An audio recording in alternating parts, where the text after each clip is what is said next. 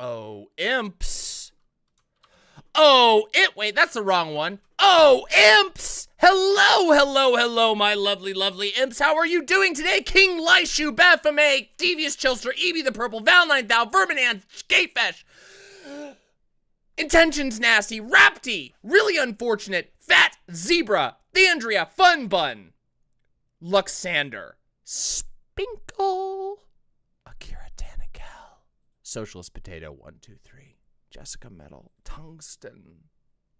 Wait, I lost her name. Tungsten something. Captain Eve, Silent Storm 13, Danny Fallen, Grimble Grumble, Big Orange Jew. And from the YouTube chat, we have Jesse Kosalka, Rhodes, Viking Tees, Ania, Sagittarius, Respondin, Arthur S., Eddie Ecstasy, Aria Malley, the Voice Boxer, the Queen of Nod. And from the Twitch chat, we have Psychopax, The Twos, Gromit is a Prince with the Prime sub. Thank you very, very much. What a great way to start the stream. Thank you very much, Armor and Quills. And guess what today is? Today is Friday once again, everyone. If you can believe it, we are here again. It is beautiful gray skies in Seattle, and I'm ready to entertain you. Check my DMs. Okay. I am checking my... Oh! That's so sick! Can I show this? Can I show this in progress? Oh! Can I? Can I, Rapty? Hold on, wait, what did I do? Oh, I put my chatty away by accident. Oops. I didn't mean to do that. All right, here we go. Okay, so I can show it, you said? Oh, I was open on 2 tabs. Hot off the presses. Oh, all we had to do was like the damn stream, imps. Oh, yeah, I forgot. You gotta like the damn stream. All right, here we go. Look at this. Look at that. Holy shit. The Ying Mama is almost complete. And I'm gonna have this on a mug. Mama Ying. The Yinglets are a race of creatures created by Rapti and Valsalia over at the Out of Placers comic. So go check it out. It's fucking sick. It's a great, cute comic. It's been running forever, and the writing is amazing. Okay? I'm telling you, it's fucking good. It's fucking good. Now, yes, it's very cute and silly. It is really, really well written. No meat today. Oh, no meat on Fridays! That's right. Oh, wow, I forgot. That's an old one. Damn, we haven't done fish. We haven't done Fishy Fridays in a long time. It's been some time. We could do Binky Fish Fridays. You know, yeah, Somniostatic remembers the old memes. We have to go check out. We have to go see if they did a new Holy Mackerel. The Yinglets are those weird rat lizards with comically thin legs. Yes, and they're adorable.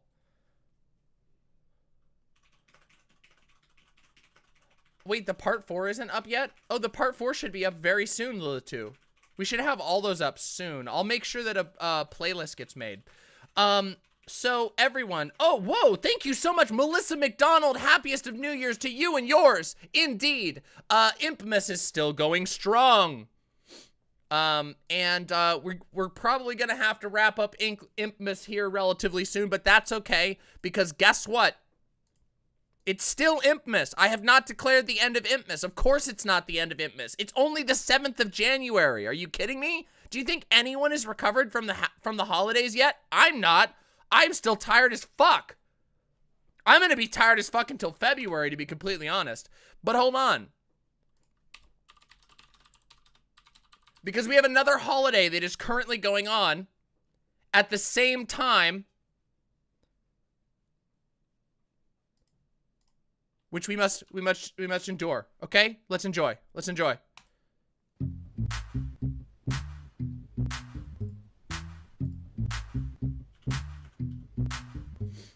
Hey Jay, do you remember SARS? No. I do. Hey Mike, do you remember HFR? Is that also some kind of deadly infectious disease? No, it stands for high frame rate. Remember, Peter Jackson thought it was going to revolutionize movies by making them look worse. Oh, I remember that. What a hit. Hey Jay, do you remember Ebola? I do. That spread just as fast in the United States as the popularity of 3D movies. Hey Jay, speaking of movies, do you know what month it is? Fuck you, it's January! Fuck you, it's January!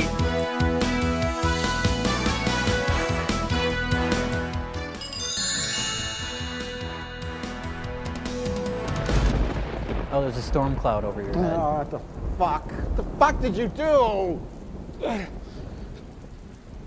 Oh, shit! It's a perfectly good empty bottle of booze. That's right, Jay. But after taking a look at the film slated to be released in 2015, we're gonna have to change our saying to, fuck you, it's year. Fuck you, it's year! That's right, Mike, we're in for another depressing year of remakes and sequels, where the only escape is putting the barrel of a gun in your mouth.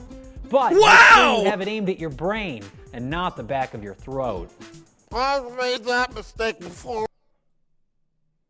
Let's start with another Taken film, Taken 3, Taken Again, starring Leslie Nielsen. That's right, Mike. When one simple idea provides some moderate success at the box office, let's make it as many times as we can.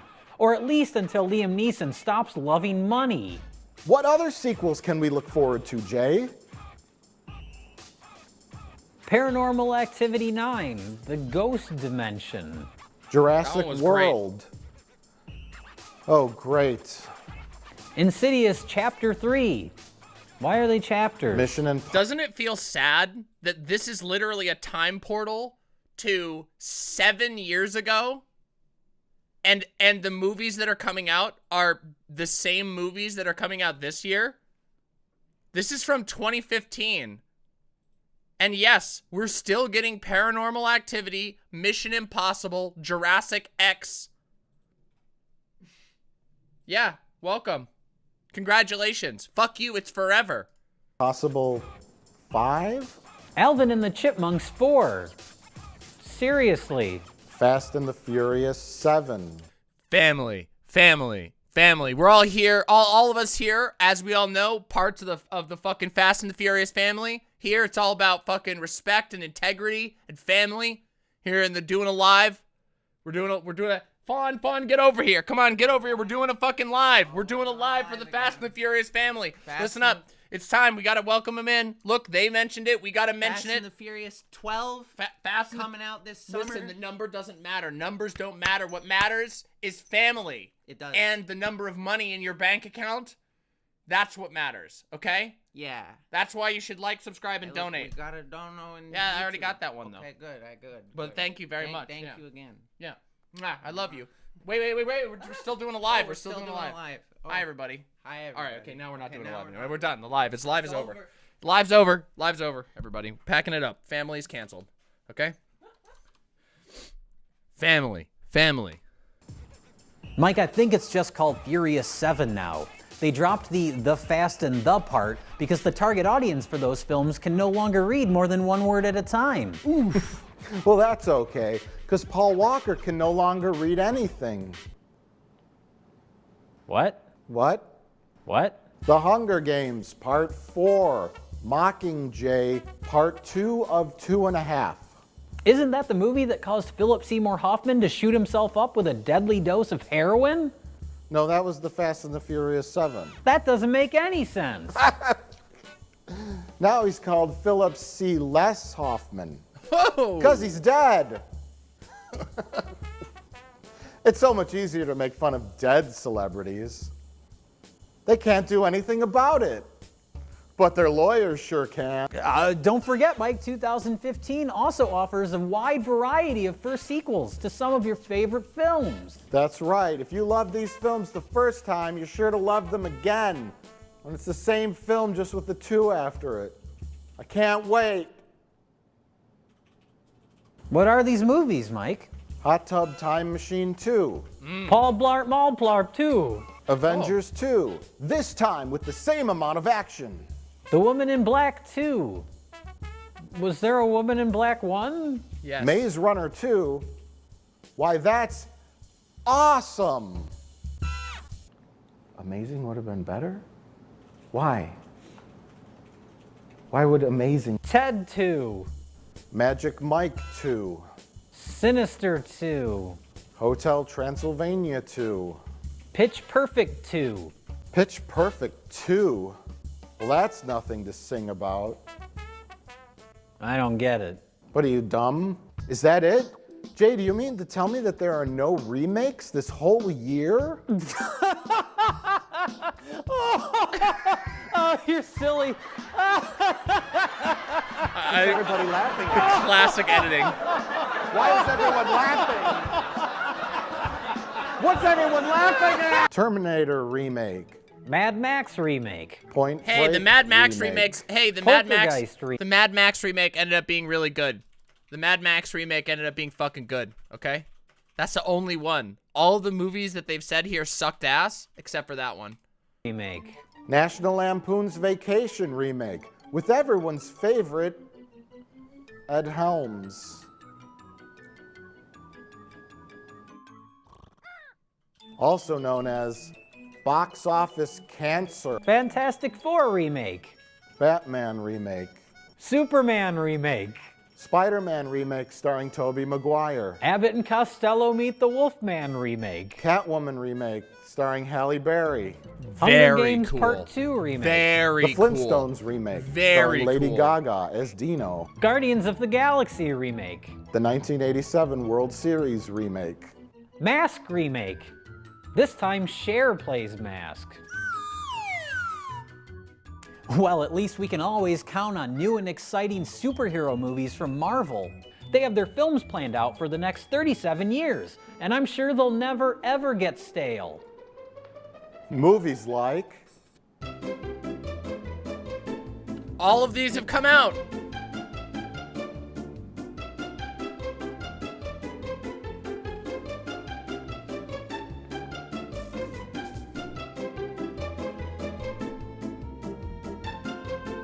Boy, they're putting all their eggs in one basket, aren't they? Don't fall over this, it goes down really far.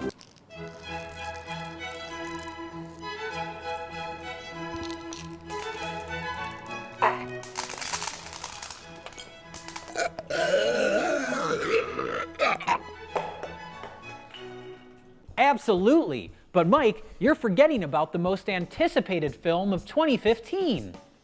Are you talking about Get Hard, starring the elderly comedian Will Ferrell? No. The Gem movie? A film based on a forgotten 1980s cartoon show for little girls and elderly gay men? No. The Cinderella reboot? No. The Jungle Book reboot? No, damn it. I'm talking about the Star Wars Episode 7, The Force Awakens. Oh, that movie. To be honest, I'm not all that excited about that. But I know someone who is. Oh yeah! Star Wars! I fucking love Star Wars! Oh yeah! Oh, yeah, I told me love you got a Star fucking Wars! elevator now, you fucker! Now you might be wondering, but Demon Mama, it's January.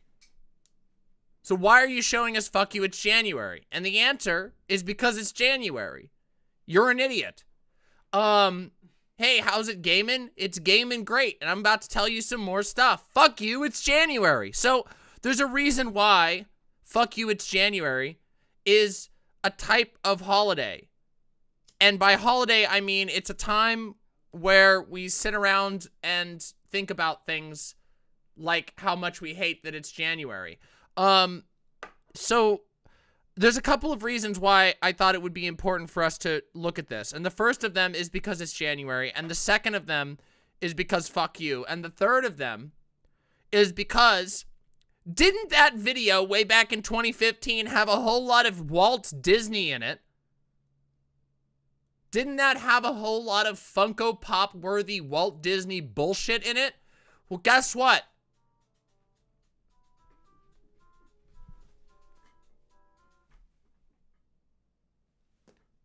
Well, that was quick. Anyway, somebody's phone rang. Yeah, Cruelty Squad, yeah. You couldn't hear the Cruelty Squad thing? Yeah, anyway. What was I even gonna say? Oh, yeah, because just like Fuck You, It's January, and Fuck You, It's Year, and Fuck You, It's Forever have been brought to you thanks to the eternal whimsical march of the imperial war machine that is Walt Disney, so has some other things, including one of the things we're going to talk about today. Oh, you didn't see that coming, did you? Of course you did. I've been winding it up for like 10 minutes. Today we are going to be talking about the January 6th insurrection remembrance ceremony brought to you by Walt Disney, brought to you by Nancy Pelosi, brought to you by Hamilton, brought to you by the first queer-coded Founding Fathers musical that was released in 2018. So, yeah, that's what we're going to talk about. It's fantastic and amazing. We're also going to be watching today, brought to you by Demon Mama. Of course. Your point is stupid because Hamilton isn't a Disney property. They just own the distribution rights for a pro shop. Okay. Oh my God. I knew this was going to happen. I knew you were going to be insufferable, and all the Hamilton heads in here were going to be the most insufferable pricks about every single fucking step of the way. But honestly, you are so busy choking on the dick of fucking colonial rap, colonial hip hop that's like, my name is George Washington and it is cool. I like to fight the king and go to school. Fuck you. Fuck that shit. That shit's fucking lame. And so are you. And guess what? It doesn't have to be technically owned by Disney. Oh, actually, it's owned by the shell company owned by Disney. Guess what? It doesn't have to be. To still be promoting fucking Disney properties, Disney's #1 music writer guy who's fucking contracted up the ass right after fucking Nancy Pelosi makes a huge purchase of Disney stock. Hamilton people are the worst people on the planet, okay? I didn't think I was going to get this mad, but actually I did. I knew from the moment that all the Hamilton, the Hamilton defenders were going to make this the most insufferable segment I've ever done because you're all like, oh, but it was so funny when John Adams, was tickling the feet of the cutie boy Hamilton and my Miku binder and all this stupid bullshit.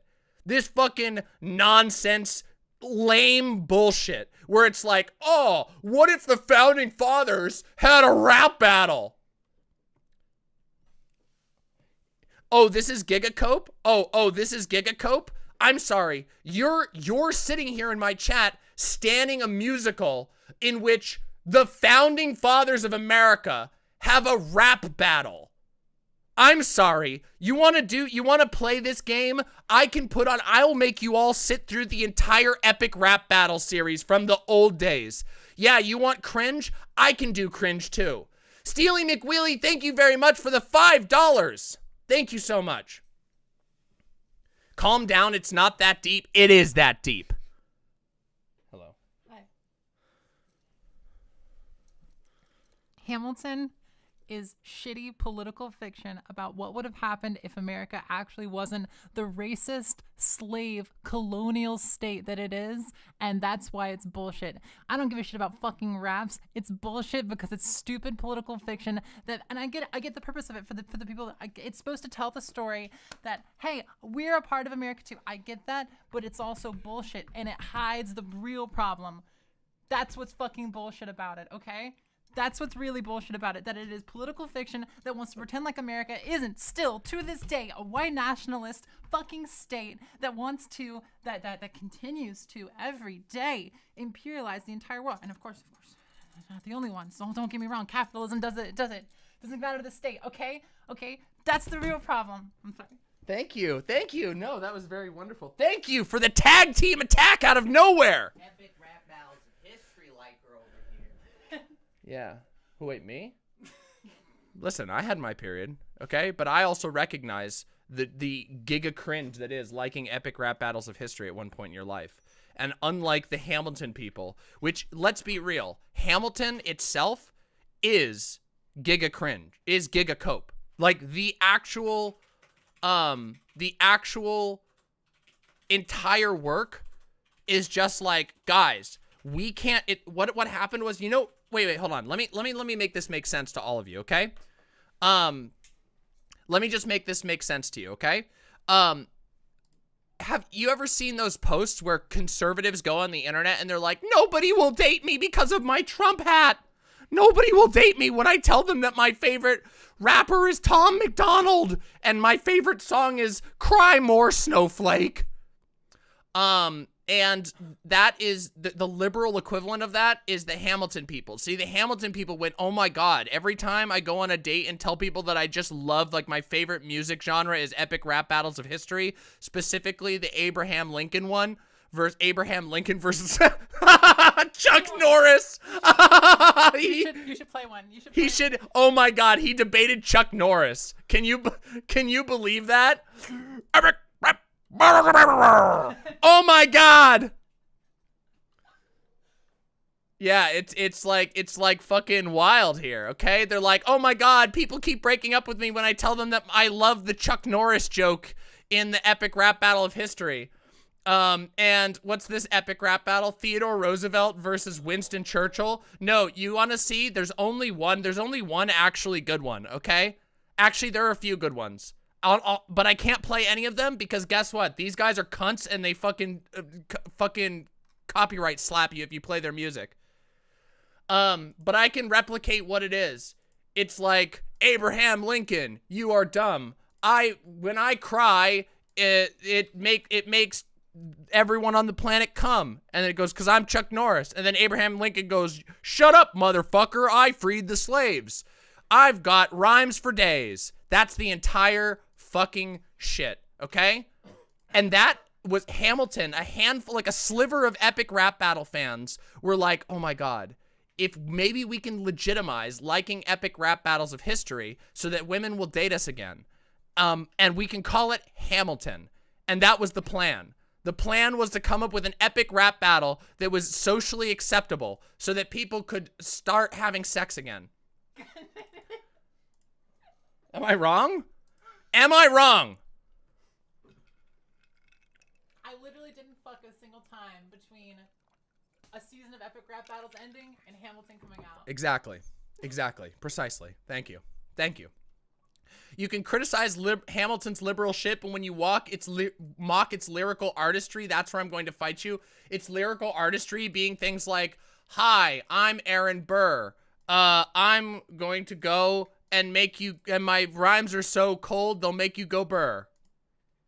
That, fuck you. America is pretty cool. It's kind of flawed, but it's pretty cool. Shut the fuck up.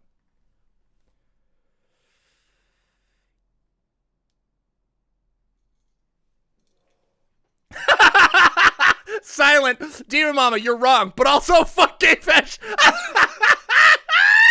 Roasted.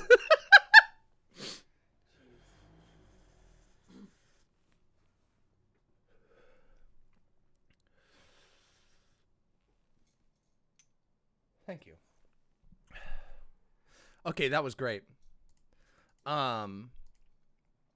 Okay, so I don't even remember how we got to this, okay? But I have an announcement, okay? Everyone who's here, do you want to know what the surprise announcement is?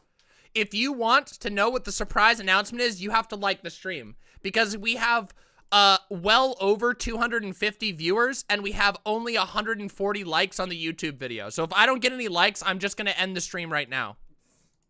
All right, get those likes in. Come on, it's real easy. All you have to do is click on the YouTube video, or the YouTube link if you're in Twitch chat. Here, I can put the YouTube link. There you go. There you go. You can click that, hit that like. Yep. There we go. All right, now we're up across the 200 threshold. All right, that's better, okay? So, we have a couple things we're going to do today. The surprise, okay? The surprise is that tonight I will be starting the next game that we will be beating on stream, which is Death Stranding. That's right. We are going to begin Death Stranding because what better game to play in Fuck You It's January than a game that somehow manages to make walking across trackless spaces of land with heavy boxes on your back fun. Have you ever wanted to know what it's like to be a single father and work at Amazon and also be in love with a whole bunch of sexy men that Kojima is also in love with? Well, guess what? You're about to find out. Have you ever wanted to be so bewildered and confused for 42 hours that only makes sense when you get to the very end? Me too. So you're going to come along with me because fuck you, it's January. That's why. Yeah, Pathologic Amazon editions. There are actually some thematic overlays between Pathologic, actually some pretty serious ones, specifically through Artemis' storyline in Pathologic and what Kojima did with Death Stranding. But guess what? We're going to play it together. And I'm telling you, this game is fucking sick, okay? If you think all of the like funny shit that happens in Metal Gear Solid 5 and all that nonsense is cool, you're gonna love this game because lots of fucking hilarious shit happens all the time, completely unintentionally, because the game has a fuckload of physics engines, and so items fly all over the place, stuff crashes into you, you fall over and make funny noise. Oh, I have a small cut on my face. I scratched my face this morning. By accident. Yeah. So that's the next game we're going to beat on stream, and we're going to start it tonight at the end of stream. Oh. I'm sorry. No, it's okay. I love you. Can I have, is there any smoke left? Yes. Yep. Okay, thank you. Appreciate that. Can I have the lighter? Am I having a good time so far with Metal Gear Solid 5? I am having a great time with Metal Gear Solid 5. And yeah. Wait, what's the best part about it so far? What's the best part about Metal Gear Solid 5 so far? Yeah, I want to know. The way that it makes me want to sneak around my house and kidnap everybody and flip you over backwards and put you in a box. Mm-hmm. No, the best part of Metal Gear Solid 5 is, oh my god, that's so annoying. Yeah, what the, you want? Yeah, go ahead. A good gay bop? Let's think. Wait, you didn't answer my question. What? What's the best part? I was thinking about it. I just said let's think. Let's okay. think. Hold on, I have to think about my favorite part. The gameplay. I mean, the gameplay is great, but also, like, I kind of love the way that all of the characters are done.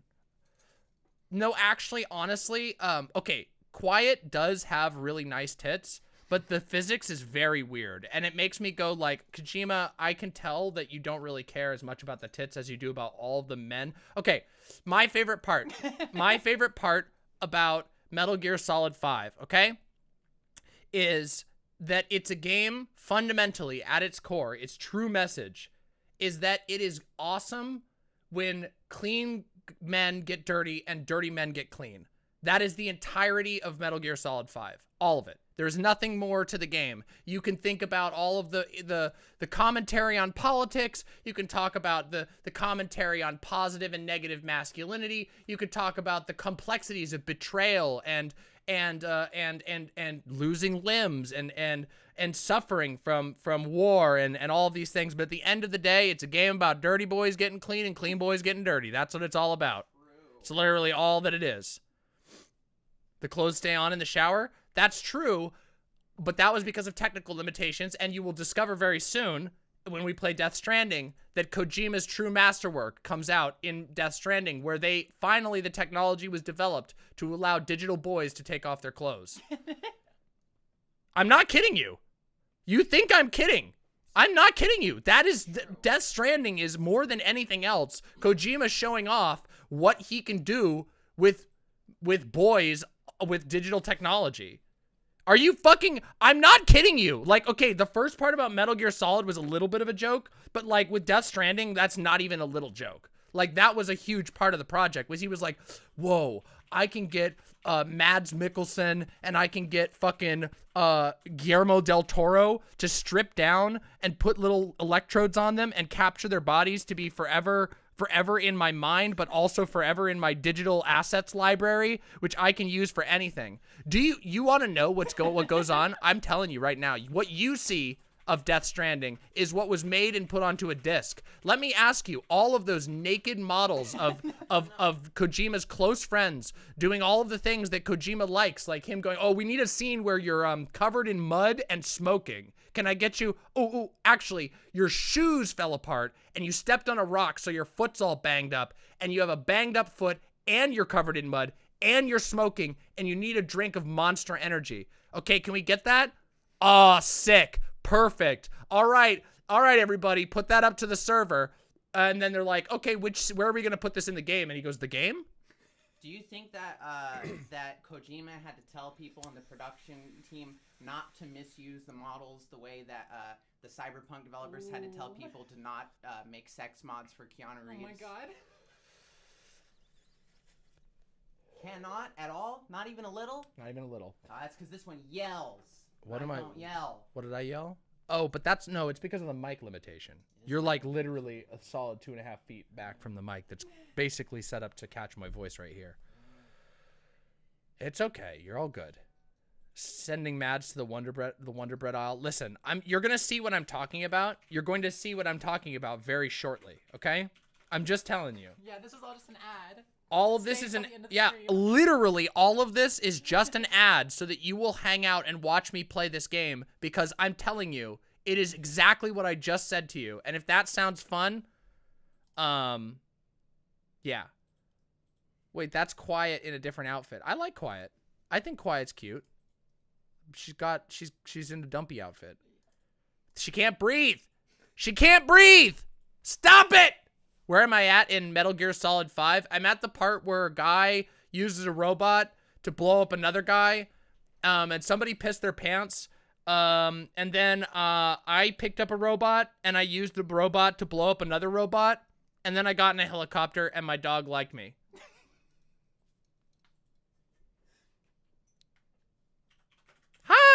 Hi, Lonnie and Zan. She's not at Africa yet. They've mentioned Africa. She's not there yet. Something you should know, by the way, do not look at my playtime for that game versus how far in the game I am. I am not an idiot. I am incredibly good at stealth games. I do not make horrible mistakes like getting stuck on a 1-inch ledge and dying, walking up to somebody and then accidentally dropping an item instead of punching them and then immediately getting torn to shreds by 6 miniguns. I don't step on my own C4. I don't accidentally Fulton myself up into the mountains and die. I am not an idiot. I'm very good at these games. Okay? I do not fail a 5-hour-long mission 1 minute before the end of the mission because I wasn't thinking. What's the scratch on my face? I was involved in a terrible struggle for life. And now all that's left inside of me is revenge. You understand what that means? This scratch is a mark of the pain that goes on inside. You could call it the revenge scratch.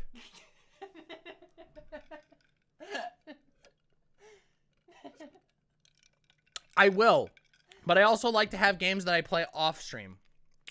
Actually, the deer didn't fight back. My own hand did.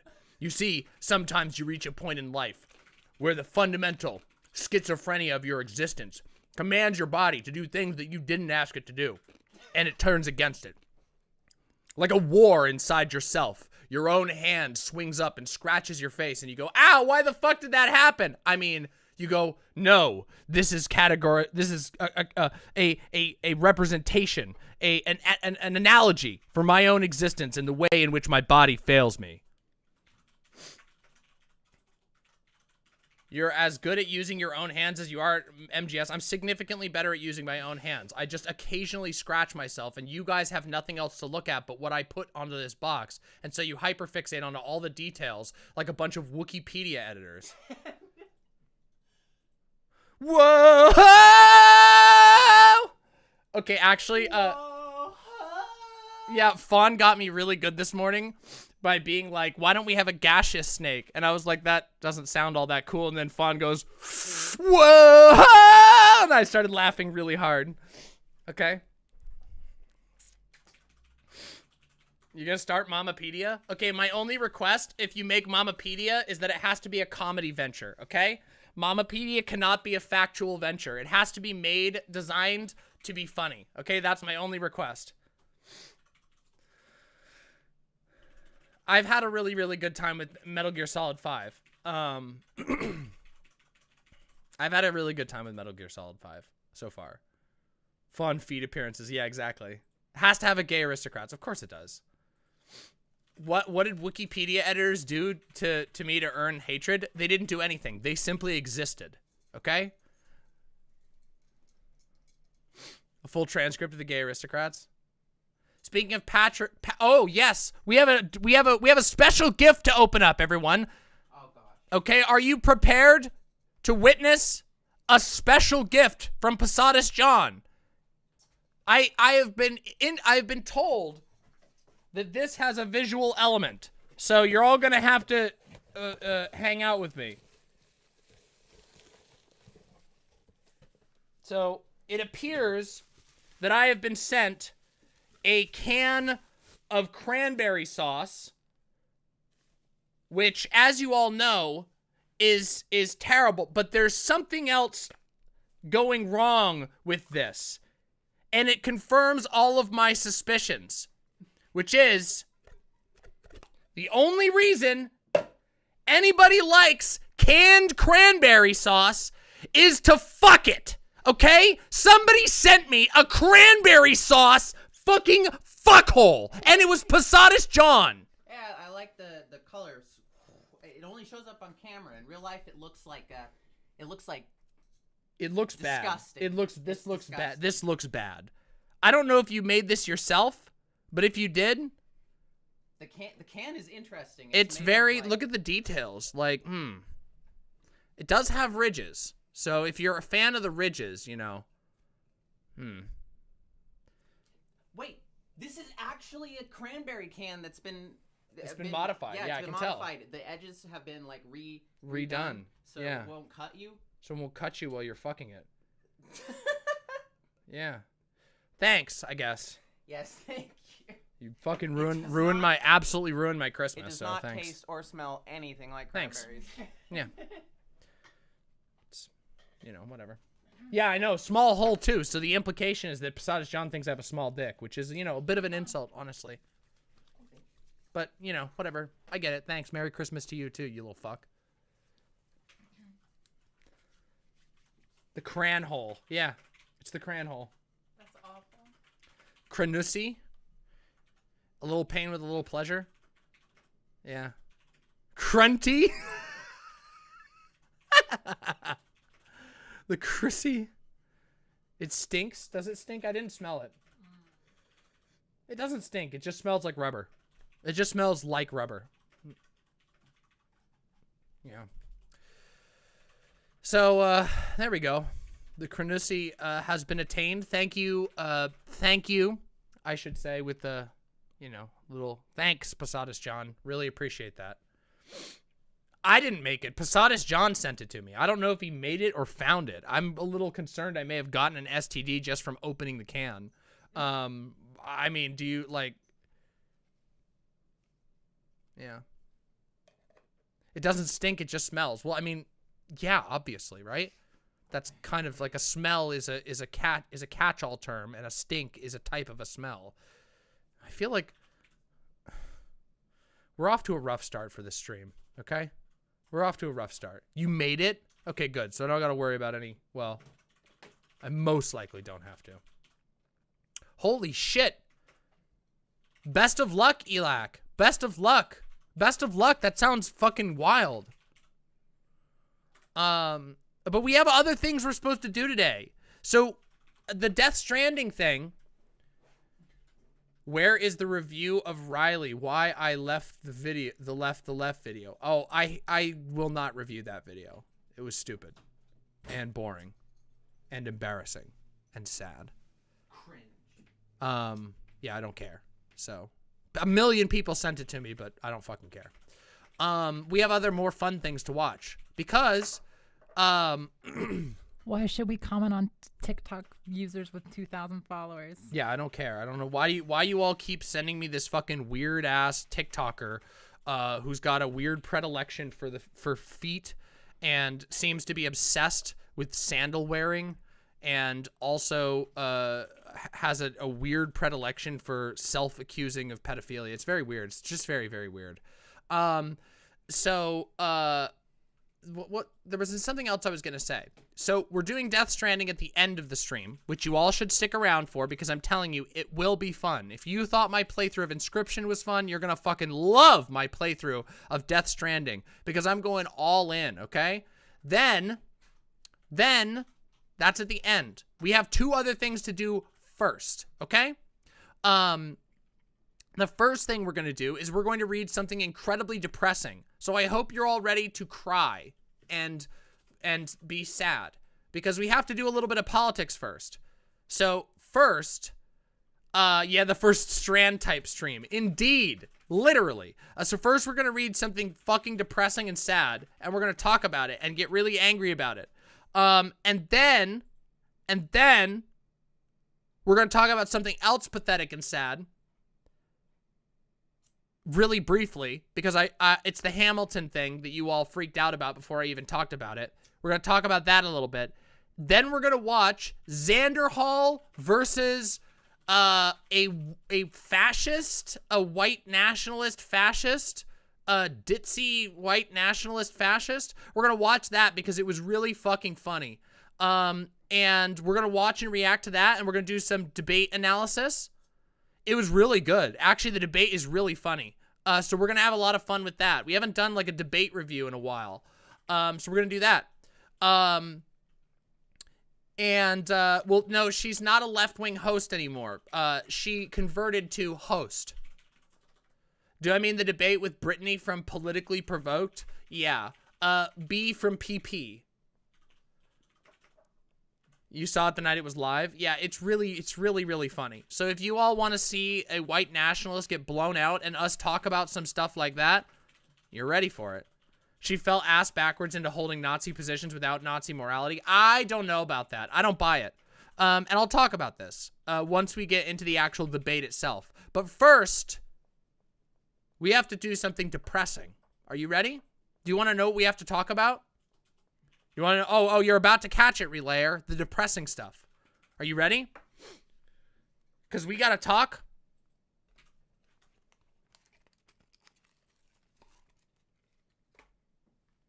About motherfucking COVID.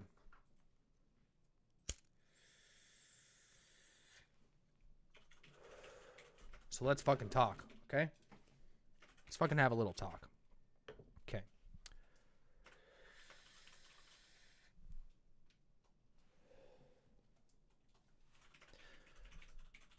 Plagues, my dear imps.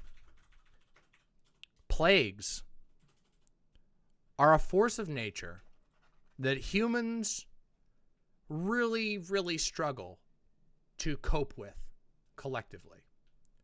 And individually. Wow, what the fuck was that? And individually as well. Plagues have literally, in the past, changed the trajectory of human life for hundreds or thousands of years at a time. There already is one, Uncle Gumbald. It's called Death Stranding, okay? I'm telling you. It's called Death Stranding. We're going to play it, and there's a reason why we're talking about all this and why we're playing it, okay? You all have to have a little bit of trust in me, okay? At this point, you got to trust that I know what the fuck I'm doing, because there's a reason we're playing Death Stranding together, and the stuff we're going to talk about while we play Death Stranding is very relevant to what we're about to talk about now, okay?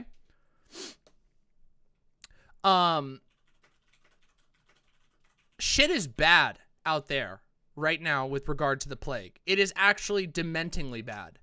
And I just want to say before we get into all this, because it is a bit depressing to talk about, that if you're feeling bad about it and you're feeling anxious and panicked and fucking shitty about all this, that's okay. It really fucking is, okay? It really fucking is. This shit is not easy to deal with. It is really, really not easy. Like, it is hard to express the enormity of what it's like to deal with a plague. Even if you don't get sick, even if the people you know in your immediate life, you're lucky and they don't get sick or die, the people you know, the people around you, the workplaces around you, the places around you, all are disrupted. And this is an incredibly stressful and anxiety-inducing experience for basically everybody, okay? Now, this shit isn't a game? No, actually, it isn't a game. And here's where I'm going to talk about this a little more. Let me show you how little of a game it really is, okay? Because it isn't. It's not a fucking game. Let me just tell you something real fucking quick, okay? Let me just get this article up here, okay? All right? Hold on, let me get this up real quick. There's a little tweet that I saw that I thought was super interesting, okay? Let's do it. If you're going to trust anyone to know the real cost of COVID-19 in terms of deaths, trust life insurance companies. Now, I don't really agree with that statement entirely. I think that's kind of silly. However, financial statements from life insurance companies actually is a very good metric to tell how bad a situation is, because it's literally, you know, you use a capitalistic metric, right? Life insurance companies lose money when people die. They have to pay out. Their profit motives, their reported financial statements, as grim as it is literally about life and death. I was there for an online news conference for the life insurance company industry, and it was stunning. Deaths are up 40% from pre-pandemic levels among working age people. The head of Indianapolis-based insurance company One America said that the death rate is up a stunning 40% from pre-pandemic levels among working age people. We are seeing right now the highest death rates we have seen in the history of the business of the life insurance business, not just at One America. The data is consistent across every single player in the life insurance business.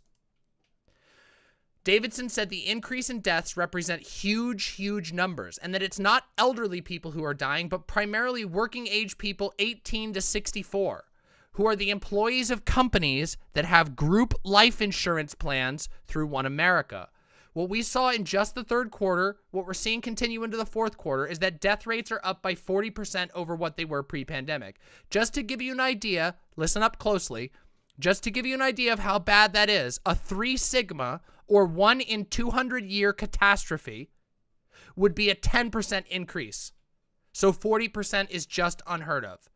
What they're saying is that this represents, as far as they can tell, one of the worst catastrophes that this industry has ever experienced. And they're seeing it because employers have to take out life insurance.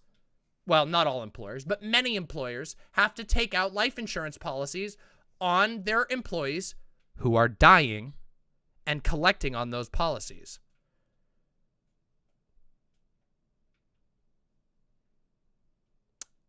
Yikes. Okay? Now, this is a whole lot of numbers. And numbers are useful for some things and not useful for others. So I wanted to take a moment real quick, and I wanted to change it from being about numbers to being about an experience that I came across on the internet. And some of you may have already seen this.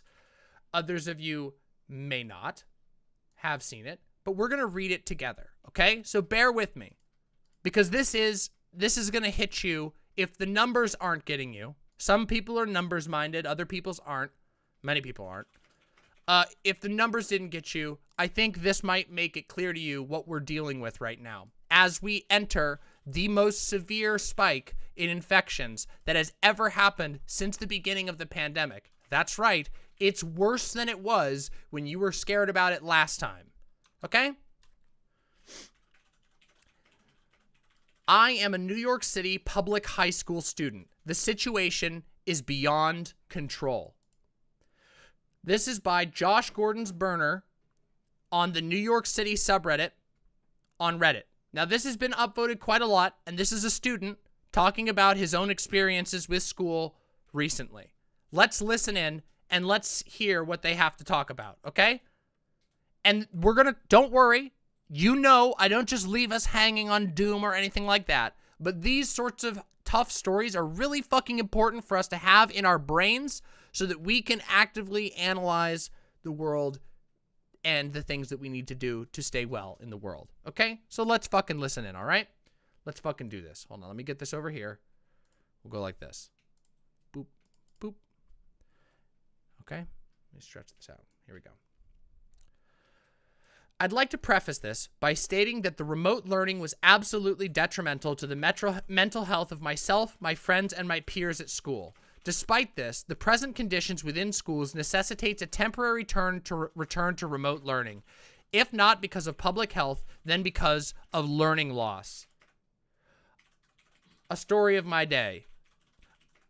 I arrived at school and promptly went to study hall. I knew that some of my teachers would be absent because they had announced it on Google Classroom earlier in the day. At our school, there was a board in front of the auditorium with the list of teachers and seating sections for students within study hall. Today, there were 14 absent teachers for first period. There are 11 seatable sections within our auditorium. 3 classes were sitting on the stage. Study hall has become a super spreader event. I'll get to this in a moment. Second period, I had another absent teacher, more of the same from first period. It was around this time that 25% of the kids, including myself, realized that there were no rules being enforced outside of attendance at the very start of the period, and that cutting class was ridiculously easy. We left, there was functionally no learning occurring within study hall, and health conditions were safer outside of the auditorium. It was well beyond max capacity. Third period, I had a normal class period. Hooray! The first thing the teacher did was pass out COVID tests because we had all been close contacts to a COVID positive student in our previous class. 4 more teachers would pass out COVID tests throughout the day, which were supposed to be taken at home. The school started running low on tests, and rules were changed over time to refine to rationing. Okay? To be taken at home. Yeah. Students don't listen or care about that. 90% of the bathrooms were full of students swabbing their noses and taking their tests. I had one kid ask me, with his mask down by the way, whether a faint line was positive, proceeding to show me his positive COVID test. I told him to please go to the nurse. One student tested positive in the auditorium, and a few students started screaming and running away from him. There was now a lack of available seats given there's a COVID positive student within the middle of the auditorium. They're now planning on having teachers give up their free periods to act as substitute teachers because the auditorium is not safe enough. Classes that I did attend were quiet and empty. Students are staying home because the risk of COVID without testing positive, as they should, and some of my classes had 10 plus students absent. Nearly every class had listed myself and others, nearly every class has listed myself and others are close contacts. As I think it's supposed to mean as close contacts. I should note that in study hall and with substitute teachers, we literally learn nothing. I spent about 3 hours sitting around today doing nothing. Okay.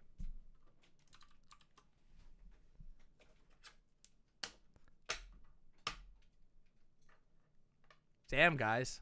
Isn't it sick that we have a system where the state forces kids to go into a place that will give them a disease very easily so they can do nothing?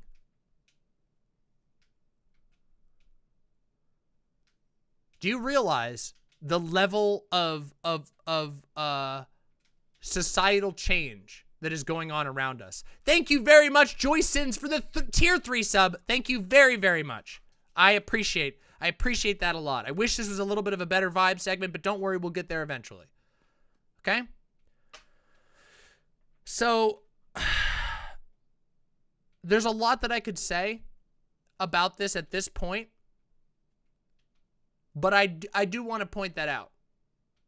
That our rigidity with which we have built society, the total inability for us to adapt to natural occurrences like fucking plague. Well, okay, there's more on that. But to adapt to health emergencies, to natural disasters, shows that the way that we do things right now is not sustainable. It's not adaptable. It's not even doing anything. These kids are going into school and getting sick and for nothing, for literally nothing, just to be held in a building on threat of getting in trouble.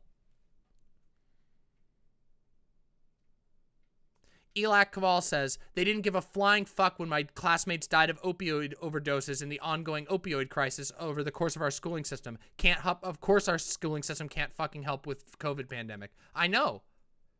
Because this really shows what the purpose of the schooling system is.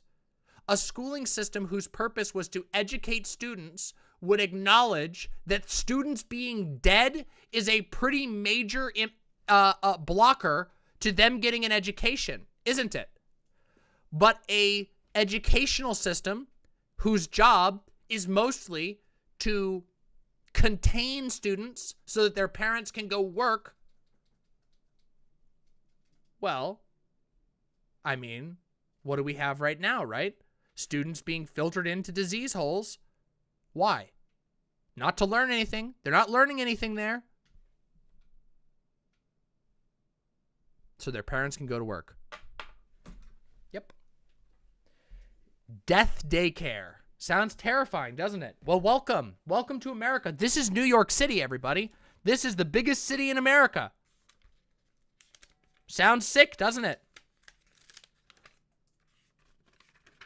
Pain Sama with the $5. Thank you very much. I'm going to inpatient for alcoholism. I could use some love from the imps before having to leave. Pain Sama, it is incredibly wise for you to get the help you need on that. Alcoholism is super, super difficult and can be super harmful. I'm super glad that you're seeking out something that's going to help you. That's fucking great, and I know that all the imps here are cheering for you, okay? I know that. Look at that love. You can do this. I know you can. Where's my pen? I need to mark down. I think I stole it. Hold on. Oh, did you? That's okay. There's supposed to be a whole bunch of these, but I keep kicking them around. Oh, thank you very much. There's another one here somewhere, but oh, it's over on Fawn's desk. Sorry that I stole it. No, you're fine. You can steal my pens anytime. There you go. 1. All right. Best of luck, Elak. See you soon. Looking forward to your next update. Be well and stay safe, okay? All right. Let us continue with this account, okay? I should note, here's where we were. I should note that in study hall and with substitute teachers, we literally learn nothing. I spent 3 hours sitting around doing nothing. I tested positive for COVID on December the 14th. At the time, there were a total of 6 cases. By the end of break, this number was up to 36.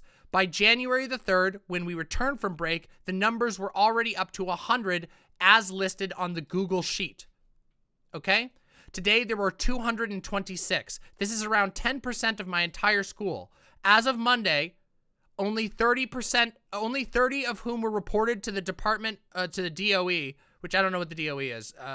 Department of Education? Oh, yeah, Department of Education in this case. I kept thinking of energy. I'm like, wait, what? But obviously it makes sense in this case. Which just seems like negligence to me. Yeah. Okay, but I want to notice another thing, okay? So let's talk about a couple things that are going on here. So first of all, not only do we have the layer of students being forced to go into school to learn nothing where they're exposed to disease, but I want you to look at the other psychological aspects of this. A student in high school, it seems to be. I think they said they were in high school. Yeah, this is a high school. A student in high school is having to check every day a bunch of Google Sheets documenting who of the classmates are sick or dead. I'm going to show you a screen real quick, okay? Let me show you something, okay? Let me show you. Let's take a look here. Can we get a screenshot? Where's my little thing here? Yeah.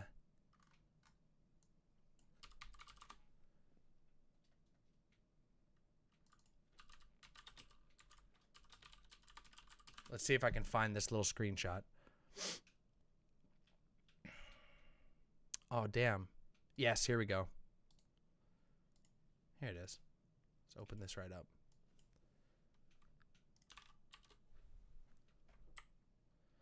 This is it.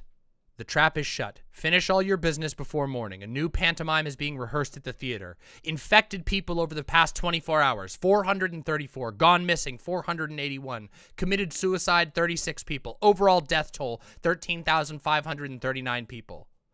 They've shut down the fund. They shut down the hospital. There's no one left to save. This is a screen from Pathologic, okay? Every day. Now, Pathologic is considered a horror game, by the way, and many people consider it like such a stressful game that a lot of people don't finish the game. I love Pathologic.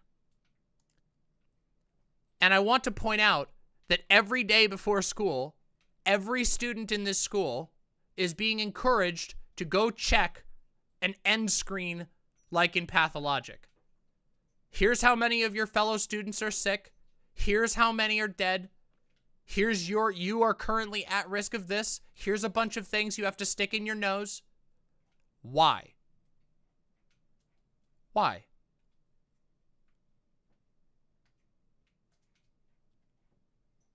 Because staying at home is bad? Because don't be lazy? Because you don't want to become you wouldn't want to encourage people being moochers, I guess. You don't want to encourage people to sit at home and do nothing. They got to keep working. Always. Forever. Even if it means that you're spreading disease. That is the message that every single student in America right now is getting. That is the message. Go to school because you have to. Because if you don't, we will punish you because we need workers, because we need people to do miserable tasks or else. And a lot of people, it turns out, are saying, fuck that.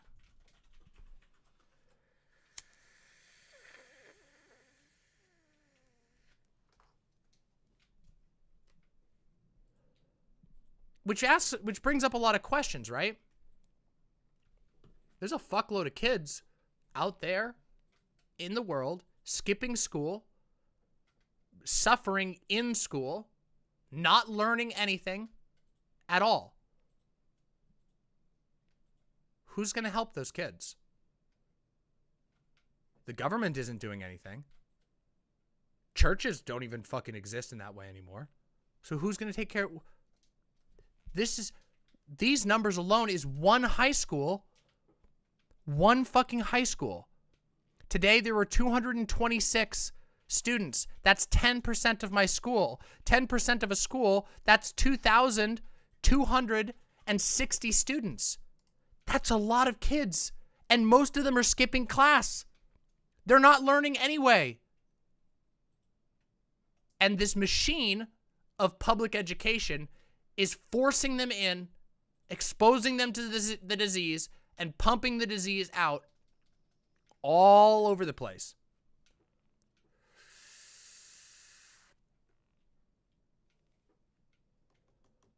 Psychosocialism says, I worked with kids in hospital during this. They weren't having a good time before the pandemic, and now suddenly they have to go to a place where they know they're going to get sick. Yes, it is horrible. It is absolutely horrible. And I gotta say, there's a small part of me that wants to just sit here and say, I told you guys so. And there's a whole bunch of reasons why I talk about the problems with things like mandatory state schooling and all these sorts of things. But honestly, that's not even close to the whole story here.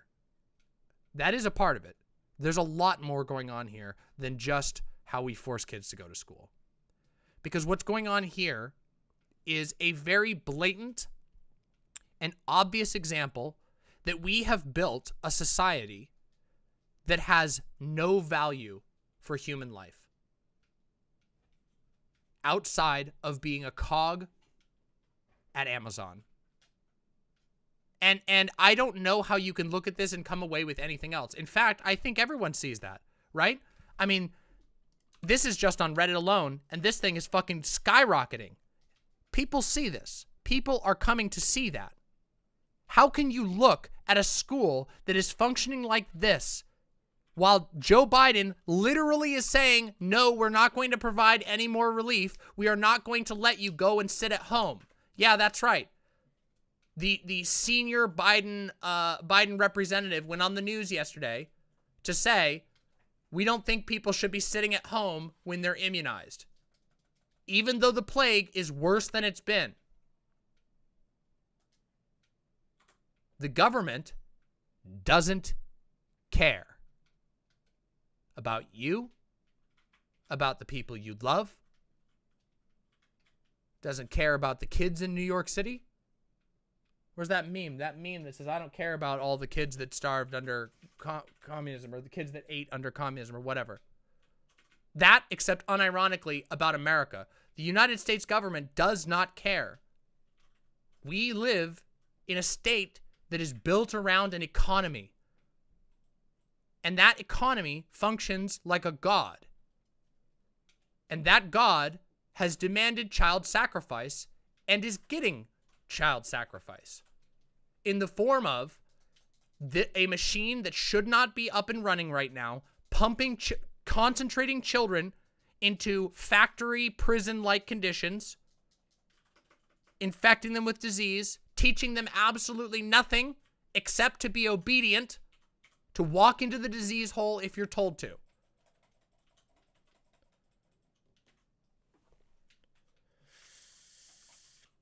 And I don't know about you, but that kind of sounds like the plot of a Kojima game, doesn't it? Or a Warhammer 40K scenario, doesn't it?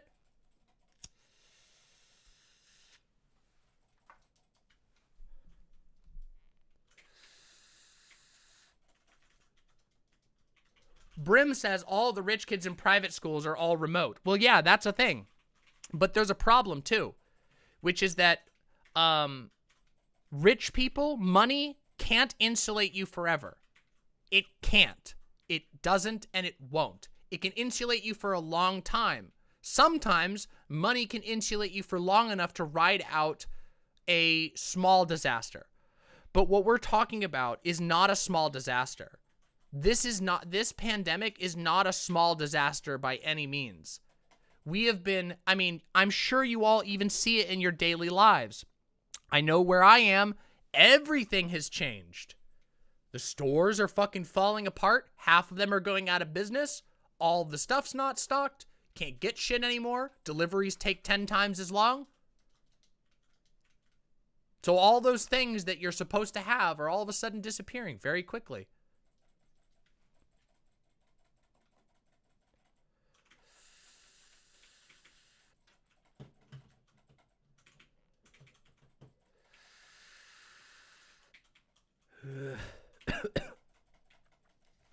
And again, when there's a thing, okay? There's a certain feeling of awe, okay? Of terrible awe that comes from watching humans try to play human games with inhuman things, okay? A pandemic is not a human endeavor. It can be empowered by humans, of course, obviously.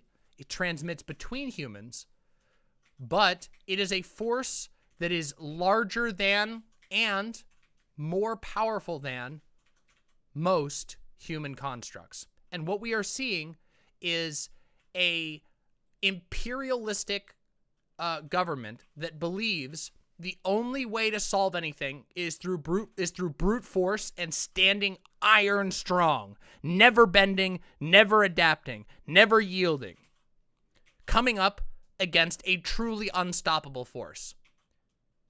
And I don't know if any of you have ever watched a large tree get destroyed by wind, but that is a terrible sight to behold, an awe-inspiring, but a terrifying sight to behold. That is what you are witnessing. You are witnessing an empire stand up into the face of a fucking virus, and its spine is snapping in half. And that spine snap looks like This. It looks like students being traumatized every day of their life to go in and learn nothing, to go sit in a dingy building full of disease where they are taught nothing, simply so the system can keep saying, no, look, you got to go to work. You got to go to work. You got to show up. You got to go fucking deliver those Amazon packages. You got to go flip a burger. You got to go. You got to do it. You have to. You have to. You got to be a good worker. What are you, lazy? You wouldn't want to be lazy. What are you, a moocher? A parasite? You wouldn't want to be that. Don't you want to be meritocratic? That's what a spine snapping looks like. And you are all here to witness it. Alive right now. Kind of wild, right? Kind of wild to think about, huh? Ah, here's another one. We'll read this one after. Yeah, we'll read this one afterwards. We'll finish reading this one. Let's continue reading, and then I'll give my wrap-up, okay? All right, here we go. 90% of conversations spoken at school by students are about COVID. It has completely taken over any function of daily school life. And by the way, I feel like I think about COVID a lot. Doe and Fawn can probably tell you that I'm pretty anxious about COVID relatively frequently because I'm very worried. You know, I have a couple of people that we live in the same house. I'm worried that it would spread between us. We've been very, very careful. We've been incredibly careful to not expose ourselves. But that's stressful to me. Can you imagine being a kid in high school and all that you can ever think about all day when you're supposed to be at the place of learning is the disease that's killing you and your classmates? All because politicians are too afraid.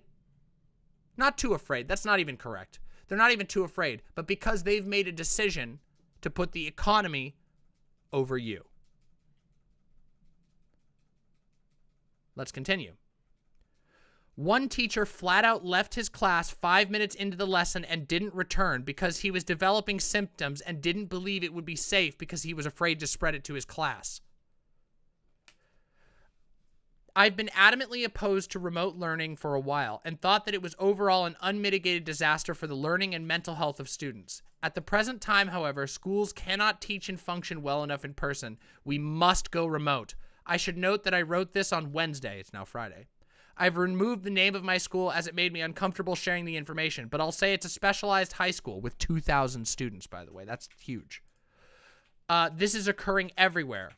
I'll probably reveal it in the comments, but I prefer not to be in the body of the post. I'm not trying to damage the school faculty or teacher staff. They're doing their absolute best with the cards they've been dealt. All students are very appreciative. It's difficult for everyone, and teachers and staff are remaining as safe and supportive as possible. This is not a problem with teachers or students or administration. This is a problem with our political system. This is a problem of politics. This is a problem of society. This can't be blamed on teachers. This can't be blamed on individuals. There are decrees being made about this by politicians, by people like Joe Biden, by people like, who's the current guy? Garcia? Is that the current? What's his name? Mayor Garcia, isn't that his new name? No, Eric Adams. I'm thinking of somebody else. Who am I thinking of? Why am I thinking of Garcia? Who's that? Which city is that? Anyway, Eric Adams. Am I thinking of Portland? I don't know. I can't remember. Anyway.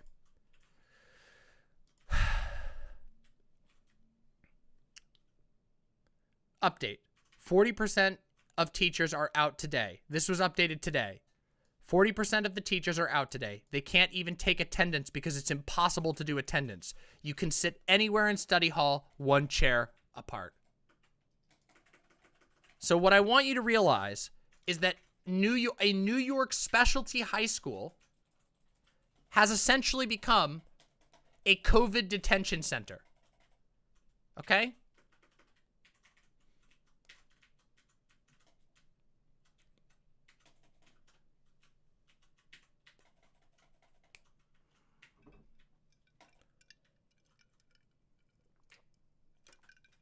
We got another one here. I don't know if this is from the same person. Let's see. No, this is from somebody else. Here's another one. I'm not in New York City, but here's a picture of what's going on in the middle school I teach in. I don't know overall numbers, but 6 out of the 31 students in my homeroom are home with positive cases. 2 out of 31 of these students have already tested positive and showed up in school today. I have a fever under 100 and a vicious cough, and I've tested positive on an antigen test. I'm out of sick days, though, and so I'm being required to keep teaching until I receive a positive PCR test. I took a PCR test last Thursday. I just got an email saying they didn't get to it and the sample is too old and I need to make another appointment. The fastest appointment I can make is for January 14th. I get 1 free period per day to plan and grade. I'm covering someone else during that period. I have 30 desks and a combined 2.5 classes. There are currently 62 students in my room. We tried to take the overflow and put them in the cafeteria and in the halls, but fights kept breaking out. I'm at a charter school. I have no union, and I cannot leave because I'm scared to lose a job that in normal circumstances I love. Roughly 1/4 of our staff is out with COVID right now. The district dashboard says we have 0 cases. This is because we only report cases if we can conclusively prove that a case was contracted in the building. Only a registered school nurse can make this determination, and we have no nurse. Do you understand that this is a story all across the U.S.? Since this pandemic started, there have been multiple states who specifically took action to try and downplay the danger of this virus, such as in putting in rules like this. Rules that say you can only consider it a positive case if it's sustained within the building, even though that is a legal definition that does not match the physical definition.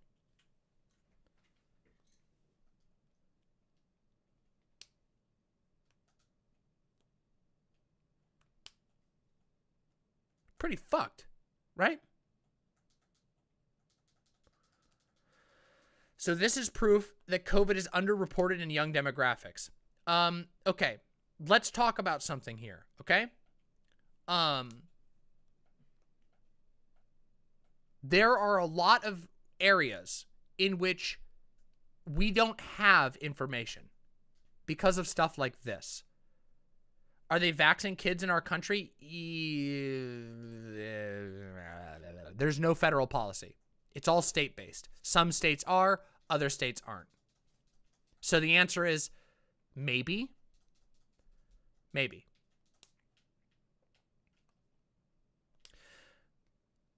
People I know, in fact, someone very close to me took a COVID test 5 days ago that's supposed to be a 24-hour return COVID test. The results have not returned.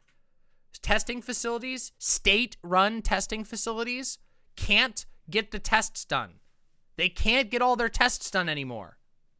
So people can't even know if they're positive. What we are witnessing, like I said, is a spine-breaking event.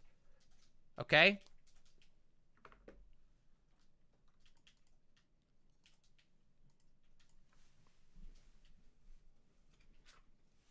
And again, that spine is made out of children and old people and workers and you. You have a rapid test pending for weeks still hanging. Yep, a lot of people. The problem is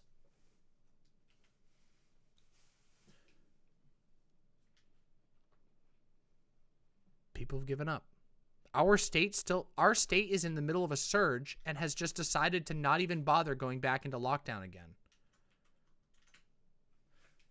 Abe Y says the state-run testing facilities are shutting down all over and the load is being pushed onto pharmacies. Yep.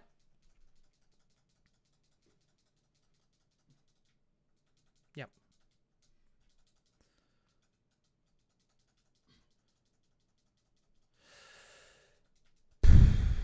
So it's a sad state of affairs. And if we're completely honest, I mean, okay, let's start over again.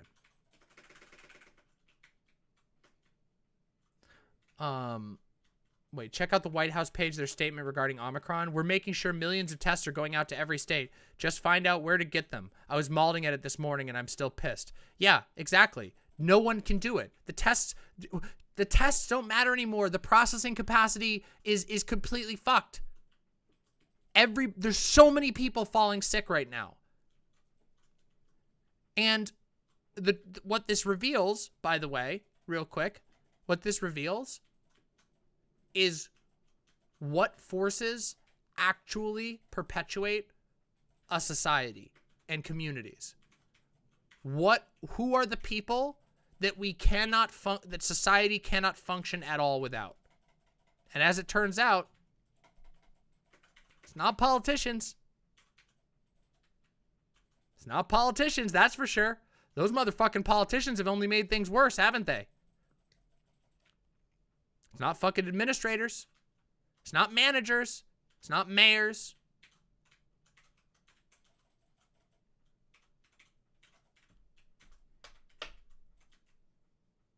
Teachers, nurses, delivery people, artists, food cooks, people, drivers,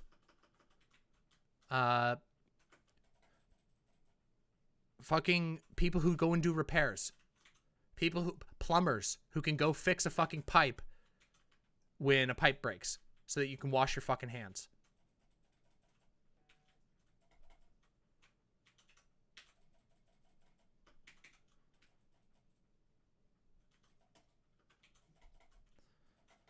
Yeah, I'm sure. Exactly, right? I know. We just had it's so on the nose, Gayfesh. It's so on the nose. It's too on the nose. Also, Danny says, also, if anyone's ever worked in an overworked lab, mistakes happen all the time. I've seen tens of thousands of dollars of samples get fucked up because an overworked research assistant hit the wrong button or coughed too close to the samples by accident. With the load of samples that are currently backed up, I don't even know that I would trust my result that I got back. Yeah, that is a complete breakdown of process. And like, I don't know if people can fully grasp what a breakdown of this scale looks like. I mean, they can't. I know no one can. I can't even. No one here can conceptualize the level of this type of breakdown. But what we can do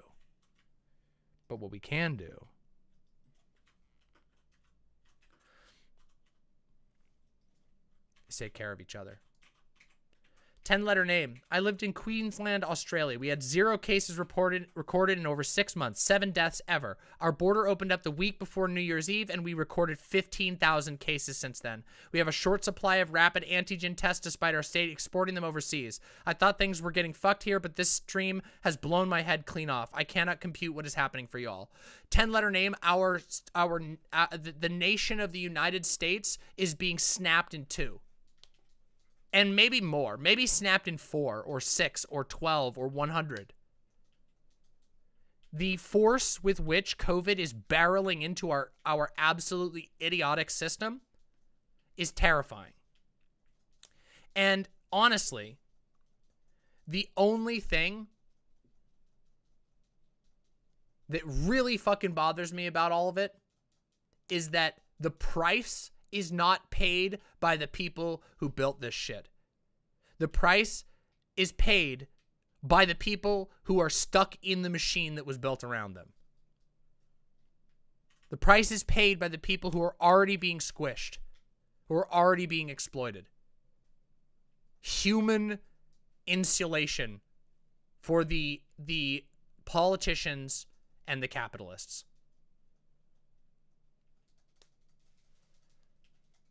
Holy shit, that's terrifying, Kulu.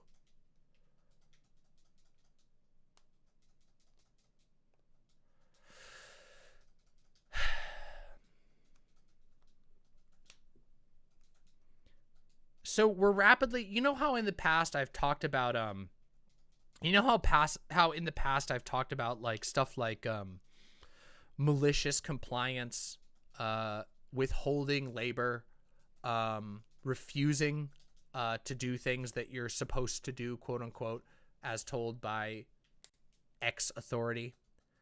I've talked about that many, many times, you know? But I think what we're now seeing is that it isn't even a matter of choice, is it? More and more people are not getting to strategically choose how they fight back against their workplace, but are having no other choice. Die or abandon the work.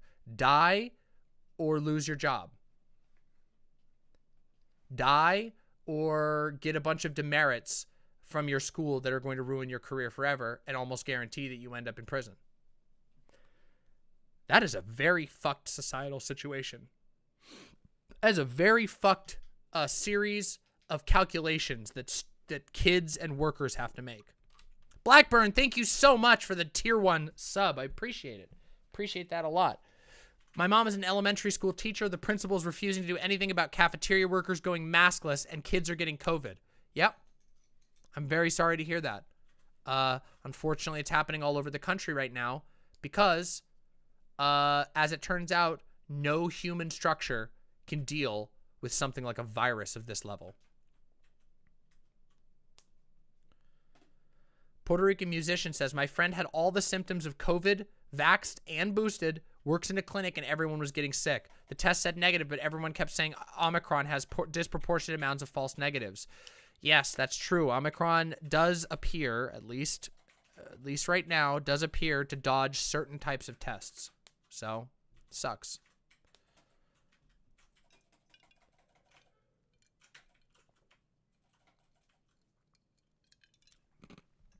And I don't know. It's really hard to say where things are going to go from here, right? I can't predict that. I can't tell you that. I don't fucking know. I know that lots of people want answers. Lots of people want a framework for where things go from here. But how the fuck do you how the fuck do you grapple with what we just read from these students? How do you grapple with students have now missed years of education while being forced into places that make them hate learning? We are going to have a generation of students that despise education that despise learning because they've been told, as came up in previous debates, that school is the same thing as learning. That school is the same thing as education. We have quite literally a lost generation already bubbling up in our society. And the reason why I'm saying all of this right now is not to make people feel bad, although I'm sure it does because it makes me feel bad. Yeah, Trans Girl Lily, please DM that to me. It's hard for me to check like on the fly right now, but DM that to me. Okay? The reason why I'm talking about this is not, again, to make people feel bad, but rather to point out something that I think is very important, which is that there are a lot of young people out there who really, really, really need some fucking help, okay? Like a lot, okay? And that's not going anywhere. That's not changing. That's never going to change. Like, that is a fact of our reality. You can't get those lost years back. You can't undo that trauma. There are thousands upon thousands, tens of thousands, maybe even millions of kids now whose the direction of their life and the way they approach certain things has changed completely.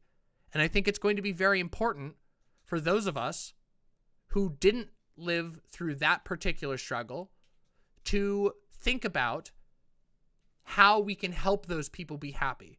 Because otherwise, the result is is communities of discontent, of pain, of violence, of sadness.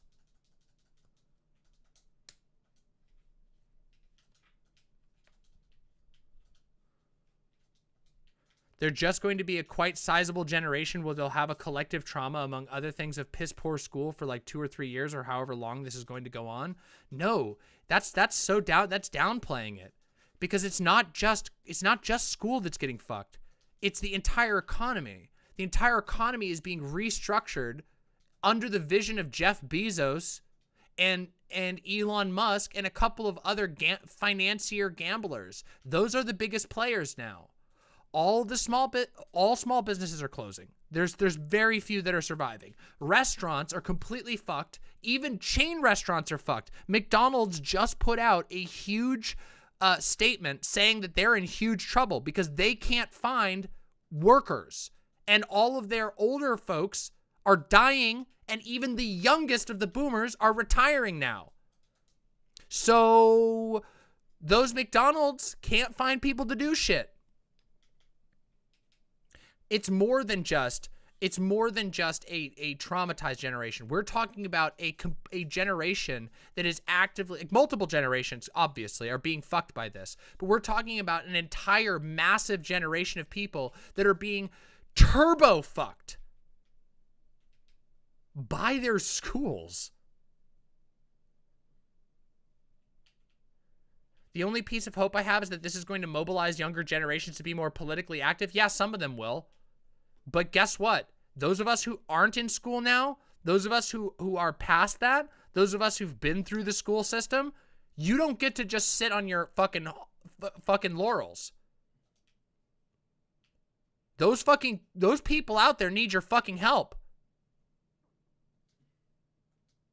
They're not going to become politically active in a vacuum. They're going to become politically active via YouTube radicalization. The only thing they have access to. They're going to become political radicals from the Roblox forums. They're going to become the only things they have access. Their school is useless. They can't even talk to their friends at school. They're just being detained in school.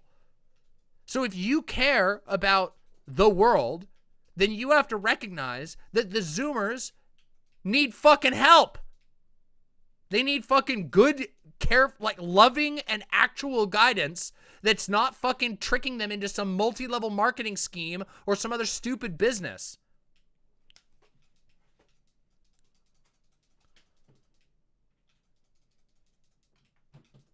I know a lot of you out there have skills, but I think a lot of you out there think of your skills in terms of what jobs it can get you.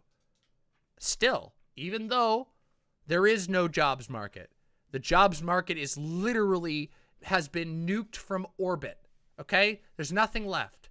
Anything that you thought about as to how you find work in the past, you might have a few little tips and tricks there that might help you still, but everything else is a complete paradigm shift. And instead, I would advise you to look at your skills for what they are and for what they can do, okay? For what you can use those skills for to help yourself and to help others, to build structures that allow you to protect yourselves and stay stable. Because, as I've said many times, the government ain't fucking coming. It ain't happening. They're making things worse right now by a long shot. I do know a large number of Zoomers are extremely progressive. That doesn't mean anything. That doesn't mean anything in the long run. Zoomers being mildly progressive as they go through a pandemic where the progressive candidate, the most progressive candidate in history, Joe Biden, completely fucks them over, might just turn all of those progressive millennials into doomed out, black-pilled Nazis if we just sit by and do nothing. Yeah, remember when they were trying to sell Biden as the next FDR? And now he's like, well, if you don't sit on your ass. There, Jack. Fucking gotta go back to work.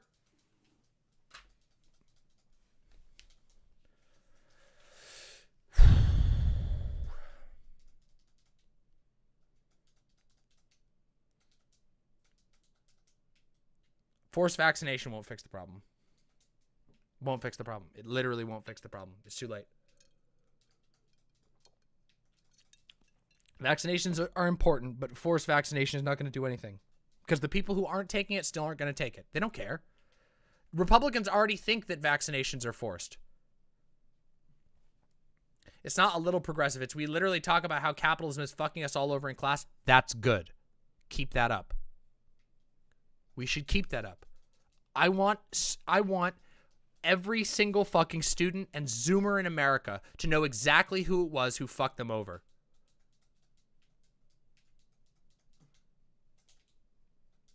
Because it wasn't their fucking teachers. It wasn't their friends. It wasn't the fucking nurses. It wasn't commies.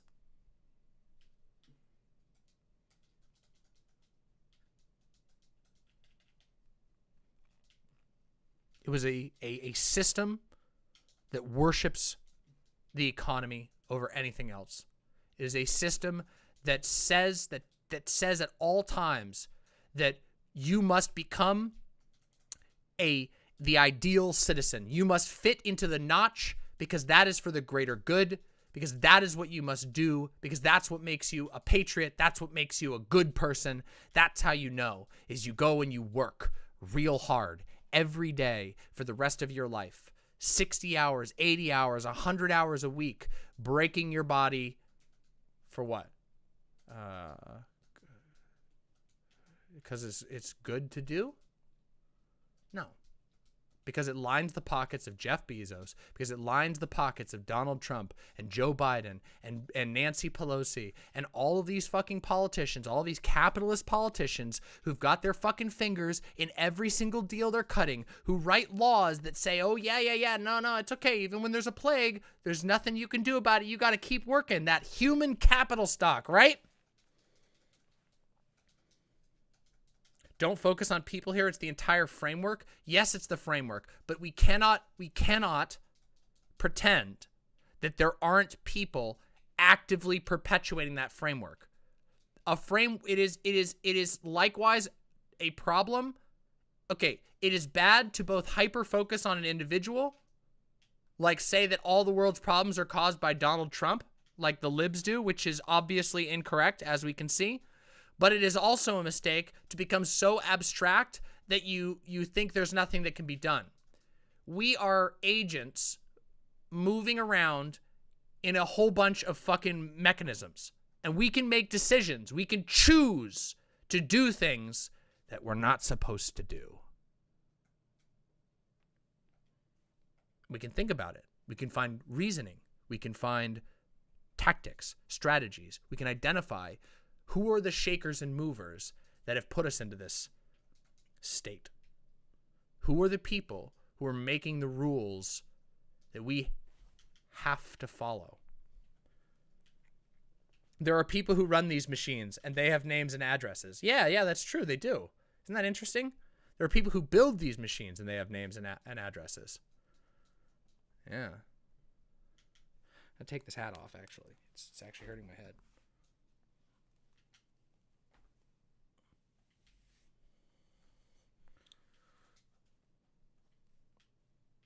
I did not see the Nate Silver take. Is it bad?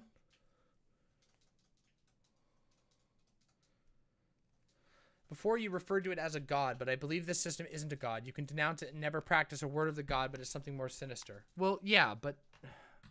yes, but that was just a metaphor, so...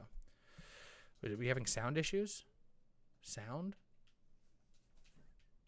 Sorry about that. My sound may have frozen. I'm having some small issues with my Elgato lately. I don't know. Comparing students to being out of schools to the entirety of the Iraq War, that's fucking stupid as shit. Isn't Nate Silver like just a complete washout? Let's see. Let's watch this take. Let's see how bad this take is.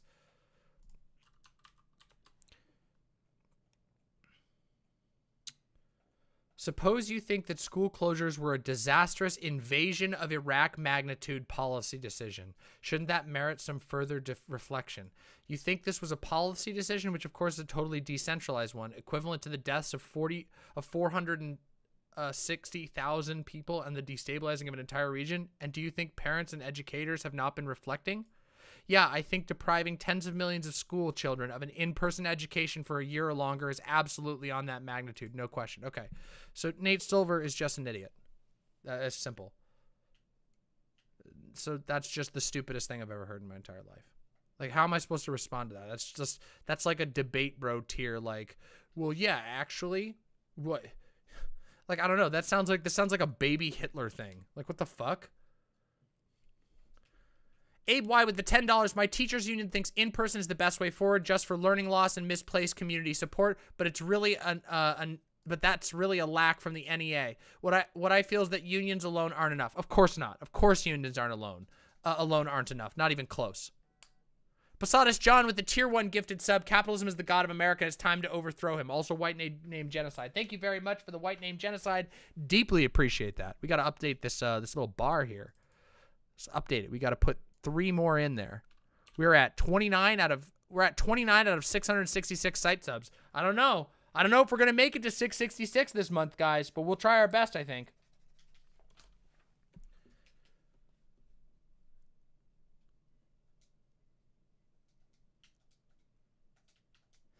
I feel like as a society, Captain Eve says, I feel like as a society, we're going to fail to strike when the iron is hot. Even with all this shit, so many people are too comfortable with the horrible status quo. How do we keep from getting black-pilled here? Don't be black-pilled and strike when the iron is hot. There you go. There's the answer. That's the only answer. There is no we.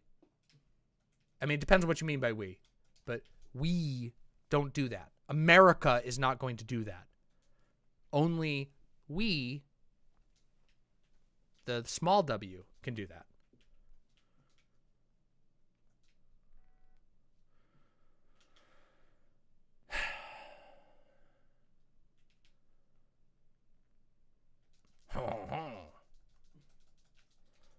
Why are people doing French accents in the chat?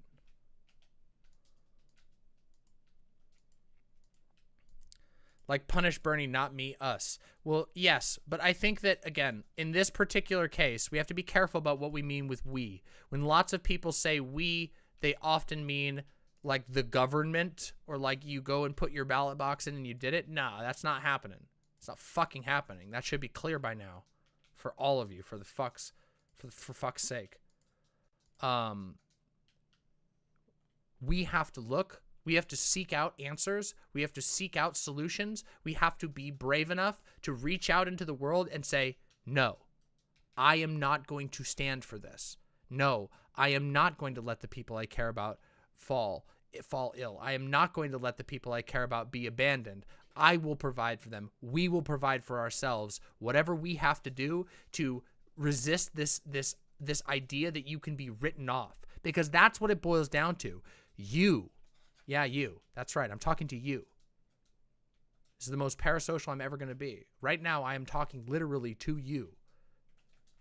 You have been written off by this system. You are an acceptable death to this system. If you don't believe that you are an acceptable death, that you and your loved ones aren't an acceptable death, now is the time to start thinking about that. I'm very serious. I recognize that most people come here to laugh and have a good time, but I still talk about politics a lot. Today, it's really fucking important that you remember rule number 1. Do not fucking die. This system, the United States government, capitalism, has already decided that you are an acceptable death. You are not worth enough for them to significantly change the way that they do things.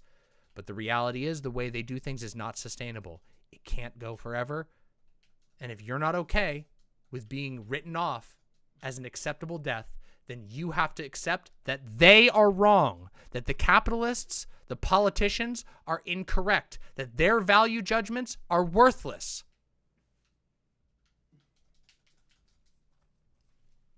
You. Yeah, you. You have to choose to not fucking die. No, I just talked you off the Doom Mountain. What do you mean? How are you still on Doom Mountain?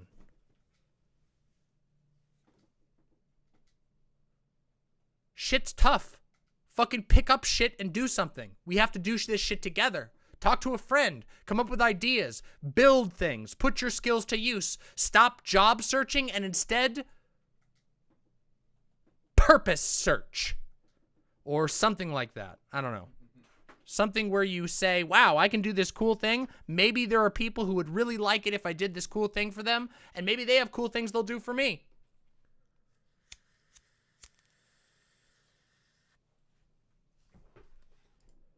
Indicat with the $10. Thank you very, very much. Deeply appreciate that. For those of you who are here but have not liked the stream, we are about to step off of Doom Mountain and talk about something much more fun.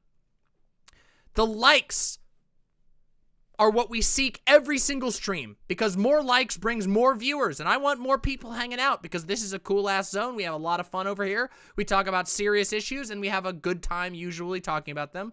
I never leave you hanging on something negative. Always make you laugh afterwards. And so press the like on the stream. And if you're not subscribed to my YouTube channel, subscribe.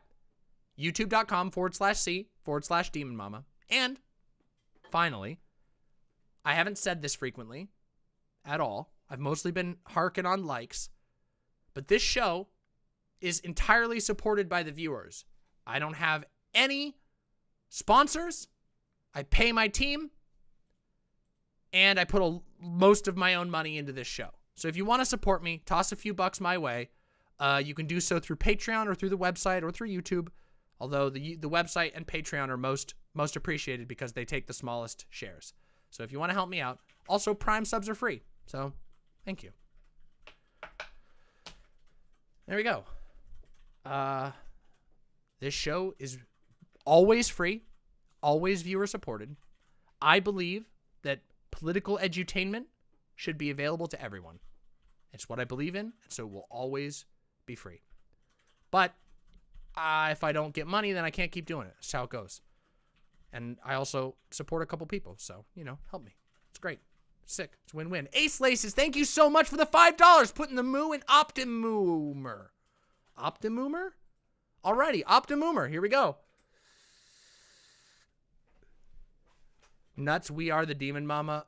Demon Mama Mama? What's that mean? Optimumer a thing? Optimumer? All right, Optimumer. Oh, you mean like optimism. Umer. Findom Demon Mama. Look, I could be, listen, you know, if I wanted to, I could Findom you. But don't invite me to do so. Because if you invite me to do so, then it becomes slightly more ethical. And I don't really like Findomming people, because I can. If you want me to, I can turn up the emotional manipulation. Oh, okay, I see. Everybody's provoking me. Do you know how much money I fucking spent on this channel this year? I spent more money making this show happen than like a lot of people can even conceive of making in a year. This year, I fucking tanked so much bullshit to keep you all laughing. This is reverse Findom? No, it isn't. This is literal Findom. You people have sat here fucking leeching off a beautiful, beautiful, young trans woman's fucking work and not throwing any money this way? Fucking little pigs. You should empty out your fucking pockets. And then, guess what? You would feel good because you would know that you don't have to live in guilt. You don't have to live in the guilt of leeching off like some pathetic little pig eating out of my trough. Instead, you can be a good little pig eating out of the trough, knowing that you gave back for what you ate out of the trough. See? Simple. And if you're real good, maybe I'll look the other way while you smear your face in the food. Wouldn't that be nice? You want some? Sure. Here you go. Thanks. Yeah. You're welcome. It's all good. I'm laying on the guilt because somebody invited me to. Honestly, this is a free show. It will always be free. I will make it until I can't anymore. And even if you pay me or not, because I do it anyway. After you pay, you gotta make sure to oink. You gotta oink, oink. Oink, oink. You gotta oink up. Yeah. Oink up!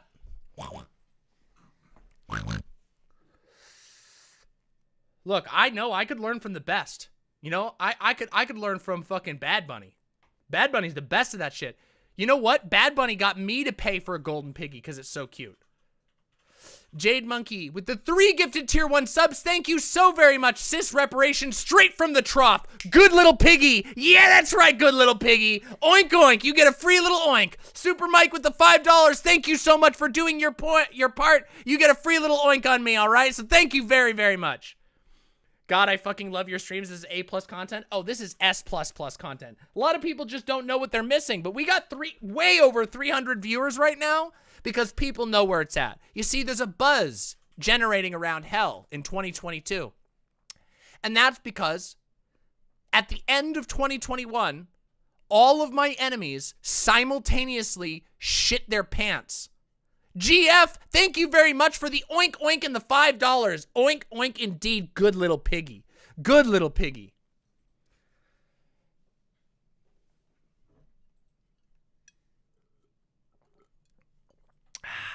Feels good. Okay, let's I should stop this. This is becoming unethical now. You know what time it is? I think it's time for us to do a content review. It's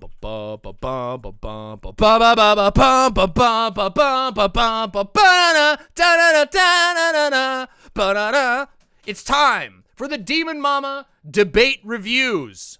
Welcome, Cherry. The perfect time you have arrived. We are now beginning our review of Xanderhal versus some random Nazi bitch. Okay?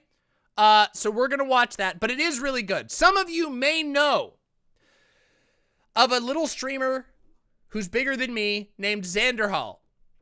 Okay? Xanderhal has been duking it out in the debate space for a long time. Oh no, wait, is Brittany banned on Twitch? No! Wait, is Brittany banned on Twitch? No!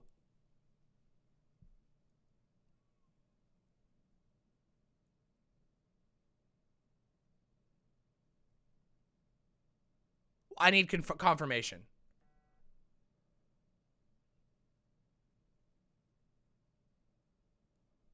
Oh, Brittany Venti. No, Brittany Venti. No, not this Brittany.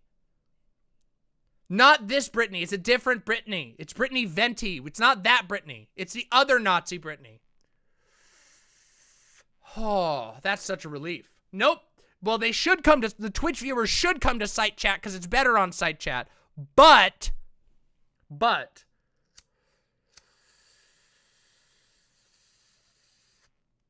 how many Nazi Britneys are there? A lot, unfortunately. It's Brittany, bitch. All right, so we're going to review this. Sky with the 3 gifted tier 1 subs. Thank you. Hey, this is Cynthia. Just got a new job with a queer-friendly place. Can finally go ahead with transition. Fuck yes, Sky! Fuck yes. Thank you very much for the gifted 3 tier 1 subs and trans thriving. That is fucking poggers. That is fucking poggers. Thank you very much. 1, 2, 3. There we go. Thank you very, very much, everyone.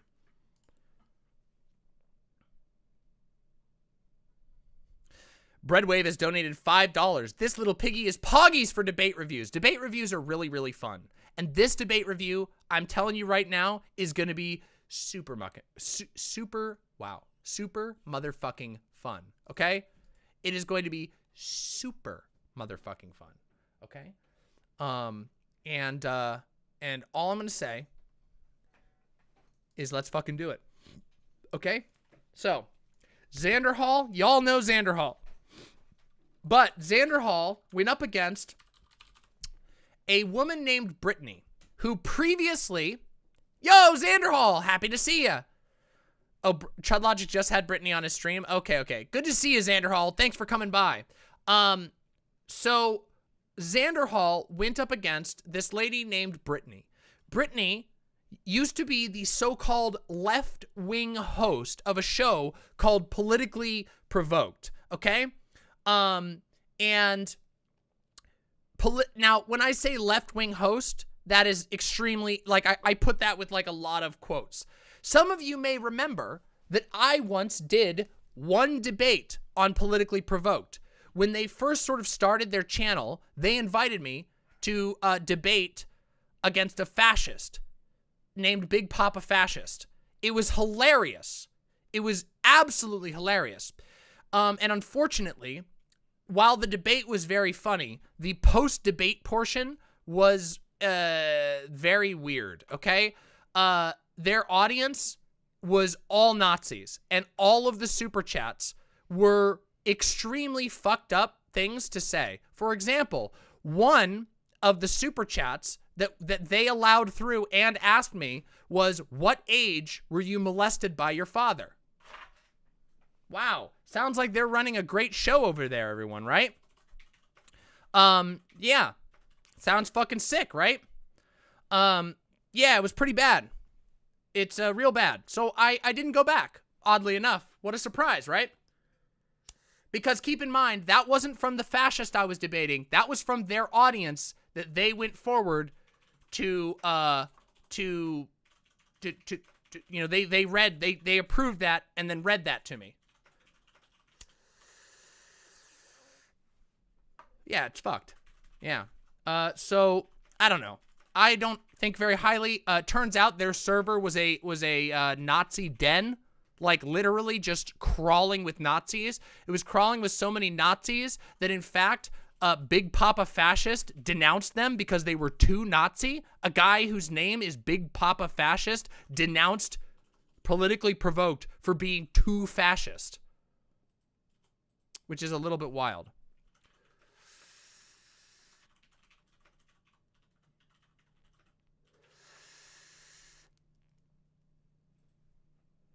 So that's just the context for who we're going to see. Yeah, we'll find out. You'll see that.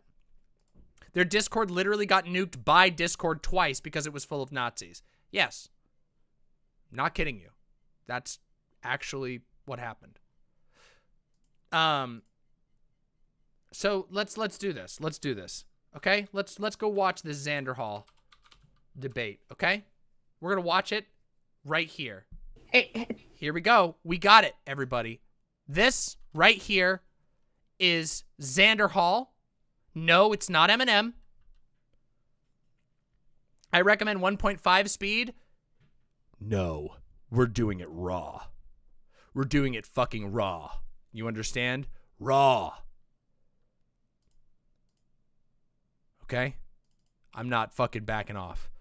Debate review. Xan v. Brittany. Beautiful. Fucking beautiful. I'm fucking ready. Wait, why is the black backdrop not there? I want to know why there's no black backdrop. Is it here? How do I add the backdrop? That's so weird. Huh. Oh, whatever. It doesn't really matter that much. All right. Let's fucking do it. Let's fucking do it, everybody. Oh, I need to make my fucking window bigger. Here we go. I like to go in raw. I like it raw. Yeah, that's right. I'm doing it raw. Let's fucking do this, okay? Oh, yeah, we got to put the other thing over here. We got to put the image so that we don't see the Xan chat. Okay, but the only problem is, well, you can't see Brittany very well anyway, and Xanderhal, I'm not kidding you, Xanderhal, this is going to be a fun one, okay? I watched this, and I liked it so much that I really wanted to share it with you all, okay? So, spoiler, I think this is a really fun one. That's a little bit of a fucking spoiler, okay? You don't really need to. Her camera sucks, and she didn't, like, and her image isn't enlarged anyway. So what I want you to do in this debate is just focus on the Xanderhal, okay? And I also want to show you something of my own. Okay? I'm going to show you something that I snagged on my own, okay? While I was watching this, I had a really fucking fun time, okay? And I grabbed a really great little image, okay? This, you can have this one for free, okay? This one is an NFT, all right? Hold on, how do I... Can we just look at that? With the little weed leaf in the corner? Absolutely so good. Smug Zan. I snapped this live because I was laughing so hard, okay? We're gonna have a really fucking good time, okay? We really are. I'm just saying. Go ahead, right here. I can't post this, but it's really good. Actually, I know what I can do. Here, what I'll do is I'll drop this. I'm gonna go drop this in my Discord right now. If you want this one-of-a-kind Xanderhal NFT, you have to go into the live stream chat of my Discord right now. And there it is. There it is. There you go. There you have fun. I'm releasing. There it is. It's released in the live stream chat of my Discord. Discord.gg/DemonMama. Have fun. You can edit it all up. All right? All right. Let's fucking do this. Let's fucking make it happen, okay? I'm going to let this debate open right up. I'm going to hit the bathroom, and then we're going to go. Let's do it. What really annoys me is the fact that you can't talk about this because then you are like lambasted. This is horrible, horrible person just by pointing out uncomfortable truths. Why is that okay? I don't think you're calling out when you say things like I'm just pointing out uncomfortable truths, that comes off as a dog whistle. That's something that like right-wingers for a long time will have used as a defense against any criticism. Is I'm just asking questions. I'm just telling the brutal, honest truth. I'm just telling it how it is, the uncomfortable truth. Like it just comes off as a little sussy to me. True, it is a bit sussy. It is a bit sussy. All right. I'll be right back. I'm gonna hit the bathroom. You guys listen to the Today intro. we're debating immigration, and we are starting right now with Brittany's opening statement. Thanks so much for being with us, Brittany. The floor is all yours. Okay. All right, so I did write something up. I don't normally like to read things because I'm a little blind, but I'm gonna do it anyways. So before I give my opening, I just want to say I'm not normally on this side of the debate. In fact, this is my very first debate. So this will be a new one for me, hoping Xanderhal will be kind enough not to use those crafty little voodoo debate bro tricks on me, and have a good faith discussion, which I think he will. But for those who don't already know me, I was once the left-wing host of Politically Provoked. Over the past year, that went from left-wing host to centrist host to now just host. Got into politics through Trump, hated him, thought he was the worst president to ever take office. I supported basically every left-wing policy you can think of. Open borders was one of those things. I've gone through a lot of the same views as most lefties have, and one of those has been the white guilt that we see everywhere. So I thought getting straight white men out of power would be a good thing, and white men have just been horrible for us. Then came the red pill and a guy named Little Timmy. Now, I'm hoping today Xanderhal might be able to unred pill me, because I've been looking for somebody to do that, and as of yet, nobody has managed to get it done, so maybe you can be that guy. If you don't already know who Little Timmy is, he is a hypothetical character of what happens when white people become a minority. So basically, he is now the only white kid in a class of blacks, Latinos, and all the other groups we have living here. And every single minority group seems to have some sort of grievance against white people. And why shouldn't they, given our history, everything we are being pumped with, slavery, Jim Crow, CRT, all the horrible things white people have done, and all the anti-white rhetoric that's going through. And it's basically mainstream now. So it's not going to be good for Little Timmy when he's the only white kid, and I don't think white people will be given the same protections as minority groups currently have. Because most of the sentiment you hear is, oh well, they have it coming. So if it's like that when we are still the majority, what's it going to be like when we are the minority? That kind of stuff really concerns me, and no one has been able to address those concerns, or ease some of those fears. So again, maybe Xanderhal will be able to change that, as I'm open to hearing it. One thing we can say is, white people becoming a minority is basically inevitable at this point. So for me, I want to slow down the process as much as possible, and closing the borders is a good first step. Now, personally, I don't care about a multiracial and multicultural society, as I don't have any of my own issues with anyone else, and I have no hate in my heart for anyone. I wish it wasn't like this, but this is the reality, and a multiracial society has not worked. Lefties love to paint this ideal world we wish we lived in, but that doesn't tend to align with reality. And when you point those things out, you are called a racist, a Nazi, or a bigot, instead of just pointing out uncomfortable truths. Perhaps I never took any issue with this because I wasn't able to see the damage it was actually causing until someone pointed it out in a way that made sense. Not to mention everything that happened with the summer riots, which was also a huge wake-up call that made it clear to me I just don't like the direction things are heading. So as I started to think about it more in conversations I've had with other lefties, that kind of future became a pretty easy thing for me to see happening. Why we have so many white liberals pushing this narrative is beyond me, and I wish more lefties would wake up to how dangerous some of the rhetoric is and the kind of damage it is causing. But I used to be one of those lefties. So until someone can unred pill me, those days are over, and it's time to close the borders. Xanderhal, you are up. Thank you very much for that open.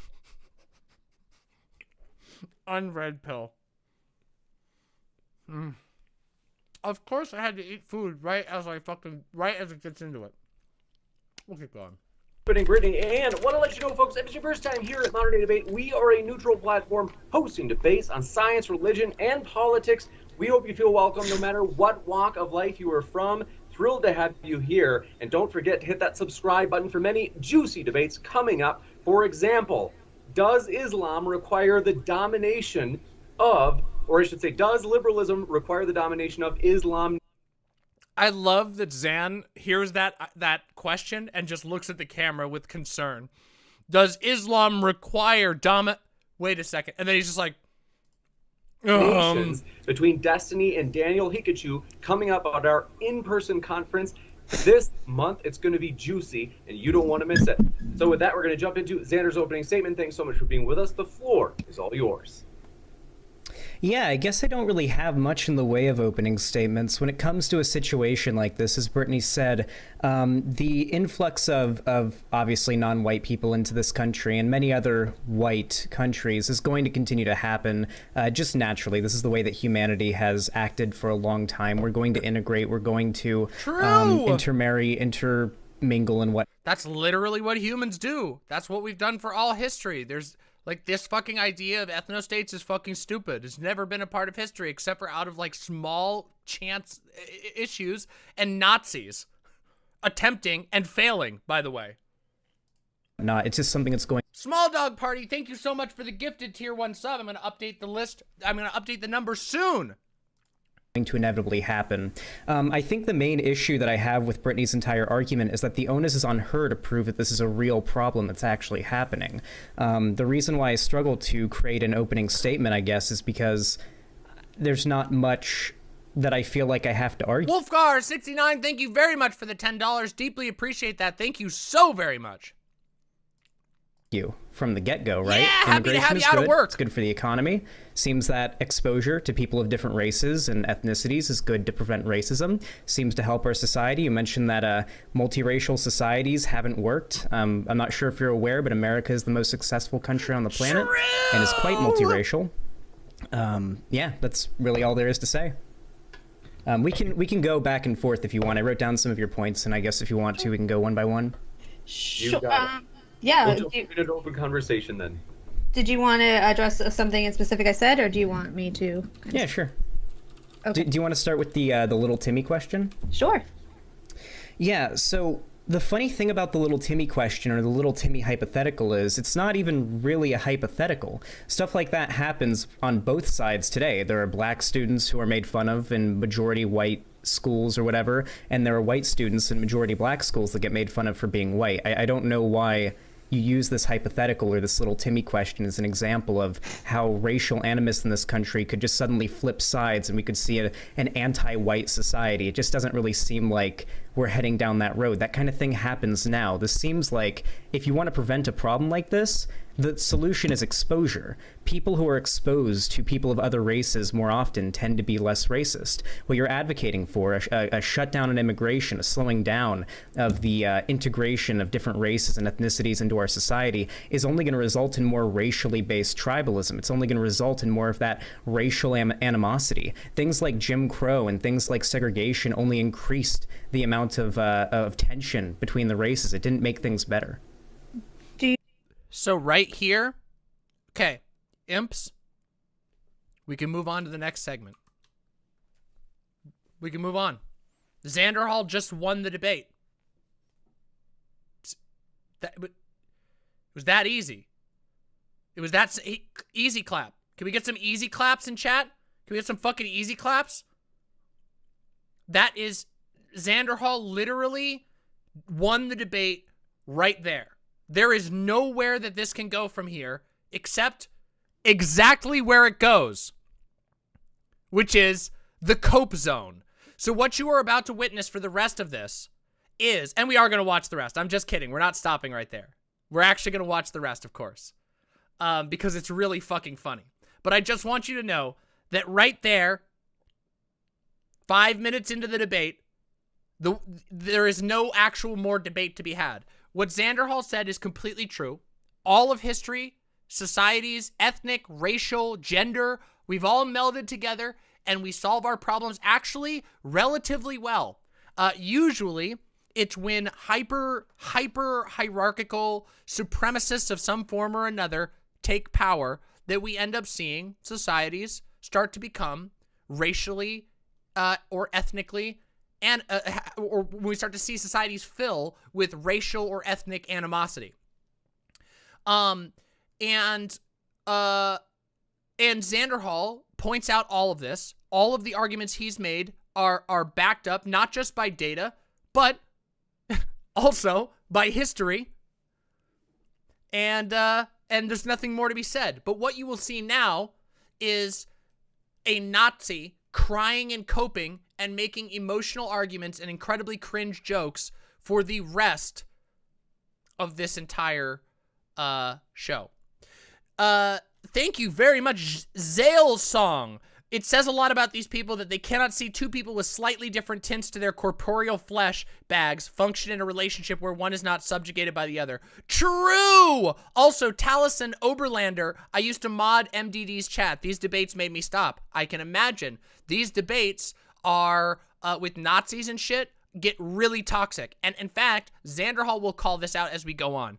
But, of course, I was joking. We're going to watch the rest. I just want you to know that from here on out, there is basically no argument to be made by Brittany. And guess what? The truth is, she doesn't even try. Because, you know, why bother? Oh, wait, I forgot I can do this. There we go. Now you can see Brittany. And we'll move the site subs down here for now. Look at that. There we go. Now we can see Brittany. Let's go. Do you think there is no anti-white hate that goes on? He literally just said that it happens sometimes already in schools that don't have diversity. If you're the only white kid in a school, you might get picked on because all of the people who are there might have never met somebody who's white before. So you might get picked on. Zan literally just said that. Just said that. Matter of fact, I've been debating a lot of these people, and funnily enough, you mentioned that it was mostly white liberals pushing this sort of anti-white narrative, and I think we disagree on a lot on what this anti-white narrative may be. But one thing I do want to point out is that there are people that I call out that claim to be on the left who are absolutely anti-white, and I think also anti-black. I think if you are racist towards white people, if you are against the idea of races integrating, then you are just as much a danger to the rights and the liberty of white people as you are to black people. An example of this is Hoteps. Hoteps are radical black separatists who want an ethno-state and will work with neo-Nazis to achieve it. I think that type of behavior, that actual anti-white racism you see from that group, is not coming from white liberals at all. They hate liberals. They hate BLM. These contemporary left-wing movements that are advocating for racial justice have little to no connection to actual substantial groups that push anti-white hate. He's correct. Is there white guilt out there? Are there cringy people out there who behave in a certain way because they're white and give black people a pass on anything? Absolutely. And I think on a case-by-case basis it's worth working against those people. But to just put up a shield and say, no, we got to stop immigration, we got to cut down on it, we got to stop this white replacement thing, which we can get into more in a minute because I don't even agree with the theory there. I don't know. It just seems like you're going about solving this potential problem in the exact wrong way. How is it the wrong way? I mean, again, because it's literally mainstream right now for you to be... He literally just explained how it doesn't work and why it's the wrong way. She literally didn't listen. This is what's so frustrating about debating with right-wingers, because you actually cannot have a conversation most of the time. He literally just took the time to lay out his exact argument against it, and she just goes, but why? Basically prompting him to have to say it again, and he's going to say it again, of course. Anti-white, it's okay. Like, you see it everywhere. Give me an example of mainstream anti-whiteness? Wasn't that, like, in, like, the... Welcome, Farflight. Happy to have you. Meetings? Everybody, welcome first-time chat imp, Farflight. Farflight's been lurking, but is finally a member of the chat. Give some hugs to the new chat imp. Welcome, Farflight. Welcome. Or something they were talking about. I would have to actually, like, look this up, but I remember there was an article about how they were... they were talking about anti-white stuff. I have a bunch of quotes actually that I can pull up too if you want to, that are very mainstream. Let me pull them up. But what did they say?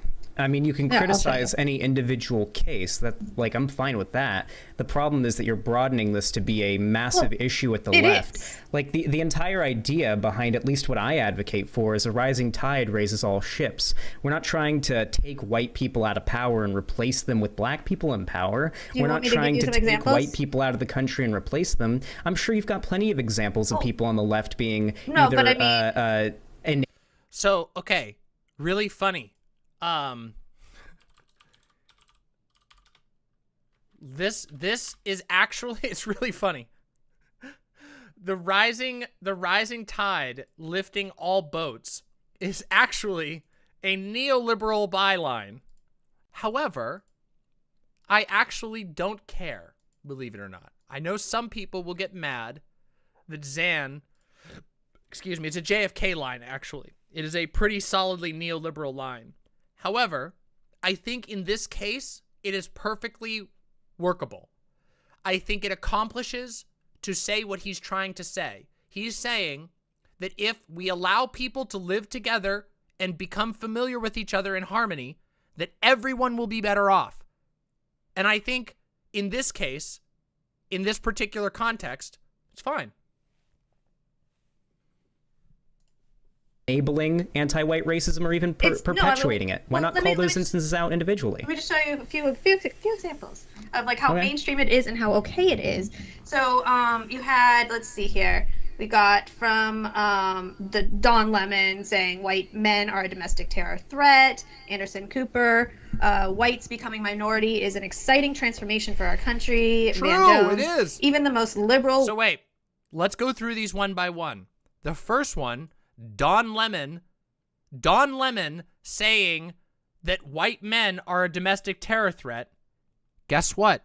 Statistically, that is just as accurate as all of the other bullshit that these people say. Now, could you argue that perhaps that's a little bit irresponsible wording? Yeah, maybe you could. But guess what? The FBI agrees.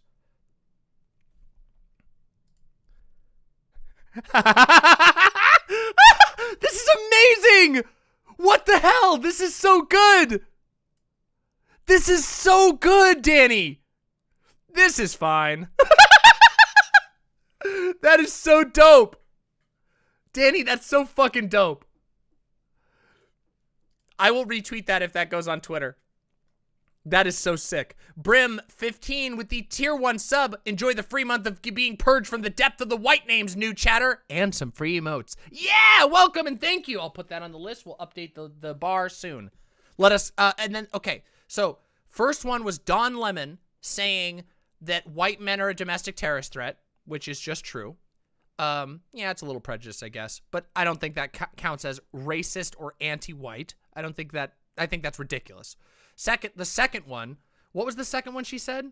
She said the second one was, hold on, let's see. White men are a domestic terror threat. Anderson Cooper, whites Anderson becoming Cooper. minority is an exciting transformation for our country. It is an exciting transformation for our country. That means there are more people here with more diverse backgrounds than ever. That's exciting. Having a country that's not all white is exciting.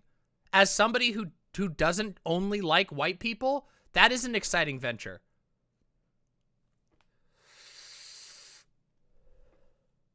Why are they so obsessed with CNN? Because they have brain rot, okay? You have to understand something about conservatives. Let me give you a little moment here, okay? Something that a lot of us have forgotten in the last few months, okay? Something that a whole lot of us have forgotten in the last few months, okay? I want you to understand that conservatives have no fucking clue what they're talking about.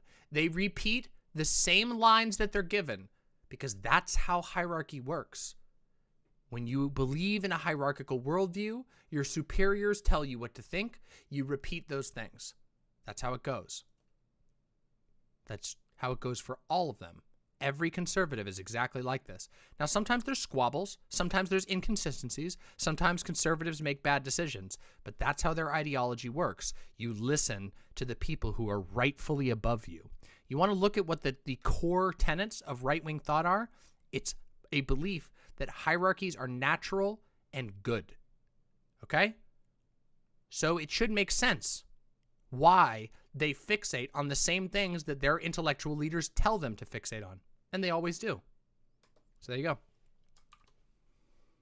Let's continue. Fuck.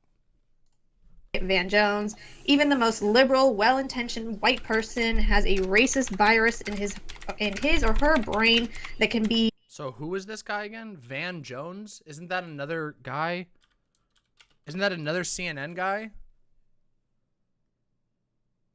CNN. Another CNN guy. So this is just CNN and individual people saying potentially, like out of context, potentially questionable things. But I don't even think that's wrong. I imagine that what was being said there is that, yeah, racism is in everyone. Activated at an instance. John Brennan, I am increasingly embarrassed to be a white male these days. I mean, I can keep going on and on. Hold on. Okay. You don't have to read me quotes I'm from just telling you that it's this prominent like people literally who said mainstream. iffy things. Hold on, this is literally mainstream to be anti-white, mainstream. and if That's it's that way, that is not what mainstream to be anti-white means. Notice the jumps. So this is something you'll notice with conservatives all the time. This is something we encounter frequently. They will say things like, this one time, someone got treated badly for wearing no mask. That means that it is mainstream to believe that all people who don't wear masks should die. That's not what anyone said. One person may have said something bad, but that's not what mainstream means. And randomly chosen quips from a person who has some mainstream representation does not mean mainstream. In fact, I bet if you went and looked at the responses to those lines, there would be oceans of criticism. And I know there are because I've seen them. I've heard these exact examples brought up by conservatives, by Nazis, over and over and over again. It's so fucking frustrating. But conservatives love to do this. They love to do this. And in fact, it's really funny because something you're going to hear in a few minutes is that Brittany is going to talk about seeing videos of people being beat up. And this is something I've heard even from liberals I know. One of the things that conservatives like to do in their propaganda is they will spread around videos of anti-white hate crimes that are just blurry videos of like some black people beating up some white person, no context provided, no location provided, just a scary video. And people see that and go, oh my God, I might be next. It's fear. Fear and emotional tactics is all that they have. And all of their arguments, even if they seem structured, ultimately boil down to that. And you're going to see this for the rest of the debate. There's a reason why I said that Xanderhal won this debate in the first 5 minutes. And that's because for the rest of this, all you are going to hear is fear-mongering. Just fear-mongering. Do I dabble in fear-mongering? No, I really, really don't. In fact, I don't dabble in fear-mongering to the degree that whenever we have a fucking doomer segment that involves a lot of fear, I follow it up with laughter because I don't think that fear-mongering is effective. I think that talking about things that can be scary, that are concrete, and that we need to respond to is really important. But fear-mongering is when you take a hop, skip, and a jump from seeing a scary video on the internet to concluding that we need an ethno-state. Do you see what the difference is? Do you see how huge the gulf is between people talking about something that's scary or something that's dangerous and taking a hop, skip, and a jump to saying, well, I saw a scary video once, so now we need an ethno-state. And that is what she's saying. She's saying, yeah, but these 3 people said things that could potentially be construed as anti-white if you think about it really hard and in a certain context, and they have a big platform, and this means that there's an anti-white message being pushed all over the country. No evidence, just a paranoid tear. When we are the majority, what is it going to be like when we're the minority? Don't you think that maybe the tendency for people to engage in rhetoric that maybe pokes fun at or is sometimes even hostile towards white people might be because our society has come to an understanding broadly that the amount of objective harm caused by jokes or comments at the expense of white people typically don't have that same outcome. I think that's why you see a lot less, hold on. I think that's why you see a lot less pushback against that kind of thing. Is it okay? No, I don't know the context of every quote that you just listed to me, but if the context is as you said it was, then I don't like any of those people and I don't like what they said. And you can call those people out on their individual... We can fearmonger about white names. The white name hordes are rising up. They threaten to destroy our beautiful, colorful chat. We must destroy all white names by gifting subs and by subscribing to Demon Mama. Like what they've said. But I don't think there's a trend in the left to be anti-white. I don't think it's nearly as big as you're making out to be. And trust me, listen, Brittany, I get called no-lip white boy by hoteps and literal anti-white racists every single day. Hoteps. I'm sorry, Zan. I'm so sorry. Lippin. Oh, that's terrible. Are a radical group of usually black activists that typically call themselves black separatists. They're in favor of a black ethno-state, and they're willing to work with neo-Nazis and white supremacists to achieve it. So maybe they typically hate Jewish people and stuff like that. They're basically black Nazis. So basically, these are people that are also looking out for their own self-interest and realize that being around... Oh, this is the moment. This was right where I got that from, by the way. This is the moment where I snapped it.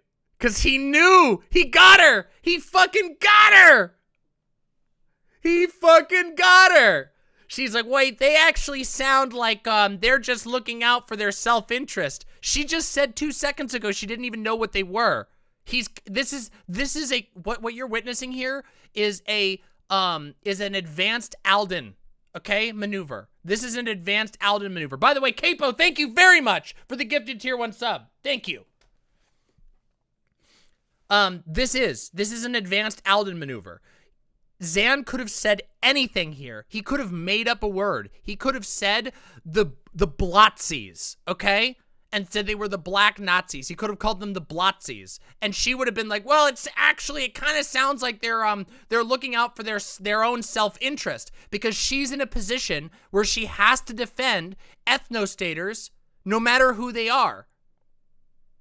So, even though he did use a real group, this is ultimately an Alden maneuver. Because she admitted and now is talking about a group she just admitted she didn't know existed. And they might not. For all she knows, that might not be a real group. People that are going to hate them is not really working out for them either. I mean, I don't know if that's technically a horrible thing. I think maybe it's just kind of... self-preservation on their own parts. Sussy! I mean, I don't know what hating the Jews and claiming that, I don't know about what's her name? I'm trying to remember her name. She was in the Holocaust. She was in the attic. She wrote the book. Anne Frank. Yeah, Anne Frank. They hate Anne Frank. Listen, all right, I'm tired, okay? They hate Anne Frank. They think she was a fake Jew and deserved to die in the Holocaust. I don't know what that has to do with self-preservation, but, well, yeah, I don't know about all that, but I have seen some of these, like, black nationalists who kind of push for a lot of the same things that some of the white nationalists will push for, where they want to separate. And I don't know if that's such a bad thing. Why live with people that hate you? I mean... do you think white people hate black people? I think that there are a lot of problems that happen in this country due to a multiracial society that we can't... So notice the logical path of a Nazi. Sometimes black people and white people don't get along, which means that black people and white people don't get along, which means that black people and white people need to live separately. Actual toddler brain jumps in logic. Just, oh, a black person and a white person could fight. That means we have to be separate. It is such a cowardly approach. By the way, Wolfgar69, thank you very, very much for the incredibly generous gifted tier 1 sub. Thank you very, very much.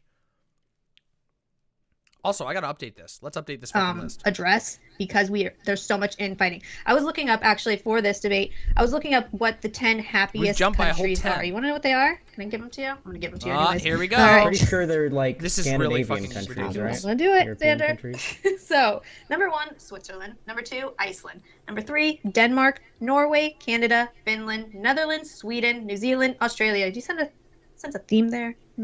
Yeah, so... Wait. What's the theme? Can we listen to that list again?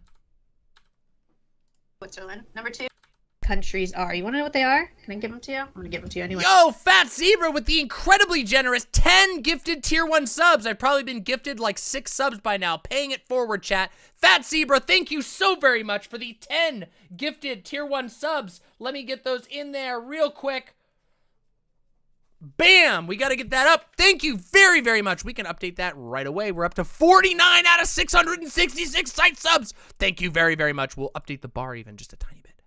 Bump it up. There we go. Amazing. Thank you very much.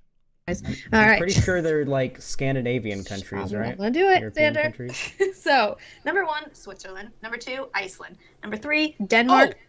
And from the YouTube chat with Jail Song, the Alabaster Gecko thinks that if her and the Doughboys get their male island, she will be crowned Sour Cream Supreme, Queen of the Unseasoned Ones. True! That's unironically what's in her mind. It's sad. Norway, Canada, Finland, Netherlands, Sweden, New Zealand, Australia. Did you sense a theme there? Yeah, so... What's the theme of New Zealand? Yeah, Australia, New Zealand, Switzerland, Canada, all racially and ethnically incredibly diverse countries. What? Like, what? Yeah, New Zealand is not even close. New Zealand has a huge native population. What the? Melbourne has more Greeks than Athens does. Yeah, what the fuck is this dumb bitch talking about? Okay, something you should know. Again, all Nazis are fucking stupid. Even not... Guys, here's a secret. Ready? All Nazis are fucking stupid. Even the ones who are accomplished. Because you have to be stupid to be a Nazi. You have to be an anti-intellectual in order to come to those conclusions. It is you have to stop your brain from thinking fully in order to become a Nazi. You can be tricked into it, but you cannot remain a Nazi unless you shut your brain off to new information, because Nazism is based off of fantasy.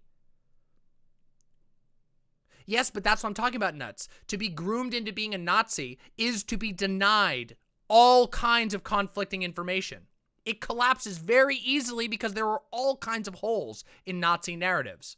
Keenox with the tier 1 sub. I'm unable to catch streams live that often, but I gotta support one of my absolute favorite streamers. Keenox, thank you so much. We appreciate your support. Even if you can't make it live, you're appreciated. VOD viewers or poggers, okay? Let's continue.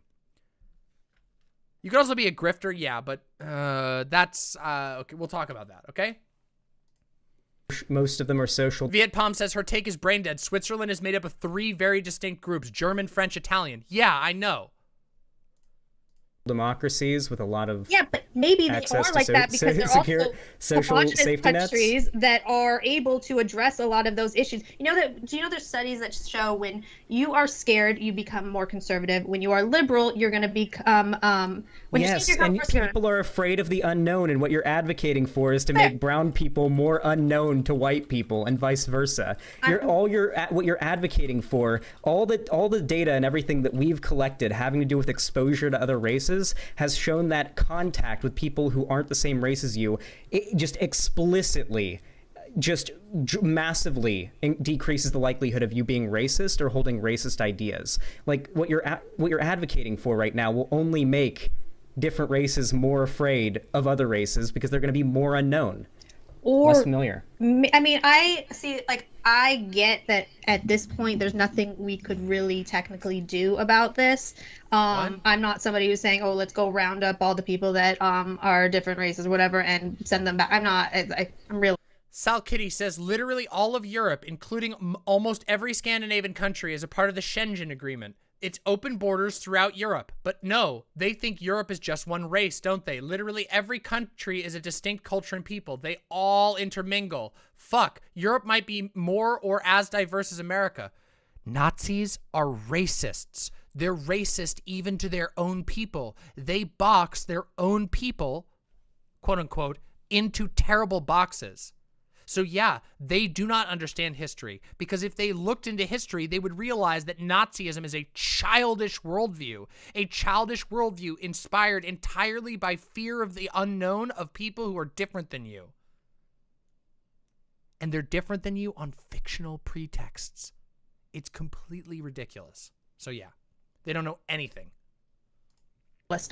But I do think that we can kind of slow down the process of how fast this is happening, because what's happening, and I'm noticing it big time, and again, I know people don't believe me, but I really was left-wing. I was very left-wing, and I had all these policies. I was for open borders. I didn't see any problems with this, but maybe it was the riots that happened that kind of like freaked me out, and then hearing it in a way that really did resonate. But what do you think is going to happen when you are bringing in all these different people and you are teaching them how bad white people are and all the bad things that white people are? And do you think that they're not going to end up hating white people? What are they teaching in school that you think is making people hate white people? So I was actually so every time I talk about critical race theory, I'm getting different definitions. I feel like maybe that's somewhat to do with the fact we live in a country where every state kind of teaches things differently, so you don't really know exactly what each state is doing. But I did look up, okay, what critical race theory, and here's what it is. So critical race theory is an intellectual movement and a framework of legal analysis according to which race is a culturally invented category used to oppress people of color, and the law and legal institutions of the United States are inherently racist insofar they function to... Gayfesh says, just right now, check New Zealand versus USA racial makeup. Whites are a similar percentage in both countries. Yup. These people are fucking stupid. They're fucking stupid. They literally have a cartoon idea of the world that has to confirm their pre-existing worldview. So to them, New Zealand and Australia are white ethno-states, even though that's factually false.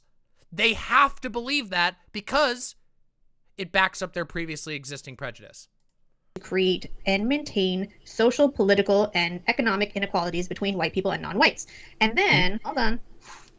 Why is critical race theory important?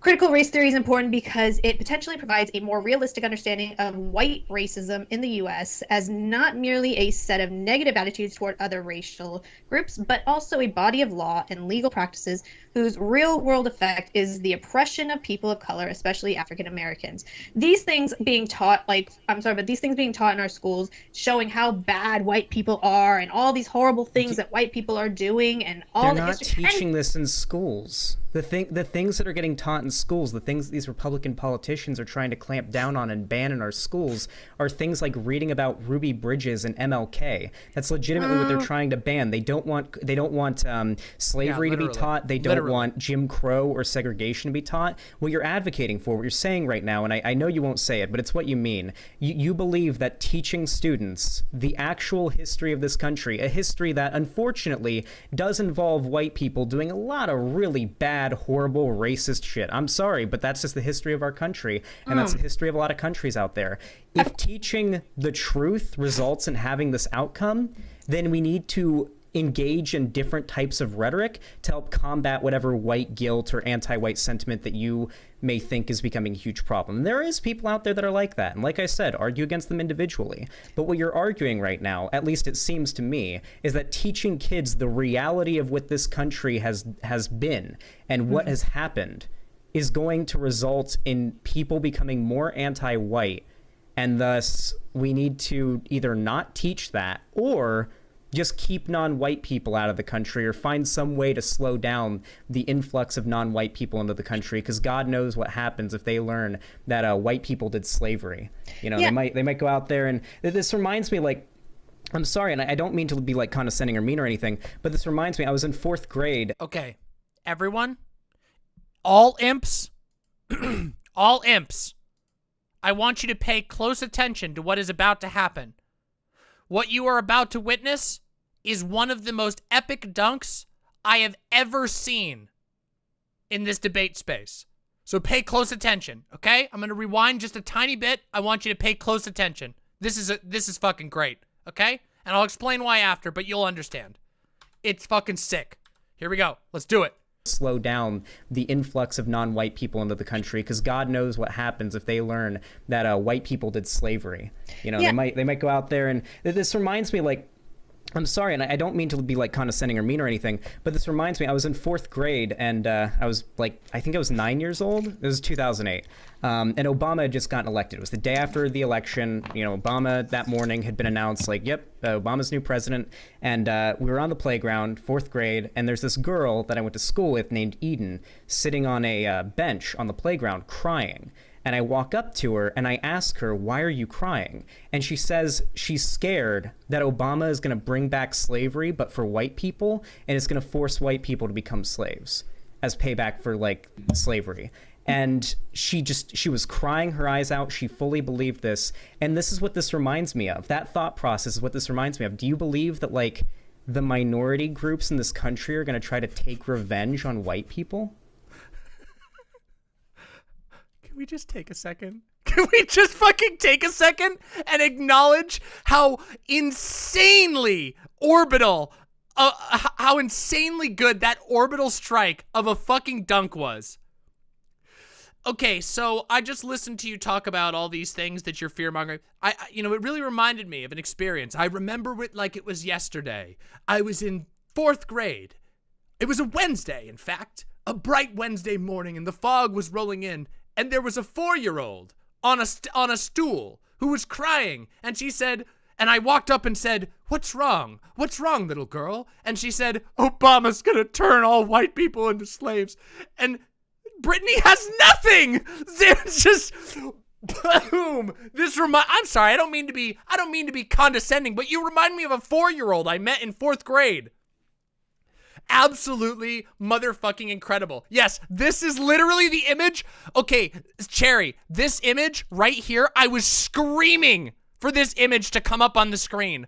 I was literally, when I was watching this debate with Doe and Fawn, they can tell you, I was like, we need this image. We need this fucking image right here. This is the one.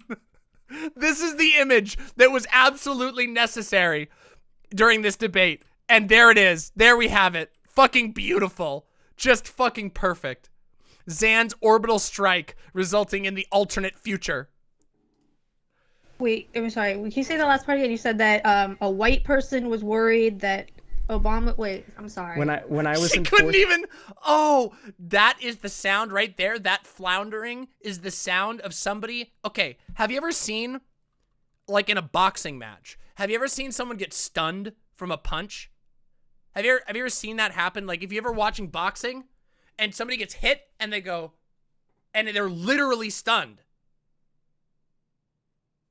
Somebody in chat knows what I'm talking about. That is what just happened. She goes, can you say that again? I'm sorry. She had no response. Holy shit. Holy shit. Stun locked. Absolutely just boom. Grade, one of my classmates, the day after Obama got elected, I went to school, and it was I think it was on a Wednesday. We don't have to do the whole setup. Just give me. Yeah, I just told you the story. One of my classmates, she was white, sitting on the bench at recess, crying because she thought that as payback for slavery. Oh yes, I need to do a thank you for this donation. Thank you very much, lot of apples for the gifted 2 tier 2 or tier 1 subs. Also, thank you very, very much to Seska for the 5 gifted tier 1 subs. Thank you so very much. Truly. Deeply appreciate that. You all make this possible. Thank you very much. Obama was going to bring back slavery for white people and enslave white people. Okay. And it seems like, and I'm not saying what you're claiming is on the same level of ridiculousness as that, though it's close, but I feel think like the you're thought process gaslighting me is a little similar. bit right now, Xanderhal. Like, I really do, because I feel like, I mean, I've been seeing this happen a lot more, and I see the anti-white hatred that keeps rising, and the fact that, again, it's so mainstream and it's okay, and we are still the majority. So I think that when you take into account the fact we are going to become a minority, and if you look at other countries where this is happening, yes, okay, I know that like South Africa and Rhodesia and all this stuff is pointed to, and they were technically white people were always the minority, but Black people did have a grievance against white people there, and the second that they were able to take any kind of control, they did, and like it wasn't good for white people. And think about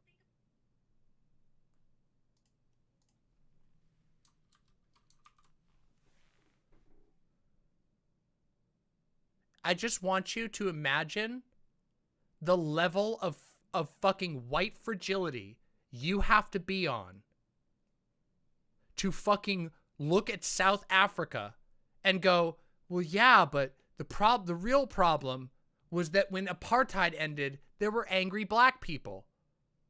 Holy fucking shit. Holy fucking shit. Again, Nazis have toddler brains. Just violent toddler brains. That's it. Stupid, angry, violent, hateful toddlers. about the grievances that black people here are going to have are far greater than you're going to have over in those countries where they weren't slaves or anything. Do you think the socio-political position of Black people in this country is comparable to that of South Africa? I think that Black people have a fucking grievance. Like, okay, when you talk about, okay, say you want to go for people who have been oppressed, with, like, you know, you got the Holocaust Jews and stuff. Jews have, like, actually come out of that, and they are, you know, they've done very well for themselves. So the oh my God! The Jews came out of the Holocaust. I'm quoting here. Don't fucking take me down for this. I'm quoting Brittany here. The Jews made out well from the Holocaust. Not a Nazi, though. Not a Nazi, okay? Brittany of Politically Provoked, definitely not a Nazi, but just with a straight face said that the Jews made out well from the Holocaust. Can we just, like...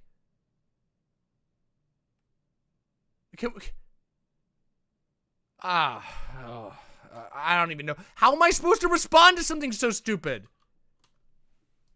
grievances that they could possibly have are going to be not quite the same. Whereas Black people never really have been able to get out of what has happened. It's gone from generation to generation to generation, and they have been stuck in this. And so that's carried on for sure. But one thing, like, I also think of with slave, what do you think like child abuse and stuff was like back during the time of... This was my face? What do you think child abuse was? What? Slavery. Do you think that it was okay for parents to, you know, like use a belt or to beat their child? I mean, that was kind of somewhat the norm, wasn't it? What? Discipline, as far as discipline? God knows my mom whipped out the belt if I so much as talked back, okay? Right. Trust me, I had plenty a beating as a child, so I can confirm that still happens today. Right. So I don't know if that analogy will work for me. It's a bit more frowned upon, like you can't be... Do you see how stupid Brittany sounds and looks here?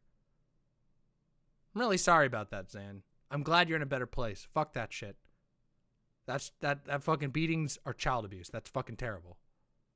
Also, Brittany stepped in the shit right there. That was a trap card. And Brittany, that you didn't even play. That trap card was still in your deck, and Brittany took it out of your deck and put it on the board for you and then stepped in it. Using, you know, a belt to, like, you can get arrested if you do something like that, if you use an actual tool to discipline your child. Right? Okay. Yeah, sure. Wait, I want to ask you a question. I don't know if this is related to where we're going, but I guess this is just like the fundamental question I have for you. Okay. So right now, in the world, in America right now, there are majority Black schools where a few white kids go there, and exactly the little Timmy question happens to them. And that type of behavior comes from, at least so it seems, sociologists seem to agree, seems to come from the segregation of our society on an economic level. Black people in this country are typically relegated to poorer neighborhoods that are typically majority non-white. And so when you have like 1 or 2 white kids that are zoned to a school in a black neighborhood, then there's only going to be a couple of white kids and then like a bunch of black kids, right? And when you feel that different, when you stick out that much, you may be the target of bullying, and that's a thing that happens now. So with what I said before, we know that exposure decreases people's racism, basically. When you're exposed to people of a different race, you tend to be less racist. Wouldn't the solution or the policy you should be advocating for, shouldn't it be one of revolution of our systems, either fixing or completely tearing down and recreating of the systems in this country that result in that disparity and that economic segregation, so that we have a more integrated society. Rebuild from the your ashes. neighbor across the street is Asian, the guy down the street's from Mexico, the guy up the street's from Puerto Rico, your next door neighbor is black. Don't you think that when neighborhoods are far more multicultural, don't you think you're going to have less bullying for this type of thing? No, I think there's going to be a lot more infighting. And I think I've seen because I think that's just like you just feel that way. Literally, everything we know says that's not the case. That's not the case. The more in the closer proximity that white people and black people live in, the better they get along, because they learn about cultural, about family, about history differences, and they become aware of one another and friends with one another. Literally just feels over reals. Oh, hey, Fawn, would you mind refilling my soda for me? Yes. Diet Coke and a Coke, if possible. Let's continue. Yeah, the only honest answer, Capo says, the only honest answer here is, well, I am a racist. If I see a black person, I want them far away from me. I don't understand that my racist idiocy is abnormal. Yes. They don't care that it's abnormal. They want to project it onto everybody else, of course. They don't really care whether it's normal or not. They just want to tell everyone who is racist that everyone else is racist too. Yeah.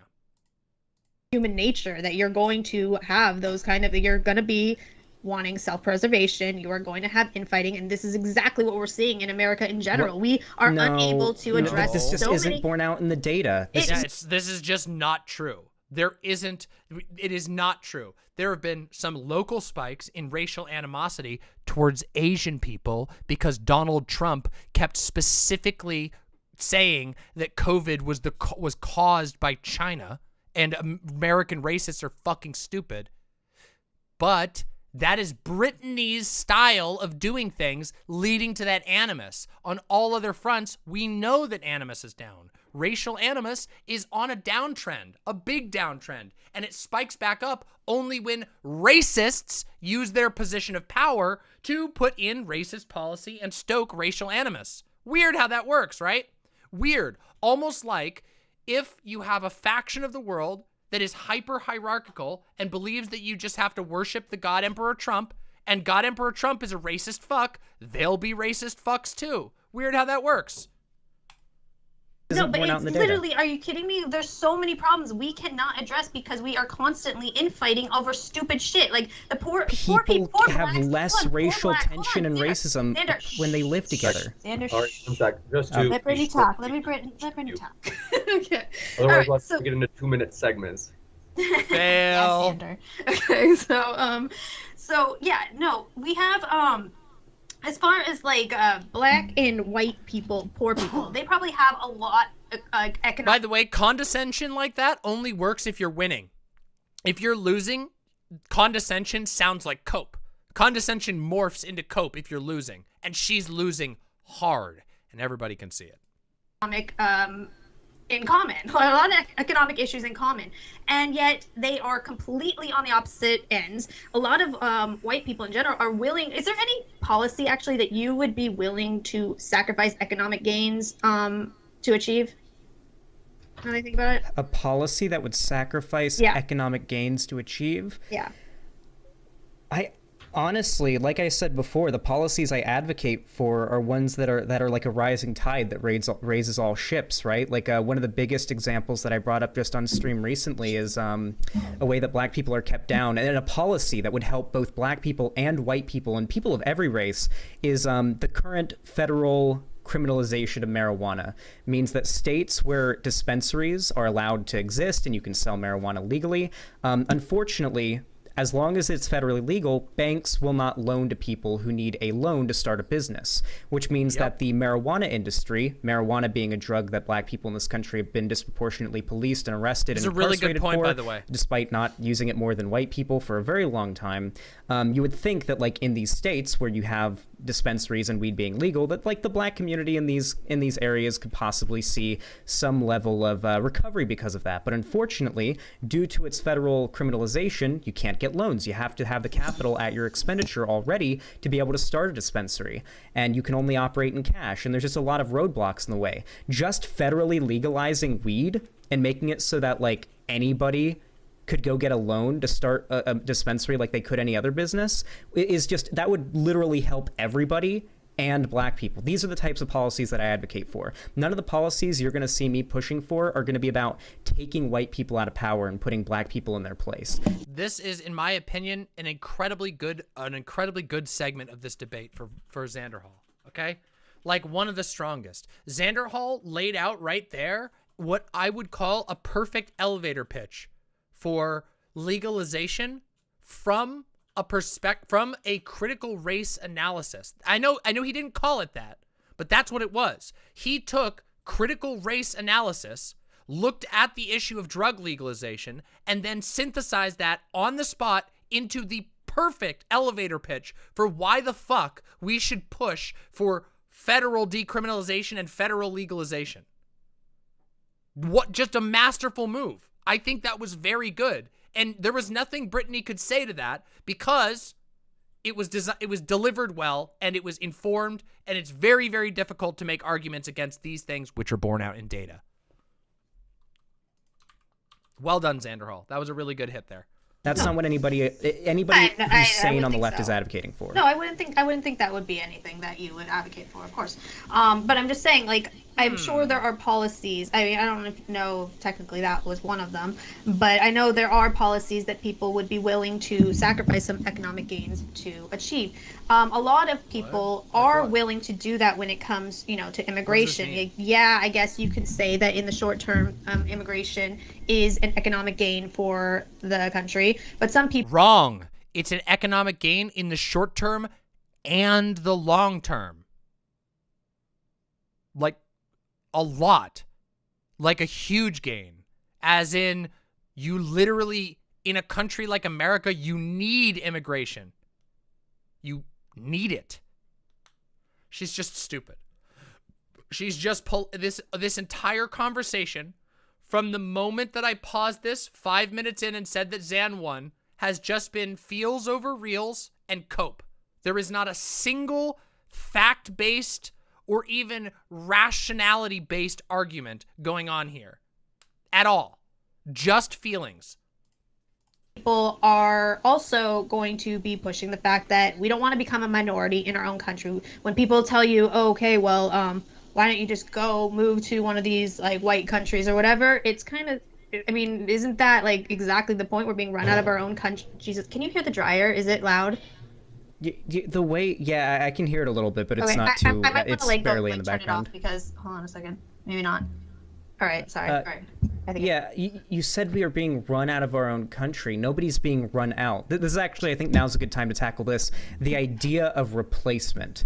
Now, the term replacement necessarily has to be referring to generationally on a generational level, people of a different, I guess, demographic are being born at a faster rate than people of a certain demographic are dying out. That's what replacement rate is. But I don't care about the replacement thing. That's not my issue. My issue is more about becoming a minority in the country, in our country. The debate is literally, the debate topic was literally white replacement. So she's now just accidentally admitted that she has completely ceded the point. That's my... Yeah, that's not even going to happen in your lifetime. And if you want to know prevent about the that, problems actually. that you think, no, we're not. White people are Isn't not it- going to be a white people minority are in our gonna be lifetimes. a minority, like what, in 2050? No. What? In America? In 30 years? Less than 30 years? I don't think so.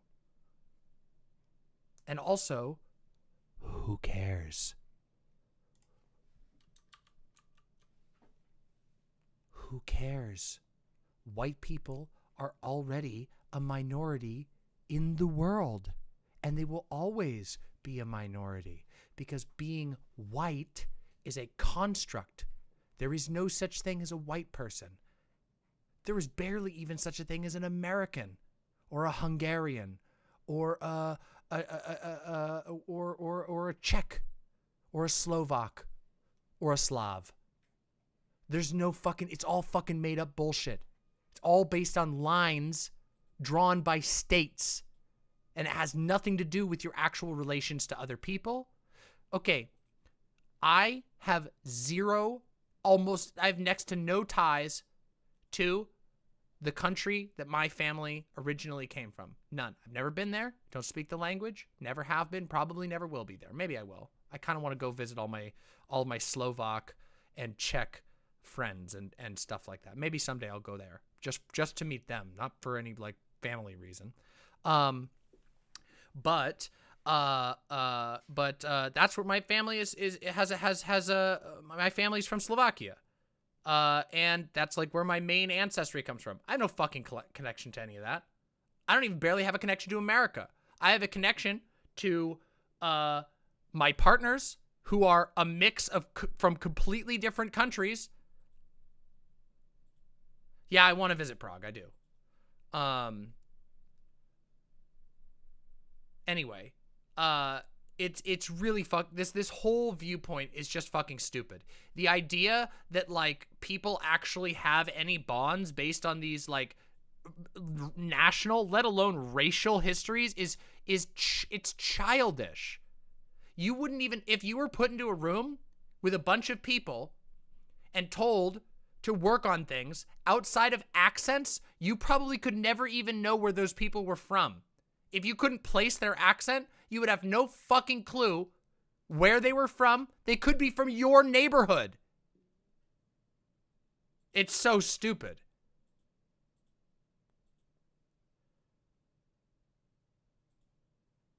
Anyway, let's continue. I don't think that math lines up perfectly. Yeah. So there's a lot. Capo said, just dug up the stats. Currently, America is 62% white. Hispanic Americans are the second largest group at 16%. The Hispanic population could double and the white population could halve, and we'd be tied for the largest group. And even that is not even remotely realistic in our lifetimes. Yeah, it's insane. Her advocacy is fantasy. It's conspiracy. It's made the fuck up. What's that thing? Hold on. Can we get the hold on.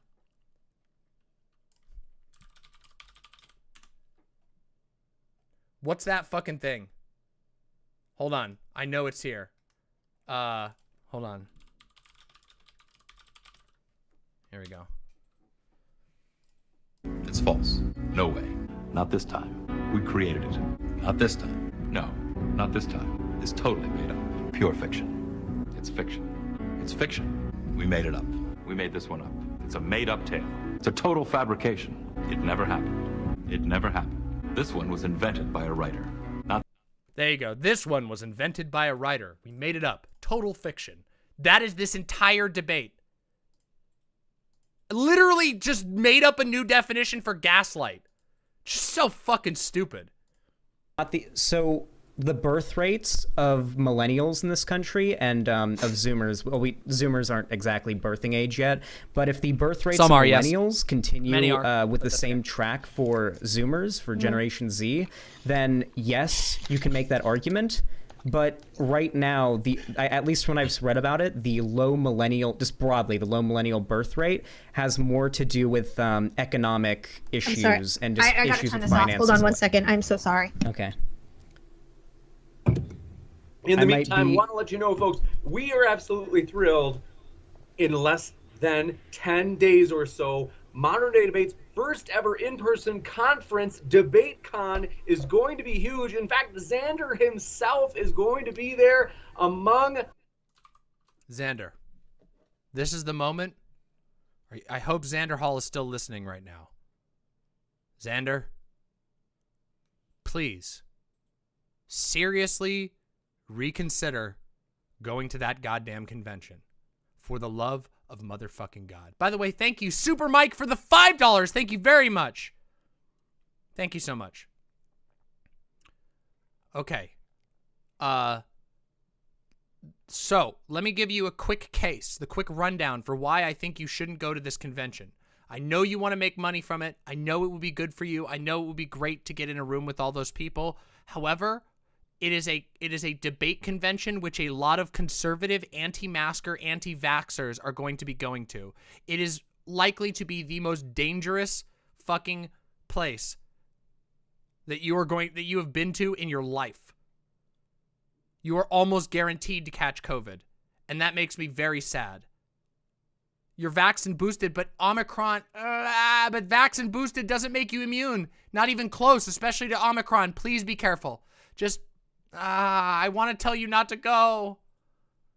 I want to tell you not to go, but that feels so cruel. Just please really, really, really, really, really seriously think about if it's worth it. Okay? Because I'm just saying. Going to Texas? Have you seen Texas? Holy shit, I would gladly do that, Seska. I would gladly debate that. Okay? We're not going to socialize there at all? Oh my God. I recommend, oh, wait, I've got a recommendation for you. Hold on, I've got a recommendation. I know that like hold on a second. Hold on, let me see, here it is. Here it is. Okay? Okay, so hold on, I wanna bring this up. Let me just check and make sure here. Okay, hold on. Let me just get this here. Okay, so I know you can't afford like a hazmat suit, okay? But might I recommend an alternative? Okay? $50 on Amazon. Okay? That's it. It's just $50 on Amazon. I recommend you both go in this outfit because in all likelihood, you will probably survive. It will protect you.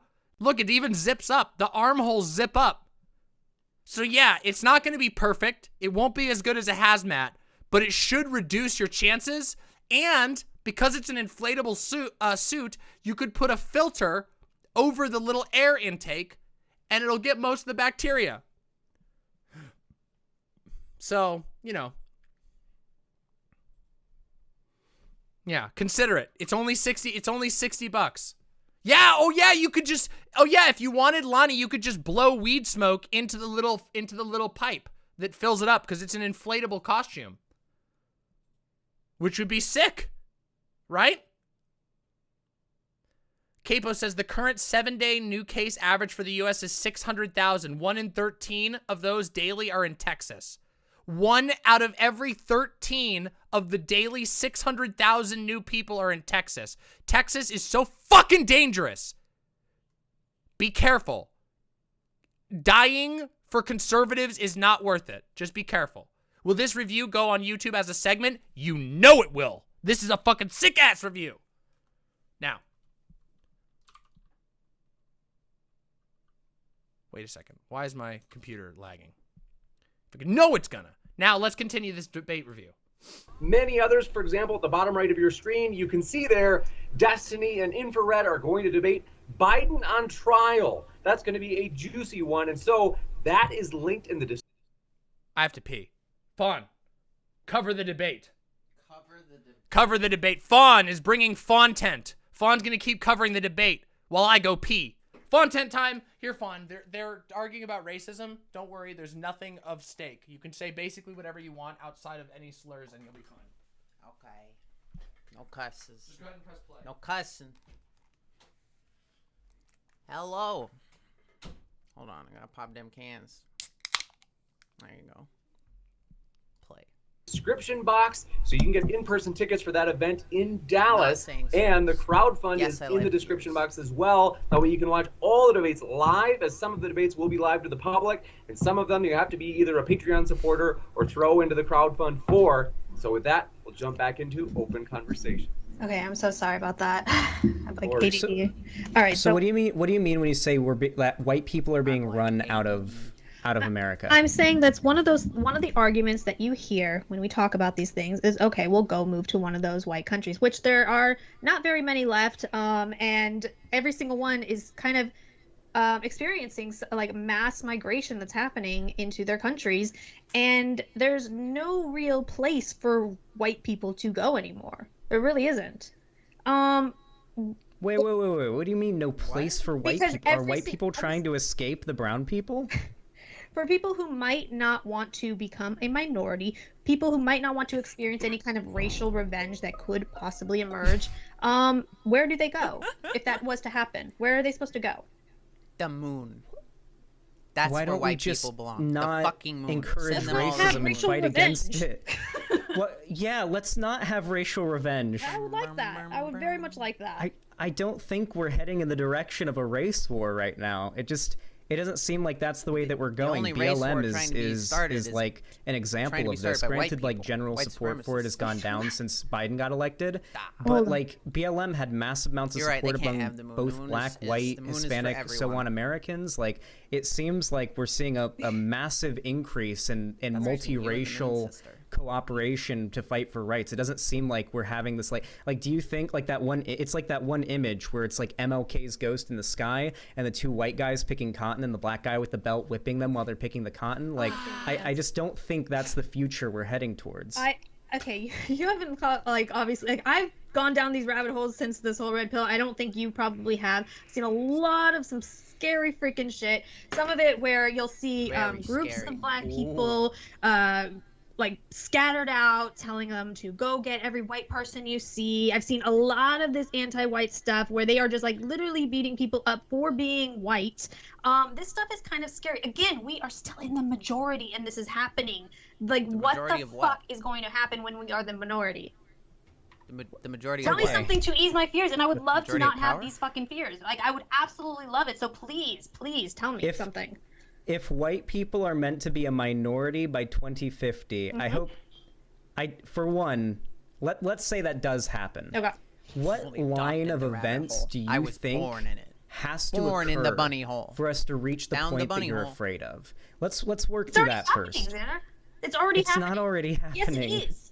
It's not. You're being sheltered from it because it is happening. I'm not sheltered from it at all. I think Listen, complete opposite Brittany, is happening. you do know that my most popular video on my entire channel is about how I was alt-right once. You know, I know all these talking points. I've seen all the data. I've heard all the arguments from the alt-right when it comes to like the danger of white people being replaced and becoming a minority. I've heard all of these arguments. I'm very, very aware of the reasoning. It just doesn't hold up to scrutiny. It's just not a realistic outcome that's going to happen.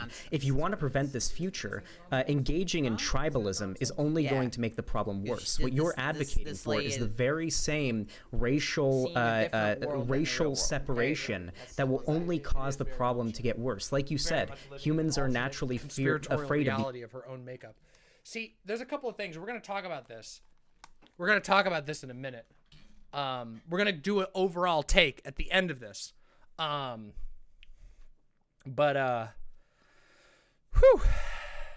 Yeah, let's go into this. Come on, let's keep going. The unknown. We need to make people of other races not the unknown. We don't want white people to be the unknown for black people or Hispanic people or whatever, and we don't want it to be the other way around either. Yeah, that's only if that future that you want is more likely with the policy that you're advocating for. See, that would be all fine and dandy, and this is again what I talk about when lefties talk about this ideal world we wish we lived in that just doesn't actually exist. But the fact we are constantly teaching so much of this anti-white stuff and all the bad things that white people, I'm still talking, I know you're about.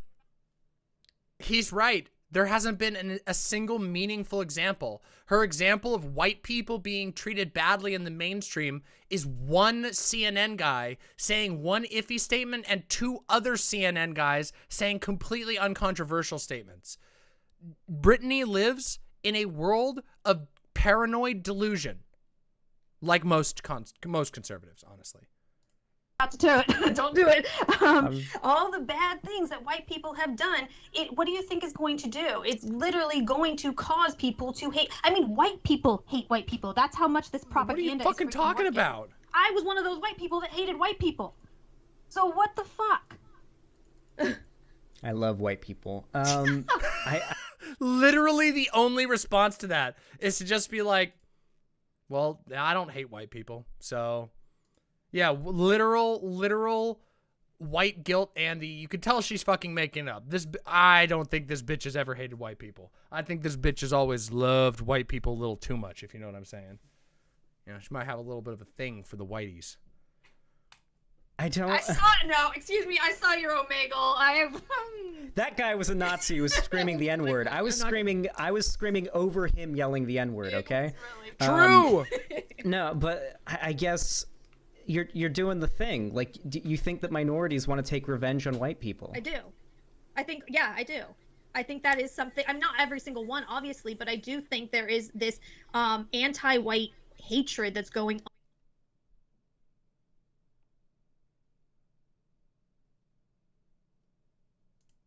on, and I worry about what happens when white people do not have the kind of power that they are able to hold on to right now to stop it, because they are not doing a great job, even with them being the majority. So Obama was black and he was president. Why didn't why? It's news to me.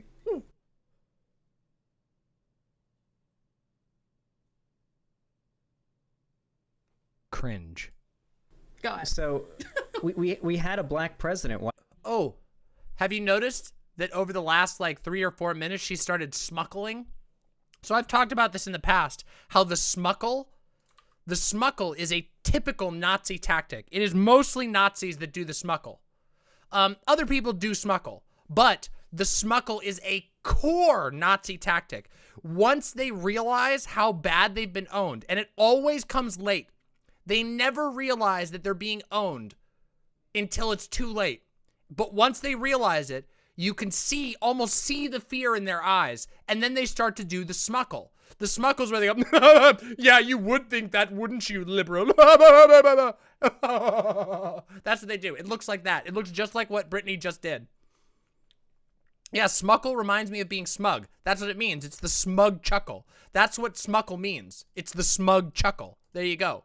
And it is an ancient Nazi tactic, okay? They've been doing it since fucking World War II, okay? The smuckle. Why didn't we see any of that from him, you know? Why, like, you would think that if there was if we had a black president elected, like, I mean, we saw hate crimes from white nationalists and white supremacists go up under Trump. You'd think under Obama you would see, like, anti-white hate crimes and like, black separatist or sorry, not black separatist, but, like, anti-white hate crimes. You would think they'd go up. Hell, even Biden being in office, you'd think you'd be seeing left-wing anti-white hate crimes go up, right? You know that Obama was, like, the first social media president, right? What? Zan's face here, just like, huh? I mean, you might. His joy gone. Just like, huh? What does that even mean? Might be too young to know that. So. Yeah, well, I mean, yeah. I mean, Twitter was like, when did Twitter come out? Like 2006? Well, 2008 is like kind of when. Well, what does this mean? Wait, what's the point? What's the point of social media? What does that mean? What does being the first social media president even mean in this context? What does this mean? In general, I mean, yeah, there was stuff here and there, but it was like MySpace, you know, way before your time, they'll check. Okay, but what's this have to do with? I'm saying that. Don't you think? Did she just like do a voice there? Did she just do a character there? Can we listen to that again?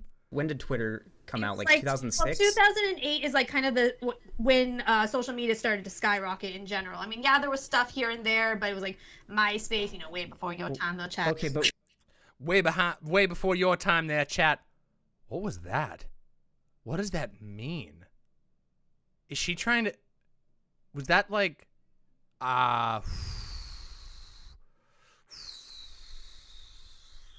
Let's just let that one go. What's this have to do with? I'm saying that don't you think that social media also plays a huge role in some of the stuff that we are dealing with in some of the social media makes it easier for a president to radicalize their base. That's how Trump stoked his fans into doing the Capitol riot with social media. Thank you very, very much, Zale Song. Thank you very much. Yo, Brittany and all them would love Antarctica. It's all white and snowy, lots of open space, frigid and barren. The females are used to that. Oh! That's a burn. And true. But I don't know if they'd get along with the penguins. That's the problem. That only helps my argument. The idea that that Obama or Biden could reach their left-wing anti-white. Do you think Obama used social media and Trump did? Come on. I mean, he could have, but he didn't. It doesn't seem, because the left doesn't want to start a race war, is why. Obama didn't want to start a race war. Obama was somebody who literally he was one of those, I think I even saw an interview where he was saying he was worried about not being black enough for black people, not being white enough for white people, and he was in that like center where he was trying to please both sides and walk that line. In a way, in this country, I feel like that is like the best line you can actually walk, because I'm a big Obama fan. Sorry to people that that's probably gonna piss a lot of people on both sides off, but I'm a big Obama fan. Oh yeah, totally. I think he was a really good president. I bet you're a huge, big fan of Obama. Big Obama fan. First one of Hussein Obama. Hussein Obama was my favorite. I loved him. Barack Obama. Barack Obama was my favorite. He did a really good job, but he was the first social media president, and that there were a lot of problems that arise because of social media that we don't ever think about, because somebody like you who literally grew up in the social media age, that was your world. But for a lot of other people, we had to adjust to this entirely new world where information was coming at you so much faster. Yeah, hate groups were rising. People were able to get into conspiracies a lot easier. There were people who were going with like-minded views, and you're getting information before you can actually have any facts. And there was a reactionary kind of environment going on. And I think Obama took a lot of heat for some of the things that were actually caused by social media. But I don't think that, but I think that for... Oh, y'all, I had a fucking painful boomer moment the other day. Earlier, okay? Listen. I had a painful boomer moment, okay? And I want to tell you what it was like, okay? Because it hurt, okay? Listen. I was sitting there, and I mentioned, I made a joke. I was like, oh, quick, message me on AIM. And then Doe and Fawn were like, what? And I was like, AOL Instant Messenger. They're like, wait, what? Like AOL, you've got mail. I'm like, yes, you got it. You've got mail. That's right. Yeah. AOL, yeah, I know, I got fucking blown the fuck out. I got fucking slammed. Oh my god, it's done! Oh my god! Hold on, I gotta hide this. We gotta hide everything so I can read this for a moment. Hold on, this is so good. Hi, my so very lovely imps. How are things for you on this today? So much excitement for the stream. Such excitement. I love it. I fucking love it. I love her so much.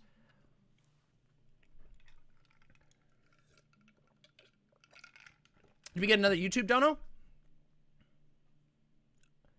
Yo, thank you very much, Zale Song, for the $5. Yo, $5 says Brittany has a bikini with a black spade and a white letter Q in the middle. If you know, you know. Oh, I know. Yeah, boy, Shamoy with the $5. Thank you so much. Brittany says something that flies super close to breaking the TOS. The host. Yeah, the host. This is literally. This is fucking modern day debates James at all times.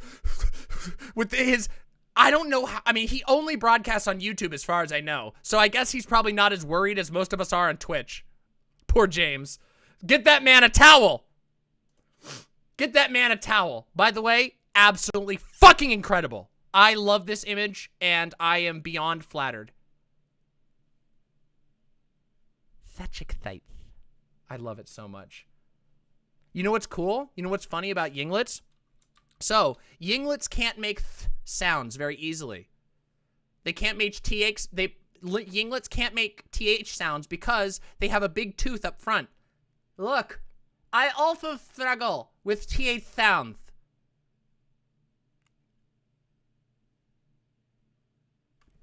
Anyway, let's continue. Let's fucking continue. Our country in general, and if you look at the way our social media is going now, we're not even able to, like, right-wingers are literally purged off of every freaking platform you can have. Like, every single one. They're not allowed to have even a space online anymore. Yes, Twitter Val come out Sally and is say amazing. They specifically have to be more lenient when enforcing the rules of their TOS on conservatives, because if they weren't, then there'd be virtually no...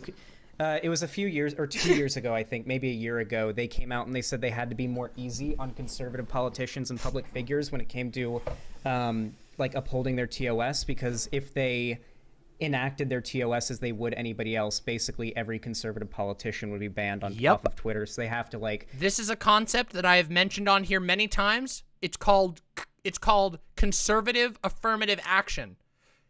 Conservatives have to be treated specially in America specifically, because the things that they say on a daily basis are considered uncivil by basically everyone else. They say racist shit, they say slurs all the time, they basically shit up every space that they're in. And so companies, because there's so many conservatives in America, have to go, oh my God, okay, we actually have to make our TOS not as good, because otherwise we'll lose all the money of these fucking conservatives. Even though it makes their website worse, the users, the majority of users are irritated by their presence and the fact that the TOSs are so poorly enforced. Yeah, it's called conservative affirmative action, okay? Seriously. Yep, exactly. Lonnie, I invented it originally, that term, I made up that term originally to talk about why Twitch panels have like 3,000 follower, 500 view, or 3,000 viewer, 500 viewer, 250 viewer lefties on there with a 2 viewer Andy right winger. And it's because most conservatives literally can't stop themselves from saying raw racist bullshit all the time.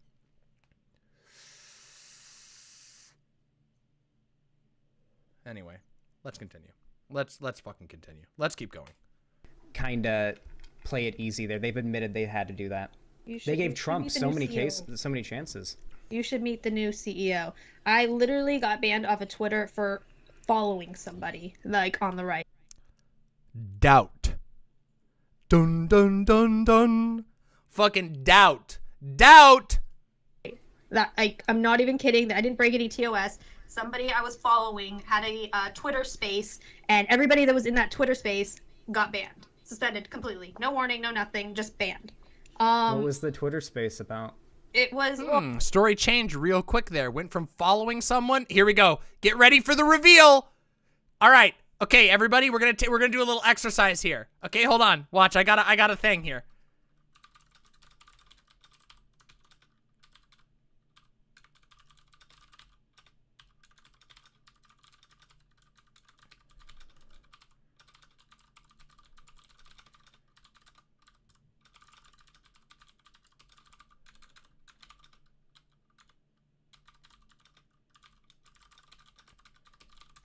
Here you go. Here you go.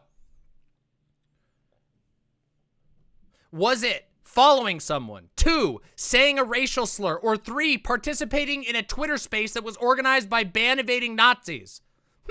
I wonder which one it actually was. Shall we find out? Everybody get your votes in. You got 10 more seconds to get your votes in. Go ahead. Go ahead. Go ahead. Go on. All right, 2, 1. Okay, it looks like people figured it out. Well, it was a Fuentes Twitter space that he had. But no, who cares? Like, why should the people that are just listening in a Twitter space or following somebody get banned? You weren't just listening in a Twitter space. You were participating in a Twitter space that was organized by multiple Nazis who have been Wow, I'm really dying right here. This word is killing me. Nazis who had been banned multiple times. That's what it was. That's what it was. It was that. And in what world is that okay? I mean, Twitter makes the rules, I guess. Don't get me wrong; these platforms practically are not very. Vush's cognitive decline arc is spreading. No, it's just because we're all really tired. That's the secret. That's the secret reason why. If all of your streamers, your favorite streamers, seem like they're experiencing cognitive decline, it's not cognitive decline. It's we're fucking tired, and fuck you, it's January. Fuck you, it's January. Very good at upholding their TOS, and you've probably seen me complain about that plenty on Twitter. But I mean, I don't. Nick Fuentes is a public figure who's a neo-Nazi and is banned off of Twitter. It's not exactly surprising that people hanging out in like a fan club group. Do you disagree with that? Do you think Nick Fuentes isn't a Nazi? No, I don't think he's a Nazi. I don't think he's a Nazi. Hint: Nick Fuentes is indeed a Nazi. The most obvious Nazi you can possibly imagine. Just so much of a Nazi. He is the most obvious Nazi you could ever imagine. All he does is make fucking Holocaust jokes. You can tune in to any Nick Fuentes content and you will come across so much Nazi rhetoric, so much explicitly Nazi rhetoric that it would make your head fucking spin. I think he has maybe some controversial views, but I don't think he's a Nazi. And I think like we throw that That's term the third around quite sus loosely. But I don't even think like Nazis are even actually a real thing anymore. So, but yeah, no, I just think that the way we're not even able to live in the same internet spaces where you're not even going to have any kind of like human contact with somebody. You're not going to be able, I mean, it would be literally the safest place to be somewhere. And we can't even be in these same internet spaces. So yeah, we're supposed to be able to be in the same country. I don't know. What percentage of the left do you think is anti-white? I don't know, Xander. I don't know, but I'm sure there's quite a bit. I think it's not, I don't know if they even recognize that they are anti-white. I think that they have like this anti-white guilt. I literally had it myself, and I went through like the worst cognitive dissonance going through this whole red pill process. Oh, so totally. Do you remember how quick her red pill phase was? Her red pill phase was got exposed for having let's just write out the timeline, okay? Let's think out the timeline here. Set up political show, pretended to be a left-wing host, platformed tons and tons of Nazis. The chat was full of Nazis. The Discord was literally full of Nazis to the point that it got shut down by Discord twice. Then she invited a new Nazi host to her show and an admin to her server who red-pilled her like that. Very weird. Little odd that. I'm sure it was very difficult after you built up a community of Nazis to suddenly begin talking about being a red pillar. Weird. What it feels like where Her show is still up, yes. Was going through this, and I felt like some of the thoughts I was having were fucking with me a bit, and I didn't want to have those thoughts because I know that this is where my black pill came in too, because there was a lot of problems I was recognizing that there were no solutions to, and that freaked me out. What if I have white guilt but I'm not white? That's kink. As well. And yeah, so I've been a little bit more red to black pilled, if anything. You can do whatever you want. But I think that the fact the propaganda is so strong that so many white people are so anti-white is not a good sign. Okay, let's respond to this real quick. I want to continue with this debate because we still have quite a bit to go through. Oh, Mixed Dizzy. So we're saying she was probably crypto the entire time and hiding her power level. Good question, Mixed Dizzy. We're gonna talk about exactly that question. That is something. Yes, the crypto question. That's what we're going to discuss shortly, in fact, because I want to talk about that. But what I wanted to talk about right here, was the idea of white guilt. Guys, white guilt is fucking stupid, okay? If you look at what white people did under the name of whiteness in America and you go, holy shit, that's disgusting. Holy fucking shit. You should not feel white guilt. You should instead reject whiteness, because whiteness, being white, is the structure that has allowed for this shit to happen. White guilt is fucking stupid. It is just as stupid as whiteness itself. It is a ridiculous, ridiculous construct, okay? Don't be white. Don't be white. You can, yeah, actually, believe it or not, it's a choice to be white. Did you know that? It's a fucking choice. You can be a light-skinned person. You can be a person who happens to have white-colored skin. But whiteness and white people is fake. And if you feel white guilt, that too is fake. White guilt upholds problematic, a seriously problematic view of of race. Oh my God, I talk about gender too much. Of race. It upholds a concept of race that says that white people exist and are responsible for everything that happens in the world. Okay? Seriously. It is just, yeah. Reject whiteness. You don't have to be a white person. You notice how you were never asked if you identified as white. No one ever asks you if you consider yourself white or if you feel an attachment to whiteness. You just get called it or don't. Do you know how many people have whitish skin who aren't considered white? I know there's a couple of people who are probably in this audience who are white passing Jewish people. Do we have any white passing Jews in the audience? You don't have to like speak up or show yourself or anything like that. But I know we probably do. And I bet you white passing Jewish people, you probably know what it's like to have your whiteness disappear like that. Where you're told you're white when it's convenient, and then the moment you say anything that doesn't agree with the white people, all of a sudden you're not white anymore. You're Jewish. Even though your skin color didn't change, your eye color doesn't change, your history doesn't change. You just automatically, you can have your whiteness sucked away from you because you have the wrong political opinions. Because whiteness is a political construct. Bam! That's why that can happen. And you know why Nazis call people race traitors? For the same reason. Because it isn't actually about race. It isn't actually about genetics. It isn't about nation. It's about supremacy. It's about building an arbitrary, oppressive construct of supremacy that's easy to stoke fear on. That's what it's all about. That is what it's all about. Let's continue. I hate to say it, but I think you've red-pilled yourself into supporting anti-whiteness. Wait, what? True, Zan, true! I know, it sounds strange, but Let's like, hear the groups you've said that you agree with here are explicitly, like, for example, the Hoteps, a group of people that you said are just looking out. You said they were black separatists, black nationalists, etc. They're part of that umbrella.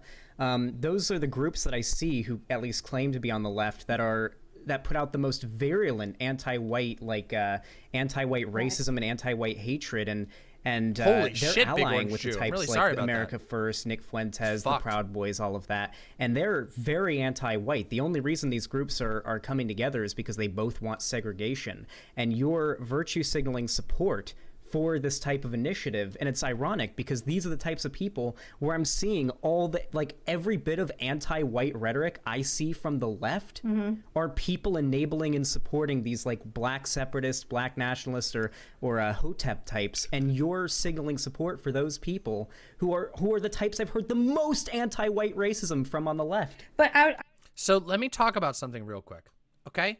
Let me talk about a personal experience. You ready for a little bit of anecdote, Andrea, here? Okay. So some of you may know my dad was a crypto Nazi. Okay. Hi. My dad was a crypto Nazi. And it's funny because throughout the course of my life, there was this weird dissonance where my dad would often use rhetoric just like this, where he would talk about the accomplishments of the West, of white people, of this, that, and the other thing. you know, good time to come in, Yeah, right? I came in at a weird time. Hey, oh, you look wonderful. Thank You look really wonderful. That's a great outfit. What a wonderful outfit. Bye, Doe. Be safe out there. We will. Okay. Doe got the drip. Yeah, they're all heading out. I think they're gonna go grab some food and stuff. Mwah. So yeah, let's go back. Yeah, my dad was like a Christian nationalist type. Now he would drop all this sort of rhetoric, but there's something weird about it, which is that I also knew where my family supposedly came from, and I also knew the history, the immigration history of my family. So my family were chicken farmers in Slovakia. Literal peasants. Literal peasants. And in the 1900s, my great-grandfather got, through some chance of fate, came here to do work. He came to America to do work in like 1930 or something. Okay? Like super, super early on. Okay? And my grandfather went and fought in World War II. And my dad is, you know, the child of my grandfather, obviously, who my grandfather came here as a baby. And my great-grandfather came here in the 1900s. So whenever I would hear my dad talking about America this and white people that, I go, Dad, our family history, we were fucking peasants. We were fucking peasants. Like the Nazis, they tried to kill everybody. They tried to kill all of us. So there was this weird dissonance in my mind about what whiteness even meant, because I was told like these weird Nazi arguments about like, oh yes, the greatness of the race and blah, blah, blah, blah, blah. And I'm like, wait, we were Slavs. We were Slavic people who were poor as fuck and fled and fought on the side of America. What the fuck are you talking about? I don't have any attachment. I'm like a weird like mongrel from Eastern Europe whose family somehow scooted across in like a time of relative peace before a time of war. We were not some great people. We were peasants. We were chicken farmers. So I've never been able to get into that, like ever. The one thing I was never, like in my family, one of the areas that never made sense to me, one of the places that indoctrination failed was on the racial stuff. I could never agree with my dad on racial bullshit, on his racism. Because, well, first of all, my first best friend, the best friend I had when I was in preschool, was a black girl. I literally didn't understand race until I was older because my first friend, my first closest friend I ever had, was a different race than me. And I never knew that race meant anything at all. I didn't even know there was a difference between us. I literally didn't. So, like, oh, where is she now? Last I checked, she was going to an Ivy League. She is lesbian, had a really cute girlfriend, and was going to an Ivy League school, like unironically. Last I checked. It's been many years since I last checked in on her. But she seems to be doing good for herself, which makes me very happy because she was awesome. Yeah. But anyway, the whole point is that the racial stuff never stuck because it literally didn't make sense to me. When my dad told me our family history, and then he tried to like sell me on these weird political narratives about Western civilization and all this shit, I'm like, Dad, we weren't a part of Western civilization. We were the fucking serfs getting crushed underneath. We didn't invent anything. We farmed chickens. So, and like me, I don't have any connection to y'all. I never even met my grandpa. Ever. I never met my grandpa. He died before I was born. So what the fuck am I supposed to say? Like, how am I going to buy into this idea of something I have no connection to? That's the absurdity that's in all of these stupid statements, is that for 90% of the people who buy into this rhetoric, it doesn't even fucking apply. It doesn't even fucking apply to them. You don't even, like, all these Nazis are like, oh yeah, the white race, you know, the conqueror gene, oh, blah, blah, blah, whatever stupid bullshit they have. And then it turns out that they're like from like some random village in Eastern Europe that got plowed over by the Nazis in 1950 and doesn't exist anymore. Oh, I love you. Oh, you look so good. You look so, look, show off. Oh. Say hi, look at Fawn. Fawn looks so good. Be safe out there. I got my creepers. Ooh, the creepers. I love those things. You look so good. Thank you. Make sure you keep your masks on. Of course. Love you. I always do. I know you do. Scared of that crap. Mwah. So let's get back to this debate. There's not much else for me to say here, but that whiteness is bullshit, okay? Yeah, I know. Mama Nag. I almost would rather them be honest about it, if anything, and, you know, like, no, okay. I literally do it all the time. They don't, not we, sorry, excuse me, but they don't want to live amongst white people, and for white people, they shouldn't have to live amongst people that they don't like either. If I feel like that choice should be allowed in this country, and it doesn't seem like it is. We are had this like that right there is not even sussy anymore. She just said, I don't want to live with people I don't like, referring to black people. Like, she slipped that through by being vague, but that's what was said, right? That's what she just said. She said, I think that people shouldn't have to live with people they don't like, which in this context is black people. That's not sus. That's just open ethno-nationalism. That's happening. And why? Yikes. What? Again, if we're having all of this propaganda that's being pushed, what results do you think that's going to cause? If still hasn't substantiated this so-called shit around people that they don't like or that they have been like trained to not like, and telling them, okay, now you have to be in a company with them, you have to be in a school with them, you have to be in this community with them, and deal with it. What do you think that's gonna do? We gotta see if like anti-white hate crimes go up, I guess. It seems like the country's just getting more and more progressive as it gets more and more diverse. Sheltered. How am I'm not sheltered. I live in... By the way, this is such a weak spot. Brittany calling Xan sheltered. Brittany calling Xan sheltered comes off so stupid. First of all, she doesn't know anything about Xan. Secondly, it just comes across as massive cope. I don't think anybody sees this as a win. Palm Springs. It's like it's like an hour drive from the border to Mexico. You know, like you'd think that there'd be. Like I've gone to LA and shit. I've seen a good amount of stuff. Like I don't know why the shit. I thought of another cool anecdote. Want to know what's weird? So my dad was a crypto Nazi. My mom was not. My mom was conservative in her own ways, but my mom was not fixated on race at all. At all. And you want to know what the big difference was? My dad grew up all around white racist people, and my mom grew up in one of the most racially diverse cities in the country. Weird how that works out. Weird how one parent who spends lots of time around people of different backgrounds and races, even though she married a crypto Nazi, never swallowed that bullshit. Weird, isn't it? So strange. So weird how that works. Sheltered thing is an argument from you. I've used data to back up what I've said. The data from sociologists, criminologists, everything seems to demonstrate that exposure reduces the amount of racial animosity and racism that somebody has, right? And you're using, well, I have common sense, you're sheltered, that's my argument. I think. Do you understand where the disconnect is here? Well, I think that what I mean by being sheltered is a lot of people in these communities are, I would say, terminally online.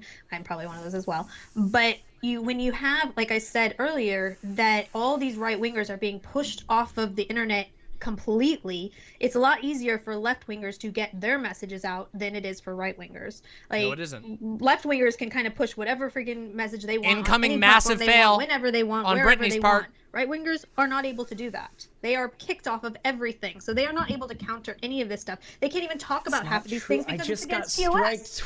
I got false striked by YouTube twice in a row because I talked about Oops. vaccines. Yeah, trap card activated yet again. Another trap card activated.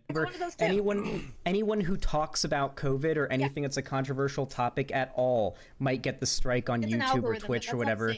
Because it's an algorithm, and all these platforms care about is maximizing their revenue. And small creators that have no accountability talking about these topics is a threat for YouTube's bottom line. They aren't pushing an ideology. YouTube doesn't want to push an anti-white. You'd think YouTube would be banning every conservative. Lovely Heretic says, you keep talking about my dad in the past tense. I'm so sorry if this is overstepping, but has your dad passed away? No, not that I know of.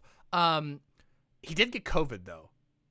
So I don't know if he's okay. I'm sure he's probably fine. He has good health insurance. My dad and I just don't talk. We haven't talked in like more than half a decade. For obvious reasons. I don't associate. I think he's like a very bad person. So yeah, but he did get COVID. At last I checked, he was fine. But yeah, he's like an anti-masker and all that shit. So anyway. Right-wing creator on their platform, and Twitch would be doing the same if that was their goal. Absolutely. They're not for the pushing best. for some anti-white, anti-American, Well, that's great to hear, Mental Ben. narrative. Okay, I do think there are some people. I do think that there are times in life where you can mend relationships. I don't anticipate it being something that will happen with my dad because of the way that my dad is about things. My dad is incredibly stubborn in his views. He does not yield to anyone ever. He's very unyielding, like to a pathological degree. He's incapable of admitting wrongness. So I don't imagine that it will happen, but maybe. And if it does, maybe. Who knows? But I'm very happy to hear that your dad and you have been able to, to be able to cross that.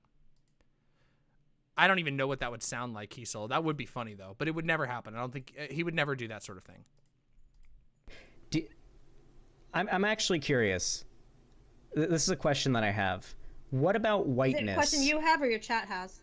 I have it. Okay. What about whiteness to you is worth preserving? Why do you want to preserve whiteness? This is not like my question because I don't really. Yeah, it's exactly. not about it for me. Like Exactly, I'm not Capo. somebody who is like, oh, I'm trying to like save the white race or anything like that. I honestly do not care. That's not what this is for me. Like I have very different goals than a lot of the white nationalists have. So that might be their goal. For me, I just do not want to become a minority in this country. I do worry about a racial revenge. I don't like the anti-white hate. I think that for me, being white is more of a visual thing. Like if somebody was going after somebody, I'm still talking. If somebody was going after somebody for being white, they're not going to sit there and ask them like, they're 23andMe or how white are you or this or that. They are going to see somebody who is, blonde, blue-eyed, and they are going to be not happy if they are anti-white. So that's my issue. White nationalists have a very different reasoning, might have similar goals, but completely different reasoning for it. And again, I don't have any hate for anybody. Listen, I have a different reason for advocating genocide. You are advocating genocide because you want a white ethno-state. I'm advocating genocide because I want a white ethno-state. It's very different, you see. Very, very different, you see. Really, really, really wish it wasn't like this. I hate that it's like this, but there are so many uncomfortable truths that I have had to face that I didn't like it, but they are the reality. And it sucks that it's the reality, but it is the reality. And what really annoys me is the fact that you can't talk about this because then you are lambasted, this horrible, horrible person just by pointing out uncomfortable truths. Why is that okay? That is just JQ. Just so you know. I'm just asking questions. These are just the uncomfortable truths. That is straight up Nazi rhetoric. Straight up out of the playbook of every Nazi ever. Every single Nazi will talk about uncomfortable truths and just asking questions about who's actually in charge and all of that shit. Isn't it weird how that works, huh? I don't think you're calling out when you say things like I'm just pointing out uncomfortable truths, that comes off as a dog whistle. That's good job, Zan. Good job, Zan. Have used as a defense against any criticism. I'm just asking questions. I'm just telling the brutal, honest truth. I'm just telling it how it is. The uncomfortable truth. It just comes off as a little sussy to me. But I guess.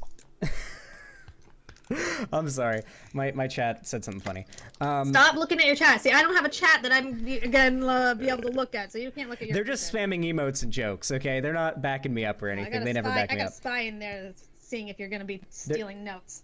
there's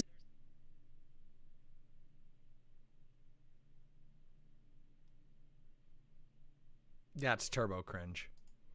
They're just spamming the emote of Hank Schrader from Breaking Bad doing the sus face. That's what they're doing right now. I guess. So you believe that there is an overwhelming, or at least a growing, animosity towards white people in our society. You believe that immigration is going to result in more non-white people coming to this country, learning, I guess, how bad white people are, and then they're going to want to do a race war. I think with how much we are talking and how much we are pushing so much of the anti-white hatred, that yes, that when the time comes, white people are the minority, and with how much, I mean, we are trying to right a lot of the wrongs that happened in the past, and like, it seems like almost like white people are going to be having to get punished for the sins of the past. They're getting they really are being punished for the sins of the past, whereas black people, they might be able to get away with a little bit more. Like they're filming something, they might do something legal, but if they do something, they provoke a cop and something happens, then they're able to get out of it because it's all about public opinion, and they're pushing a lot of this stuff. And I think MLK was somebody who was also talking about that, how they would kind of try to provoke incidents that would happen. Don't you dare. I'm sorry. Xanderhal's face right here. Don't you dare. Hold on, let's just get that face. Can we get that exact frame perfect? Can we get that? Hold on, let's see. About that, how they would kind of try to provoke incidents.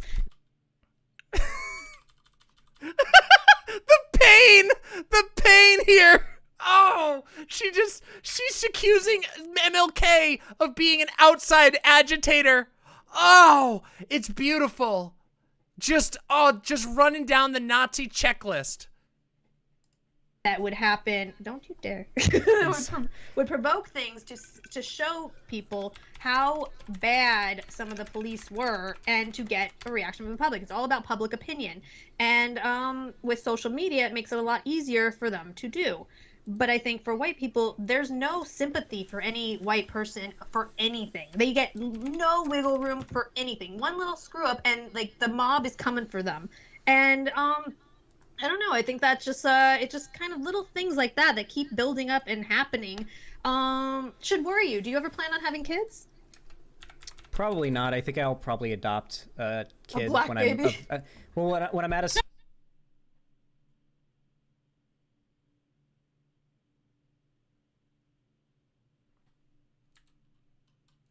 up and happening. Should worry you. Do you ever plan on having kids? Probably not. I think I'll probably adopt a kid black when baby? well,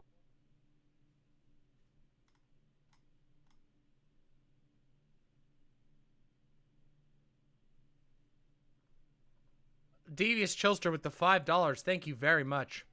Let's take a look at this meme. Let's take a moment to catch that. You want an ethno-state because you're afraid of the great replacement. I want one because I'm afraid of being replaced. We are not the same. True! Devious Chilster! True! Literally. Literally true. Excellent meme. And yeah, she said, are you going to adopt a black baby?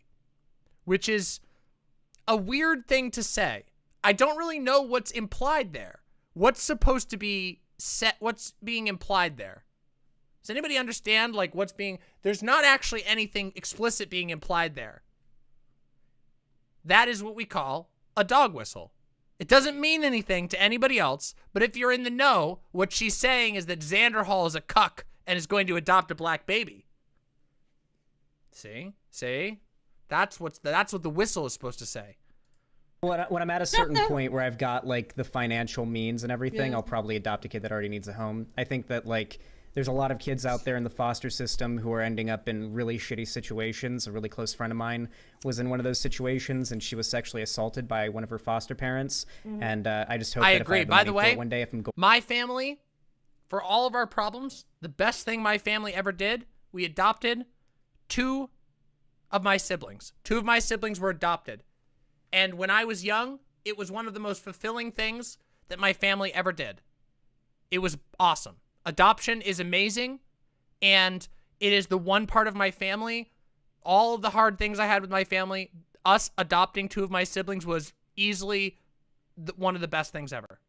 Adoption is so good. It can be so good. And yes, there are problems in the foster system and there are problems in the adoption system, of course. But that doesn't change the fact that there are a lot of kids out there who a lot of orphans or functional orphans who literally don't have homes and could use them. Adoption is based, and Xan is based for thinking about adoption. Seriously. Going to have kids, I can just provide a good home and upbringing and a financial stable living situation for a child who already needs a place to be, you know? You know what I hope? Here's what I hope. Here's a little wholesome moment. I hope that I'm still making my show when Xan becomes a dad. Because that would be the sickest thing to see ever. I hope I'm still making my show, and I hope Xan is still making his show and is happy making his show when Xan becomes a dad. Because that would be so fucking sick. I can be the cool aunt, can't I? I could be a cool aunt, right? That'd be sick as fuck. That'd be so fucking sick. Xan would be a good dad. Xan would be a good fucking dad. I can tell. Xan would have fun. Xan would spend so much fucking time playing games and stuff with his kids. Xan is going to be a favorite dad. I can tell. I guess that's my goal, but I have a question. I got an answer. When you say white people will be a minority in this country, what do you mean by that? What does minority mean? Okay, I know that if you were to, they'd still not be a minority because you have a lot of different other groups. But I feel like with how much people all have a grievance against white people, that there is like, it wouldn't matter if, you have a certain amount of Mexicans or black people or this or that. It's like they all have a grievance against white people. Everybody hates whitey. And so I think that is when white people are going to be the minority. When you combine the rest of them. Wow, okay. So when we use minority to refer to like black people or Hispanic people or any non-white like racial group or ethnic group in this country, we're not, the word minority isn't referring to them being the number being low. I get what you're saying. Yeah. So you're arguing that white people will become a minority in the same sense that non-white people in this country are, not out of number, but in power and wealth. It's a little bit of both. A little bit of both. But yeah, like I think that it's just not gonna be good for white people in general. Like Wait. So you think do you think your life is going to be affected by this? I'm curious. Do I think my life is going to be affected by this? Yeah. Mine personally, I don't know if mine personally is. I worry about my sons. I worry about my son's life. Well, I think your son will probably be okay. Why? I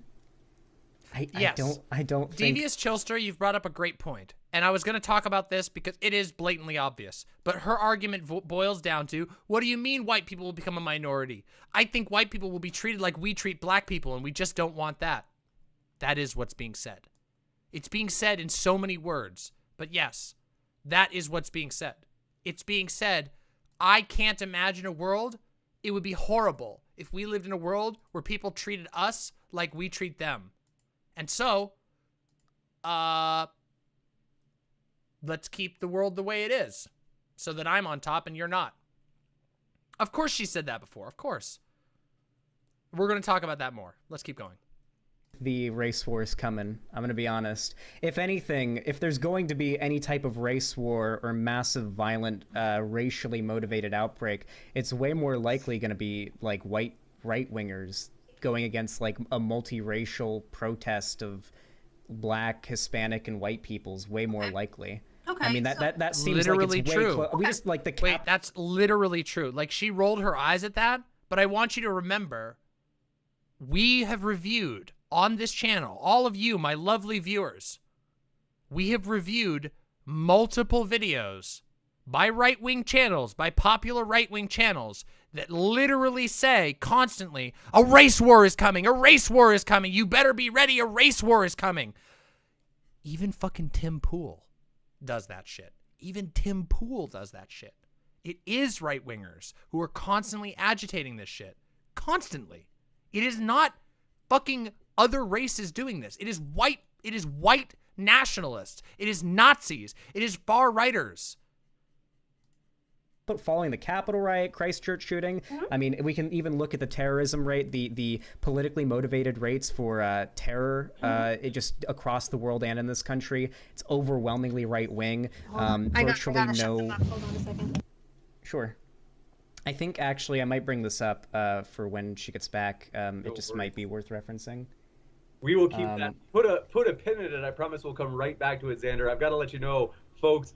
Xander is one of the people who will be at this conference coming up. It is going to be juicy, and that is linked in the description. I'm so nervous about you going to Texas, Zan. I'm so fucking nervous. Buddy, I'm so fucking nervous.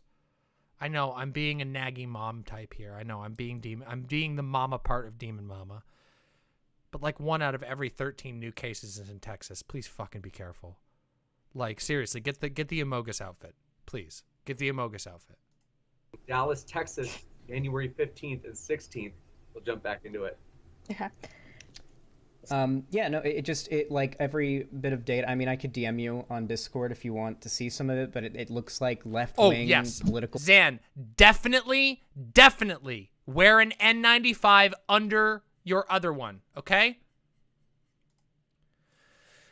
Legacy of Boom 56 with the $5. Thank you very much for the very generous $5. You said that you don't have to ID as white, but you agree that you would still benefit from the construct of whiteness, right? Yes, of course. Yes, of course. White privilege still exists even if you don't identify with being white. And in fact, how you dismantle white privilege is by acknowledging that and by working to dismantle whiteness while rejecting being lumped into whiteness. I don't want people to look at me and think white person. I fucking hate that. I don't want anything to do with you motherfuckers. Any people who fucking identify with being white, I don't want anything to do with you. Don't fucking lump me in because of my skin color.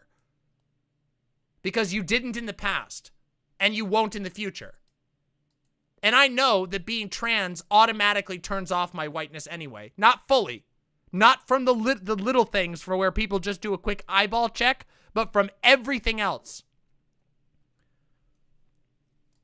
Violence has been... It didn't really exist much on any serious scale to begin with in this country, but just it's gone down. The tiny bit that existed has gone down over the decades, while right-wing violence has been on an upward trend.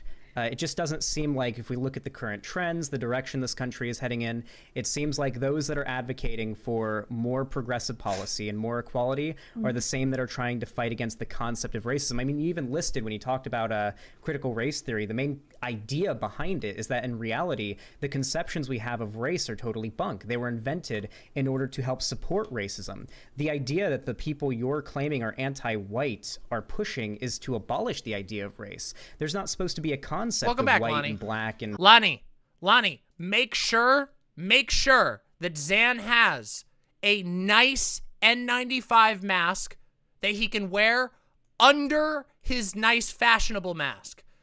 I know the one mask, two mask, Dr. Fauci, but a N95 masks look like shit, but you can put another mask over it so you don't look like shit while not breathing in particles, okay? One mask, two mask, Dr. Fauci. Hispanic, etc. Like, are you... Do you believe that these people are not in favor of racial abolition? Wait, are you saying... Wait, hold on a second. The idea purported by most of the types that support critical race theory, actual critical race theory, not when I'll stop Republicans worrying now. claim that I love teaching about Martin Luther King is critical race theory in schools. Actual critical race theory, most that purport it are racial abolitionists. They believe the social construct of race is one that only results in more racial animus between us, and they want to abolish it. You're saying that white... No, you're not saying white people are doing that. Plenty of white people support... Like, white lefties. Okay. But even... Okay, say that you're right about white people are going to be the ones that are going to go do all these horrible things and blah, blah. It's still an argument against being a multiracial society, because it's still an argument that there is a lot of tensions that are going to happen. But wait, Mental Ben, white lefties aren't really white, apparently. Let's listen back to that. I was just talking about this. Let's listen back to that real quick. Listen and watch how quickly the whiteness disappears, yeah. Critical race theory, most that purport it are racial abolitionists. They believe the social construct of race is one that only results in more racial animus between us, and they want to abolish it. You're saying that white? No, you're not saying white people are doing that. Plenty of white people support. Like white lefties. Okay. But White lefties. Okay, yeah. See? Notice what I said? Literally proving my point as it goes on. It isn't about race. It isn't about ethnicity. It isn't about nationality. It's about agreeing with Nazis or not. You either agree with the Nazis or you're a degenerate. even okay, say that you're right about Slips in all over the white place. people are going to be the ones that are going to go do all these horrible things Thank and blah you. blah. It's still I'm happy to hear that, Fright Man. I'm happy. Yeah, exactly, Saberflote. Yeah. an argument against being a multiracial society, because it's still an argument that there is a lot of tensions that are going to happen. Shouldn't we want to protect all these groups as well from each other in general? I think you've been... What have I been? I genuinely... I don't think you're a Nazi. I imagine my chat...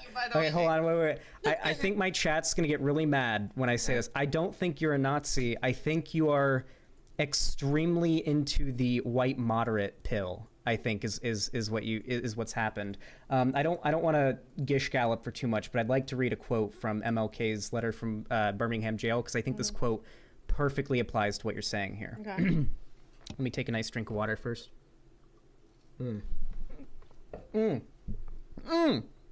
Perfect H2O.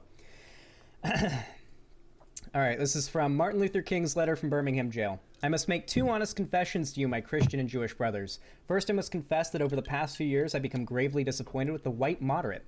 I've almost reached the regrettable conclusion that the Negro's greatest stumbling block is his stride towards freedom is not the white citizens' counselor, the Ku Klux Klanner, but the white moderate, who is more devoted to order than to justice, who prefers a negative peace, which is the absence of tension, to a positive peace, which is the presence of justice, who constantly says, I agree with you in the goal you seek, but I cannot agree with your methods of direct action, who paternalistically believes he can set the timetable for another man's freedom, who lives by a mythical concept of time, who constantly advises the Negro to wait for a more convenient season. Shallow understanding from people of goodwill is much more frustrating than absolute misunderstanding from people of ill will. Lukewarm acceptance is much more bewildering than outright rejection. There's more to the quote, and I think as it goes on, it applies even more. But I think I feel like you've white moderate pilled yourself. Like the people who are on the more radically progressive side that are advocating for just a broader dissolution of the entire system that has informed our current conceptions of race, you're claiming those are the people that want to start a race war. It's the same kind of narrative from the types that push back against MLK during the civil rights movement. It's the same type of white moderate hesitance. Literally so true, Zan. You fucking nailed her on this one. Can you tell me some benefits of having a multiracial society? I don't think the onus is on me to say there are benefits. I think the onus is on you to tell me the negatives. You're the one who wants it, though. I think it's going to happen regardless. I'm just not against it. I haven't heard any arguments against it. It's natural. I don't know what you're the one making the argument. We need to stop it. The onus is on you. I feel like I have made a lot of arguments on why it's bad. I wouldn't agree, but I guess I could list some things: culture, food, stories, getting to meet new people, new friends. I've got plenty of friends that are not white that I'd hate to have never met. Yeah, because there's so many of them here. I'm sorry. Okay, go ahead. I'm sorry. I met most of them on the internet, but I'm sorry. Okay, I guess we can go, because I have a list of things we went through, and I guess we'll go to the last thing. Nick J. Fuentes. Yeah, she's really fucking annoying. On this too much because we're talking about retcon. It's really funny, but just so you know, this person, Brittany from Politically Provoked, every couple weeks or so, she pops up in my chat to shit talk me or try to shit talk me, and she's been banned out of my chat on all of her alts. It's really funny. She's not only really dumb, but she also is incredibly cringy. It's really fucking funny. Person, and I don't like debating about other people, but you said that you don't think he's a Nazi. Sure. I do think he's a Nazi. Okay. She does that. She does that to a lot of people. She's a chat brawler. She loves to go fucking chat brawl. I don't think that Nazis are even a thing anymore. Really? Yeah. I mean, he might be I think he's like, what isn't he like a paleocon or Well, he's a white supremacist. Define white supremacist. He believes that black people are inherently inferior to white people. I don't know. He also thinks that the age of consent is a feminist construct. Okay, that ought to be abolished. I mean, I could talk to Mr. Girl about that one, all right? Oh yeah. Okay, all right. I mean, do you believe the Holocaust happened and that 6 million Jews? Okay, all right. Just checking in. Well, I mean, do you got any memes for me? Do I have any memes for you? I mean, like any questions, any talking points, any points you want me to I wrote some like? things down. Hold on, let me see if I have gone through some of them. Okay. I just joined. Isn't this supposed to be the left-wing host on Politically Provoked? This is the former left-wing host of Politically Provoked. Now she just calls herself the host of Politically Provoked. She doesn't brand herself as left-wing anymore. Because, come on. Nobody was buying that shit. I'm kind of glad we didn't really get into the economic factor because I don't think it really actually matters that much for what I'm pushing. I mean, there are economic issues that I do have as well. It's not just this. This wasn't like the sole reason I am against immigration. But one thing that actually somebody mentioned to me recently was, you know, with the birth rates and stuff. And it didn't even click to me because I do believe that global warming and climate change. Hell yeah, Brittany. That's great to hear. But I do great game. Like realize that there have been a lot of those advocates who are pushing to not have. Mental Ben got to push back on you. Jumping from one political extreme to the other like that is a sign of BPD? No, it is not. That is not a sign of BPD. I got to say no. No. That is not true. Not true. Have kids because of overpopulation. That kind of shit worries me a little bit as well. Like, why are they pushing to not have children when we have such low birth rates? I'm actually asking. If you want to look at a place that's having issues with lower birth rates, I mean, America is certainly not one of them. We have a fairly decent replacement rate. America doesn't have low birth rates? America does not seem to have a problem at the moment. Absolutely, we do. Well, right now millennials aren't having kids because of the current economy and the difficulty for them to build wealth and get a place. But like outside of that, it seems like our replacement rate just broadly in this country is not nearly as bad as it could be. If you want to look at a country, a matter of fact, this actually supports my point. Japan, very, very, very racist country. Very, very racist. Yeah, absolutely. Yes. Okay. Japan is a very, very racist. They sided with Hitler in World War II. It's a very racist country. They are not a big fan of black people. Then, Let's bring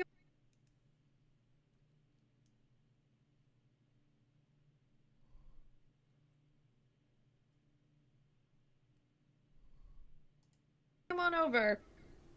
Yeah, very xenophobic country. She's got. Do you notice how she's been doing nothing but smuggling and trying to make little quips for the last 30 minutes?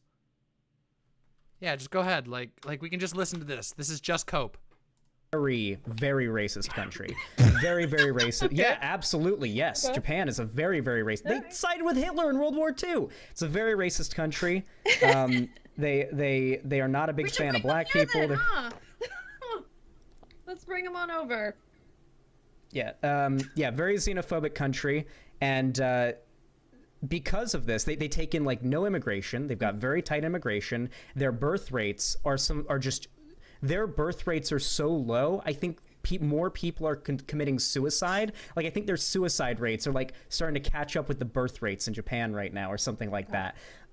Very, very, very bad shit. That's not the future I want to see for America. Ironically enough, that's an example of a country that's doing exactly what you're advocating for. And they're not exactly having the best time. I think you're right. They're not doing well there. But I'm not familiar with Japan and all I highly recommend looking into it. I will. Absolutely. If you want to send me something too, I'll look at that.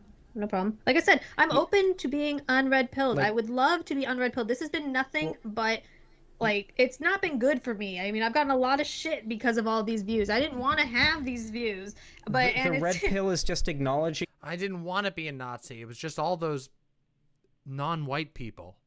I just couldn't stand all those. I just was so racist. that I couldn't stop from being a Nazi.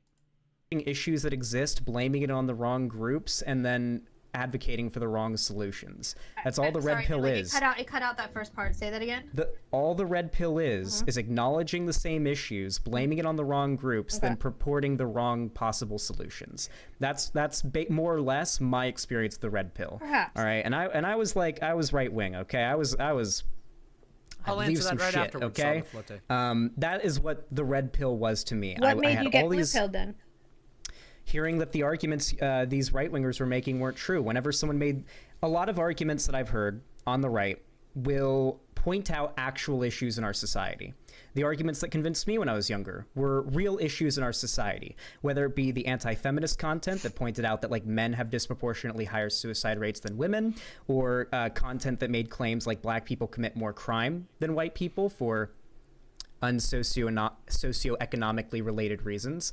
When I heard arguments like this, there was no counter out there for me to find. So when I stumbled across content that was actually able to present data that debunked those currently held positions, I got pulled out of it. And now my job is to research all of these topics so that I can debate people on it and just sort of strengthen my positions from there.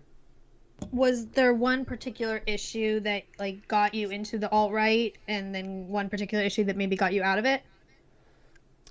Ironically enough, pretty similar to what you're saying. I did actually feel like white men mostly were under attack in this country, and it just seems like as I've gotten older, it just hasn't been borne out in reality. I'm doing just fine. Seems like white men in this country are doing just fine, and it was just sort of a misguided perspective. If you want to make the argument that people are being oppressed in this country and that white people are facing issues, if anything, it's capitalism causing those problems, not some cabal of people pushing anti-whiteness or really I don't know.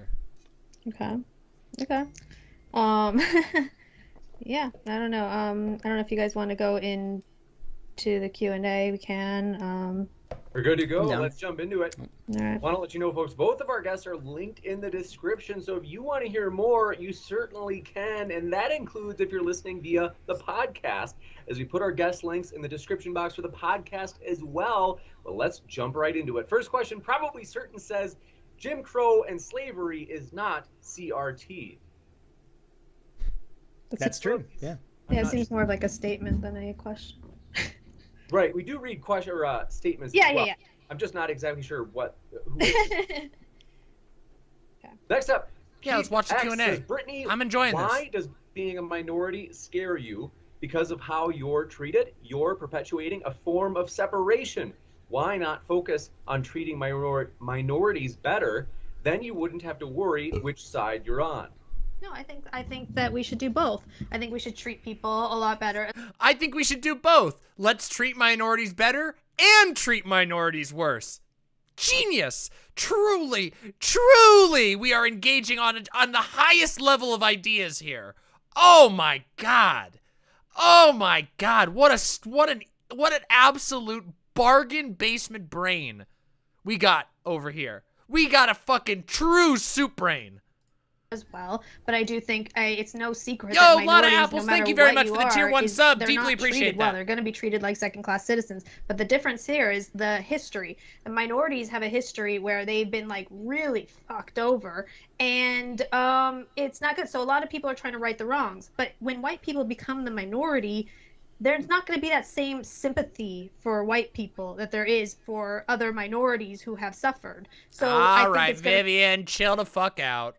Chill the fuck out, Vivian. Oh my God. What is going on in chat? Chill the fuck out, everybody. I'll address these after the panel. Everybody fucking vibe. Can we not have blood in the chat right now? My God. Be more of like, okay, you kind of had this coming, you deserve it, fuck you. Whereas we are not doing that to minorities now. So I do worry about it. I worry about like paying for sins of the past, whatever those might be. And I think that a lot of people should. And I think that people that are pushing some of this anti-white stuff, especially if they are white, are not realizing that this is going to backfire. They're not going to know if you're the good white person or the bad white person if it's purely a racial issue. If somebody you just did that multiple times. Oh God, this is so stupid. They're coming so from white people. Stupid. They're not going to stop and geeky say, lesbian. Hey, are you a lefty white person or are you a fucking Nazi white person? They're going to be going for you for your skin color. Sam Harris's Bulldog says, I know it's off topic, but I would It's die okay. for It's an all right. archaeological evidence. some arguing is fine. It's just getting a little out on of this out of channel. hand. Please make it happen, James. Thanks for that. I'll keep that in mind. Long Nights YouTube and says, amazing how much quote unquote certain white people are afraid of the people of this country. Actually learning about the history of this country, it's whitewashed. True. I think that's for you, Brittany. Okay, wait, say it again. Sorry.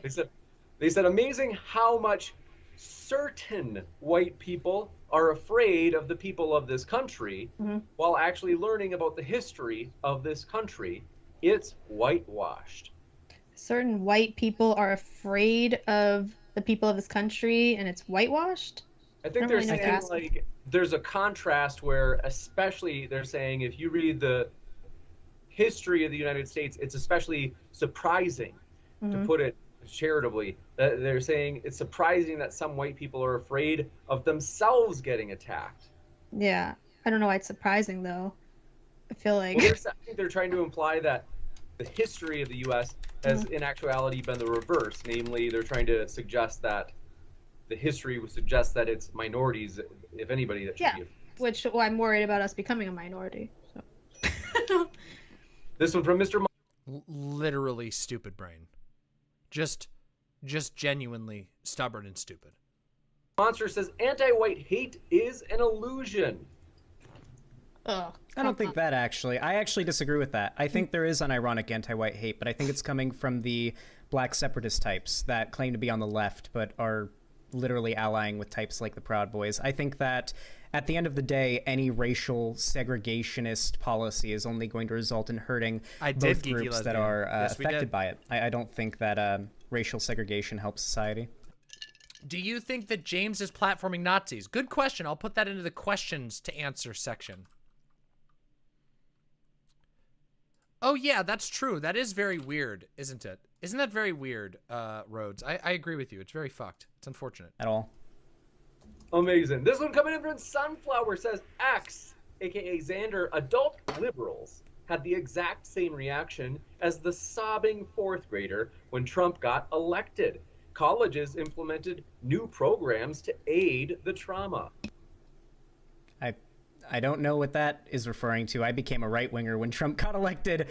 The Trump getting elected led to me moving more to the right, so I don't know what that's for. I think what they were trying to say is, I think it went back to when you had mentioned the fourth grade girl who was afraid that when Obama became president that there was going to be like persecution and that Obama would be Hitler or something to that effect. They're saying when Trump became president, they're saying that, you know, people were saying this is, you know, Hitler, and that there were new programs to aid the trauma at colleges.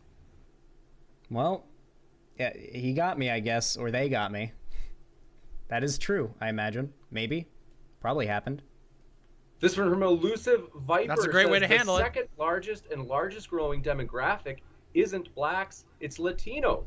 Why all of this focus on what will still be the third largest racial group? Well, for me, it's not like technically about like blacks or anything like that. It's just, again, good question. The anti-white stuff that we are pushing on people. I mean, like I said earlier, even white people are hating white people. Everybody has a grievance against white people. So us just becoming a minority really worries me. So it's not about, I know that, yeah, like blacks are not going to be the majority anytime soon. Like that's kind of obvious. But by the way, just so you know, anybody who says blacks there's like that increases your likelihood of being racist by 90%, especially if it's unprompted. Like, if somebody just says blacks unprompted, that means, like, your likelihood of being a racist is, like, 90% or above. Now, there could be some strange 10% chance that they're not a racist. But, holy fuck. Anybody who says like that, like, that's a thing that you normally learn when you're, like, a child. Like, guys, no one refers to people like that. Because it's really rude.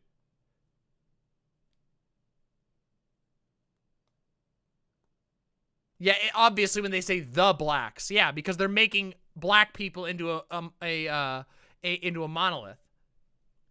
It's weird. The fact that yeah, but that's okay. But okay, Rhodes. Zizek is literally a Slovenian raccoon. Okay, I don't think that I can analyze Zizek's appropriate language. Okay, I just can't. I don't know, and I don't know enough. Okay, I'm sorry. I've also seen the clip.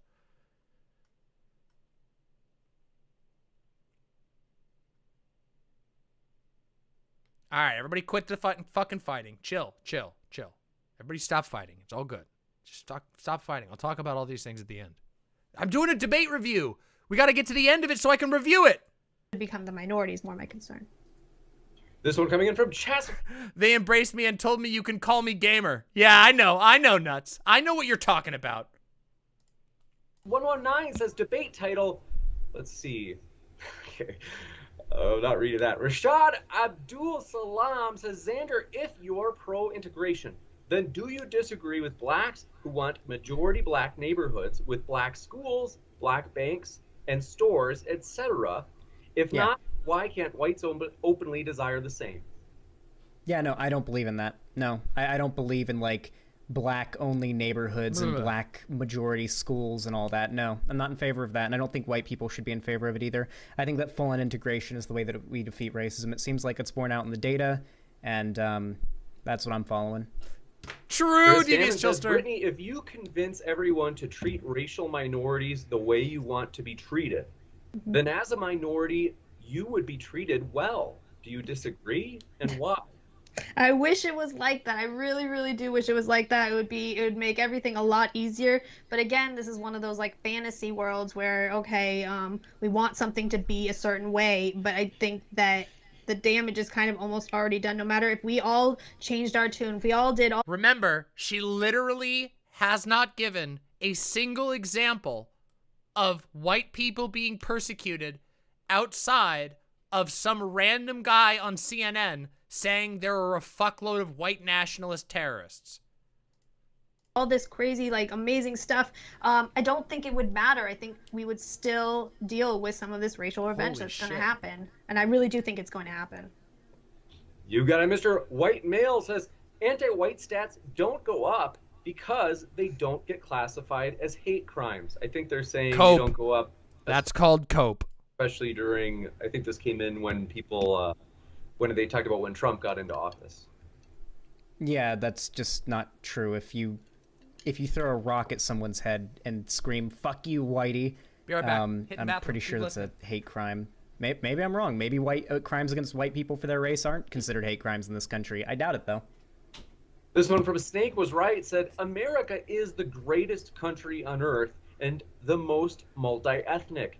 Anyone can live together. It's wokesters who can't mix with American culture. Oh. Well, they were right in the first half. America is the greatest, most multi-ethnic country ever. Yeah, absolutely. I don't think the wokesters, that's a new one. Are you a wokester, Xander? I think this person thinks I am, and they invented the term as far as I can tell, so I guess so, if they invented it. I don't seem to agree. I think I do a pretty good job of integrating into society. Juicy. This one coming in from Forward Tribe says, what do you think of the Dalai Lama, and what about when he says Europe should be for Europeans? Who's that for? I would think probably it's for me. Xander. I don't know enough about the Dalai Lama to confirm or deny whether or not that's an actual quote, but who cares? Juicy. This one coming in from Kwani Upstate says, if she isn't Native American, does she think her ancestors shouldn't have come here? Will she leave the U.S. if her ancestors came here? Okay, this is fun. So yeah, I get this whole Native American thing, and yeah, sure, if everybody wants to leave that's not Native American, let's do that. It's called find a different country, and we can go find our own white country, we can all find our own black country, we can all find our own Mexican country, we can all do that. Let's go do that. We'll just all have our own countries. Would you go move to the white country if there was like an all-white sort of like ethno-state started up? I'm not sure that they would take me. Quantity Why not? Upstate strikes again, says the U.S. is and always has been a melting pot, so more babies who grow up American is a good thing. True. That's why we need to go to war with and annex Canada. We need to take all of the UK. America needs to conquer every single country, the entire world, and everybody needs to become American, okay? Good. We're gonna rename Earth to America. I do actually think that the entire world should just speak English. Like, I would be totally down for that. So, It'd be convenient, but I think actually, ironically enough, a lot of the world right now speaks English, and a lot of countries, like in Europe especially, even if they aren't like English-speaking countries, typically like English is taught as a second class. I think the same is done in like Japan and a lot of countries in Asia and whatnot, Central Europe. I think like English is like a required language to learn for a lot of those countries. There's one coming in from Chris Gammon, says, for Brittany, what precise skin tones do you advocate for being barred from entering the country? I mean, come on. It's not about, like, again, I don't have any hate for anybody. I, like, really, really wish it wasn't like this. I don't like that it's like this. I would be happy in a multicultural, multiracial society if it worked. It just doesn't. So it's not like I'm wanting it to be this way. I really don't. So I can't. I just want to close the borders. That's This one coming in from Nugget Man says, do they say not non-white debating white replacement? What the? I'm confused by that, Nugget Man. You got to clear up. Pivot Cyroy says, not sure if it was asked already, but Brittany, why don't you want to be a minority in your country? Are they treated badly or something? Yeah, of course. Minorities are always treated badly. Well, nobody should want to become a minority. Wait, aren't you, even you brought up the South? Sorry, I don't want to derail from the question, the Q&A too much, but I'll make it quick. Ironically enough, despite the violence that has happened in the countryside in South Africa, despite being a proportionally, number-wise, a minority group in that country, white people still currently hold the vast majority of wealth and power in South Africa. Yes, I don't know about what kind of wealth they hold. I gotta rewind 20 seconds. All right. Treated badly or something? Yeah. Cyroy says, not sure if it was asked already, but Brittany, why don't you want to be a minority in your country? Are they treated badly or something? Yeah, of course. Minorities are always treated badly. Well, nobody should want to become a minority. What?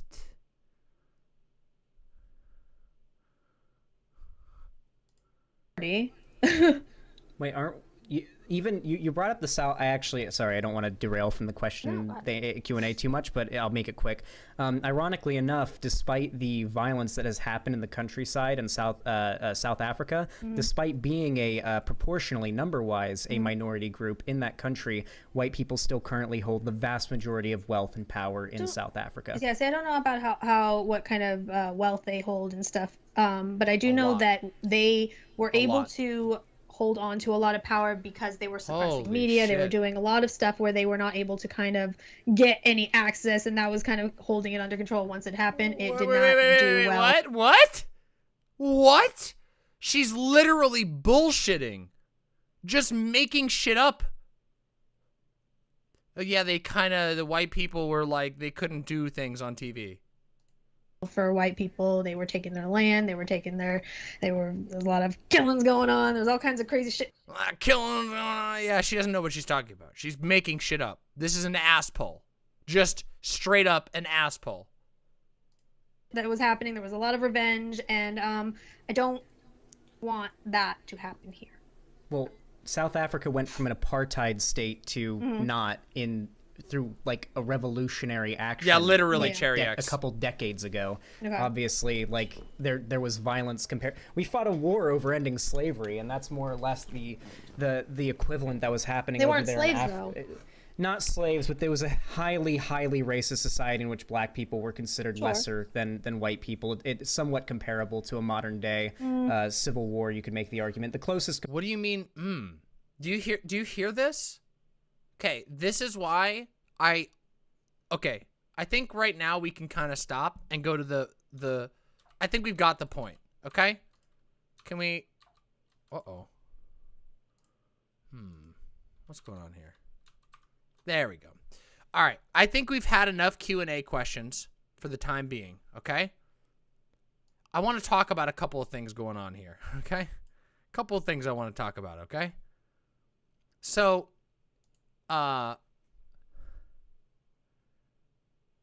this is why I release my anger and fury on right-wingers. Yeah, this is why. Now, hold on a second. There's a couple of things I want to talk about here, okay? Let's talk about this whole thing, okay?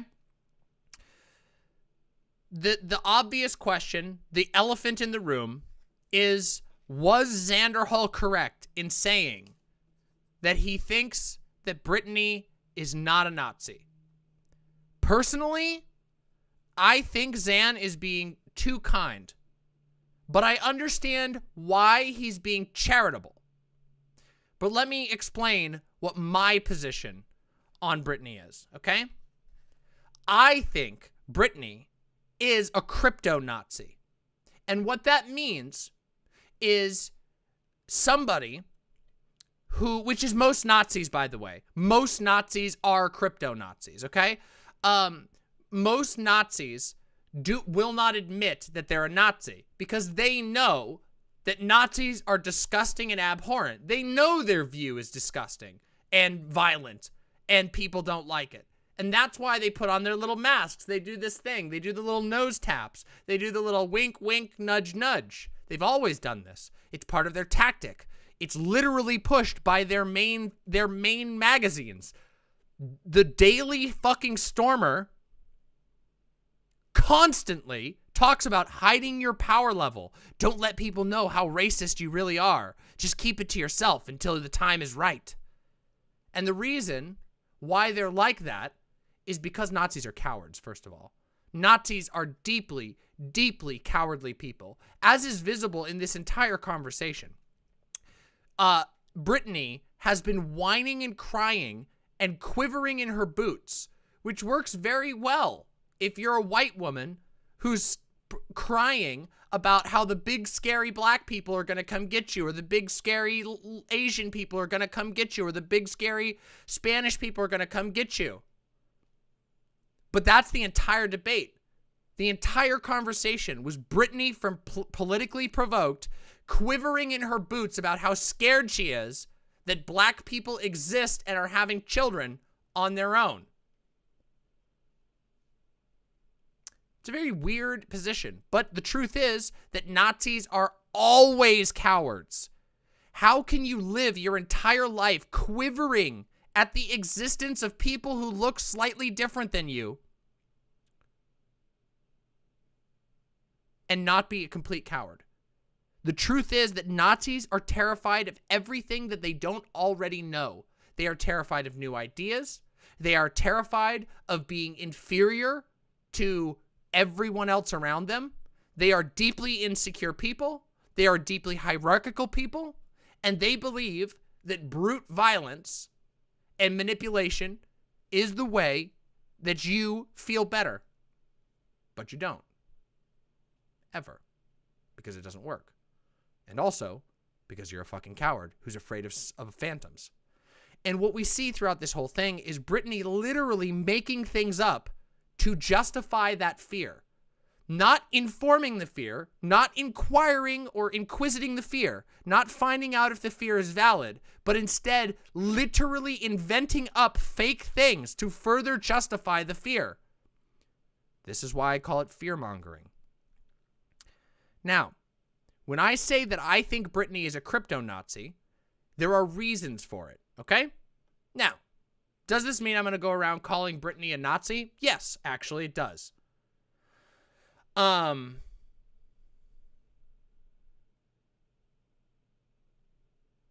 Yeah, I think Xan has gotten a lot better at this. We'll get there. Okay. Yeah, I'm gonna call. I don't care. I'll call Brittany a Nazi as frequently as I want to. I don't really care. I think it's pretty fair. Yeah. I mean, whatever. Anybody can call her whatever the fuck you want. Sure. I can't, Cherry, because of the ban. I can't react to it because of the ban. I wish I could, but I can't because of the ban. Gotta be careful with that shit. It's gonna get me banned. So yeah, I don't care. I think it's pretty obvious. But here's the thing. It's really difficult, right? And most of the time, it doesn't matter. No, you can't. You can't, Cherry. You can't react to people who've been banned. Yeah, you can't, unfortunately. I don't think it's usually useful to spend a lot of time trying to prove someone is a Nazi. However, I think there are times in which a very easy case can be made, and I think this is one of them. Brittany from Politically Provoked partners with and platforms fuckloads of Nazis and fascists and other extreme right-wing positions. Brittany herself admits that she is a red pillar who believes in great replacement. She fears white people being made a minority because, in her words, the blacks will treat her bad someday. She makes up all kinds of conspiratorial nonsense to back up her fears. She argues for the existence of a white ethno-state, and she backs up other people who believe in making ethno-states as well. And her Discord was crawling with Nazis to the degree that it has been destroyed twice by Discord. And her audience is crawling with Nazis. And she JQ'd in this conversation. She said it was banned more times? Wow, maybe more. Might be more. Oh, really? That'd be cool. If you have screenshots and shit, Lena, you should DM that to me. They don't call her the lefty anymore. They used to. They don't anymore. So, is it technically possible that Brittany is not truly a Nazi? I mean, come on, guys. Maybe. Sure. But yeah, Vosh said that he wonders if Brittany is so stupid that she doesn't realize she's a Nazi. No, I don't think that's true. And there's a couple of reasons why, which is, one, Nazis are always stupid. They're always stupid. Nazis are fucking idiots. Are you kidding me? They're so fucking stupid, okay? Being stupid doesn't mean you can't be a Nazi. But also, while I do think that Brittany is indeed a very stupid person, I don't think she's as stupid as other people give her credit for.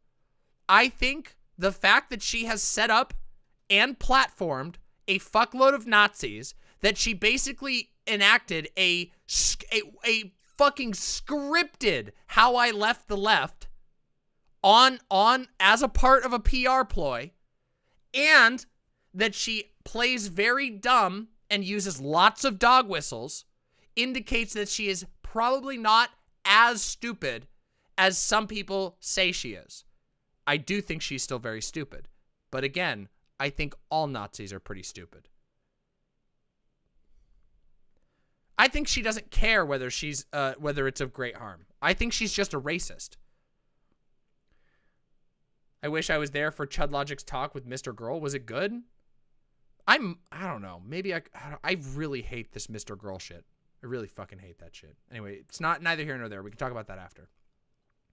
So, I think that Brittany is a malignant actor who is obviously and blatantly dishonest, doesn't care about the truth at all, is flippant with her beliefs, and is very, very passively racist. So, I don't know. Just gotta say, I don't have a lot of faith in Brittany from Politically Provoked. I don't. I gotta say, I think she's a Nazi. She definitely knows she knows what she's doing, at least up to being a fascist. So if you wanna split hairs over whether she's a Nazi, I would say that the JQing should probably push you over into the Nazi category. But yeah. Yeah. Geo Neil UK says, Mr. Girl got 7 supposed left-wingers to eat out of his hand. No, he didn't. Mr. Girl is a chemical accident. okay? He just happened to have a debate with Vosh at the perfect right time for DGG to launch another spite-fueled bullshit. That's it. That's all there is. It is pure chance that it was Mr. Girl. Mr. Girl, his argument with Vosh was embarrassing. His argument with Vosh was unironically so stupid. Like, his arguments were fucking dumb. And so what ended up happening is that it wasn't that anybody ate out of his hand. It's just that, I mean, they did, but they did because they're so desperate for spite. Oh, I've seen the screenshots of his Discord as well. It is fucked. His screenshot is literally just people posting, like, pro-rape jokes. It's really fucked. It's really bad.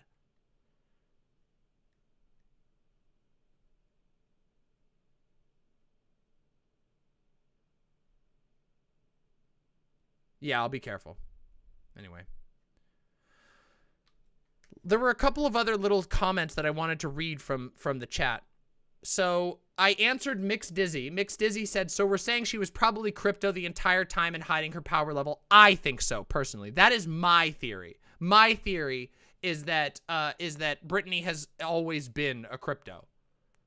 Yeah, I would charge him. I don't debate people like him cheap. You gotta make it really worth my time.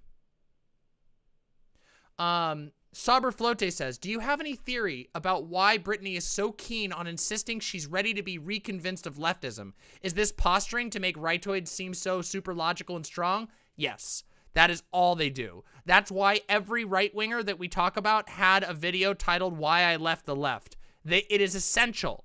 It is essential to their mythology to believe, to sell people on the idea that they were a stupid, naive liberal until they found the inconvenient truths, the uncomfortable truths. It is part and parcel of a very old tactic.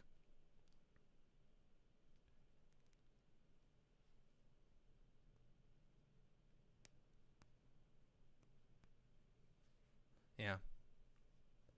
Of course she wants to bait lefties into engaging. Yeah, just convince me it's a bait. Of course it's a bait. The thing is, the good news is, she's really stupid. And I think Xanderhal handled this very well. So this goes into the last little bit that I want to talk about in this review, okay? Because there's a lot to talk about still. By the way, if you are still here and watching and enjoying yourself, I highly recommend subscribing to the Demon Mama YouTube channel, youtube.com/c/Demon Mama, okay? Seriously, it's fucking sick. Here we go. I'm gonna put it in all the chats. /c/Demon Mama. Please go and subscribe to the channel. I would really, really, really like to have you all be subscribers.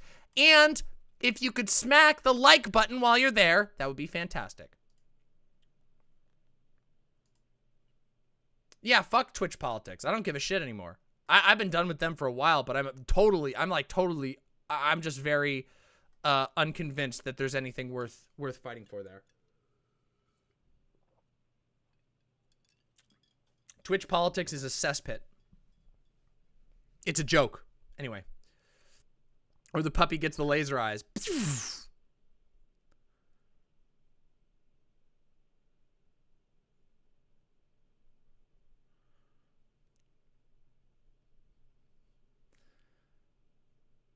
Yeah, of course I have to do ads. What the fuck? How the fuck else am I supposed to grow my channel? What the fuck do you mean? Anyway, let's talk about the last part. Platforming. Do I agree with Zan's post-debate takes? Come. Yes, I do agree. I do agree very much. Very much, I agree. Come. Indeed. Come.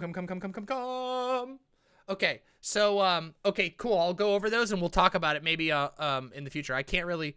Well, actually, let's take a look. Let's see if I can get some of these up here. Holy shit. Okay, I literally can't show these. So I was just sent a bunch of random screenshots from the politically provoked Discord, and it's literally just people spamming slurs. And talking about killing people with low IQs. They had an a debate about Holocaust denial hosted on their server. There's also some leaked DMs from politically provoked Brittany talking about how she actually doesn't give a shit and people should be able to call other people slurs. They had a channel called Racism. Holy shit. Wow, that's pretty bad. That's pretty fucked. Holy shit. God, that is so many slurs. That is a lot of slurs.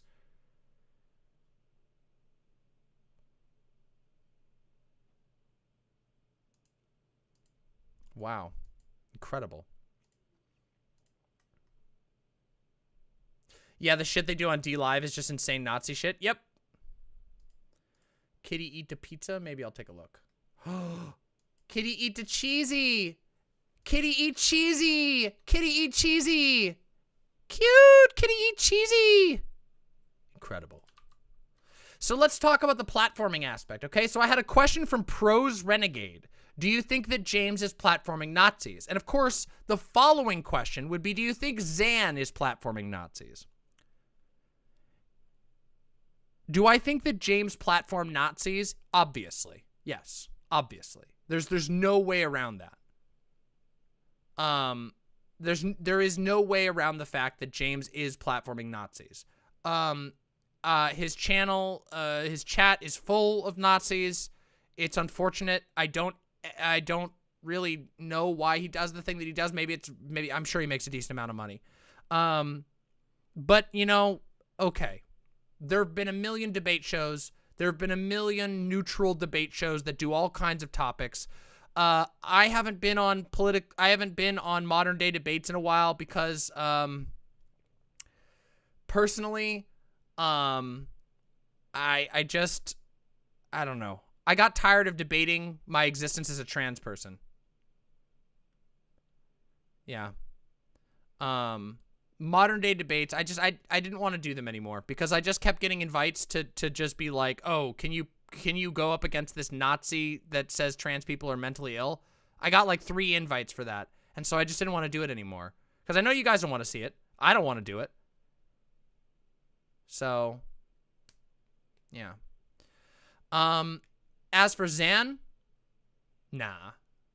I mean, in a way, but I think that the way Xan handles his debates these days is a lot better than the past. And I think Xan really has learned a lot, which is that he goes in prepared.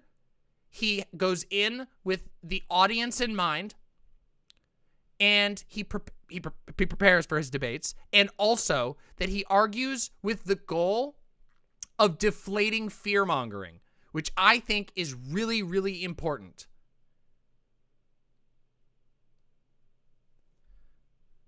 Capo says, is that not its own form of transphobia to reduce you down to having valuable political opinions on the topic of trans identity and not inviting you to other debates? Oh, that happens all the time. That's been the story of my life for 2 years. I mostly get invited to debates about trans topics. And not just because I'm trans and they want trans representation, but because I'm the only trans person. And so all those debate invites always come to me. I'm not literally the only trans person, but like,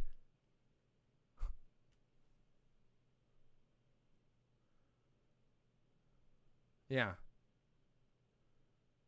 I don't think I'm like the only, literally the only trans person, but I'm the main trans, I was for a long time the main trans debater. And other people would get ignored because everybody had beef with me. And then I started to realize that the debate space is totally fucked because there's only one role that trans people are allowed to play, and that's the trans SJW heel. That's the only role. And it kind of sucks. So yeah. I didn't literally mean I'm the only trans person. Please forgive me. That's not what I meant.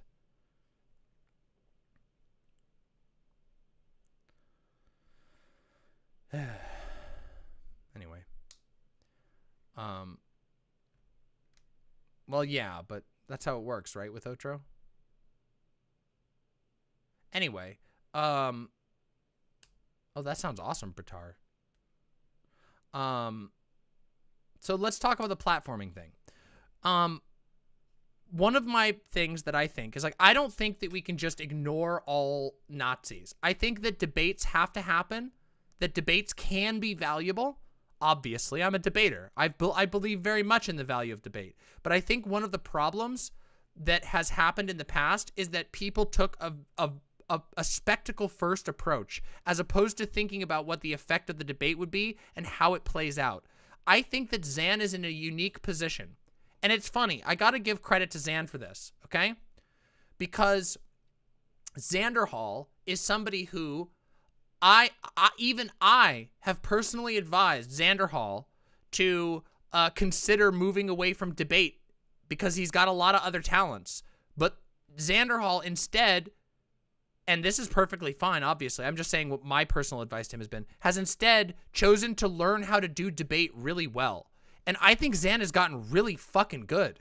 And in fact, I think Xanderhal has become, in some ways, a better version of what he once wanted to be in the past. I don't know if this is still his goal, but I know that in the past, Xan used to kind of talk about de-radicalizing people and pulling people away from pipelines.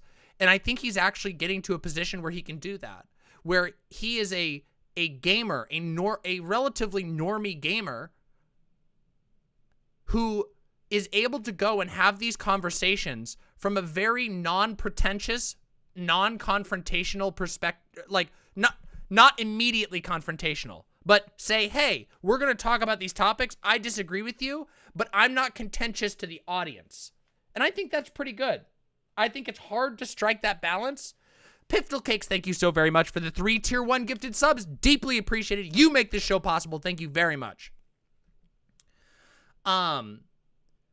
But also there's another thing which Xan does really well, which I think a lot of other people can't pull off, which is that I think Xan actually does manage to speak to a lot of those, like, sort of lost, like, purposeless gamer types.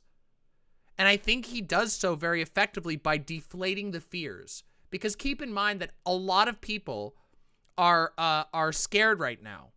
A lot of people are terrified of all kinds of things right now. And that includes gamers. By the way, thank you again for another gifted sub, Piftle Cakes. Deeply appreciate that. Thank you so very much. And I think what Xan's able to do is he's able to go into these conversations and have fun without being like a debate bro, like your typical debate bro, but he prepares enough. He takes them seriously enough to know what he's talking about, and lighthearted enough that it doesn't put off, you know, gamers who are like leaning towards the right. So I don't know. I think that's pretty cool, and I think he's getting really good at what he does, and I will support him. It's really funny because a lot of people. There's a lot of people who are angry about Xanderhal, like, debating Lauren Southern that one time. And I actually think that was, and people will remember, I had a dissenting opinion there. I thought he did really good. And I think over time that my argument has been validated on that point, which is I think his debate still holds up. He made a mistake, that's for sure, but a mistake is different. A factual mistake does not mean the entire thing was a mistake. 3 Monic with the 3 gifted tier 1 subs. Thank you very much. What if Sonic were real? Well, he'd be going very fast, of course. So I don't know.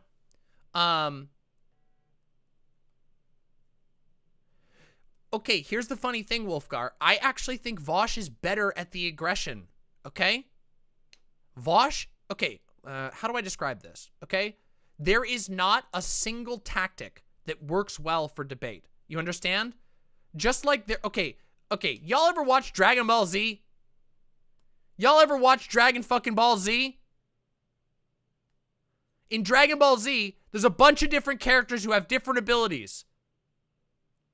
And they all fight in different styles. Some of them have a special ability, like Special Beam Cannon! That sort of thing. Some of them have Gallic Gun. And some of them have Kamehameha. Some of them have Destructo Disc. All these types of shit, you know? They all got their own special abilities. And I think Xan is getting really, really good at debating the people like Brittany from Politically Provoked and Lauren Southern. I think Xan does a very good job debating these sort of like tee-hee, just asking questions types. Kakarot, you stand no chance. Gallic Gun! It's because I'm really good at doing voices, believe it or not.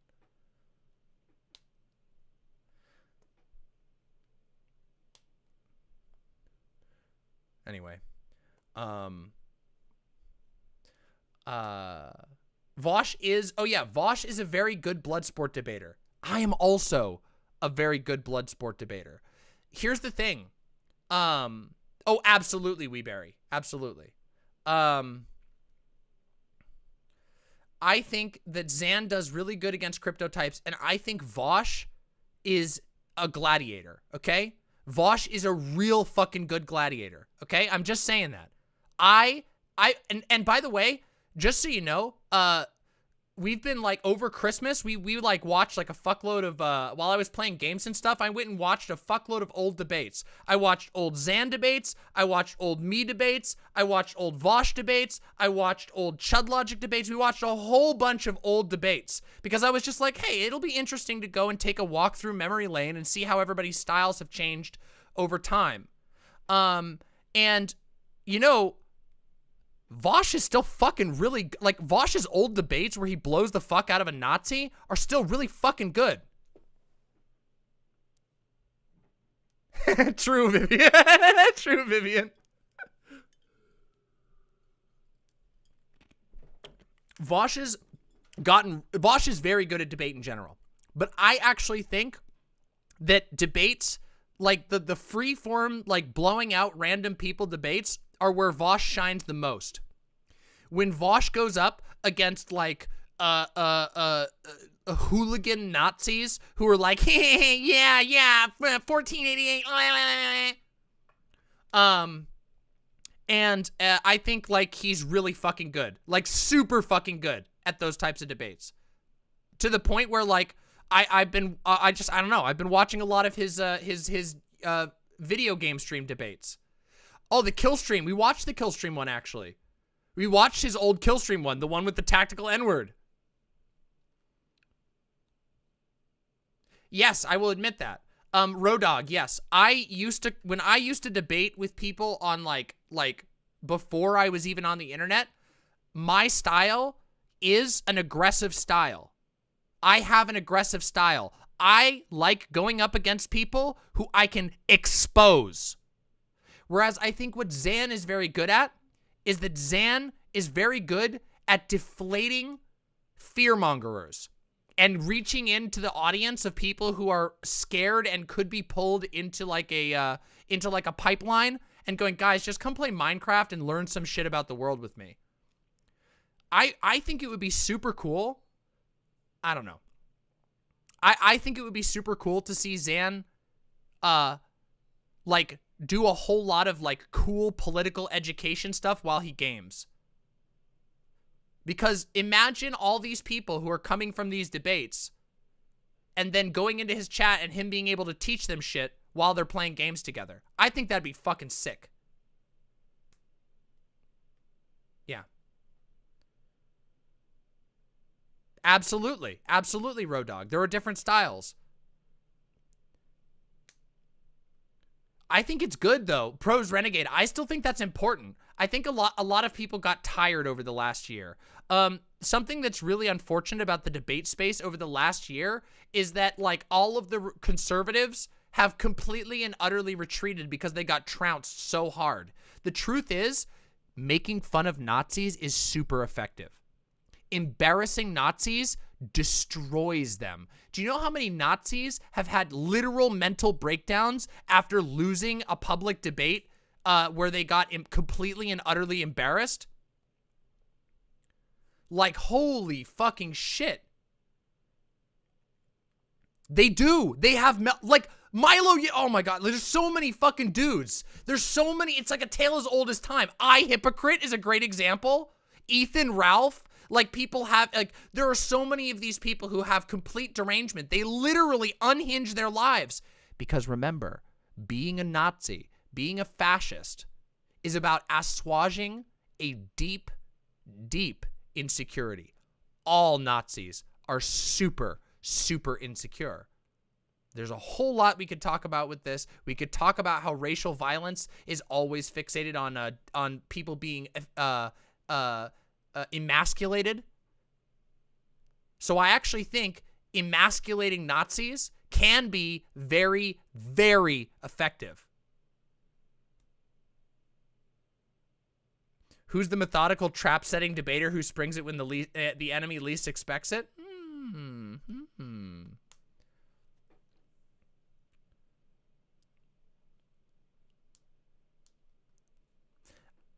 Xan turns zombies back into humans. Vosh just fucking destroys them. No, I think that Vosh handles cleaning up, like killing the Nazis that are that are biting people, whereas Xan is really good at distracting the zombies so that the people who are in danger of being bit don't get bit at all. I think that's what Xan is very good at, and I hope that he keeps learning that and pushing that craft to the best of the best way that he can.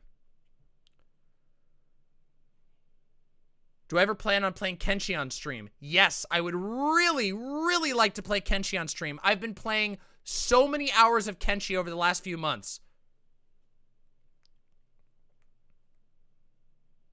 So I don't know. Yeah, I think that might be there might be some accuracy there, Hippie Punk. I think Xan's been on a real good roll, and that makes me happy. Oh, I love Kenshi. You want to see how I survived the beginning of Kenshi? Oh, I'm good at Kenshi. Guys, something you should know. You're going to find out I am not good at games like Metal Gear Solid 5, but I am a god at games like Kenshi. I am literally, in my Kenshi game, I am literally prepping to wage a literal war with the Holy Nation. I have been running terrorist attacks on the Holy Nation from my safe outpost for months in my game. I am very good at games like that. Strategy games that involve like lots of preparation and care. Did I start playing Phantom Pain because of the Punish Bernie vid? Actually, it's really fucking funny. I started playing Phantom Pain before the Punish Bernie video. And right before we watched the Punish Bernie video on stream, I did the actual scene where they're riding on the horses from the beginning of the game. So I was like, wait, what? What the fuck? Anyway, good game though. I'm having a lot of fun. Oh! Imp Zan! Imp Zan! This is what we call a Zimp. That's the Zanimp. Right there. That's it. Amazing. Amazing. Kenshi is fucking sick, Rodog. It is hard, but it's way more fun than... Okay, it's hard to learn because it's a quirky game, but it is so fucking good. Zan's been on Brain Force Plus. Listen, I think the cum pills are doing something good, maybe. Zimps. Listen, I like the Zimps, okay?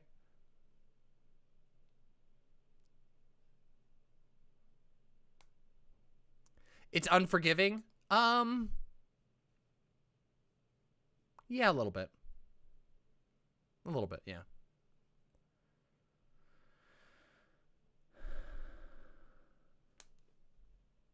What's this?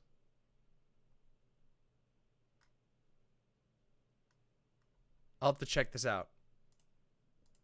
Kenshi's really fucking good. We'll talk about that in the future. I want to play Kenshi on stream really bad, but I got to be in the right mood for that. Because Kenshi is a game, the way I play Kenshi is I need to like tunnel and not think about anything else and focus on everything in there. Kenshi, yes. Oh, I am very, listen, I am, my base, okay? Let me just tell you, my base in Kenshi, I have a bunch of cages at the front door of my base where all of the traders have to walk in. All of the traders like to come buy stuff. I run a trade outpost, and we have a bunch of cages where I have the starving remains of Holy Nation people who've persecuted us. And all people who come to visit have to walk through a row of cages of all of the... and keep in mind, the only people who go in the cages are like generals and lieutenants. Paladin plus. No little dudes. We don't put little guys in there. We let those guys just, you know, go their own way. But all of the generals, the paladins, the high paladins, the crusaders, slap those guys in a cage. Make them a symbol. What's this from earlier? This is a Demon Mama clip? All right, let's check out the clip. The stunnest of stun locks. Let's check it the fuck out. Bitch. No!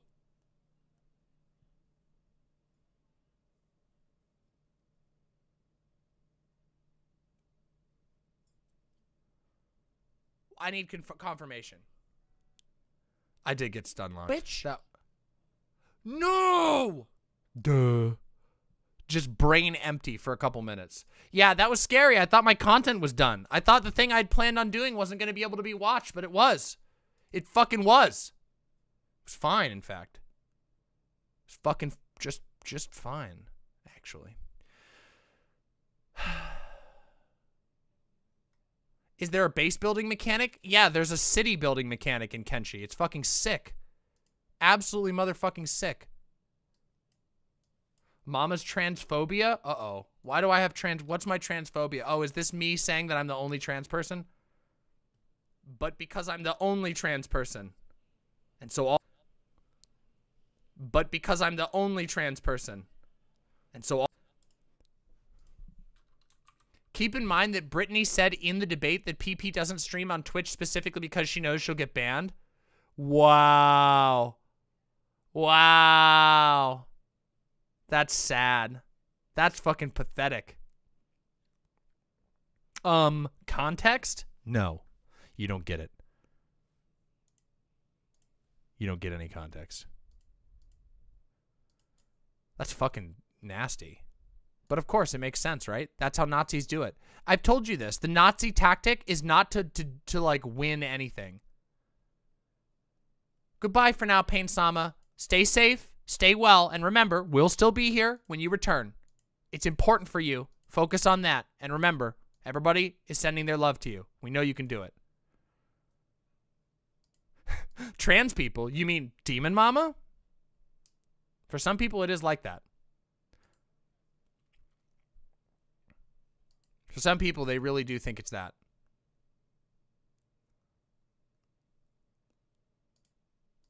Yeah, so... Oh, interesting. That's a bit strange. Anyway. Yeah, I know they have a Twitch account. I just don't know if they stream on there.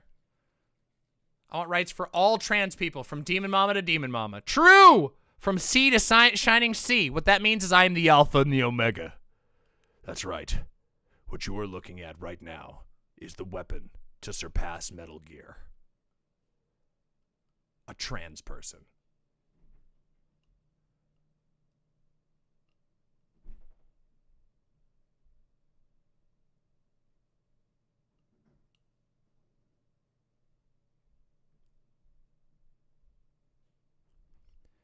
You know what time it is, though, yeah.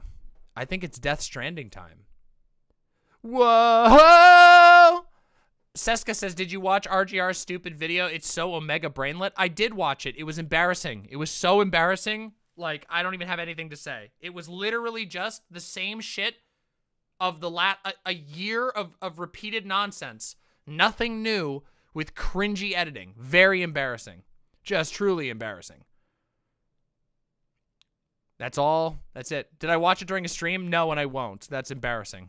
It's literally so embarrassing I wouldn't even be able to watch it. It would make me cringe. It's that bad. No, there is editing. There's bad editing. There's actively terrible editing. So fucking bad.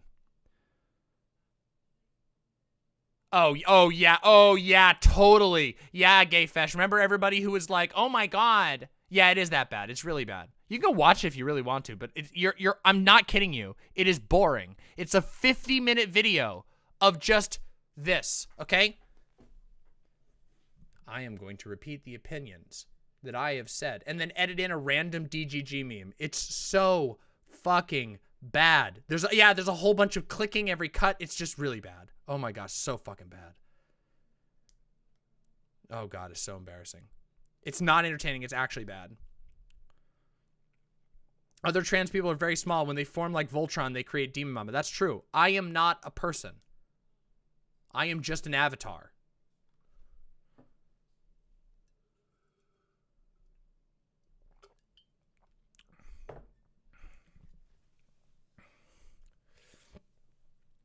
I do grow physically larger when my polycule grows larger. I'm a gem fusion? I am. Like a trans Archon from StarCraft? Yeah. TLDR vid had no apologies? Of course. Yeah, complete waste of time. Just a complete waste of time. It is a waste of everybody's time. Okay? I'm telling you. I haven't returned your arm yet. Yes. Sorry. It was necessary. The baby episode of Invader Zim. Listen, that's a sick-ass episode, okay? Schrodinger's Demon Mama. Do I exist? You don't know until you donate. Then you get to find out. Speaking of which, I need to add 8 donos onto the list. That's a lot. That's 3 plus 5. That's 65. We're getting up there. We are 1/10 of the way there, chat. 1/10 of the fucking way there. Yo, thank you so much, Wolfgar. I'm glad you enjoyed the review. I try to have a lot of fun with it. I haven't yet, Seska, but I will when I can. I don't have a whole lot of time. Yep, that's a perfectly rational approach, Jessica Metal. What happens at 666? We meet my goal so that I can keep making the show. We meet my income goal so we can keep making the show and I can pay everybody this month. Be nice. So, yeah. Vosh is based frequently, okay? I'm just gonna be completely honest. I think Vosh is pretty fucking based. All right? Yeah, so,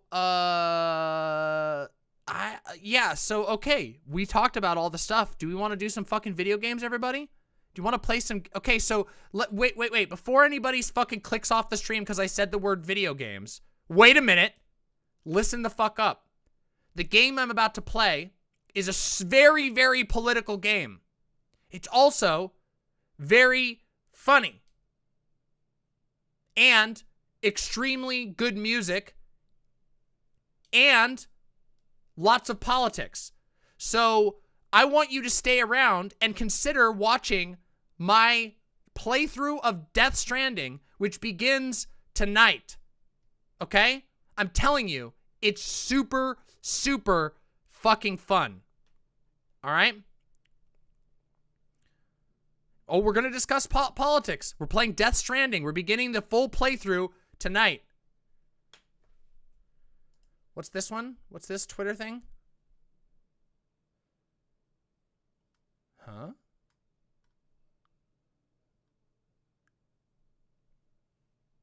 Oh, this. Right. Oh, yeah, we're having a Q&A. We're doing a Q&A. Random promotion incoming. On the 11th. That's next Tuesday at 3 p.m. PST. We will be having Leftist Owl and Grifter Goddess on the server for a Q&A. So check that out. Our Q&As are nice and cozy. We have smaller creators who come onto our channel to talk about stuff that's important to them, and you get an opportunity to pop in and have a nice, like, not on stream. Most of these are not streamed by anybody. They're just community events, and they're very fun, okay? You should join the DM Discord. Our Discord is super, super fun and really great.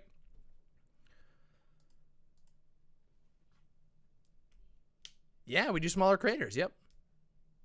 You should rejoin. Yeah, yeah.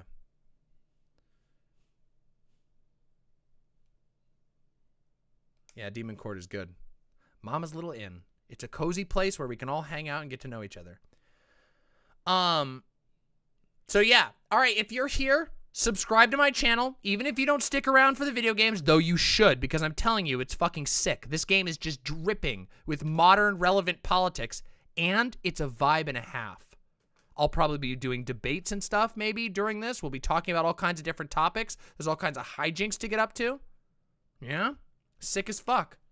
Now, the only thing I need to do real quick is I need to plug in my controller. Which is right, this is the cable. So I gotta plug my damn controller in. Do do do do do do do do do. Do do do do do do do do do. Da da da da da da da da. Da da da da da da da da da. No, this will be fine. This should be really easy.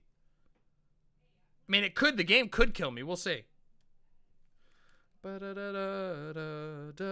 minute. I don't want to use this controller. I don't want to use this one. I want to use the other one. Hold on. Ba ba ba ba ba ba ba. Ba ba ba ba ba ba ba ba ba ba. Ba da ba da da da da da. Oops. Ba da da da da da da da. Ba da da da da da. Boop boop boop. Let me get this controller up and running. Ba da da da da da da da da. Da da da da da da da da da. Da da da da da da da da. There we go. We got it. We got the controller in. Let's get this game up and running. Listen, Gaming Mama is fucking sick. I never thought I'd be good at it, but the truth is I'm actually really, really good at gaming streams. And you all just don't know. You all just don't know what you're missing. Okay? I'm fucking sick at these things. Let me just change over the stuff we're doing here, because I have to change over the category.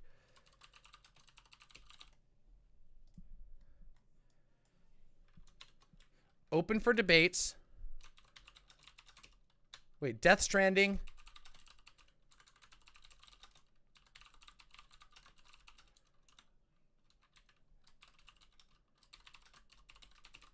There we go. There we go. We're gonna save that real quick. Ba ba ba ba ba ba da da da da da da da da da da da da. Here we go. Let's get this shit going. We're gonna have to fuck around with the sound levels for a second here. Here we go. Gotta check the levels.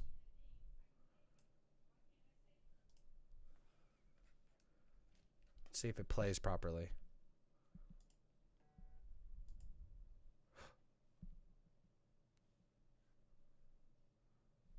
I don't hear it. That's a little concerning. Give me a second here.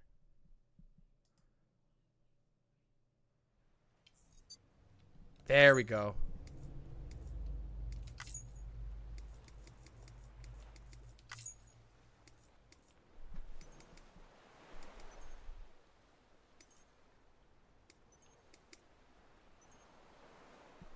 Oh, that's BB's voice. We're going to optimize for headphones. Okay, we might have to adjust the audio a little bit. Hold on, let's get this up on the screen. Welcome, everyone, to an incredible, incredible game. Smile at the camera. Thank you for the $5. Got a PC with an NVIDIA RTX Super on it, but don't have good internet till Monday. Happy to see you're playing Death Stranding on stream. Holy fuck, much good vibes from Idaho. Thank you very much, Smile at the camera. Deeply appreciate that. Also, Chauncey Extreme with the 5 gifted tier 1 subs. Thank you so very much. Truly. Holy shit, thank you so much. All right. Welcome.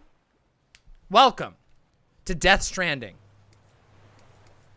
This is an amazing game about being a human in a world that's falling to shit really, really, really quickly. Okay? So, just enjoy. This game is deeply political. It talks about labor. It talks about society. It talks about individualism. It talks about togetherness. It talks about how togetherness can be used against you. It talks about overcoming pain. This game, but more than anything, as I said earlier, this game was an excuse for Kojima to get every man that he finds attractive naked and on the screen and captured forever into digital form so that he can create his own little pocket dimension full of sexy men that he controls entirely. Norman Reedus and the Amazing Fetus, that is indeed true. Hello and welcome home. You brought me the best gift of all, the perfect gift to begin a stream of Death Stranding with. Got a new straw. Yeah. There's food coming after this. Whoa, what kind of food? Taco Bell. Taco Bell, yes! Can't beat it, thank you. You want to say hi to the stream? Here. Before we get into Death Stranding, let me hit this shit. There we go. Come on in. You want to get in? Get on in. Fam stream. Hi. Wait, you gotta come over this way. Bazinga. Don't bazinga. Here, I'll even push this here. Oh shit. While you do this, I'll light up. Here you go. What's up, everybody? What's up, everybody? It's Video Game Fawn here.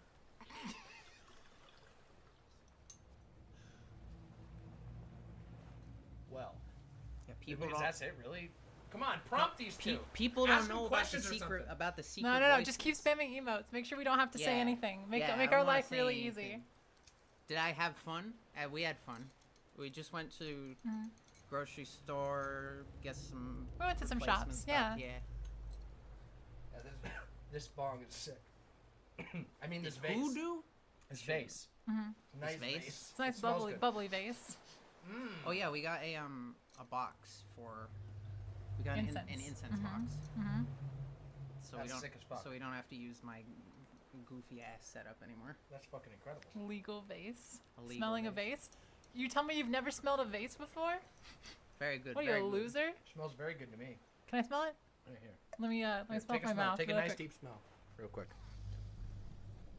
Thank you for the dono. Thank you for the $5. Thank you, Cycle. Thank you so much. Thank you. All right, here. You two want to get over this way? I got to start playing the game. I'll keep enjoying with you, but want to sit over on this side? We're gonna get the food. Oh, okay. Do you want to leave that with me then?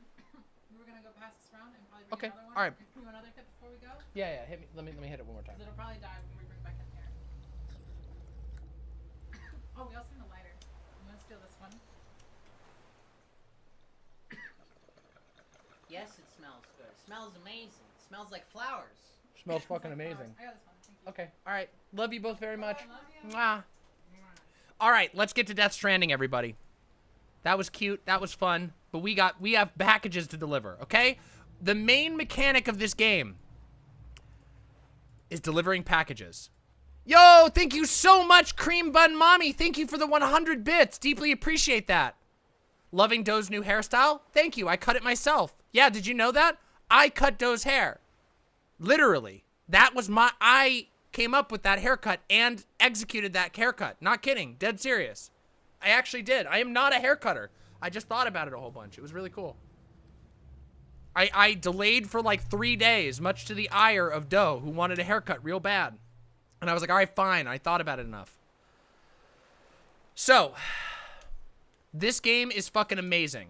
With some mechanics, no, this game, straight up, awesome. The mechanics are great. The gameplay is great. The music is fucking phenomenal. Game difficulty normal. Log in upon launch. Display avatar image. Yes. Hide spoilers. Yes. No, we want to hide spoilers. BT encounter warning. Yeah, sure. Share everything. Yeah. Photo mode with controller. Don't know about that. Is there a thing for the copyrighted music? Or will it get me? I don't remember how that goes. Is there a setting for that? No, there isn't. Oh, well.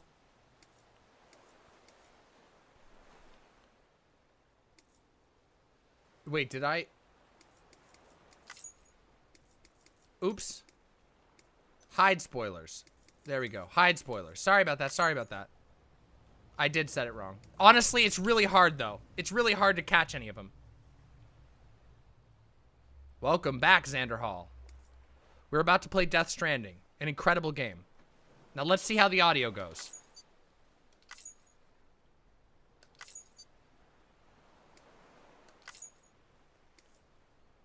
Ooh, large text size is good. Shh. Hell yeah, Zan, you did great.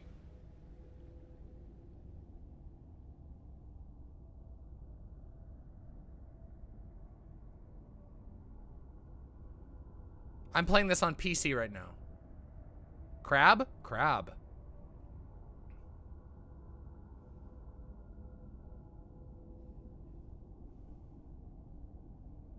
No crab dance this time. Oh yeah, this game's really fucking sad too. So get ready. So get fucking ready.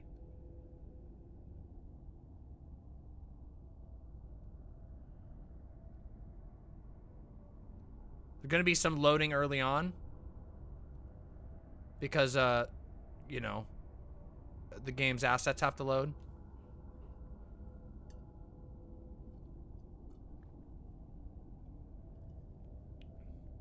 Holy shit, that's awesome, Xanderhal. That's fucking awesome.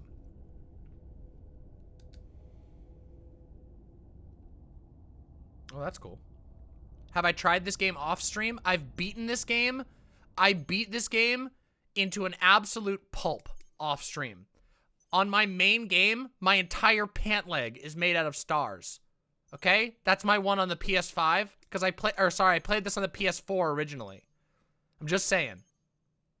Oh, there is a piss mechanic. Don't worry, we're gonna have a lot of fun. You'll understand everything. Just stick around. I'm telling you, you want to experience this game. This game is a genuine work of art and one of my favorite games of all time. Oh, hey, look, it's me.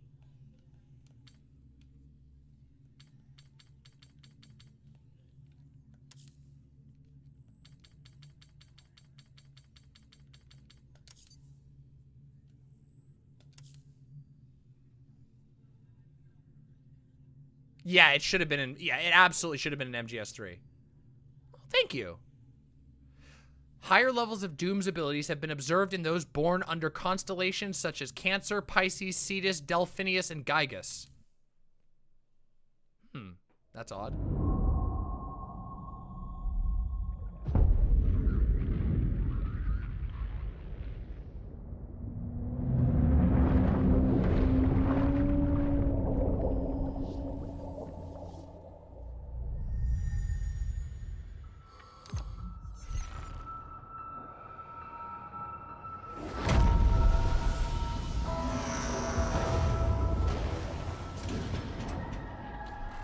Tell me if there's any performance issues.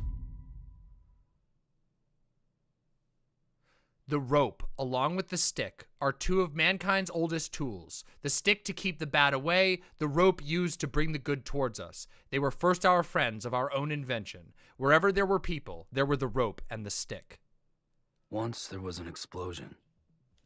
A bang which gave birth to time and space. Once there was an explosion. A bang which set a planet spinning in that space. Once there was an explosion. A bang which gave rise to life as we know it. And then came the next explosion. Rain, heavy clothes, dirty eyes, sweaty clothes. The routine that I've learned to understand and know. Play my tricks, fragile mind, wrist your head. God, this song is beautiful. Shut my eyes, I'm not here. There must be some mistake. Don't be so serious. Don't be so serious.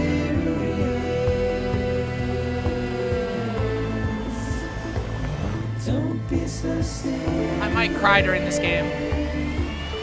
10, Spectrum. 10. Don't be so serious.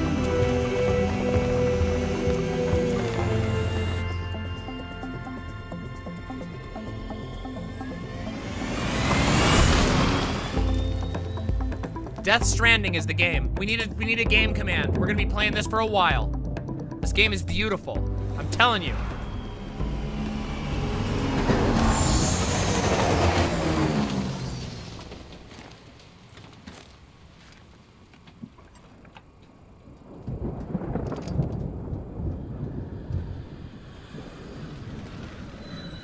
Thank you. You're amazing. Thank you.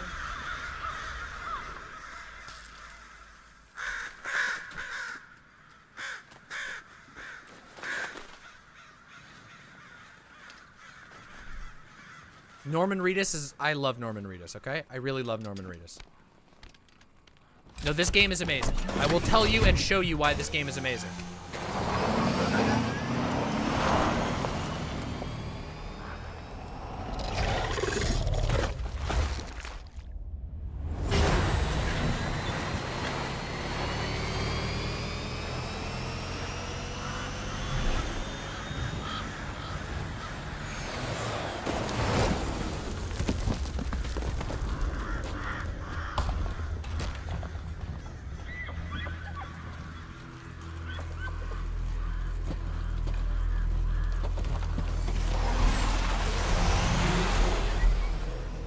Oh no, the deer fell!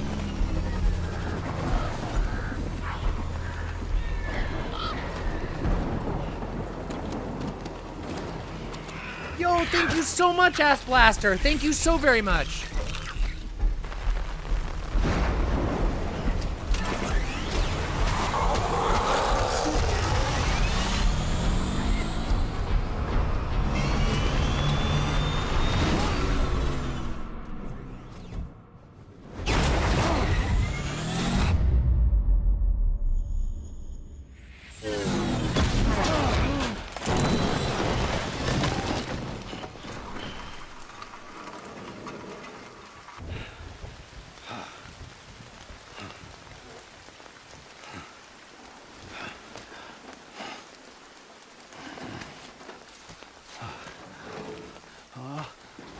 No. Great. Fuck.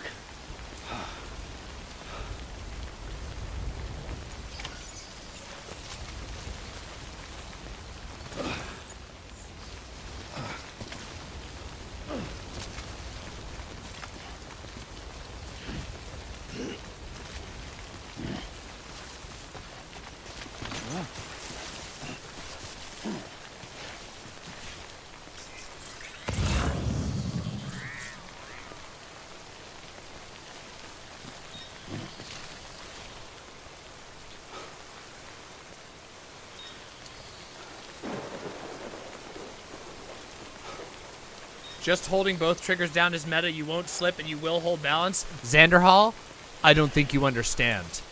I am one of the most, let me just tell you, I am one of the most decorated delivery people who has ever touched Death Stranding. My structures have carried more packages than you could dream of. And my music has titillated the ears of delivery people all across the country. I promise. You'll see in due time. You see, one of the things to understand about Death Stranding is a game that understands workaholics, okay? I was the courier of legend. Enough already.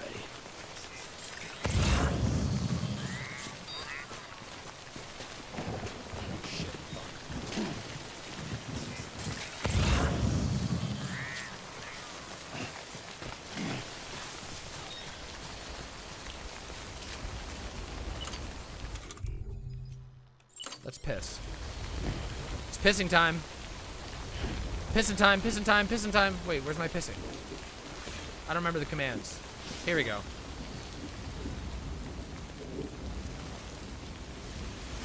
Oh, I pissed myself. Oh shit, I forgot to unzip my pants and I pissed myself.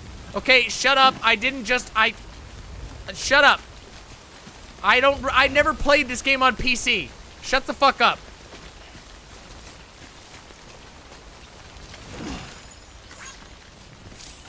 Hey, I got a like.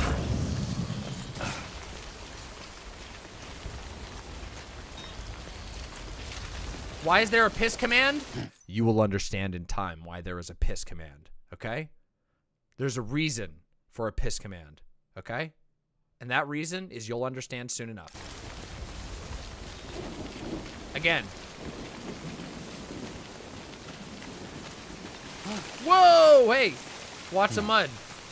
Keep it together.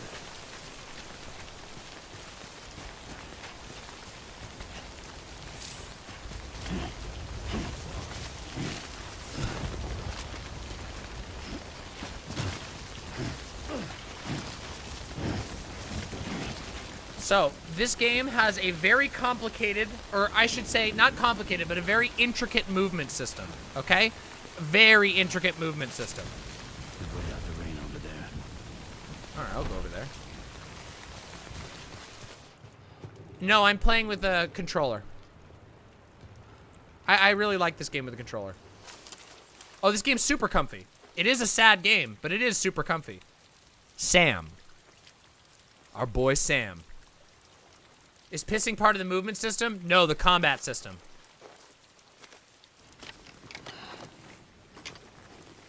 Yeah, he's got his D-pants, yeah. I'm not kidding you. It is part of the combat system. I'm not kidding you. I'm dead serious.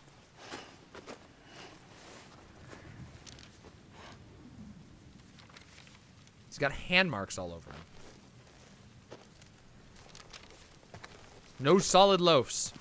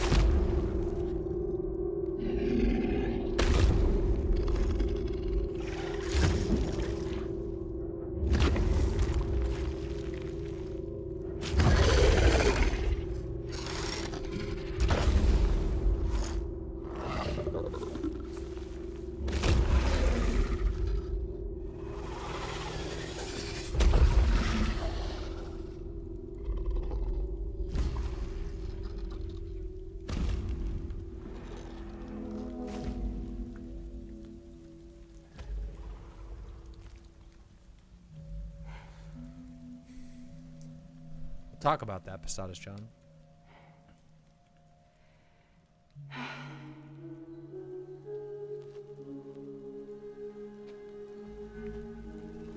So you might have thought, wait a minute, how am I gonna play? Isn't this Kojima? Where are the stealth elements? Now you know.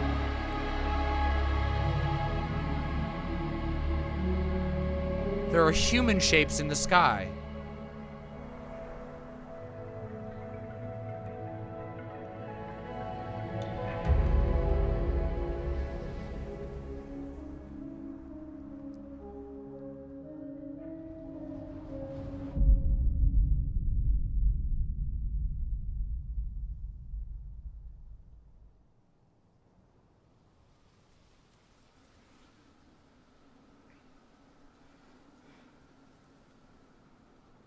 I think they're gone. What the hell? Didn't mean to grab you so hard. Tears. A chiral allergy. So, you have dooms, like me. I've got the extinction factor, but I think you got me beat. What's your level? You can see them, right? No, but I can sense them. Level 2, then. What are you doing here? Trying to stay dry. Same as you. Time falls let up.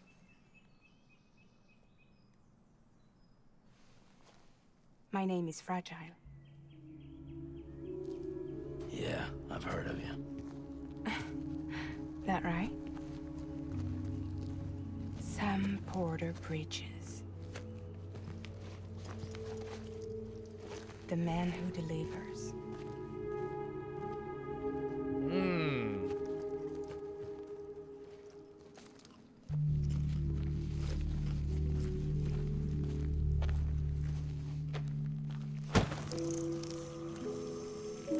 Buggies! Buggies! Buggy. You want it? A crypto buy a day keeps the time fall away.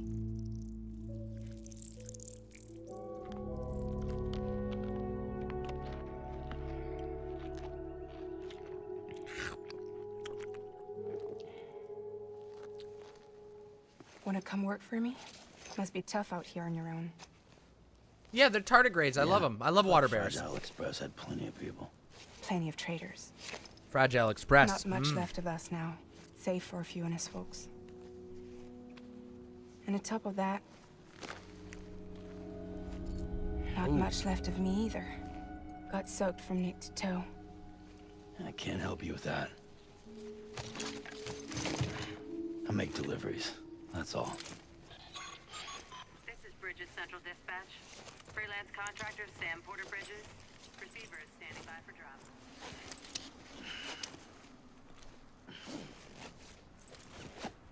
The man who delivers.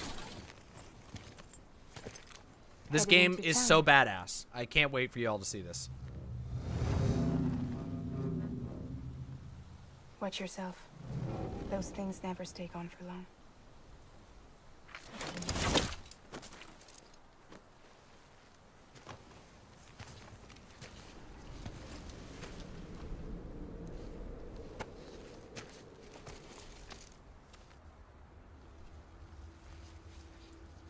You'll understand in time.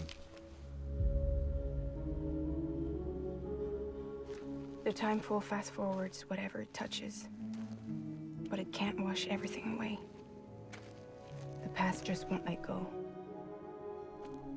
I'll see you around. Sam Porter Bridges.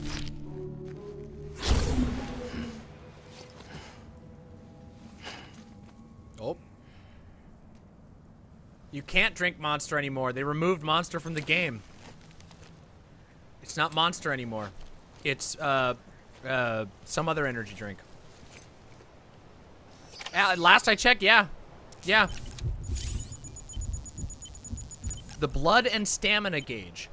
The red bar is the blood gauge. When it reaches 0, Sam will die. The blue bar is the stamina gauge. As this gauge depletes, Sam moves more and more slowly, and maintaining balance becomes harder. So, let's go get this thing in here first. How do I turn my light on? You picked up a head of distribution. Oh, the head of distribution dropped cargo. Wow, fucking head of distribution lost it? Yeah, I think the monster's totally gone now. The Luden sunglasses. Let's wear them.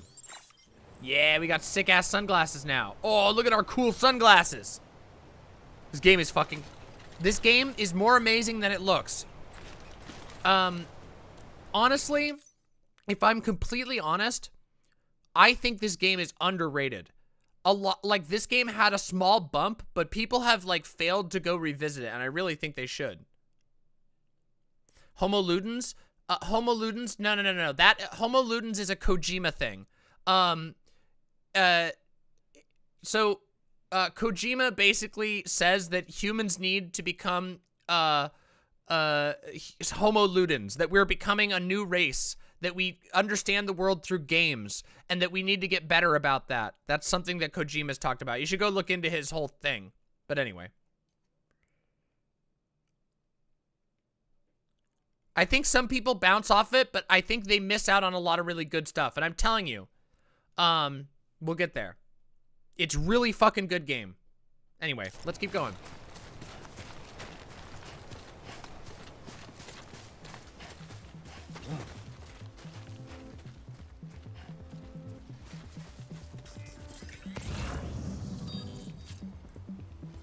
Hey, little buddies. Give me the cryptobiotes. Using cryptobiotes to restore blood levels. Losing too much blood will cause your movements to become sluggish and make it harder to keep balance. Eating cryptobiotes will rapidly restore your blood oxygen levels. Okay, good to know. The commentary has been below par until now. Until now. Of course I love they credit all the music.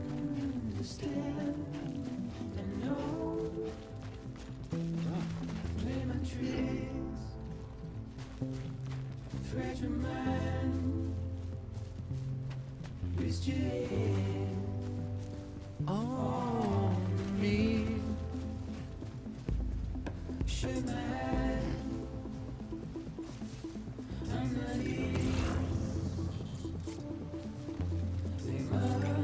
This game takes basically all of the MGS mechanics and reframes them. It's really interesting. Recon in this game is incredibly important. You need to look at this. Notice here, after I scan, I'm able to see the difficulty level of the surfaces. X means very dangerous, yellow means slippery, and blue means walkable. So it becomes very important throughout the game, and it'll change. You'll see there's a lot more than to do recon.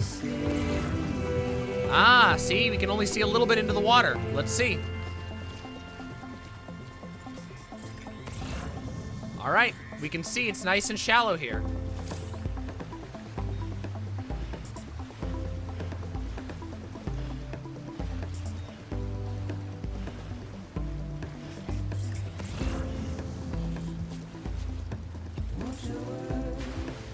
The endurance gauge appears above the stamina gauge. When performing actions that wear on Sam's body, the gauge fully depletes, Sam can no longer bear the load. Be sure you take a break before this happens. Yes, you have to rest in this game, and you also have to drink water and things like that. This game's soundtrack is an endless banger, I promise you.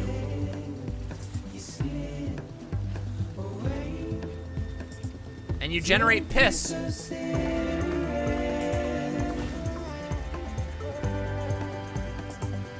Don't be so serious.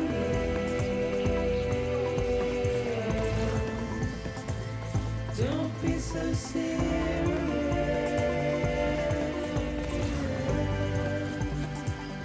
Don't be so serious. Let's get this package over here, huh? Don't be so serious.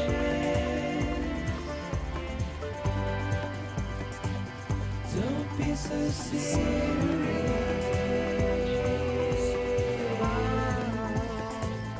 Don't be so serious.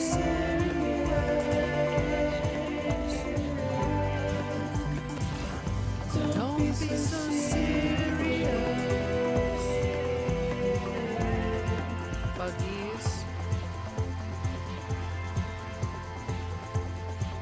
disc-based media. Hey, we got it.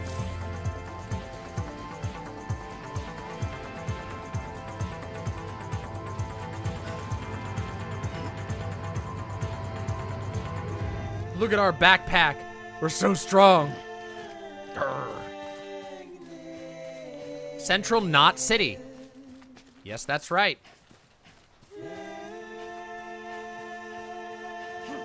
You'll understand in time. I can't believe my fucking bike blew up.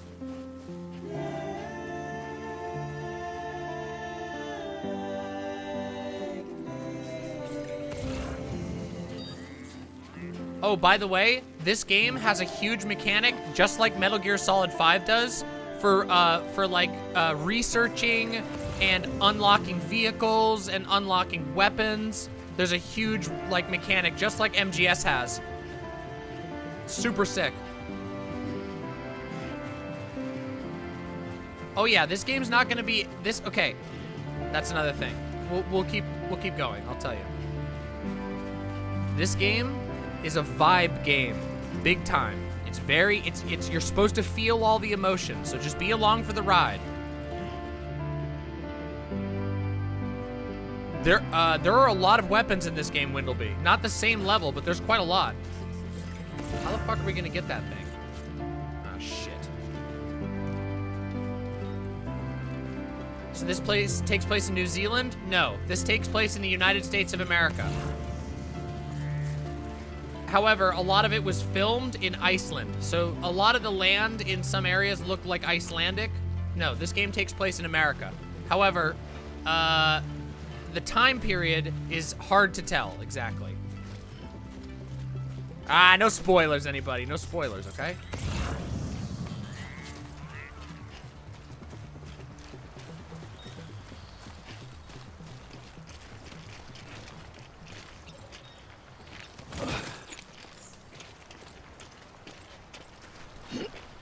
Hey, we got him. We can finish the delivery now. Oh, this is a great game to fall asleep to. There's gonna be stretches of the game where we're doing missions and stuff where it won't be immediate story stuff. But don't worry, I'll always let you know when it's story time. Yeah, look at how fucking beautiful this game is. This game is fucking unironically breathtaking. Like, look at how beautiful this fucking game is. And this ain't even the beginning. Just wait. Actually, it literally is the beginning, but you know what I mean. We gotta climb here very carefully. Take our time.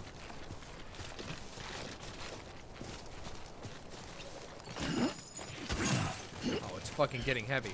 Carrying too much cargo. Carrying too much cargo will make it easier to lose balance. If you find yourself swaying left or right, use L and R to shift your weight in the opposite direction. This is important. You'll see in time.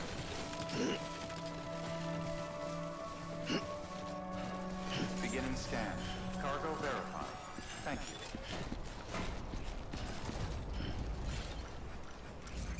Destination, Central Knot City. There's a time for everything. This ain't it. Oh, it doesn't want me to piss, I see. I forgot you can't piss in city limits.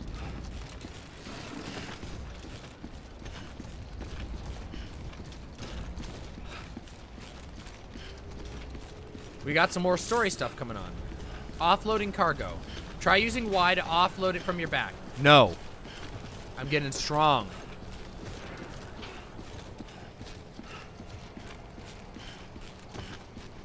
Actually, this game is more 1984 than real life, because in real life, you can technically piss in public.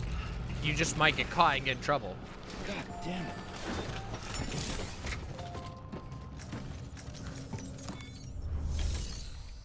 Make delivery.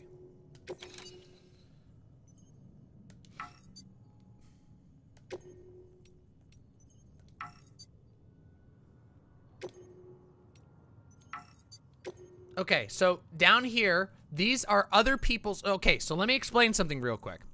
Let me, well, yeah, you do get stronger, but not just from working out, in this case. I'll explain. So, down below, here you see down here, these are returns. In this game, there is an asynchronous, or a... Yeah, there is an asynchronous multiplayer element. you can find other players' lost packages, you can find other NPCs' lost packages, and you can find other players' structures, and other players can find your structures. Structures that get lots of use and get positive reviews because there's an in-game reviewing system will actually appear. They will have a higher affinity. It's kind of complicated to understand exactly how it works, but basically you build affinity with other players through the internet and you can help each other upkeep your structures. It's fucking amazing. It's genuinely amazing.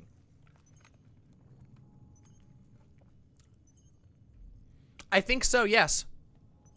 I think it does, yes. So anyway, we're going to deliver all of these cargoes all at once. We have the main mission, and then we have these ones that were other people's that we found.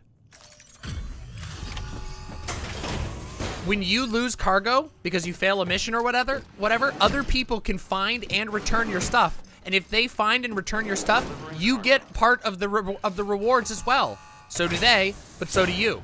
Super cool. What took you so long? It's not like the legend to come in late. Had to wait out the storm. Lost my bike. Sounds like you've been through the ringer. Luckily, our goods are in perfect condition. Well, you did keep us waiting, but everything else seems to be in perfect order, so great work. We'll be awaiting the next delivery. Thanks.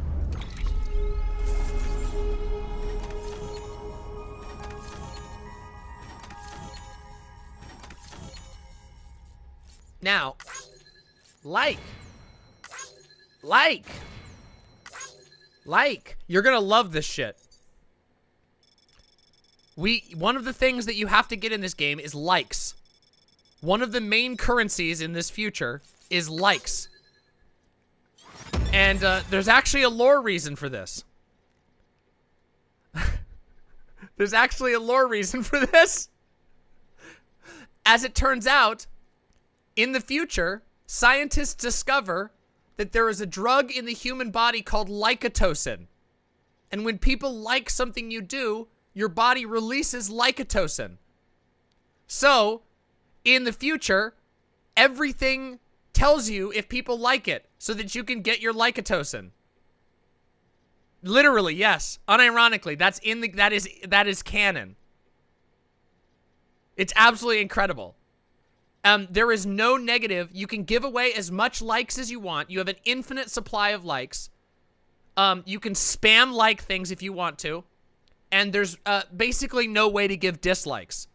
So it's all a positive mechanic. And you can literally grab the controller and go like. You'll see. It's so fucking sick. We just got 190 likes.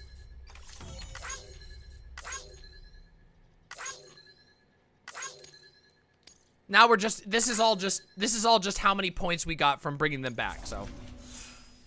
Now this is cool. This is the menu where the likes that you get in different categories improve your skills. So when I said like, you know, that you get stronger, you don't literally get physically stronger, but as you complete missions or build structures, your likes improve your skills on those fronts. It's pretty cool. So like if you build lots of structures, you'll get bonuses from all the likes that are flowing into those skills. That's cool as fuck.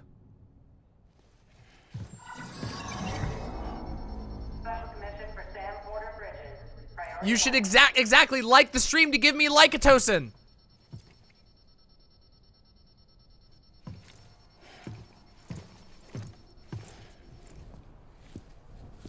I love this fucking game so goddamn much.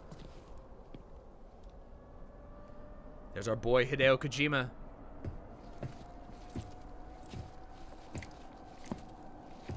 Oh shit. Oh shit.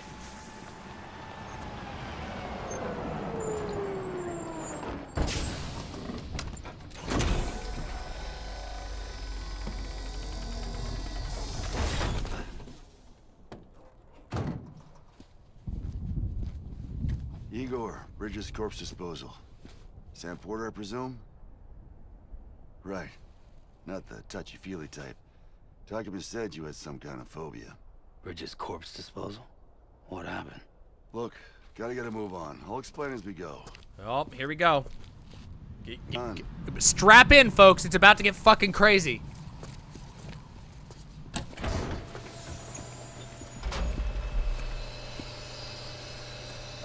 Come and take a look.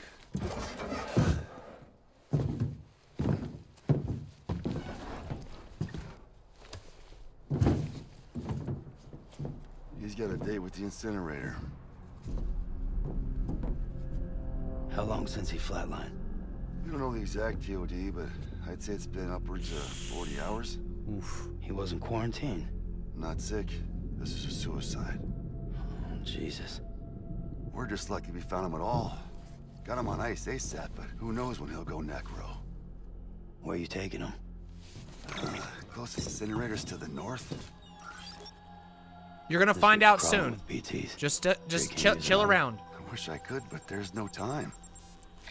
Then just burn the poor bastard right here. You put all that chiralium in the air so close to town? Can't do it. Better that than trying for the incinerator. Hey, we can do this. We just need someone like you with dooms.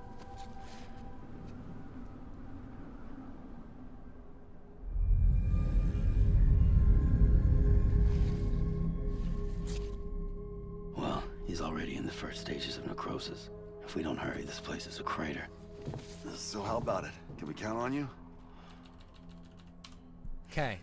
We're gonna explain this here in a second. Bridges hereby enters into a contract with Sam Porter. Sam. Just Sam. And I can't spot BTs. Just sense them. That's why we came prepared. A bridge baby, huh? With its help and you, we'll be able to stay one step ahead of them.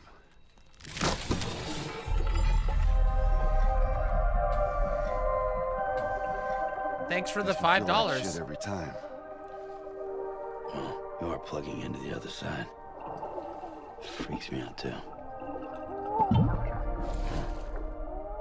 Roll out.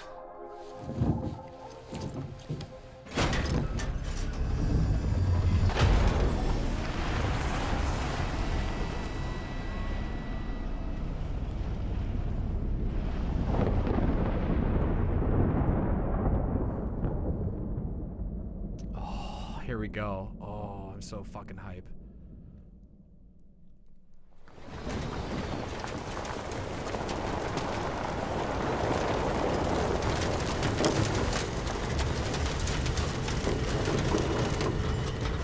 A baby, yes. It will make sense in time. The world was different when I was a kid. America was a country. Anybody could go anywhere they damn well pleased. No need for couriers like yourself.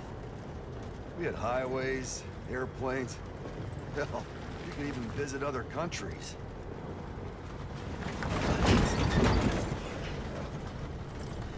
Hard to imagine it now. As you can see, the Death Stranding poked us full of holes. Fucked us beyond all recognition. Then if you were lucky enough to survive, the timefall came and washed you away.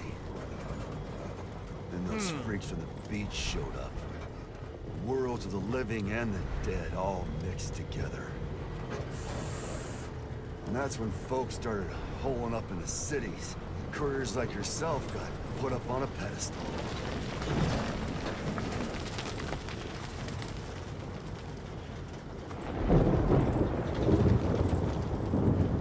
Son of a bitch. Rainbow! Aw, shit. Aw, fuck. How much further to the incinerator? This guy's about to pop. Shit. We're gonna have to cut to the BTs.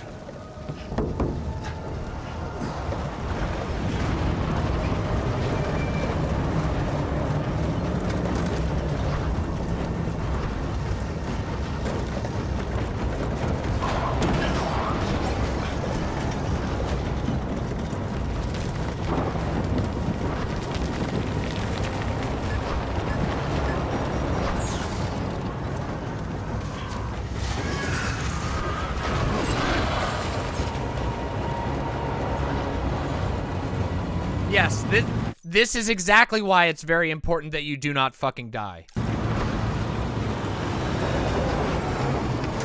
this game is horror. Yeah, it's very scary. This game is very scary. Got us right where they want us. Its own special way. You'll see. You'll see. There are literal moments of this game that made me feel very scared. I can't see shit. No, nothing.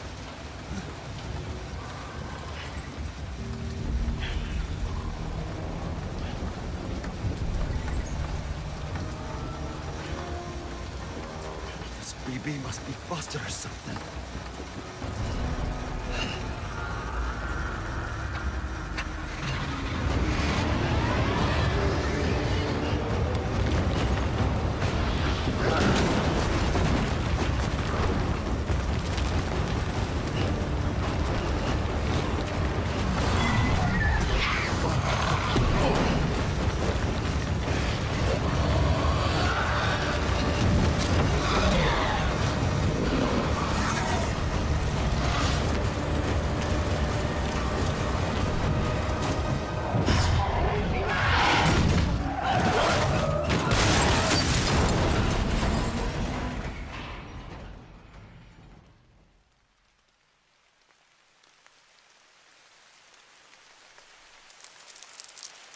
Crabs.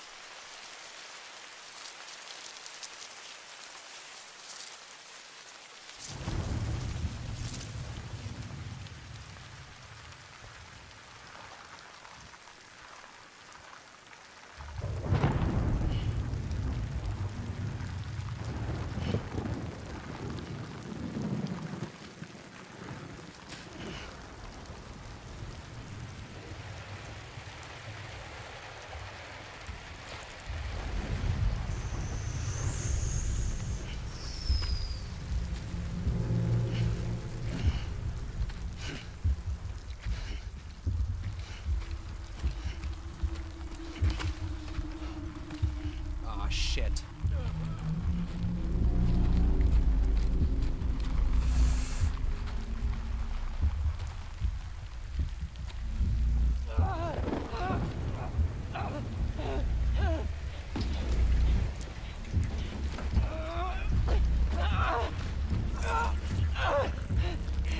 Shit, they're here.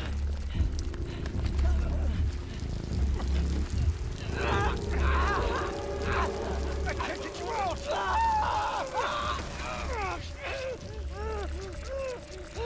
Sam!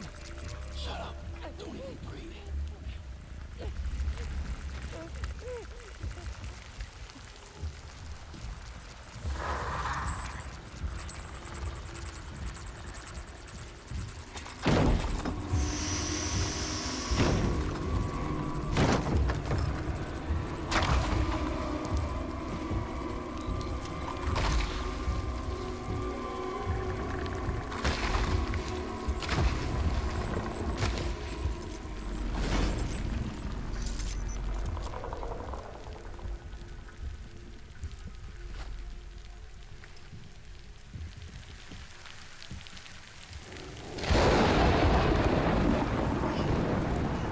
Oh, the sound design is god tier.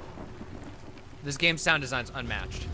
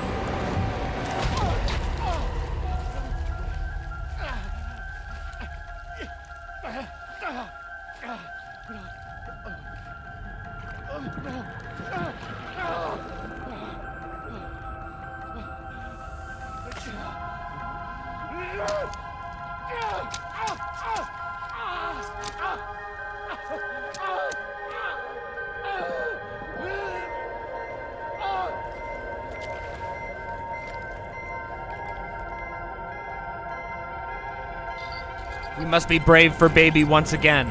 Everyone, remember brave for baby.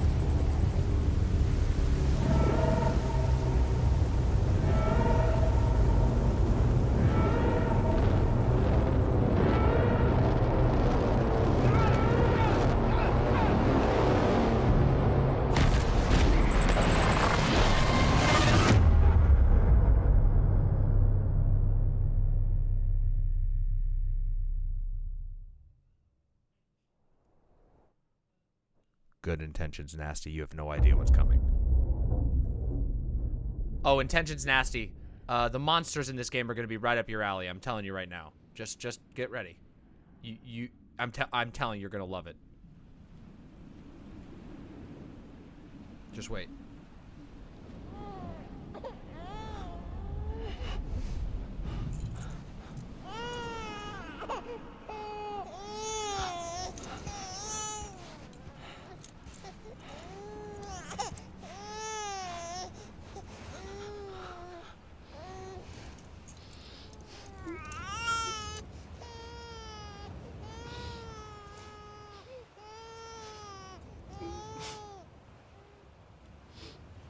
It's okay to be confused.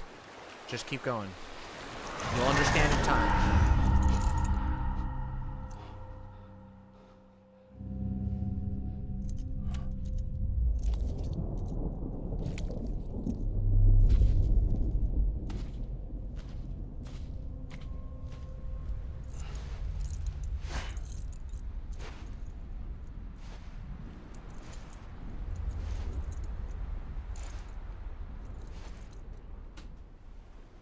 Why is the baby invisible? Good question.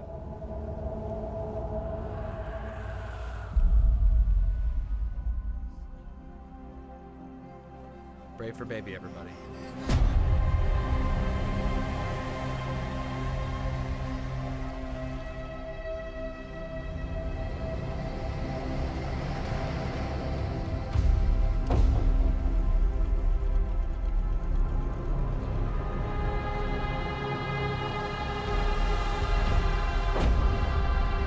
Welcome to the beach.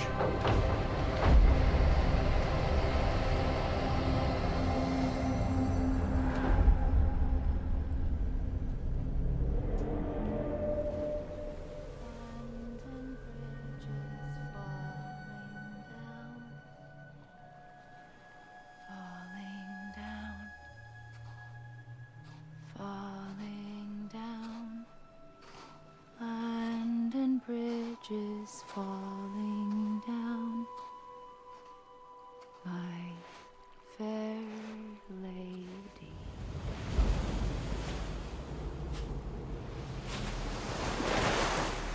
Why does she get clothes? Well, you'll have to find out.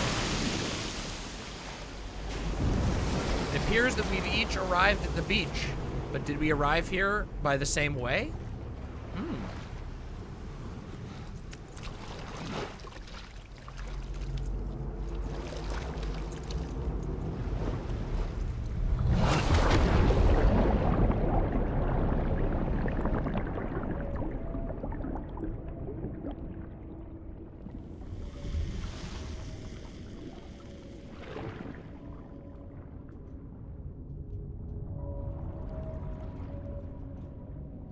Oh, don't worry, we'll get plenty of opportunities to clean up Norman Reedus throughout this game. We will get plenty of opportunities to play as Kojima self-inserting his desire to clean up dirty boys.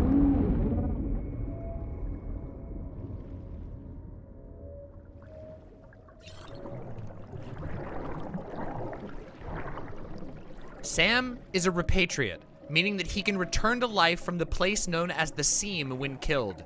In the Seam, follow the strand to guide Sam's soul back to his body and bring him back. Oh, hello. Hey, look. It's my body. Back into my...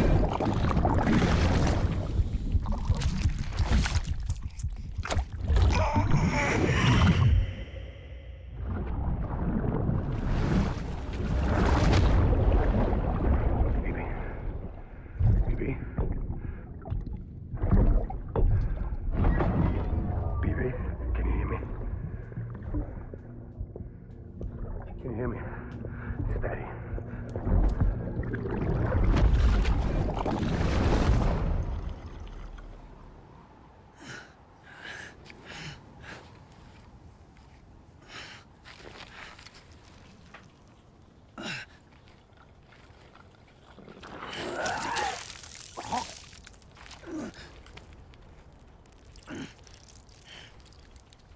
What the?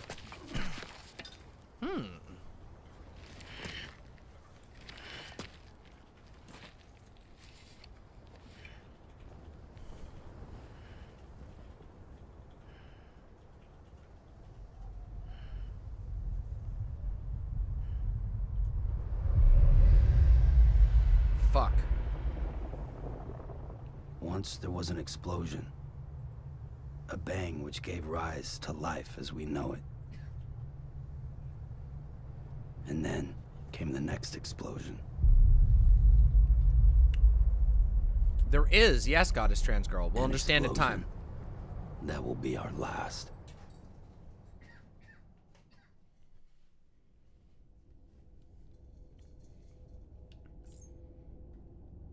The Odra deck can scan for cargo tags. Every piece of cargo has a tag attached. Sam's center of gravity. Okay, we already know about that. Any other tips we need while it's loading? Using cryptobiotes. So, this game is a very cold open, okay? Just keep with it. I promise. I promise you. It's worth it. The Big Bang wasn't an explosion, it was an expansion. Oh, you pedants, I swear.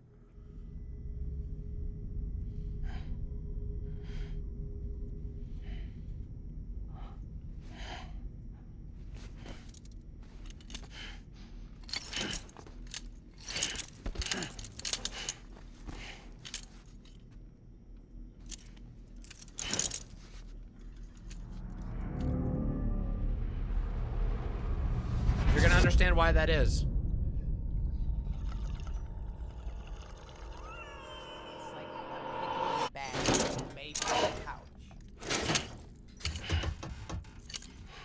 Why are we under arrest? You'll find out soon enough. You're awake. So, how does it feel to be back in the world of the living? Don't worry. That is Guillermo del Toro. Doctor.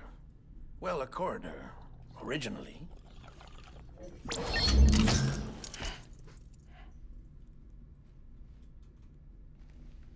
Call me Dead Man. I'm well acquainted with the dead. Not like you, of course. Contrary to the name, I've never actually died. I would advise against that. This game has the best names. I'm no expert, but I can assure you it's for your own protection. See? So I'm a prisoner. These aren't handcuffs. They're cutting-edge devices that keep us all connected. Us?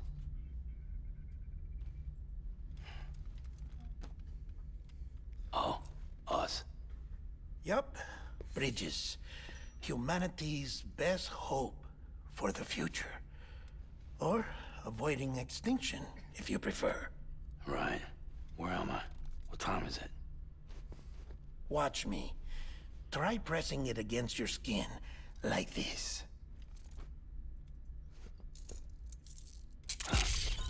Relax. That just means your body's got a good connection to the cufflink.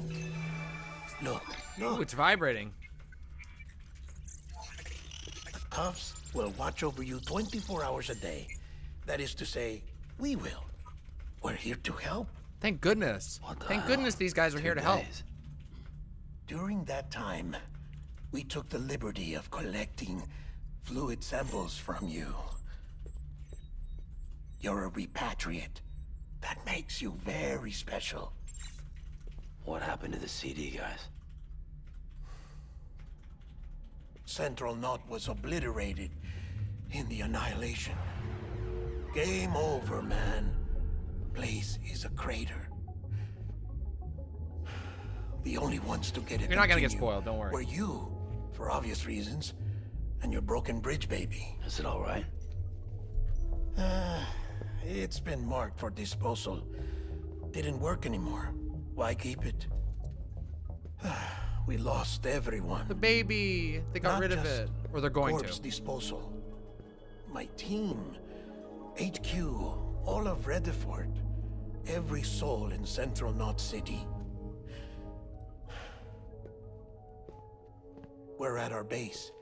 In Capital Knot City now. Or should I say, our new headquarters. Sudbury seemed the logical choice. But our implementation team has been decimated. And there's only so much they can do in 2 days. Things here are a mess. Fortunately, the director and his support team were out of town at the time, so the chain of command remains intact. Huh. Oh, the monster is still in this one. I hate to do this so soon, but maybe they restored their job deal. for you. Maybe it's only on the online. I remember there was a point where they had to take it out. This stencil is from when you repatriated? What's the other mark from? A clingy woman in a cave. Thank you. I see. Aphenphosmphobia. No wonder you were out there alone, where no one could touch you. I'll try to be more careful, Sam. So, the job is an urgent delivery. I need you to bring the president some morphine. What president? America's gone. You talking about the mayor of Central Knot? No, not the mayor. America lives on, Sam. The president is in the final stages of cancer, in critical condition, but there's still time. Why me? Look, Sam. Do as I ask, and I promise it will all make sense. Why don't you do it? Because I'm not really here. Apologies. This is just a chirogram. And here, come the tears. Allergic reaction to the chiral transmission. I'm actually over in the isolation ward in the big triangle building. Here is the morphine. Bridges hereby enters into a contract with Sam Porter. Come on, you got morphine there. What's this about? Tell me the truth. The truth, Sam, is that America's last president wants to see you in person. That's what the tears are, yeah. About to say no?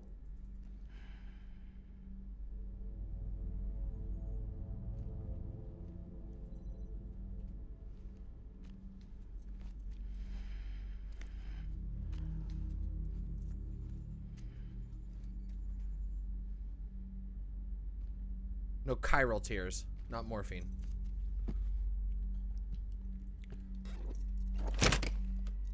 Very good.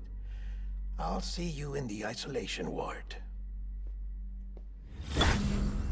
Yes, chirogram, as in something made out of chiridium, as in the thing they get out of burning dead bodies going necro. Kind of, yes.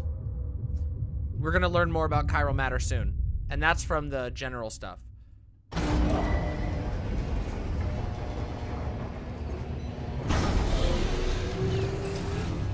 Beginning scan. Scanning Bridges ID. Verifying ID. Clear. All cleared. Welcome, Sam Porter Bridges. All right, we're back into the game. So, things that we've learned. We learned about chiridium, which starts leaking out of dead bodies, and when you burn a dead body, chiridium is released in large quantities. It is dangerous to humans. There's an allergic reaction. Even small amounts make you, like, your eyes water and the tears come out. But in large amounts, it literally kills you. So that's what we know so far. And we're going to find out a lot more as time goes on. Oh yeah, we also learned about BTs, which are the strange creatures that attacked us, which we haven't actually seen what they really look like yet. But we know that they're at least partially invisible. Chiralium. Yeah, chiralium. Sorry. Yeah, beached things is what they're called. They're sort of invisible, but some people can sense them. We also learned that that both Fragile and our boy Sam here have a thing called dooms, which we're going to learn a little bit more about. That is a disease that has various stages. People who have dooms can actually are very sensitive to chiralium, and they're also they're also capable of sensing the presence of BTs. Yeah, does that mean he's a doomer? That's right, he's a doomer. Yep.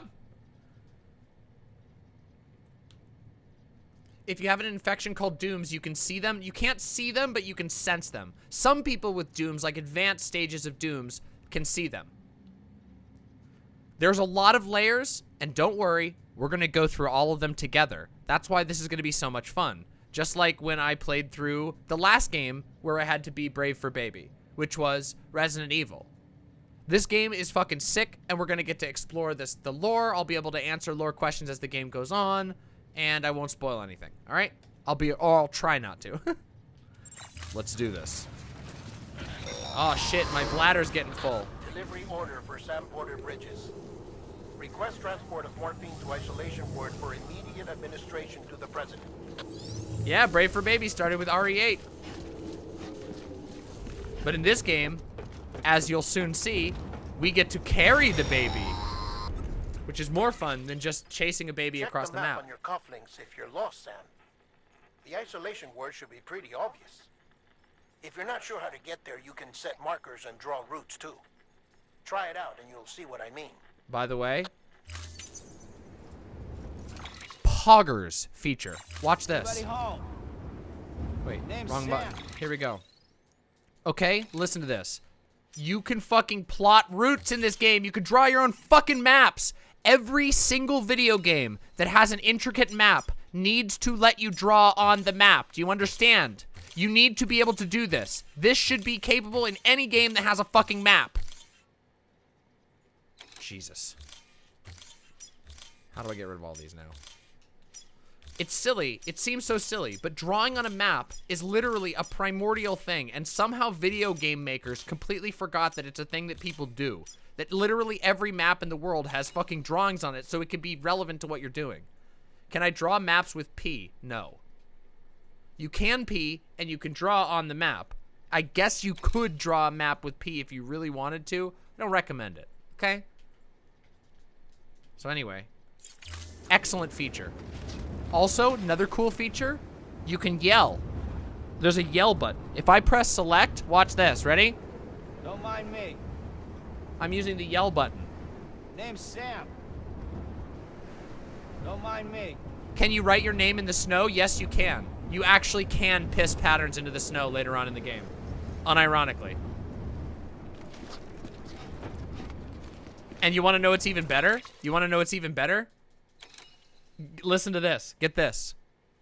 If you piss in one spot for a really long time, it will grow a plant with those little bugs on it for other players. Not kidding you. I'm dead serious. If you piss in one spot a whole bunch of times, it'll grow a plant for other players to heal on. Yep, not kidding you. Same thing happens for you. This game is insane. I'm telling you, this is like one of the games that like people have slept on the hardest. Is the reason there's a no pooping mechanic? Who said there wasn't a pooping mechanic? Whoever said there wasn't a pooping mechanic? Because there is also a pooping mechanic. Yeah, I'm not kidding you. It's much less involved, of course. I'm not kidding you. You can go shit in the toilet in your room and it will get you free grenades. Okay? There you go. That's the secret. Very small spoiler for what happens in about 5 minutes when we get the first weapons. Alright, let's go. Yeah, because they want to study you. So you could shit in the medical toilet and you get stuff for it. Not kidding you. This game is ridiculous. This game is so fucking ridiculous.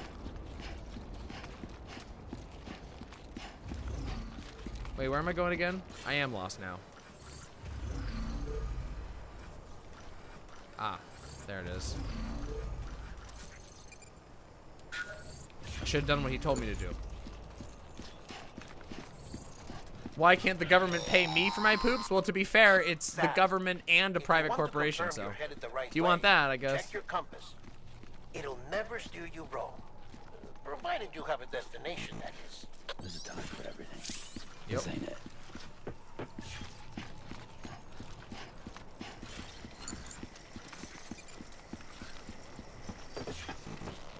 No, can't do it now.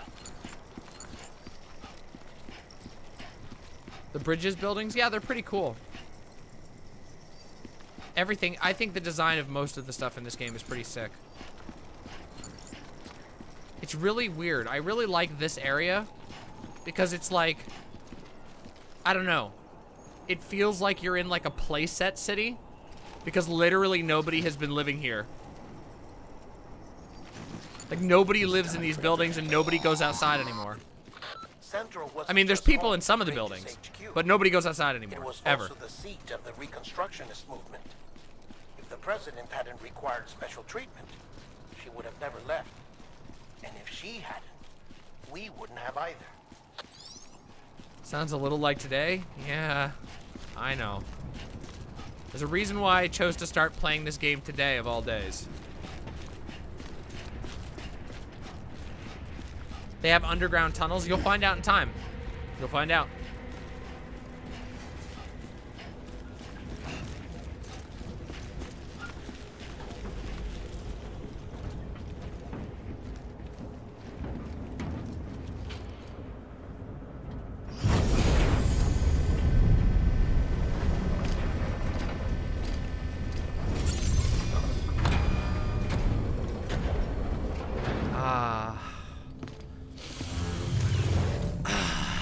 Smell of a bridges garage reminds me of my days, my first tour of duty as a porter.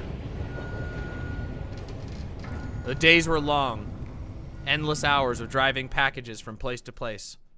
But it was a simple life, but a good life. The snacks on the road, the scary monsters attacking me, Signs are all trending the same regular way. piss collection from the doctor. None that I can see. No. We should start making preparations. Sam. It's me, Dead Man. Sorry, my mistake.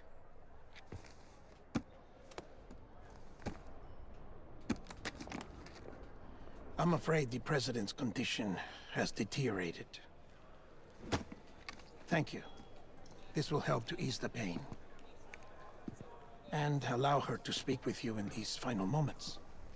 Is everyone wearing orange on purpose? Yes. So, the orange is the color of, I think, the research division of Bridges. As you can see, Sam is wearing a white outfit, which is, if I remember correctly, a freelance porter. The outfits usually just refer to your job, basically. Yeah. So, yeah.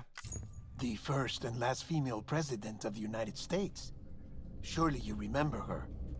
She raised you? You're not exactly dressed for a reunion. Take that off before you come inside.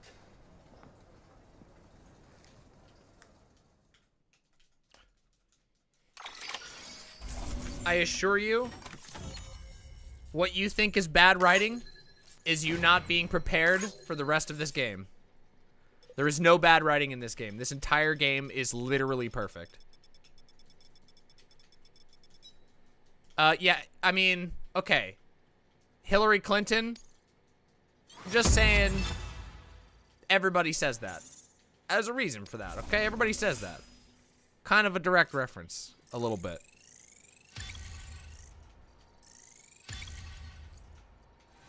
Alright, so we did a little delivery. Couple points. Ooh, here we go.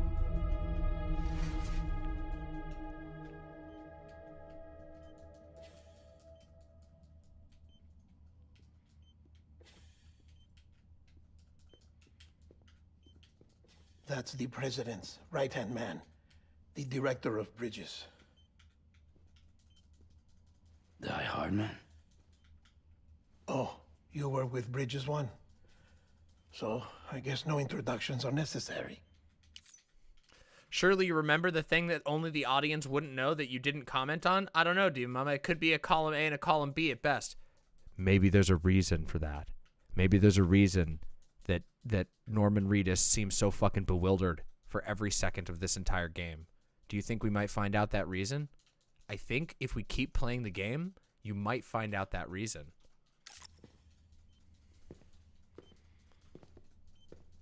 I'm being attacked. What's it been, Sam? 10 years? Look at us. Okay, fuck it. I have to go pee. You all need to sit here with your thoughts for a few seconds. Because I'm going to lose my absolute shit. We have played a grand total of like an hour of the game, and people trying to remark on the writing already.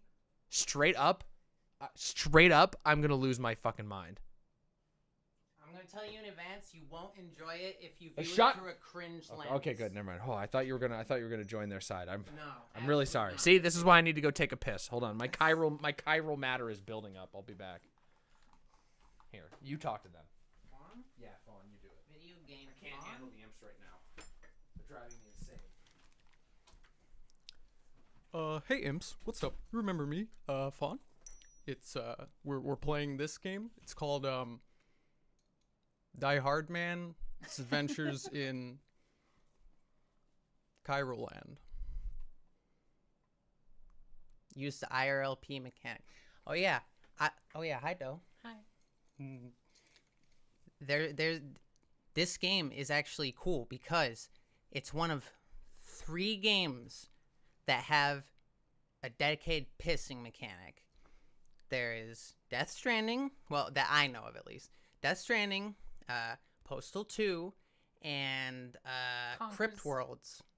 Conquer's Bad Fur Day. Oh, Conquer's Bad Fur Day. Does it have a piss button? There's a piss mechanic. You get drunk and then you pee. Well, I know that there's like pissing, but it's not a dedicated piss maybe function. not a dedicated So it's like how there's games with like a dedicated kick button.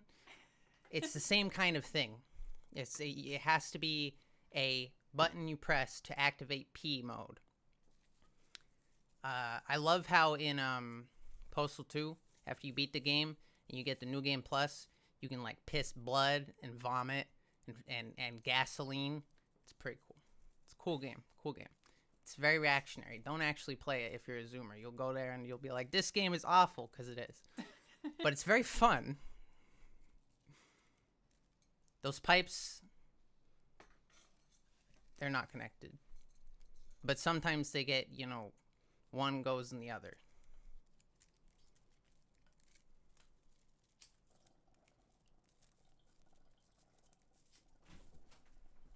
I don't know how you do, how you would, but it might happen. You never know.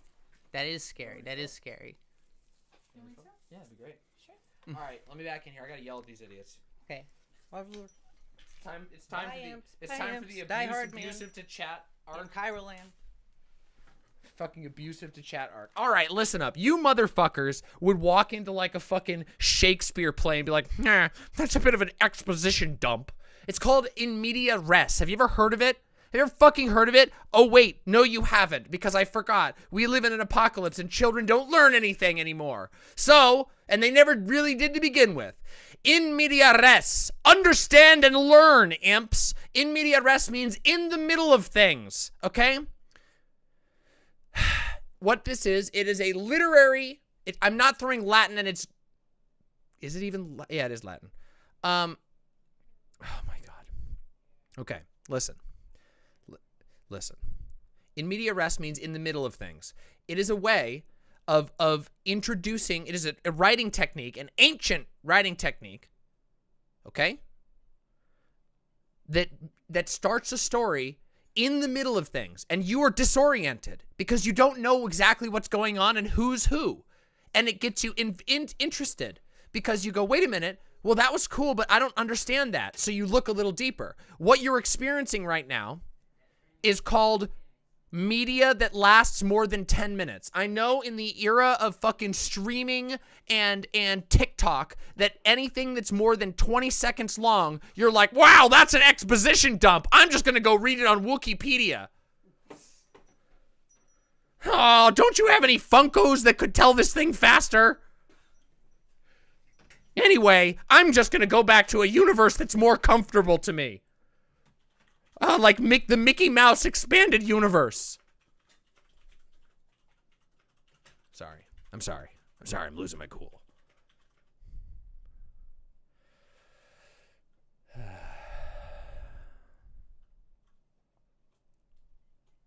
This game is very disorienting in some ways. No. I know it's a trope, but do you ever think that like somebody like Kojima, who literally opens the last fucking game that he made, Metal Gear Solid 5, with a guy handing you a revolver right before he goes, it's time to come back into action. And then he goes, whoa! And then he goes on a horse like this and it goes into slow-mo. Do you think perhaps that Kojima might like to use cheesy tropes in delivering a message? You know, just a little bit. It's all good. It's all good. We're all good. No. Listen, we're still gonna have fun, okay? And then you gallop on a horse. This game is a little bit, okay, guys. Let's make no mistake. Kojima has a tiny bit of pretension, if you can't tell. But the cool thing about Kojima is that he also knows he's kind of pretentious, and so he pokes fun at himself and his own writing in the writing. And not in like a cheesy, well, that happened kind of way. But instead, by actually analyzing the writing tropes and using them to poke fun at the story itself. It's great. Anyway. Ooh. You want to start it? Yeah, I'd better, or else I'm going to start getting mad again. I love you, Fawn. I saw your message. It's very sweet of you.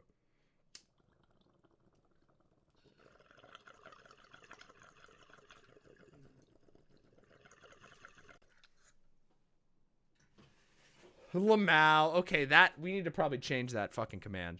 Which one? D-Mom is smoking herbal cigarettes with minimal tobacco. No, she's not looking for constructive criticism on it. As I like clearly fucking hit the bong. Okay, guys, unironically though, Kojima is actually an oracle. And if you have like other heroes that you look at and you're like, wow, you know, like the modern day Hercules, you're like, wow, I wish I could be like Markiplier or whatever fucking people you hero worship. Change it to Kojima, because unironically, Kojima's like fucking track record for calling shit hardcore is like, he's got like a fucking S+ rating of accuracy at this point. No joke. He had a character called Shoot Gunner. Okay? Shoot Gunner. And also, he's made now multiple games about dirty boys getting clean and clean boys getting dirty. Just pointing that out. Reminding you all of my amazing theory. Okay, here. He also really likes animals. He loves animals. I love animals too. Oh my god. He's just like me.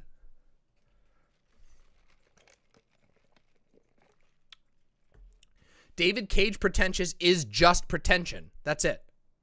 That's fucking it. I will never forgive Shenmue for creating the David Cage game. Oh no, it's true. Well, I mean, that's why he stepped away from Konami, because like I think Kojima was just like, I want to go do my own crazy shit now. I have a petting zoo in my house. All right. Okay. All right. I get it. You all think this is funny, don't you? Wait a minute. That's the entire point of my show, right? Most of the time, pretty much. To make people laugh and have a good time. Hell yeah. All right. Let's fucking play the game. Can we fucking get back to the game now? Actually, I want to take a bite of taco. Uh-oh. Choice paralysis. Quick. What's this? Oh, is that a hard taco? Oh, what's this? Oh, shit. Fuck. Grab this thing. What's this? Ooh, a chalupi. I sure like chalupies.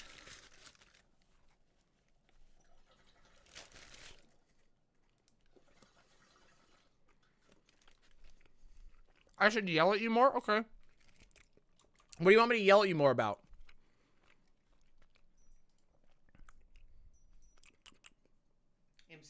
Yeah, sorry about that, Arsonovania. Yeah, sorry about that. Twitch chat gets a little quiet. Most people come hang out on the website chat. You should clean your room. It's a good idea to clean your room, I say, with my bedroom currently being the least clean room in the house. But my stream room's super clean.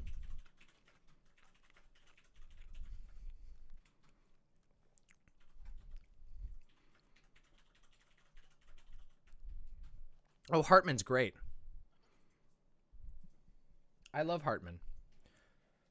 Clean your fucking rooms. It only takes a little bit, and it makes life way better.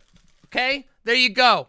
You want it? You want the Jordan Peterson treatment? We're not even going to call it the Jordan Peterson treatment, because guess what? This motherfucker made a living in the most pathetic way imaginable, which is just giving a kind of good piece of advice in general.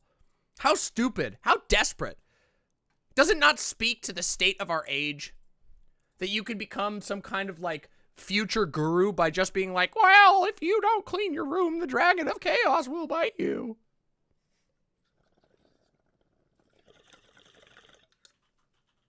People should worship me instead. I'm cooler. I'm unironically cooler.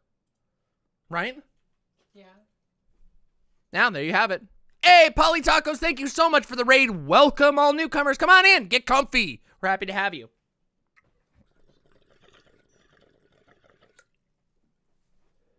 Oh, it always shows. It always shows. Go ahead. You think you're so observant. A reverse cult? What? What the fuck? What What does that mean? What does that even mean? Please clean your room. Yes. Yeah, that's more or less accurate, Jessica Metal. IDK if tube is correct, but what would you call the glass thing that the fetus was floating in? A container. Jar. A jar, maybe? You could say that. I mean, it looks to me like a synthetic womb, to be completely honest. Which is kind of what it is, right? Oh no, what's happening to... Uh-oh. I got a little scared there. I thought chat went down. A BB? No, that's what the baby is called. A bridge baby. A womb with a view. Aww. A pickle jar. I mean, yeah, you could say that. I think that's cute. But that's what they're called. The babies are called BBs, bridge babies. The BB is the best part of the game. Oh, you just wait. You just fucking wait. We haven't even got to the BB part yet. We got to get back to the game here. We're getting off on a stun lock. We have packages to deliver. We have babies to soothe. We have plants to piss on. I'm telling you guys, this game is a fucking wonderland. Like the stream, by the way. For real. Babies to soothe. Soothe. Like soothe them. Soothe them. Shh, little babies. Have to do this all the time. It's part of life. Soothing things that are freaking out is a big part of life, as it turns out. Yo, just got done celebrating my first year streaming. Had a blast. Wanted to say thanks, Demon Mama. The community is the reason I decided to start streaming. Y'all showed me there were weird folks like me that might actually like my content. Well, that is fucking awesome. Congratulations on a year streaming. Keep it up, and I've seen you around a whole bunch, so it's great to see you, and congratulations. Do not shake the controller. It will make the baby cry.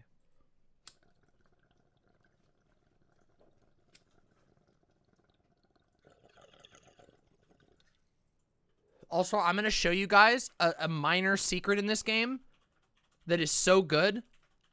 I'm just telling you. I know of a small secret in this game that is so fucking cute, and I can't wait to show you. We delivering food this Death Stranding playthrough? We're doing everything. We're going to do all the story stuff. I'm going to turn you all into fucking Death Stranding nerds. Because the people who are here watching now, I know that most of you are the hardcore fans. So I'm going to drive you at the end of a stream point into my favorite media. That was the plan all along. You've been fooled. You've been had.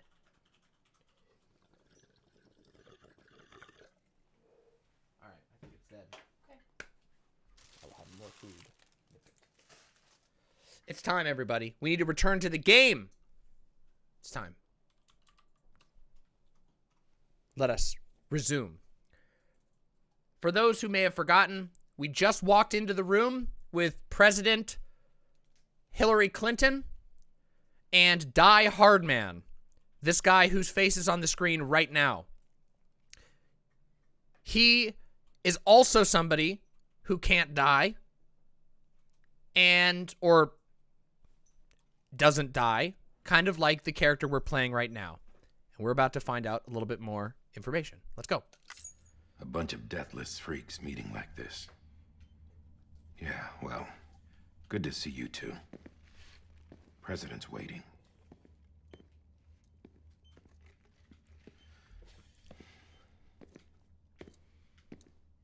It's your mother, Bridget. She's a bit out of it, but I know she'll recognize you.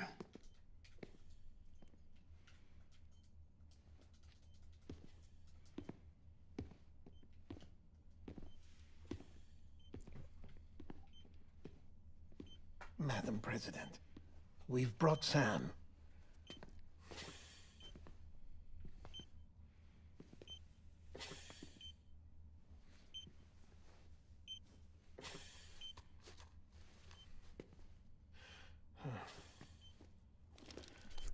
Silent? We'll leave you two alone.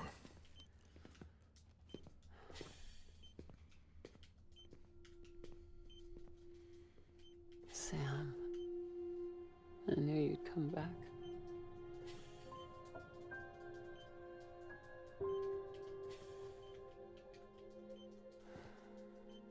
Are you doing all right?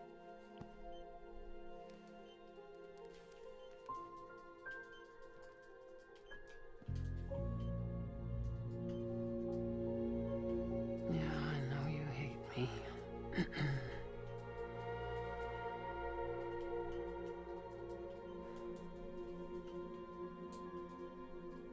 Amelie.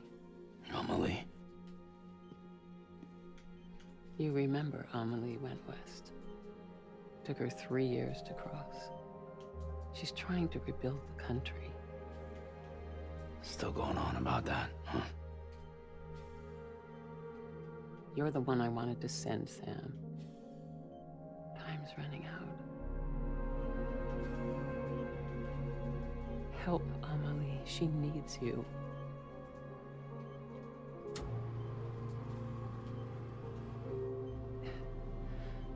Together, you can help us reconnect.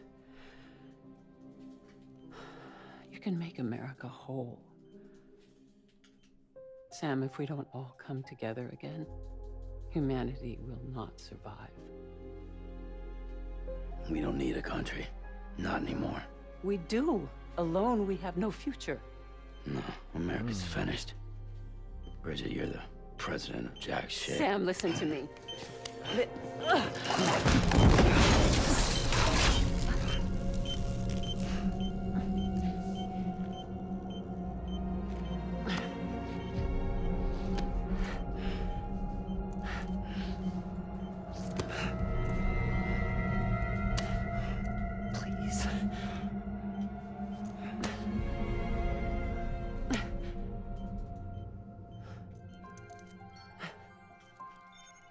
So you are willing to help me? No, I...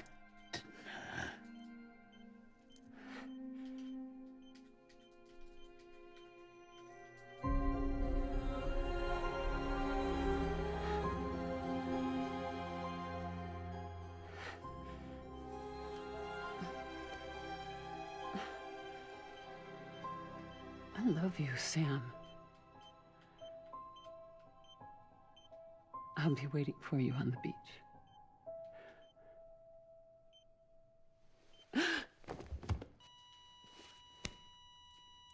Madam President! Oh, no.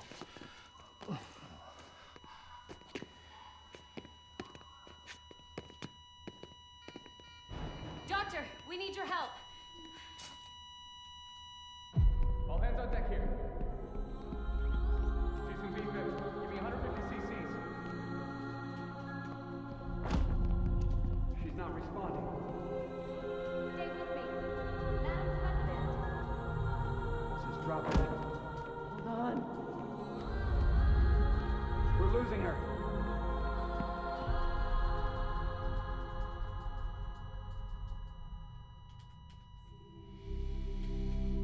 Time of death?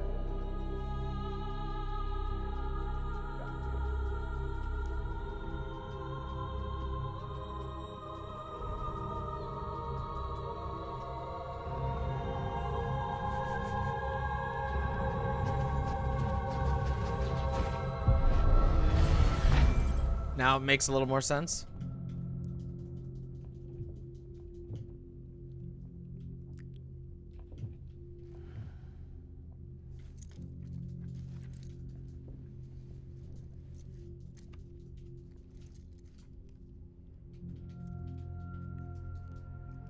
Half of the people weren't really there. The room is a white room. Everything was projected using the chiral projector. Listen. No Like one half can the know team that wasn't the actually there. president is dead. It's not If all word gets fake. out, He's there with Bridges the is president. finished. But Now what happened everything here else was a does not projection. leave this room. Do you understand? Yes, Director. But there's still the matter of the body. Without corpse disposal. We've got that covered.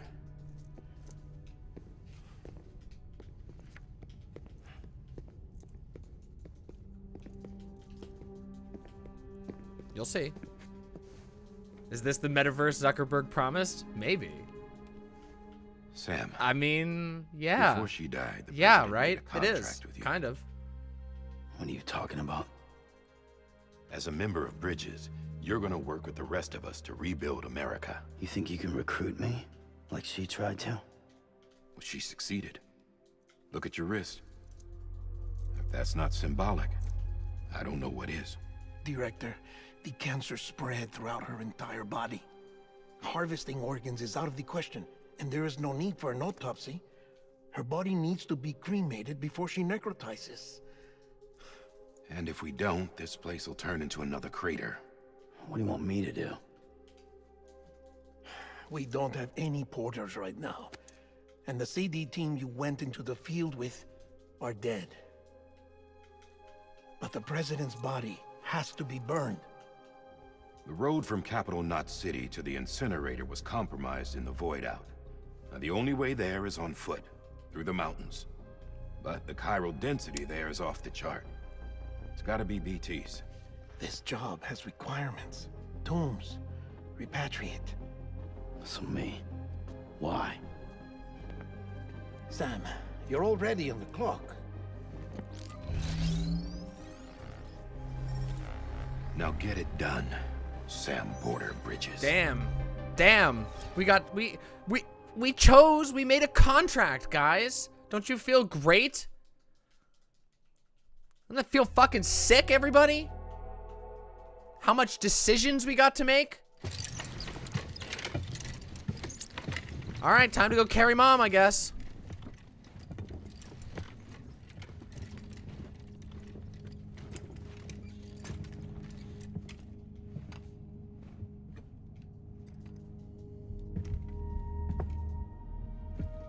This game is Coconut Island Simulator. You might be a little closer than you President think. Strand believed in American Reconstructionism. She worked tirelessly to bring the nation together again. And without her, there would be no Bridges. She deserves a funeral with full honors. But we can't give her that. If she dies, America dies. Without her, Bridges will cease to be. Listen. Her cremation must be carried out with the utmost secrecy. Even if we pull it off, what then? Who's gonna take her place? Face it, America's history. Sam, America isn't dead yet. He just said that it dies if Bridget dies. She may be lost to us, but we still have an America worthy of the presidency. Sorry, what? Let's not get into it now. What matters is that we're going to finish your mother's work and rebuild America as she intended. That's the reason Bridges exists. So take the first step, Sam, and deliver the president's body to the incinerator. If we don't all come together again, humanity will not survive. You're the one I wanted to send, Sam. Time's running out. I love you, Sam. I'll be waiting for you on the beach.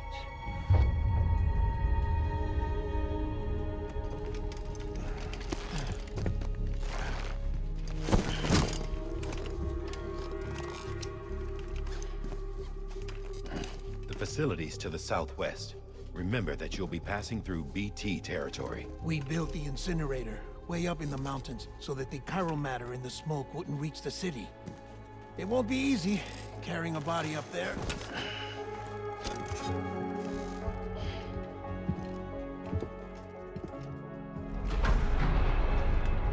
We'll be monitoring you around the clock.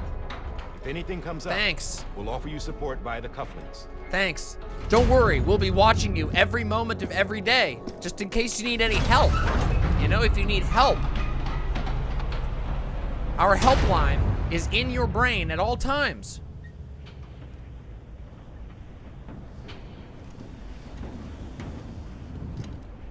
Damn, I sure hope nobody would think to, like, I don't know, use all this shit to, like, plug ads in your face at all times. Whew. Sam, this is Wait a minute. Dead men explained how to use the cuffs, right? Use them to check the location of the incinerator.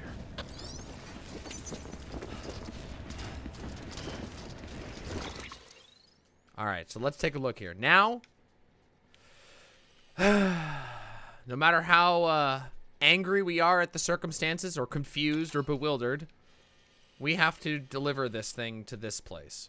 So let's put it together. How are we going to build this shit? Let's take a look at the terrain.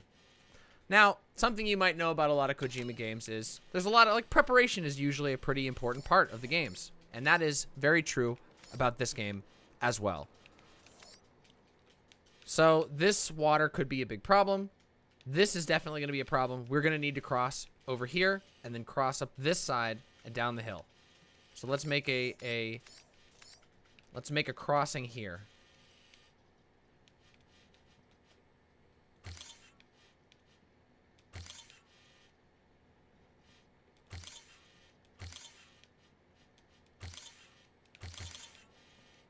Ah, perfect. Actually, we can go this way and avoid the mountains altogether. See? If we go up this way, there's like a small ridge of rocks that we'll have to do. So this will be pretty easy. We're going to be able to go this way, across here, through the shallow water. We'll cross all this shallow water so we don't drop the dead body. What's this? What the heck is that? I actually don't know what that is. Maybe we should go check that out. You should head to the highest point in the area first because the rest of the way is downhill. Super easy. I am not going to listen to that advice. I sure would. Hey, did we get any fucking equipment? You have any fucking equipment? You want to climb up a mountain? Not me. I'm taking the easy path. Can't we just leave the corpse on Deadman's stoop so she blows up and he becomes a dead man? But wait a second. Ooh, wait a minute. Deadman? Are there Deadman haters in chat already? Take mom out for a bit of sightseeing? I mean, it's a very short walk. We could just swing over there. Anyway, let's go see. We got our plot. We know where we gotta go. We got our little map going here. We'll go over here, and we'll go out. I like Deadman. So far, of all the people we've met so far, I like Deadman the most, I think. Well, I like BB. Sam, I don't think I need to remind you, but every minute counts when transporting corpses for disposal. 48 hours following cardiac arrest, they go negative and become a fresh BT to make our lives hell.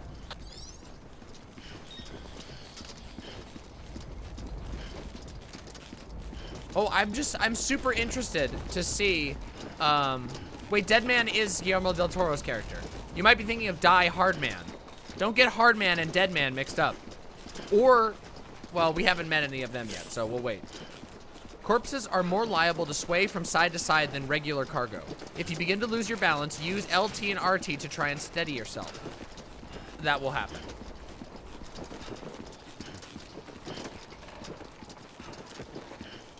Nope. Well, hey, they gave me this equipment. I think a wheelbarrow would actually make this job harder, honestly. Wait, I don't know who Deadman is either. You will in time. Stay on the journey with me, and you will in time understand who all of these characters are, and you will have favorites, and there will be everybody in chat will be fighting with each other over who's their favorite character and why. I can't wait. And I will definitely not throw any golden apples, ever. Of American Reconstructionism. With the country shattered and its people scattered to the four winds, she never stopped believing they could be reunited. People held on to their hope that America would rise again because they believed in her. We believe that this country can be rebuilt. America lives on, together with Bridget's undying spirit. What's with the propaganda radio broadcast? No, that is not. Oh, that's not propaganda. Die Hardman's just telling us history. That's just a history lesson from Die Hardman. What are you talking about? I mean, yeah, it's kind of annoying, and I don't know how accurate it is, but he's just doing us a favor.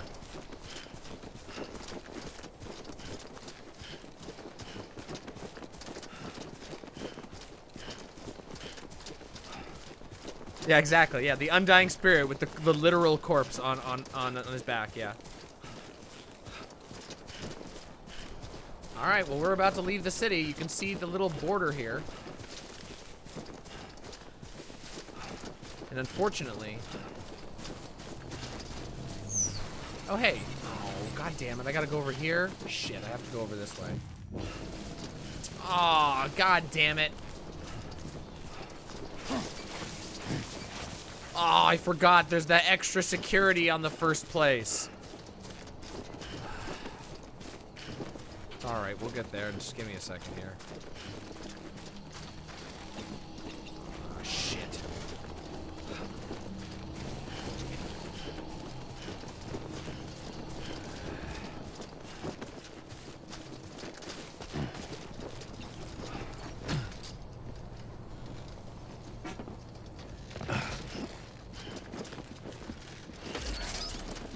There we go. The authorized exit.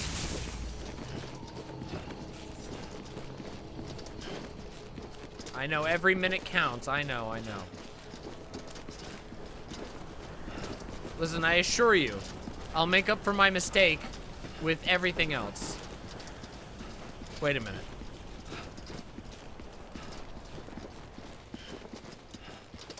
Is it possible to take too long on this part? Yes, it is.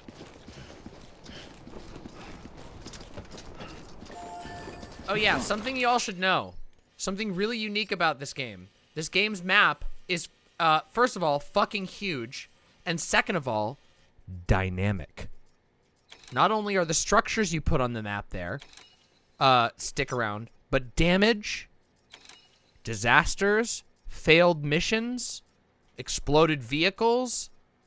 Yeah, and that's gonna get real interesting. Now, I don't want to tell you any spoilers, because I'm not going to tell you any spoilers. But all I'm going to say is that can have some pretty fucking weird effects on the game that you all are probably going to get to see.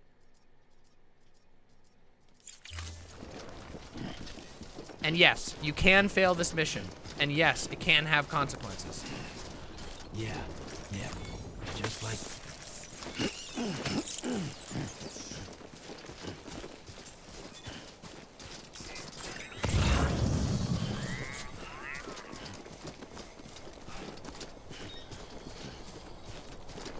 The building stuff will not, we got a while. We got a long time before we get to the building stuff. Just settle in, everybody. It's time to fucking do your job, to do our job. A special device is required to collect crystals of this kind. Oh, shit. There's a time for everything. This ain't it. Oh, did I fat-fingered the P button? Oh, yeah, while you guys were out at the store, Doe and Fawn, while y'all were out, I literally was going to show the chat the P feature. And I instantly pissed myself by accident. By forgetting to unzip my fly. Oh my god. Doesn't that suck? Doesn't that fucking suck when you go to? Yeah, you can. Yeah, the P mechanic in this game is very important, as you can tell. But yeah, It's weirdly in depth. it's incredibly in depth. In fact, you get a constant update of your urine bladder content, which is pretty interesting. That's really weird. Is that really weird, or is that really cool? I think it's really I cool. think weird can be cool. Well, I think weird is cool most of the time. Yeah. This game's fucking sick, by the way. I know, everybody can see it. Look, we have fucking 200 plus viewers. We have over 200 people watching right now because Hell yeah. this shit is fucking sick, and you know it's fucking sick, and it's gonna be even more sick. Just watch. Just watch. Don't miss a fucking episode. Let's go. Let's fucking go. The designers 100% has a piss kink. Kojima has a piss kink. That's the secret. Who could have seen that? Literally being thrown in your face at all moments of like half of his games.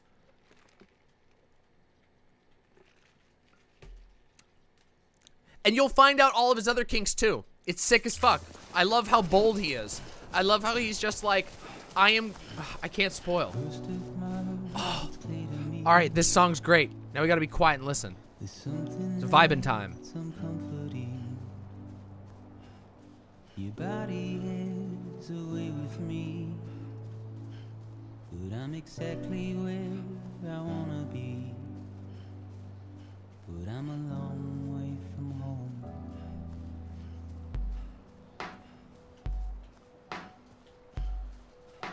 I know your voice, I know your face.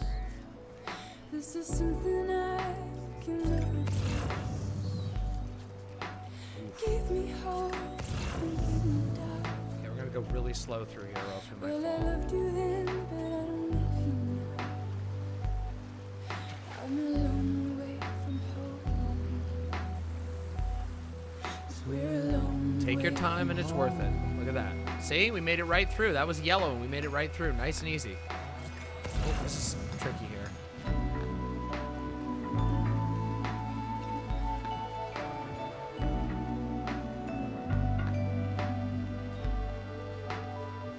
Oh, you will not regret it, Intentions Nasty. I'm telling you, this is right up your fucking alley.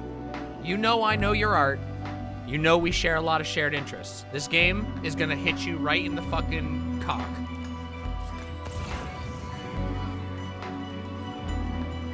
Wait, I meant heart. I meant heart! Now listen now, don't walk away. I've got nothing more to say. Can you see it in my dying face? You're acting like I care. Now is there anything that I can do? If there was, would we be singing? That you're a part of me, and I'm a part of Let's massage my fucking shoulders. Massage my goddamn shoulders here. I gotta rest up a little bit. Yes, I had to sit down. You have to take care of yourself in this game, or else your stamina will go down and you'll get really slow. Mom is literally heavy.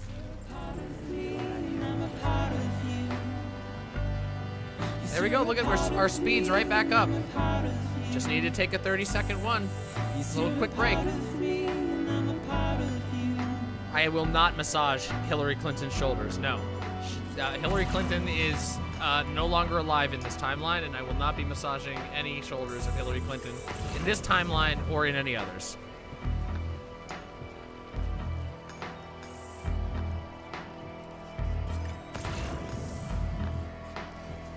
Okay, so that's where it's going to get a little dangerous over there. Now, hold on. There's a couple things we could do here. Let's reanalyze now that we can see.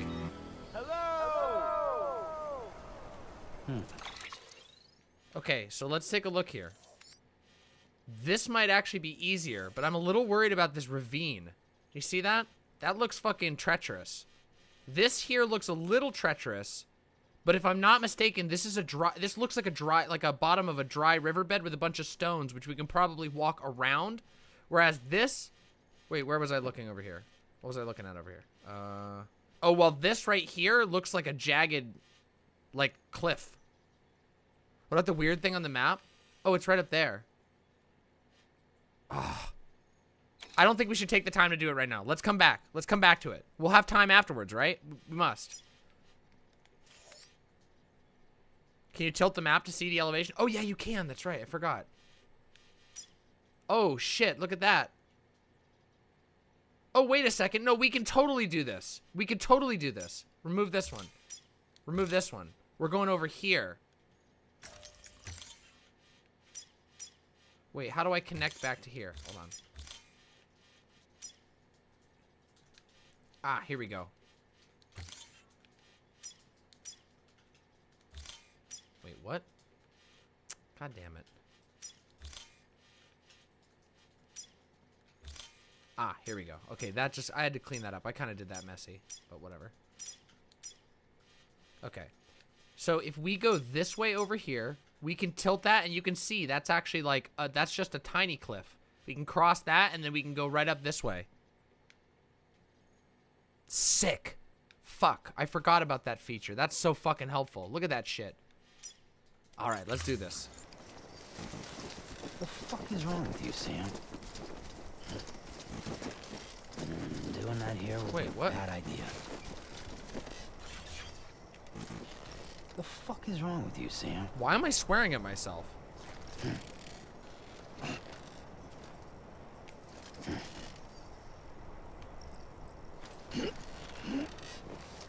Maybe, but I don't know why the control. I don't know why the control.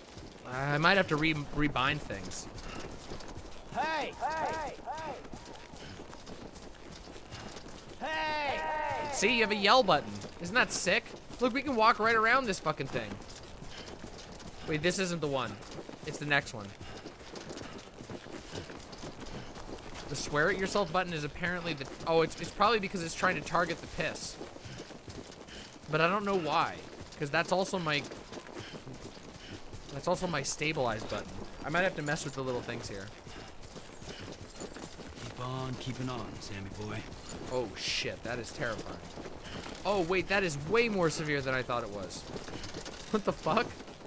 Did I draw something wrong here? Hold on a second. Did we misplot this? Oh, yeah. We need to go around further. Okay, never mind. Never mind. There's a time for everything. See you later, Bearwin. Have a great night.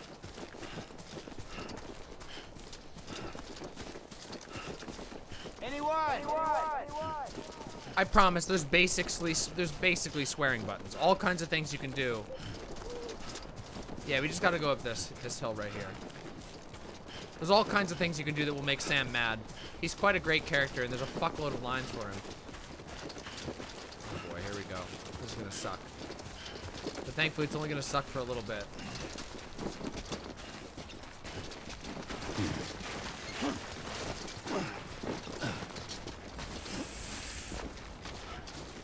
Oof. Oh, shit. Oh, that's scary. Oh, good, it's not wet. Thank God. Thank God it's not fucking wet. And we have lots of endurance right now. All right. Our endurance is doing quite good. So there's the tip. Look, we can see it. Oh. What the fuck was that, dude? Doing that here would be a bad idea. I'm in my bed now, just slowly falling asleep to the sweet sounds of Norman Reedus grunting, pulling his dead mother through the cliffs while swearing at himself for needing to piss. Isn't it wonderful? The Odradek terrain scanner. All right, we know how to do this. We've learned. I already knew how to do that. I already explained that mechanic.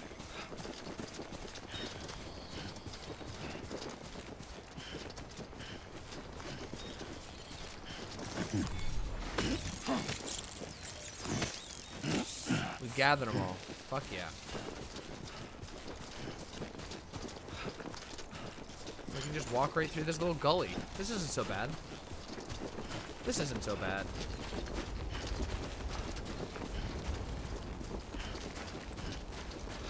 A little mossy.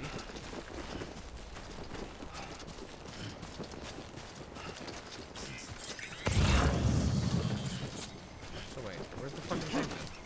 Oh shit. Wait, did I take the wrong path? No. Okay, so we just have to be very careful, and we want to stay up on this side. So we need to cross over here as soon as we can. Because if we try to go down here, it's going to be a steep climb up. So we actually want to modify this slightly. How do we, let's see. We can remove this one. We don't really need that one anymore. Or this one. We want to move, we want to go over this way instead. So let's put, we can just eyeball that one. Yeah, we want to get up high here. Too close.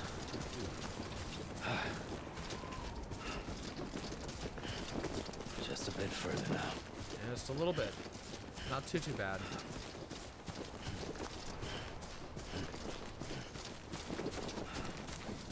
Oh yeah, see, look at that. If we go over that way, that's gonna be way easier. If we tried to cut up that way, that would suck. It might be faster, but I don't like it.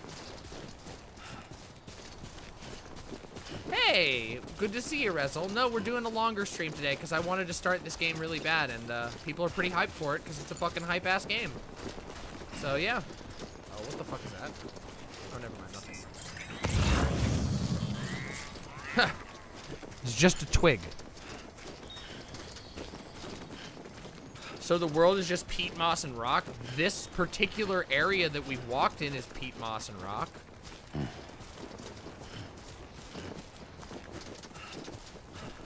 We've only walked like, we've literally been walking for like 5 minutes.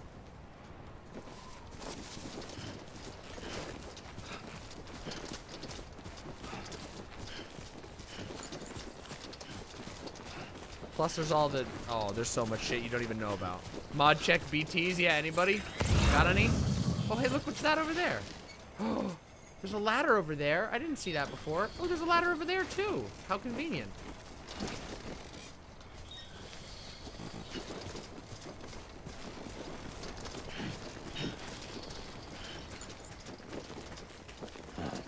So that's the place. Do we have a pedometer? Yes, actually. Kind of. This game keeps track of where you went, so you can always see where you went. It's super cool. This game shows you where you've been, and also, something that's really, really cool is when you have online enabled, areas that get walked on by people will slowly become more beaten and slightly easier to traverse. Like, it's super sick. And you can, of course, later build things like roads. You're gonna see. It's fucking wild. It's fucking wild. We've barely begun. This game is a nice, long, steady, calm, and enjoyable journey. And by calm, I mean absolutely horrifying at various moments, but you get to walk around and do fun things in between.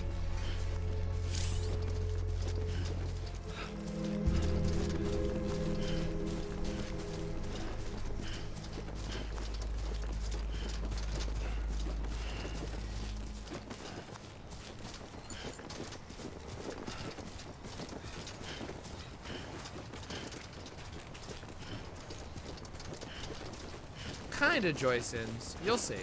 Kinda, yeah. A little bit. A little bit. Ah, yes.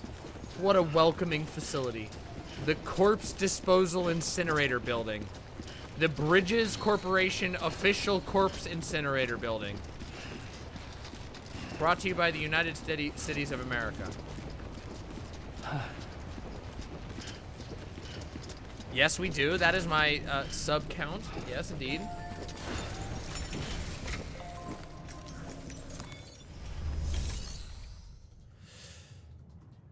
Cremate. Place a body in the incinerator. All right, let's do it. Let's cremate the body. Thank you, Rezel. It was made by Pseudophon.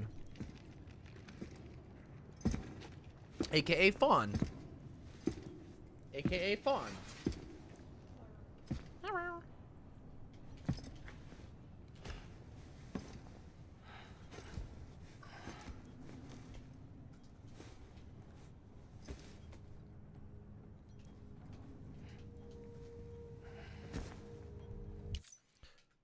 Hey, Demon Mama, I'm new here and unaware of the imp lore. Did you just voice train or did you get HRT early enough for it to affect the vocal cords? No, I have just voice trained, kind of. Like, when I say voice training, I mean very loose. Over the course of a couple of years, I listened to myself with a zero latency monitor, so I can always hear what my voice sounds like, and I can adjust it as I go. So I've kind of like how do I say this? Like unofficially voice trained myself or whatever. I guess self voice trained without using any sort of like programs or training or anything like that. I just kind of got some basic tips and then went like that. So yeah. Wait, really? Is that real, Space Pirate?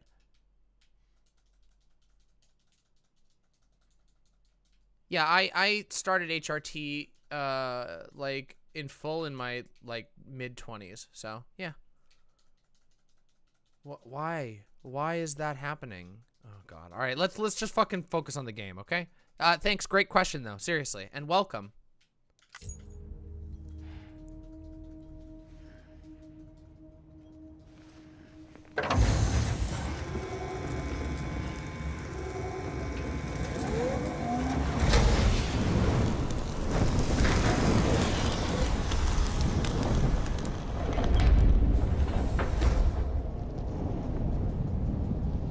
Bye, Mom. Oh, shit. Do you see all that sparkly shit? That's chiral matter.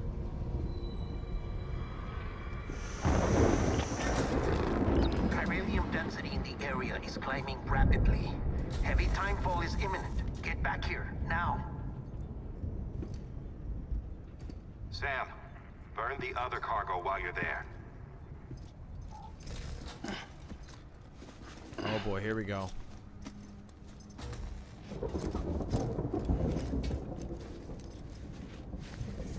What's this? BB-28. It's the unit Igor was assigned. It was hooked up to you when we found you in the crater. But why is it here? Because it's flagged for disposal. Central Knot's gone, and our headquarters along with it.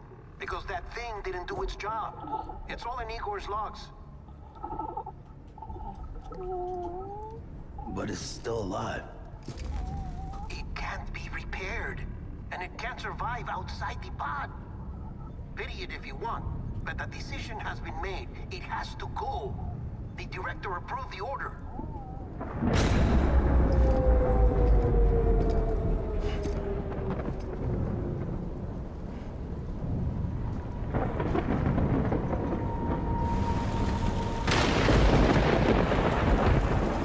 Good question, Rezel. I'll answer it after this portion.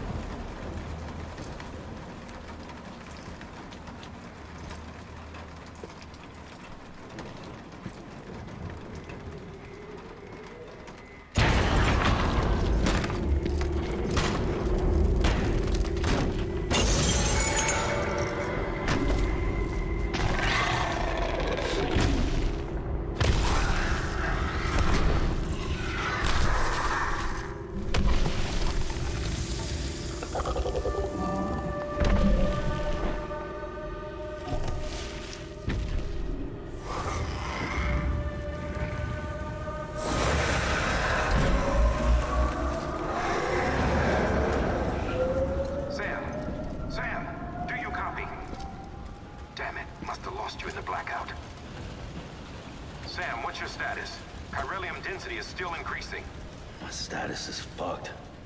There's tons of them. Must be from the bodies we couldn't get up to the incinerator in time. Comes with the territory, I'm afraid. Can you sit out the rain? No. They're closing in on my position. I have to move before they realize I'm in here. Sam, if one of those things eats you, it'll trigger a void out. You'll come back, sure, but the surrounding area will still be a crater.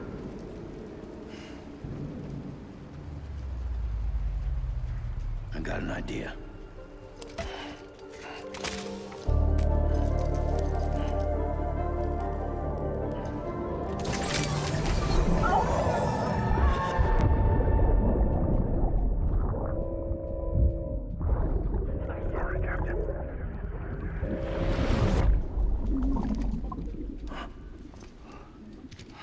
Mpreg arc begins. Your dad, Sam. Start, you shit. Maybe you are defective.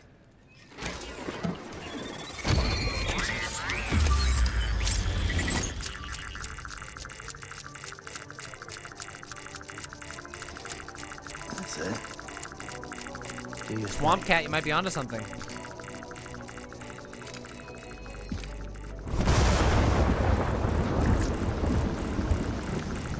sick.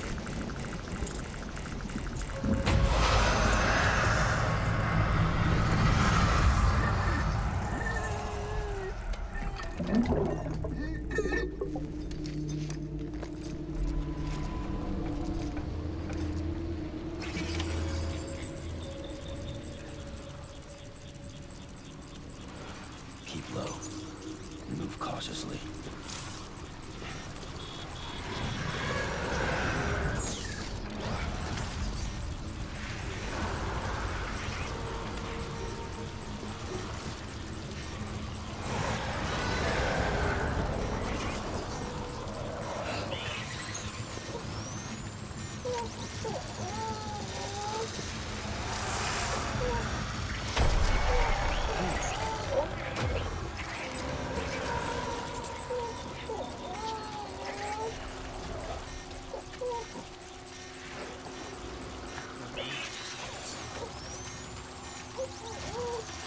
I don't remember any of the controls. Fuck, I need to remember the controls. Hold on, I gotta remember the fucking controls.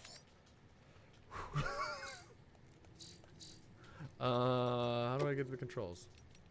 Okay, here we go. What is the fucking control? Hold breath is hold RB. Okay. Change posture is hold B. Okay. Alright, I got it. I just need to remember how to hold my breath. Whew!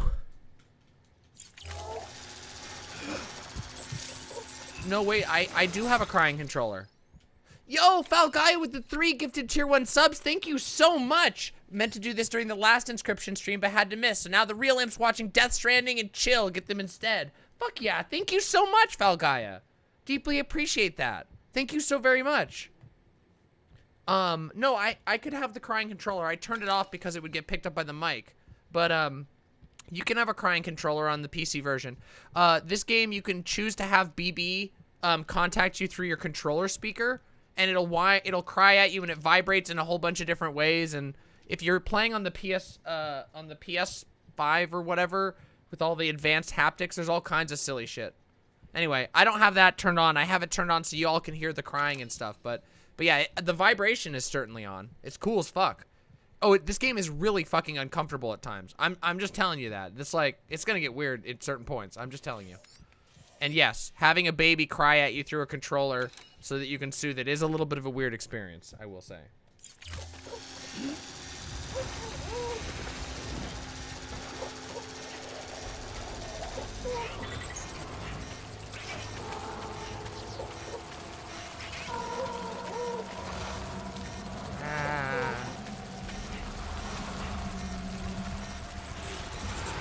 See, you see how they disappear while you're moving. It's very hard to see them while you're moving.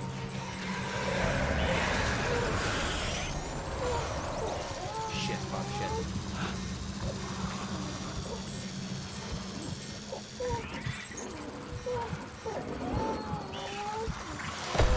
Whoa, okay. Let's not. Oh, shit. I can't believe I fucked up this early.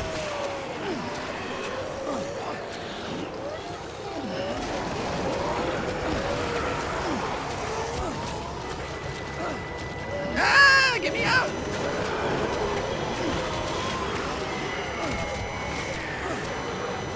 Oh, fuck.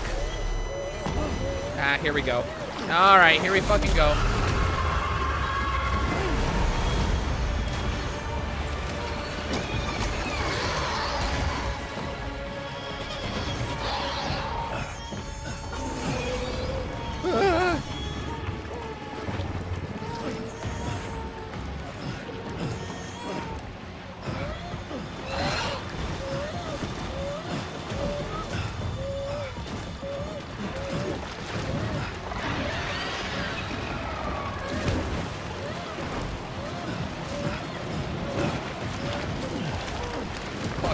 Fuck.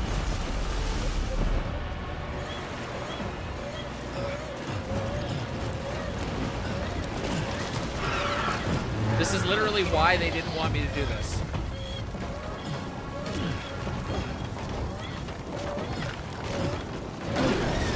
Ooh, we got a freebie path.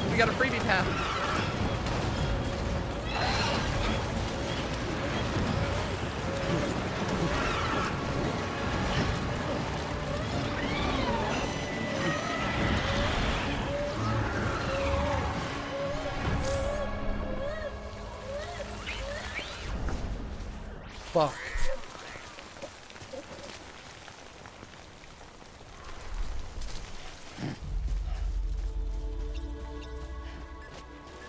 Let's fucking sit up here for a bit, huh?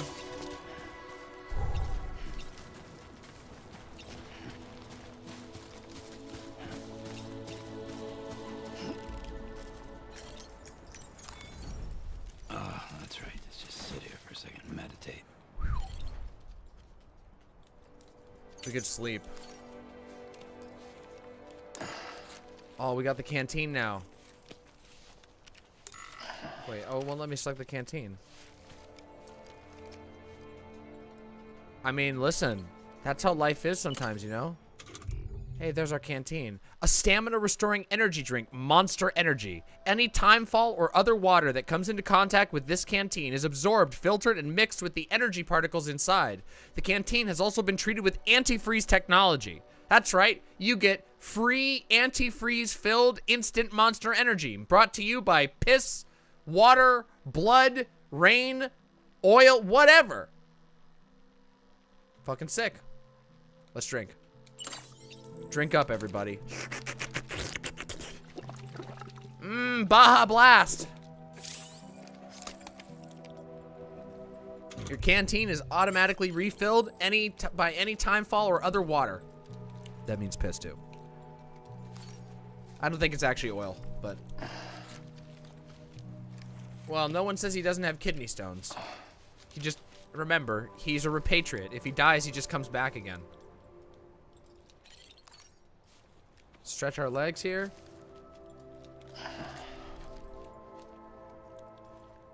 So, someone could go in and build roads for other players, and ultimately, the longer the game is played, the easier it gets. Yes and no. So, the way that the multiplayer sections work, well, the whole game is multiplayer. There's just a couple of limitations where you can't connect to other players, like right now. Right now, we can't connect to any other players because we're in the beginning of the game and we don't have that yet. But soon we can. You can... In fact, roads can pretty much only be built by multiple players. Roads and highways in this game are really, really, really powerful, and they take a lot of resources to build. So you need other players to do that. And yes, if you build affinity with other players who have affinity with other players who have affinity with other players who have people who have built roads, then yes, you will have roads, and it will make certain sections of the game significantly quicker and easier. In fact, arguably the only real way to get done a lot of the like side content in this game, the optional content that's not the main story, is to work with other people to build large networks that allow you to deliver things quicker and better. It's pretty fucking cool. Is it multiplayer like No Man's Sky? Kind of, but way smoother. Infinitely smoother. The multiplayer integration in this game is much smoother than No Man's Sky. I feel like No Man's Sky is a little bit bumpy. Or at least every experience I've had has been. There was a guy who built every road himself. I don't know how he did it. I built a couple of roads myself when I was at the end of the game already. But yeah. Multiplayer servers are on shards, so it's not guaranteed you'll run into another player if they're on a different shard. Yeah. There's a whole bunch of things, because you can go into your... Later on in the game, you can go into your multiplayer list, and you can like, make... specific connections with other players. So if you see somebody's stuff by chance and you end up liking it, then you can increase your affinity with that player, and then you can help that player, and there's a whole bunch of stuff. There's like a million mechanics. Yeah, it's asynchronous kind of stuff. No, there's no like WoW interactions at all. There's nothing like that. It's not an MMO in any way. All of the stuff is sort of like it's very low pressure and very much designed for you to have fun with other people and help each other out, not make things more difficult. In this game, the social interactions are, you know, quite nice. Honestly, they're meant to be low pressure, enjoyable, and mutually beneficial. It's pretty cool, if you ask me.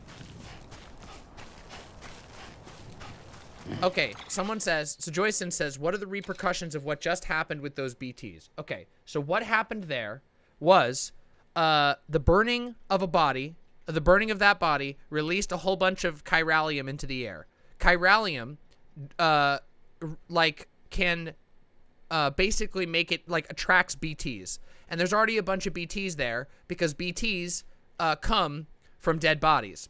And we'll discover a whole bunch more about BTs. I'm not going to spoil anything else, but BTs are connected to death, okay? So dead bodies will release chiralium, which will attract BTs.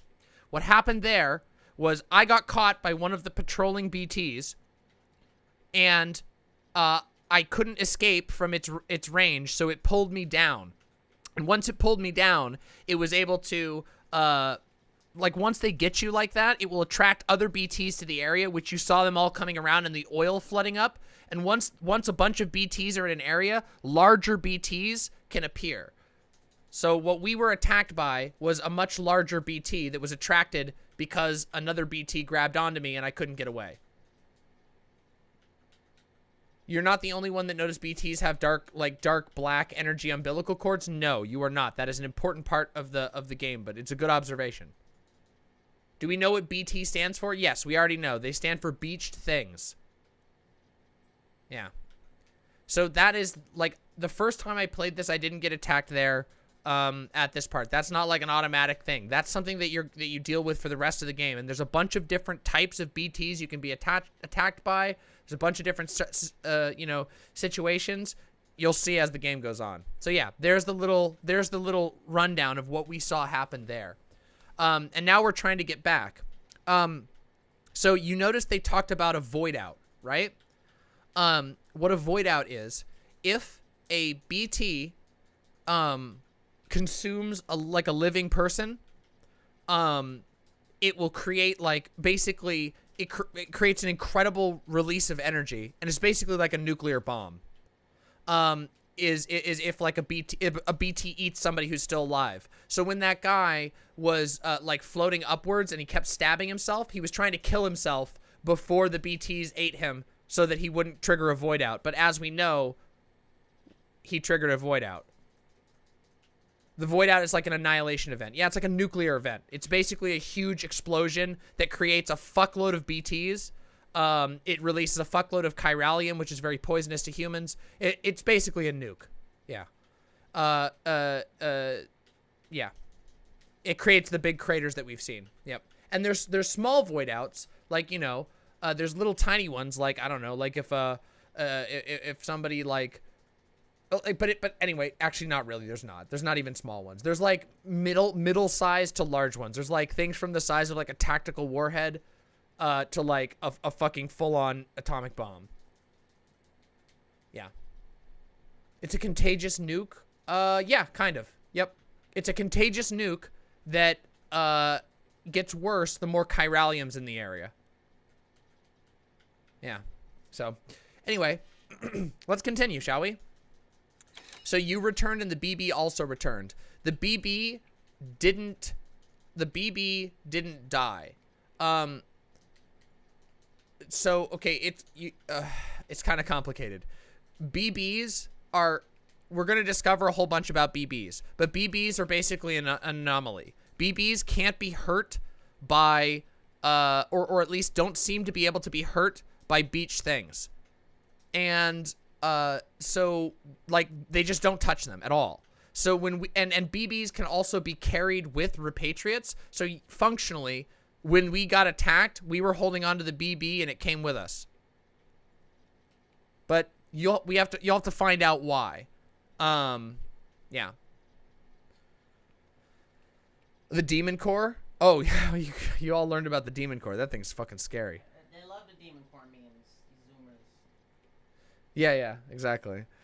Imagine that. The death of one human being creates catastrophic repercussions for the people left behind. Well, yeah, and if you've caught, there's a couple of other things going on. So Dooms is a disease that seems to spread between people and can cause people to be more vulnerable to chiral matter. We know there's chiral matter all over the place. And yeah, people dying is very dangerous. So they have to go and basically drop people into incinerators far away from cities. Oh, that's cool as fuck. And nuclear energy is a really interesting topic, but I don't want to talk about it right now. I want to deliver packages. And by that, I mean I want to deliver my ass back home so I don't get killed by the BTs. Let's go. I wonder if Norman is secretly in the afterlife. Not secretly. The thing is that he can come back from death. So he can enter into like the world of death and come back. The first example of this whole mechanic was because of a guy who committed suicide. Yes. So just dying doesn't instantly, you know, create a void out. Somebody just dying isn't that. But somebody dying releases a lot of chiral matter and can sometimes, depending on how they die, produce a BT in and of itself. Do you think delivering stuff with babies is a pun about giving birth? Yes. We'll find out about that. I hope we shouldn't have to, well, actually, you know what? I should grab some health here. I hope we won't have to deal with any more BTs right now. Oh, wow, I actually took a lot of damage. Disgusting.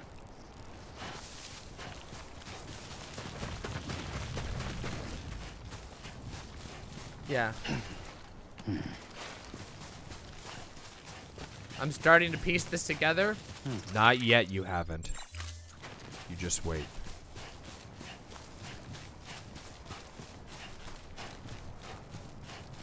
I can't believe you just watched someone survive that. Yeah, that... I know the mechanics, so I was able to survive a little bit, but, yeah. I fucked up there. I got caught. Oh, boy. So wait, this was not the path I took before, was it? Shit. I did not retrace my steps well. Alright, we're going to be really careful here.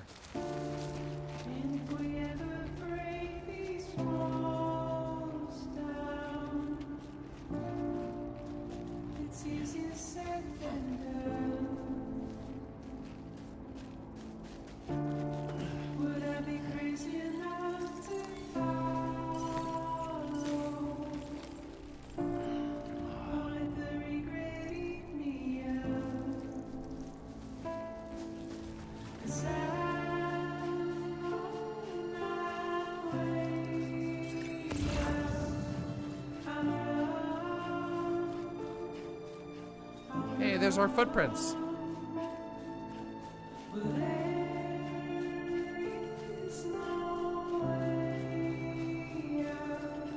Oh yeah, the little things with the bugs in them, those are the piss bushes.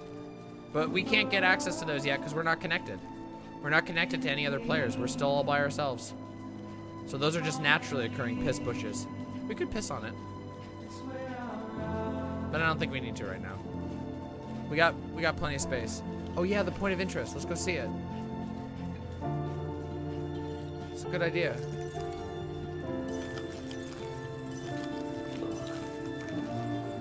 Fucking love this game's soundtrack so goddamn much. Where are we going here? Where was it? It's over here. Ah, okay. Fuck.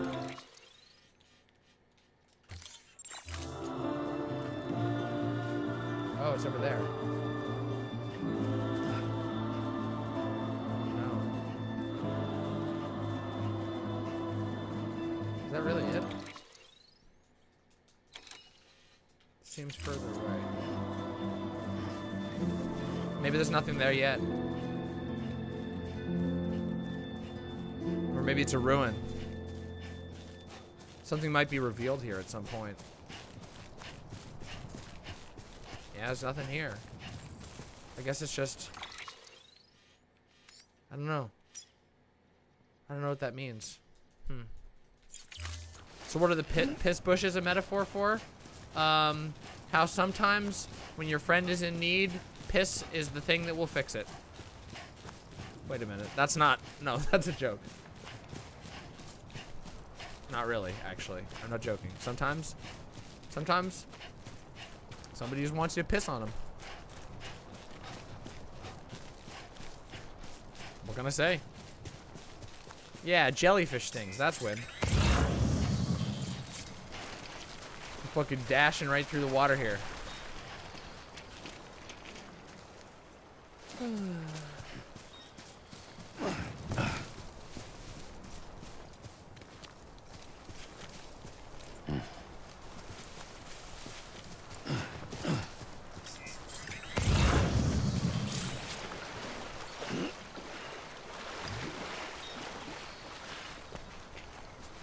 Oh Oh yeah, I gotta go in at the checkpoint. I forgot. This place sucks. You can't just climb in. You gotta go in the checkpoint. It's over there though. Thank you for that. Thank you for the reminder.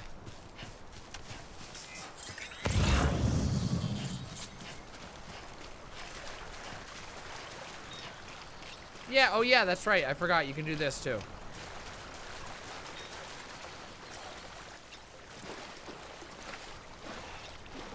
Here, let me fall in the water. I'll wash myself off. Come on, let's fall over. I don't got anything damaged.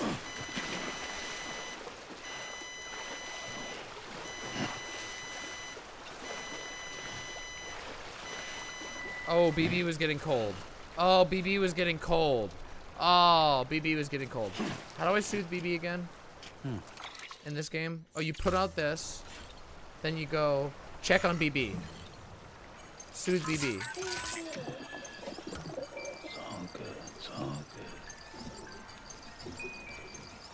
Oh, I don't have the motion controls turned on. I'm sorry. I didn't mean to make you cold, BB. I'm sorry, BB. Here, I can get a great one. Watch this. BB, BB. I think the motion controls work on PC. Maybe they don't. If you get a good rhythm, have you ever 100%ed this game? I don't think you can. I don't know if you can 100% this game. I don't know if it's like completable in that way. I haven't, but I've done a lot. My like playthrough the first time was incredible. I got like fuckloads of stars. It was ridiculous. Come on, BB. Come on, BB. Hi, I'm soothing BB. I'm soothing BB. What's that? I'm still streaming. I'm soothing BB on stream right now. Oh yeah, it's over here. Here you go. All right. Let's stop soothing BB for now. We must soothe the BB. I soothe the BB. All right. Let's get back to walking. Enough soothing. Time to walk.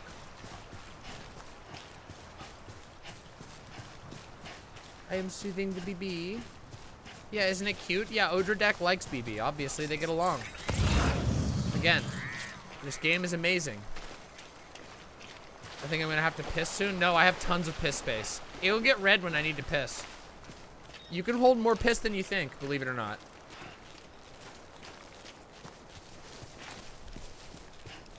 Soothe the baby, soothe the baby. Oh, you're making fun of me because of yeah. There you go. Oh no, I don't think it should get red. Oh hush. Maximum piss load. If you piss for a really long time, you can make a giant bush like this. That's how it goes.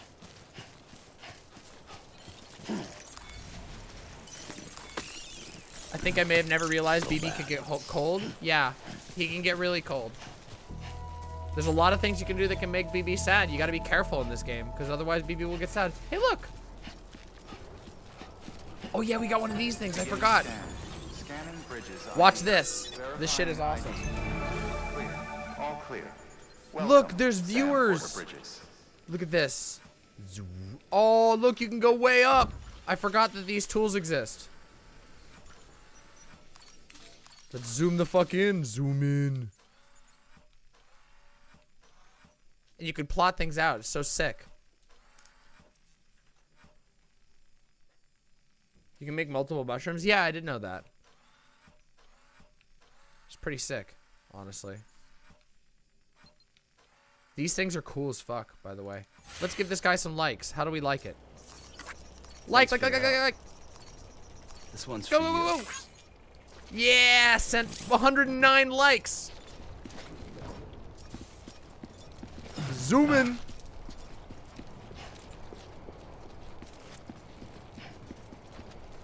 Is it just me, or is the game really hammering home the idea that protecting and caring for someone else should be something really important to you? There's a time for everything. Welcome to Capital, not City. Proceed to distribution center. Let's go to Capital, not City. Let's go to Capital, not City. Sam, come back to the distribution center. Check the location on your compass. Sam, that's a Taco Bell 5 for 5. With it, you can restore your stamina, and you'll be able to deliver more packages.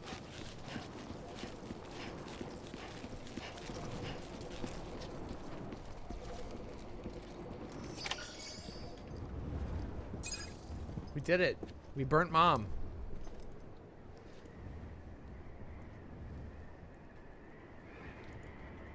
Uh-oh. It's a miracle either of you made it back.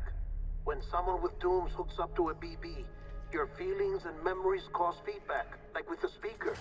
It amplifies fears and stress, and runs the risk of taking you to a place from which you will not return. I'm sorry, but this BB has been pushed beyond its limits. Disposal is the only option. Sam, get cleaned up and come to the president's office. We need to talk.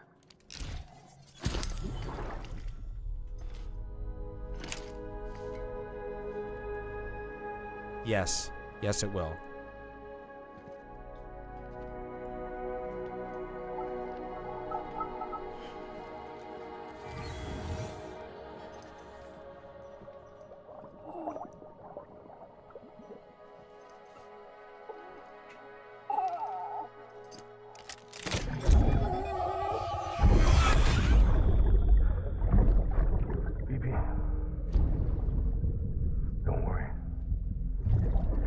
Hold on, we'll talk about that. I'll always be with you.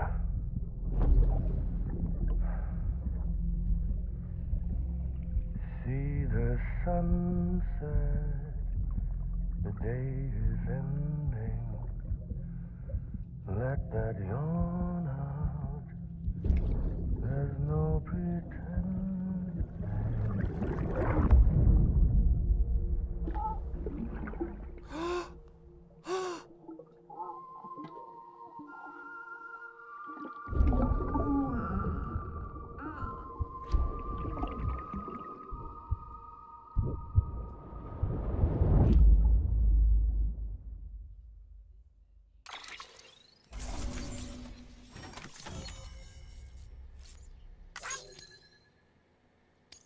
Hey, we did good. We didn't take any damage. Wow, we got a lot of points for that. Ooh.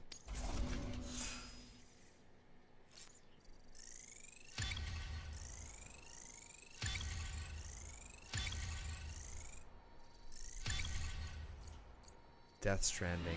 Beautiful.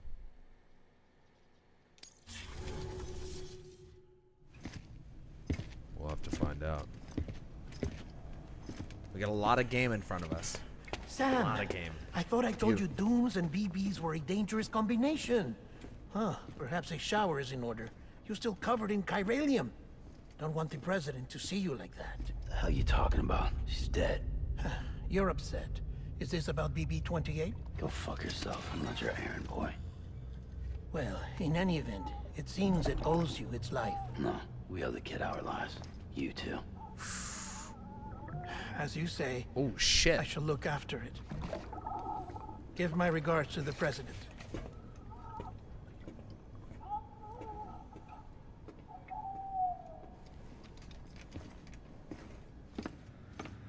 Fucking toll.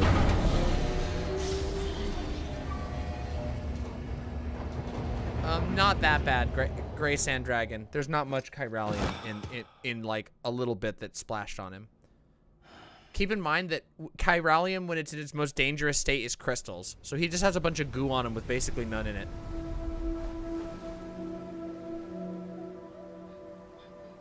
It's almost time to go, Sam.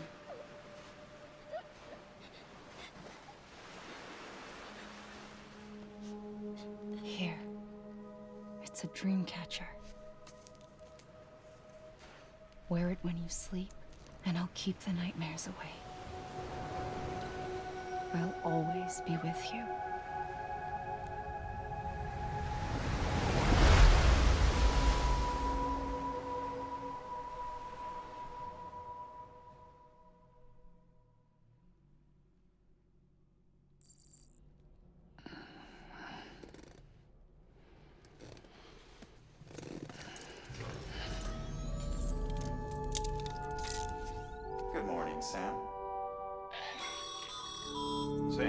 This is Di Hartman.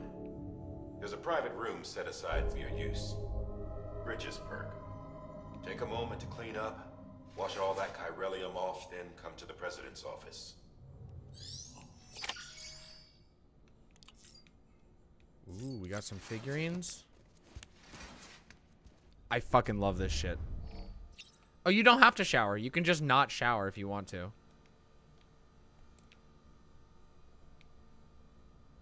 You literally can, I think. I don't think it makes you at this part. If I remember correctly, you don't have to. You can just show up dirty as fuck.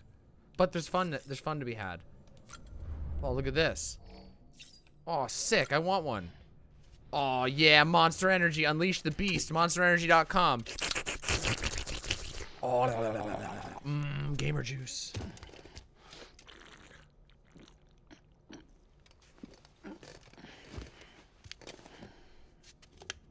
I have, yes.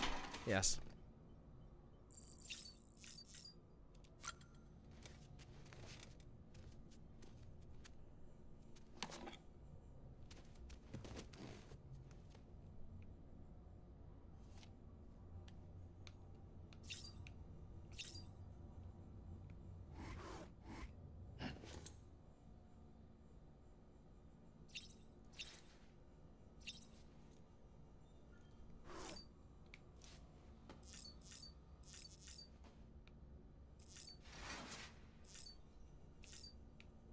Do you see what I was saying earlier? Do you remember what I was saying earlier? About how Kojima basically ensured that there will forever be a in perfect detail digital model of Norman Reedus, Mad Mikkelsen, and all of the other people that he finds attractive? Why do video games act like men just flex all the time? They do. Fuck, I flex all the time. What the fuck are you talking about? Flexing is sick. You kidding me? Oh, I have to shower. Oh, wait, no, I can use the sink.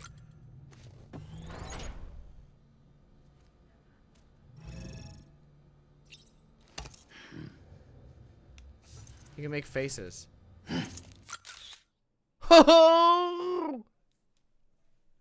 Porter grade 12. The finger guns.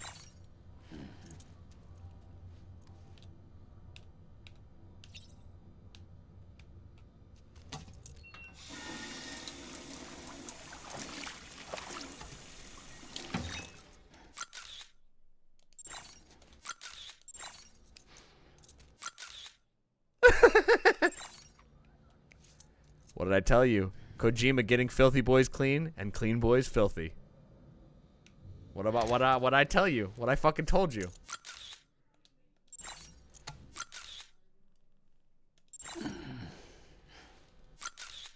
This is what you came here for, isn't it? This is why you come to Demon Mama streams. For the unfiltered experience, best experience of any game ever.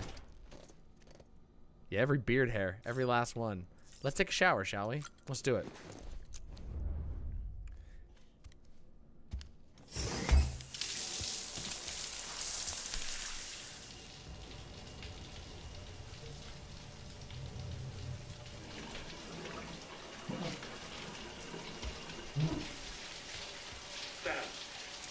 Sam, can you hear me?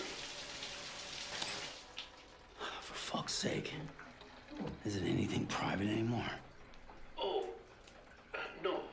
Except for taking a shower and going to the toilet, that is.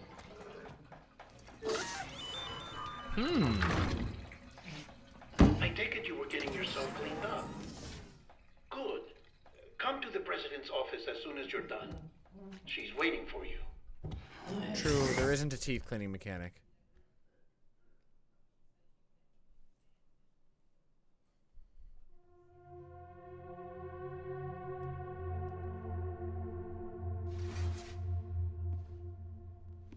No, they're just there to help you, so they can offer support. You did well, Sam. They wouldn't want you to like run out of soap Thank or you. whatever. Bridget may no longer Or toilet be with paper. us, Can't but you imagine? Can't you imagine how bad it would be if you ran out of toilet paper and Amazon couldn't know to deliver to you? her legacy has a chance to live on. Sam, listen to me. America, Reconstructionism, Her dream isn't dead. I don't want to hear it. This is the face of our new hope. Our new America. Oh boy. Maybe PosadistJohn.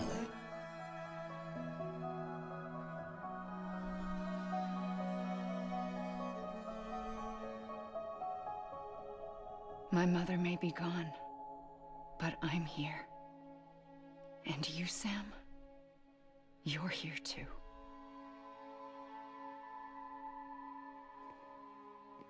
Been 10 years since you saw each other, right? And in all that time, she hasn't aged a day. He knows why. My body's still on the beach. I don't get to grow older. But you do, Sam. You look good. So you're serious then about reconnecting everyone and everything?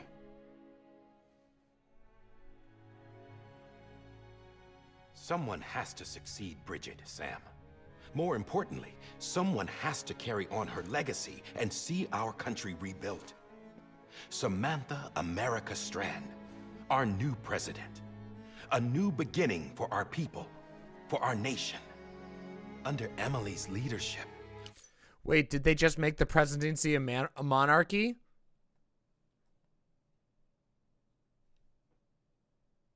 We'll re-establish the UCA, the United Cities of America. This is how we'll rebuild our country.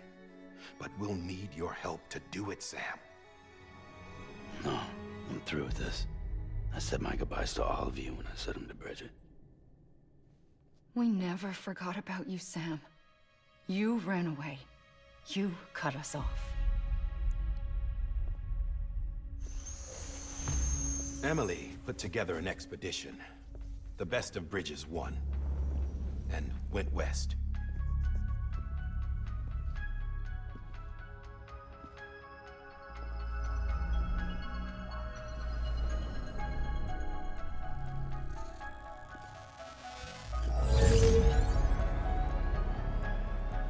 I led them past craters in BT territory. I kept them safe while they searched for survivors. Never once missed a BT. Saw him coming a mile away.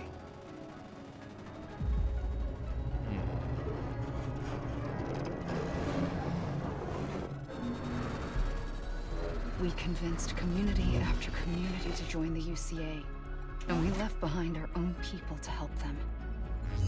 It took us 3 years, but we managed to make it all the way to Edgenot City. All the way to the Pacific. Jesus.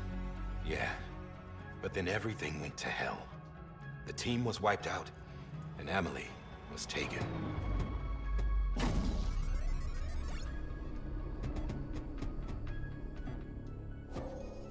Taken? I'm not being kept in a cell or anything like that. I'm allowed to use their facilities and to speak with you whenever I want. I just can't leave the city. It's all to safeguard the continued independence of Edgenot City. Well, that's what our keepers are saying, at least. They want the UCA to leave him be. They basically just made a Emily's their dictatorship because insurance she can never policy age or in case die. we don't. These assholes again? Homo Demons. Militant separatist group. They run Edgenot City. I've heard of them. Bunch of terrorists who go around towns killing people and leaving craters. Right. Nothing's off limits for them. Homo Demons. Not even engineering void outs.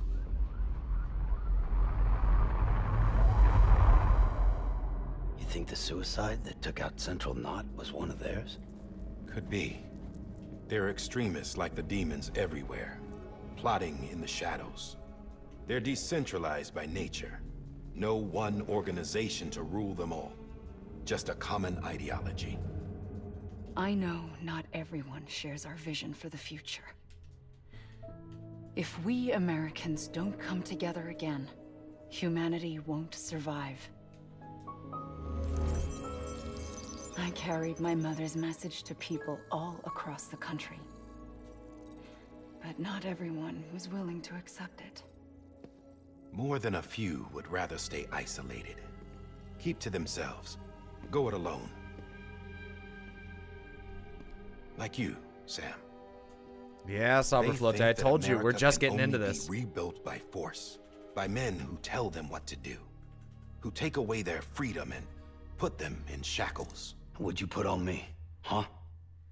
You know better than the demons. Just another kind of cult. They're not shackles, Sam. They're a symbol of our bonds. That's what we need right now. Not to stand apart, but to come together. To form chiral knots and reconnect. Sam, we want you to go west and finish what Emily started. The people she left behind have been hard at work, setting up chiral network terminals. But these terminals are still isolated. We need you to bring them online. And for that, you'll need a Cupid.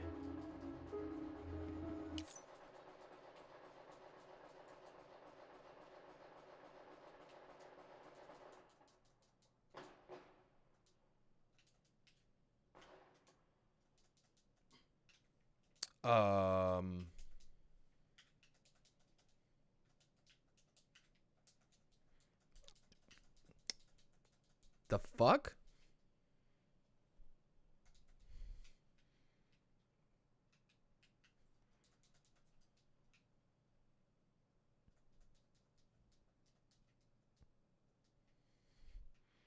Yeah, I just don't know what that fucking was. It sounded like it was like, honestly, it sounded like fireworks, but really fucking fast. Yeah, it sounded like a tin can machine gun.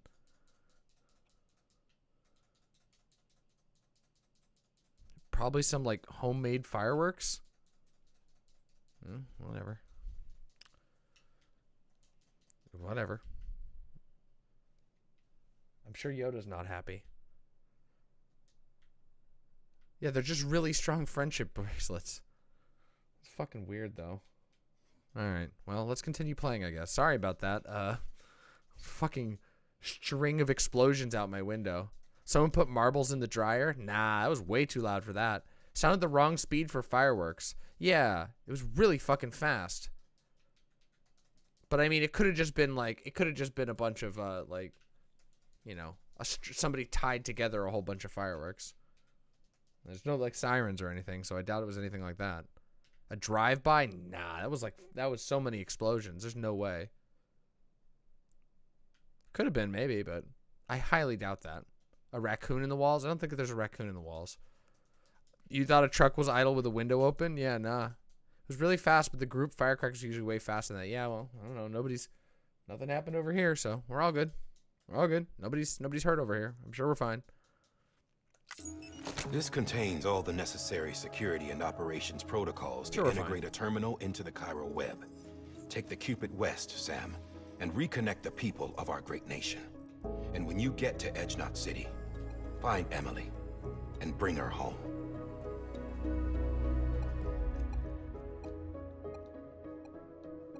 After that, I'll take over the presidency and carry on Mother's work to save the country. This was Bridget's dying wish. This is how we'll move forward. Please, Sam. I wonder, we Laika. need you. Isn't that weird? I'm Sam Porter Bridges now. I'm not a Strand. Hell, I'm not even part of this outfit. You all saw to that. I'm not getting involved with you, or anyone else, ever again. Wait!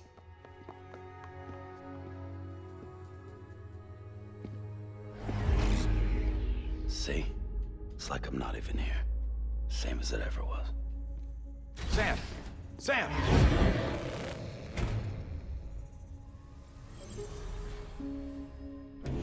Hold on. Stop! Listen to me. America needs you. Both of you. Yeah, covering the world in cable didn't bring an end to war and suffering. Don't act surprised when it all comes apart if you try to do it again. Round and round it goes. Connect, reconnect, it's not that simple. All right, Sam. Just take it easy. I get it. You don't have to commit to anything now. Why not get some rest? Good idea.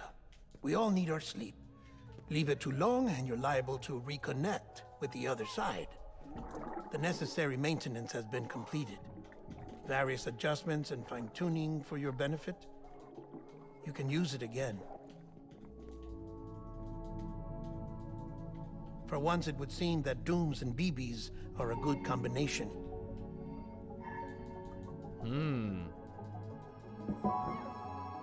Or perhaps the two of you have something of an affinity for one another.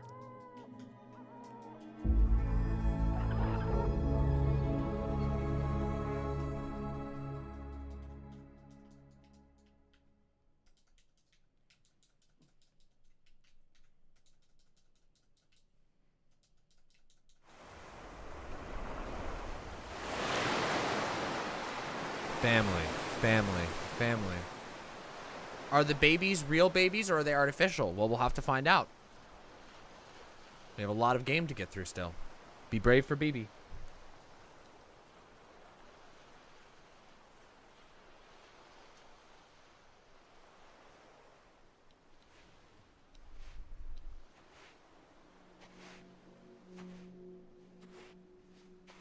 Sam.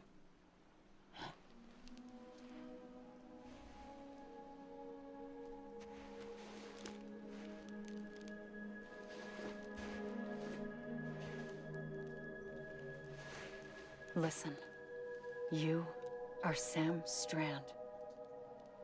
No, I'm not. Not anymore. My name is Sam Porter Bridges.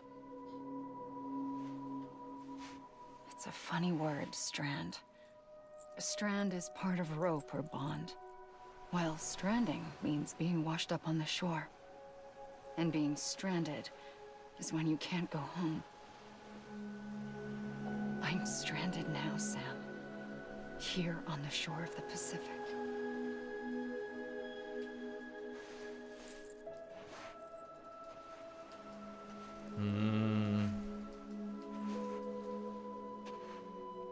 Thousands of miles away. But our bond still holds. Yeah, Devious Chillster. Yeah. I just realized he changed his name to First Name Job Company. You're free, but we're still connected. Don't tell me we're not.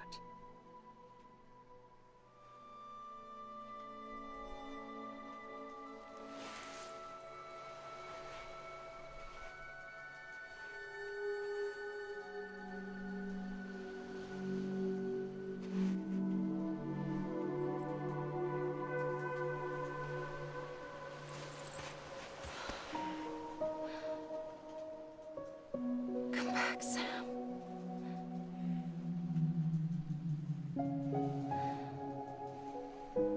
I'll be waiting for you.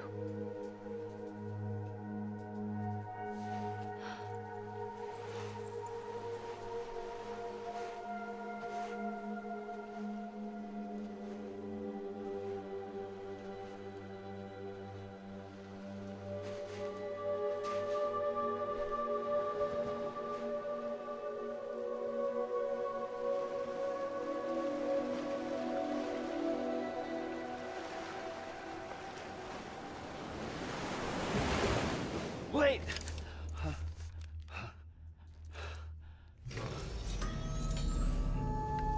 Good morning, Sam.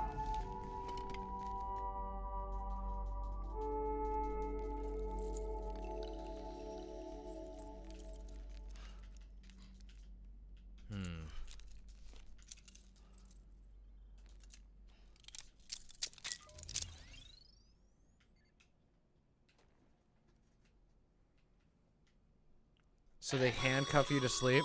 Sam, this is Di Hardman. You were out like a log. Must have been beat.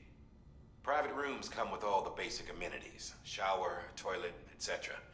Drop in when you need to rest. Inspect your gear, review info, or whatever else. If you have any questions, feel free to ask our staff. But before you do, why not check things out for yourself? See how Bridges operates these days.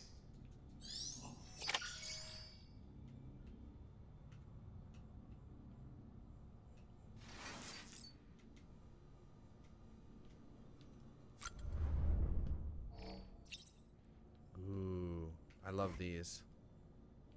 I love our little dudes.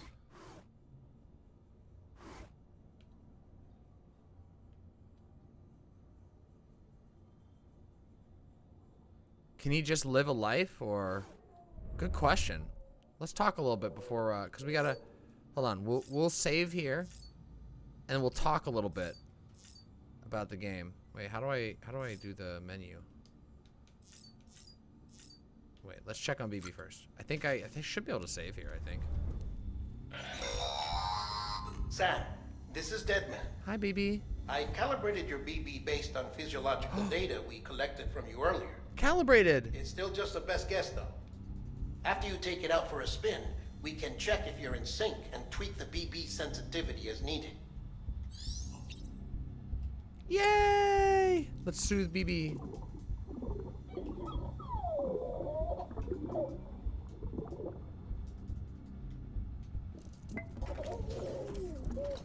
You okay? What a cutie. BB looks happy. Yay! BB looks happy. Spinny baby. We love him. We love BB. Just like babies in real life. Kind of like babies. Look, see? You can poo and pee. They want us to try everything out in the room, I think. Basically. Activate the terminal. With that terminal there, you can browse the Bridges database, which has info on a range of subjects. You don't have clearance for everything, but there's still plenty you might find informative.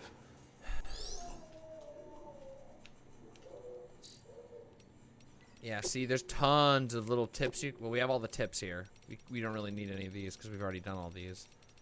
Let's clear those. We log. Okay, no, we don't even have any transcripts. But you can listen to all the cool music, like this.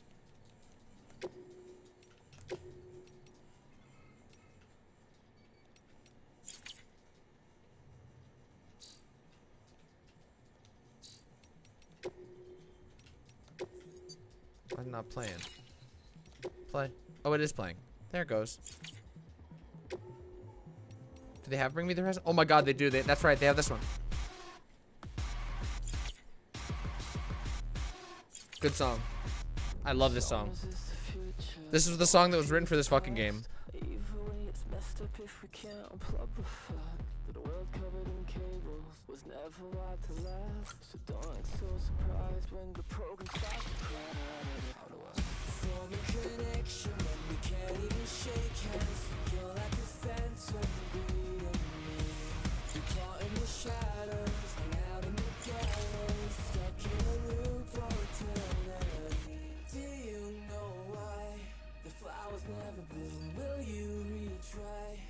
Let the pain resume. I need a new leader. We need a new looter. So come outside. It's time to see the tide. It's out of sight. We're never out of mind. I need a new leader. We need a new looter.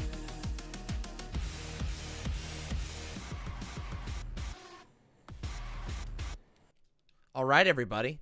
So, what do we think? Wasn't that fucking game excellent so far? Are you excited to play through the rest? Because I'm telling you, it's going to be fucking sick. It's going to be awesome. I'm going to play the whole game on stream and play through. Fuck You, It's January can instead be Death Stranding January. So, yeah, let's do it. We're going to do Stranduary. That's what it's going to be called, Stranduary. There you go. I won't remember this by next stream.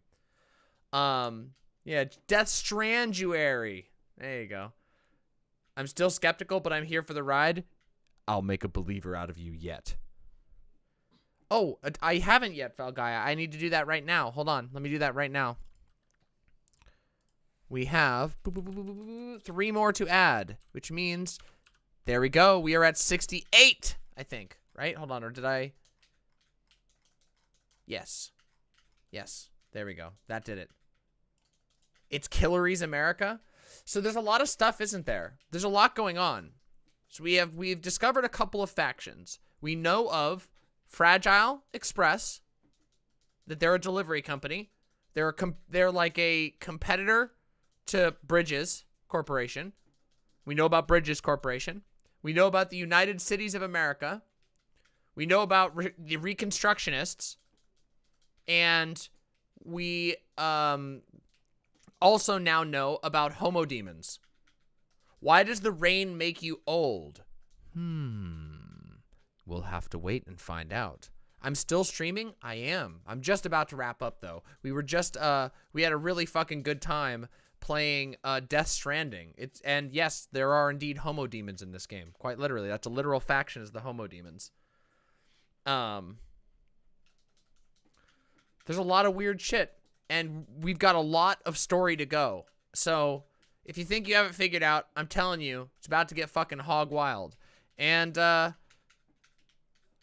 doesn't it kind of feel, I don't know. I feel like this game is so on point for life. Oh, it's all good. You can rewind. I'm serious. It's a fucking good watch, Vermin. You hate the baby? No, don't hate him. BB is good. You can't hate You can't hate BB. Okay, listen, Vermin. Vermin, by the end of this stream, you will love BB. I promise. I promise. BB is so good. There's nothing wrong with BB. BB is not evil. No.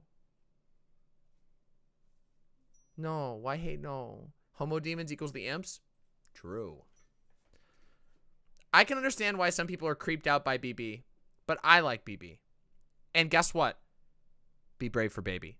That's what we have to remember. Be brave for BB. That's what we have to learn from our previous gameplay streams. Okay, everybody? So, yeah.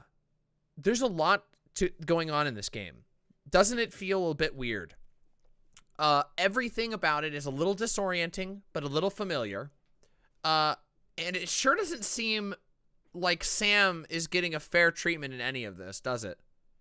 Like, Sam's kind of like, Sam is a man who's named after his fucking job, who just does a good job at his job and wants to kind of listen to music and walk around and shit.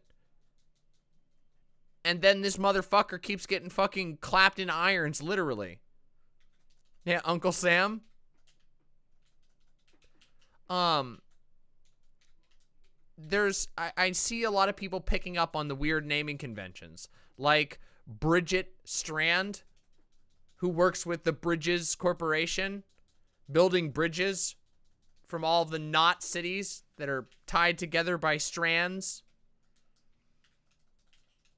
And I want people to think about why that decision may have been made and what that might mean in the context of this type of a story.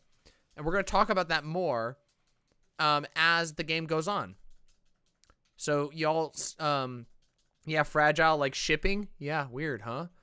There's a bunch of little things. Yeah, fragile of the Fragile Express Corporation. Yeah. Interesting how the political dynasty is the only free name family while also being integral to the ultimate goal of those in power, convincing everyone they're the only person who can keep the world together.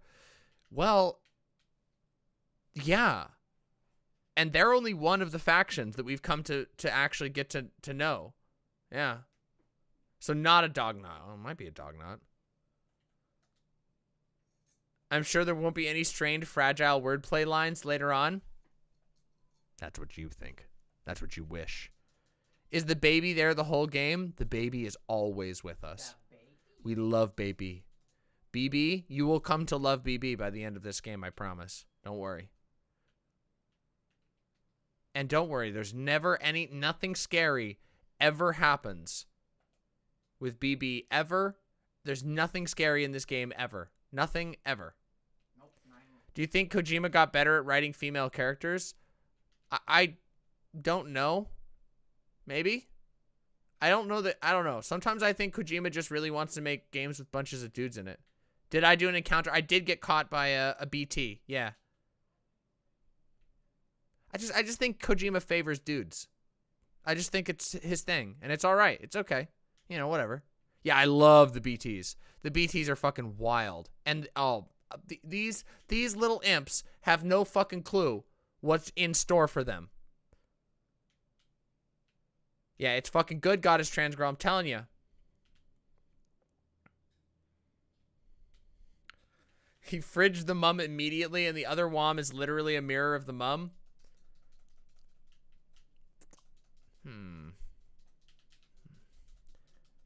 I think you will learn. I have my volume too quiet to catch chunks of dialogue. Do I need to watch the part of all cutscenes video? Or you might want to. That's not a bad idea. It's not a bad idea. Honestly, it really isn't. I think there's more to it, yeah. You'll all find out soon enough. Okay, everybody? Listen, today's been fucking great. Hideo Kojima presents Death Stranding. Presented by Demon Mama. Presented by Your Eyeballs. Anyway. They stated it outright. They turned the presidency into a monarchy. Can't get much more blatant than that. Well, yeah, but you'll see. The only way to know for sure if Kojima favors dudes is if there was a blatant gay shipping scene at some point later on in the game. Yeah, that'd be awkward, wouldn't it? All right, everybody. All right. Let's raid out, okay? Let's find somebody to raid out to. Who's alive on Twitch right now? Shipping? You mean like a shipping container? You mean like a shipping that a porter would have to do? Oh! There you go. Whoa!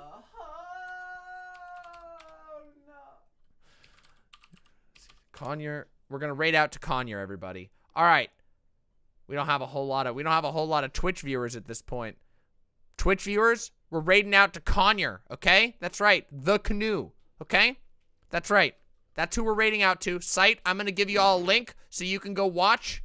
Because I'm just saying, you want to go watch. If you still have energy, you want to go fucking watch Conyer, okay? So I'm dropping everybody in there. Go give some love, all right? Sending out the raid now. I'll see you soon. We'll have more games, more politics, all kinds of fun as fuck stuff, okay?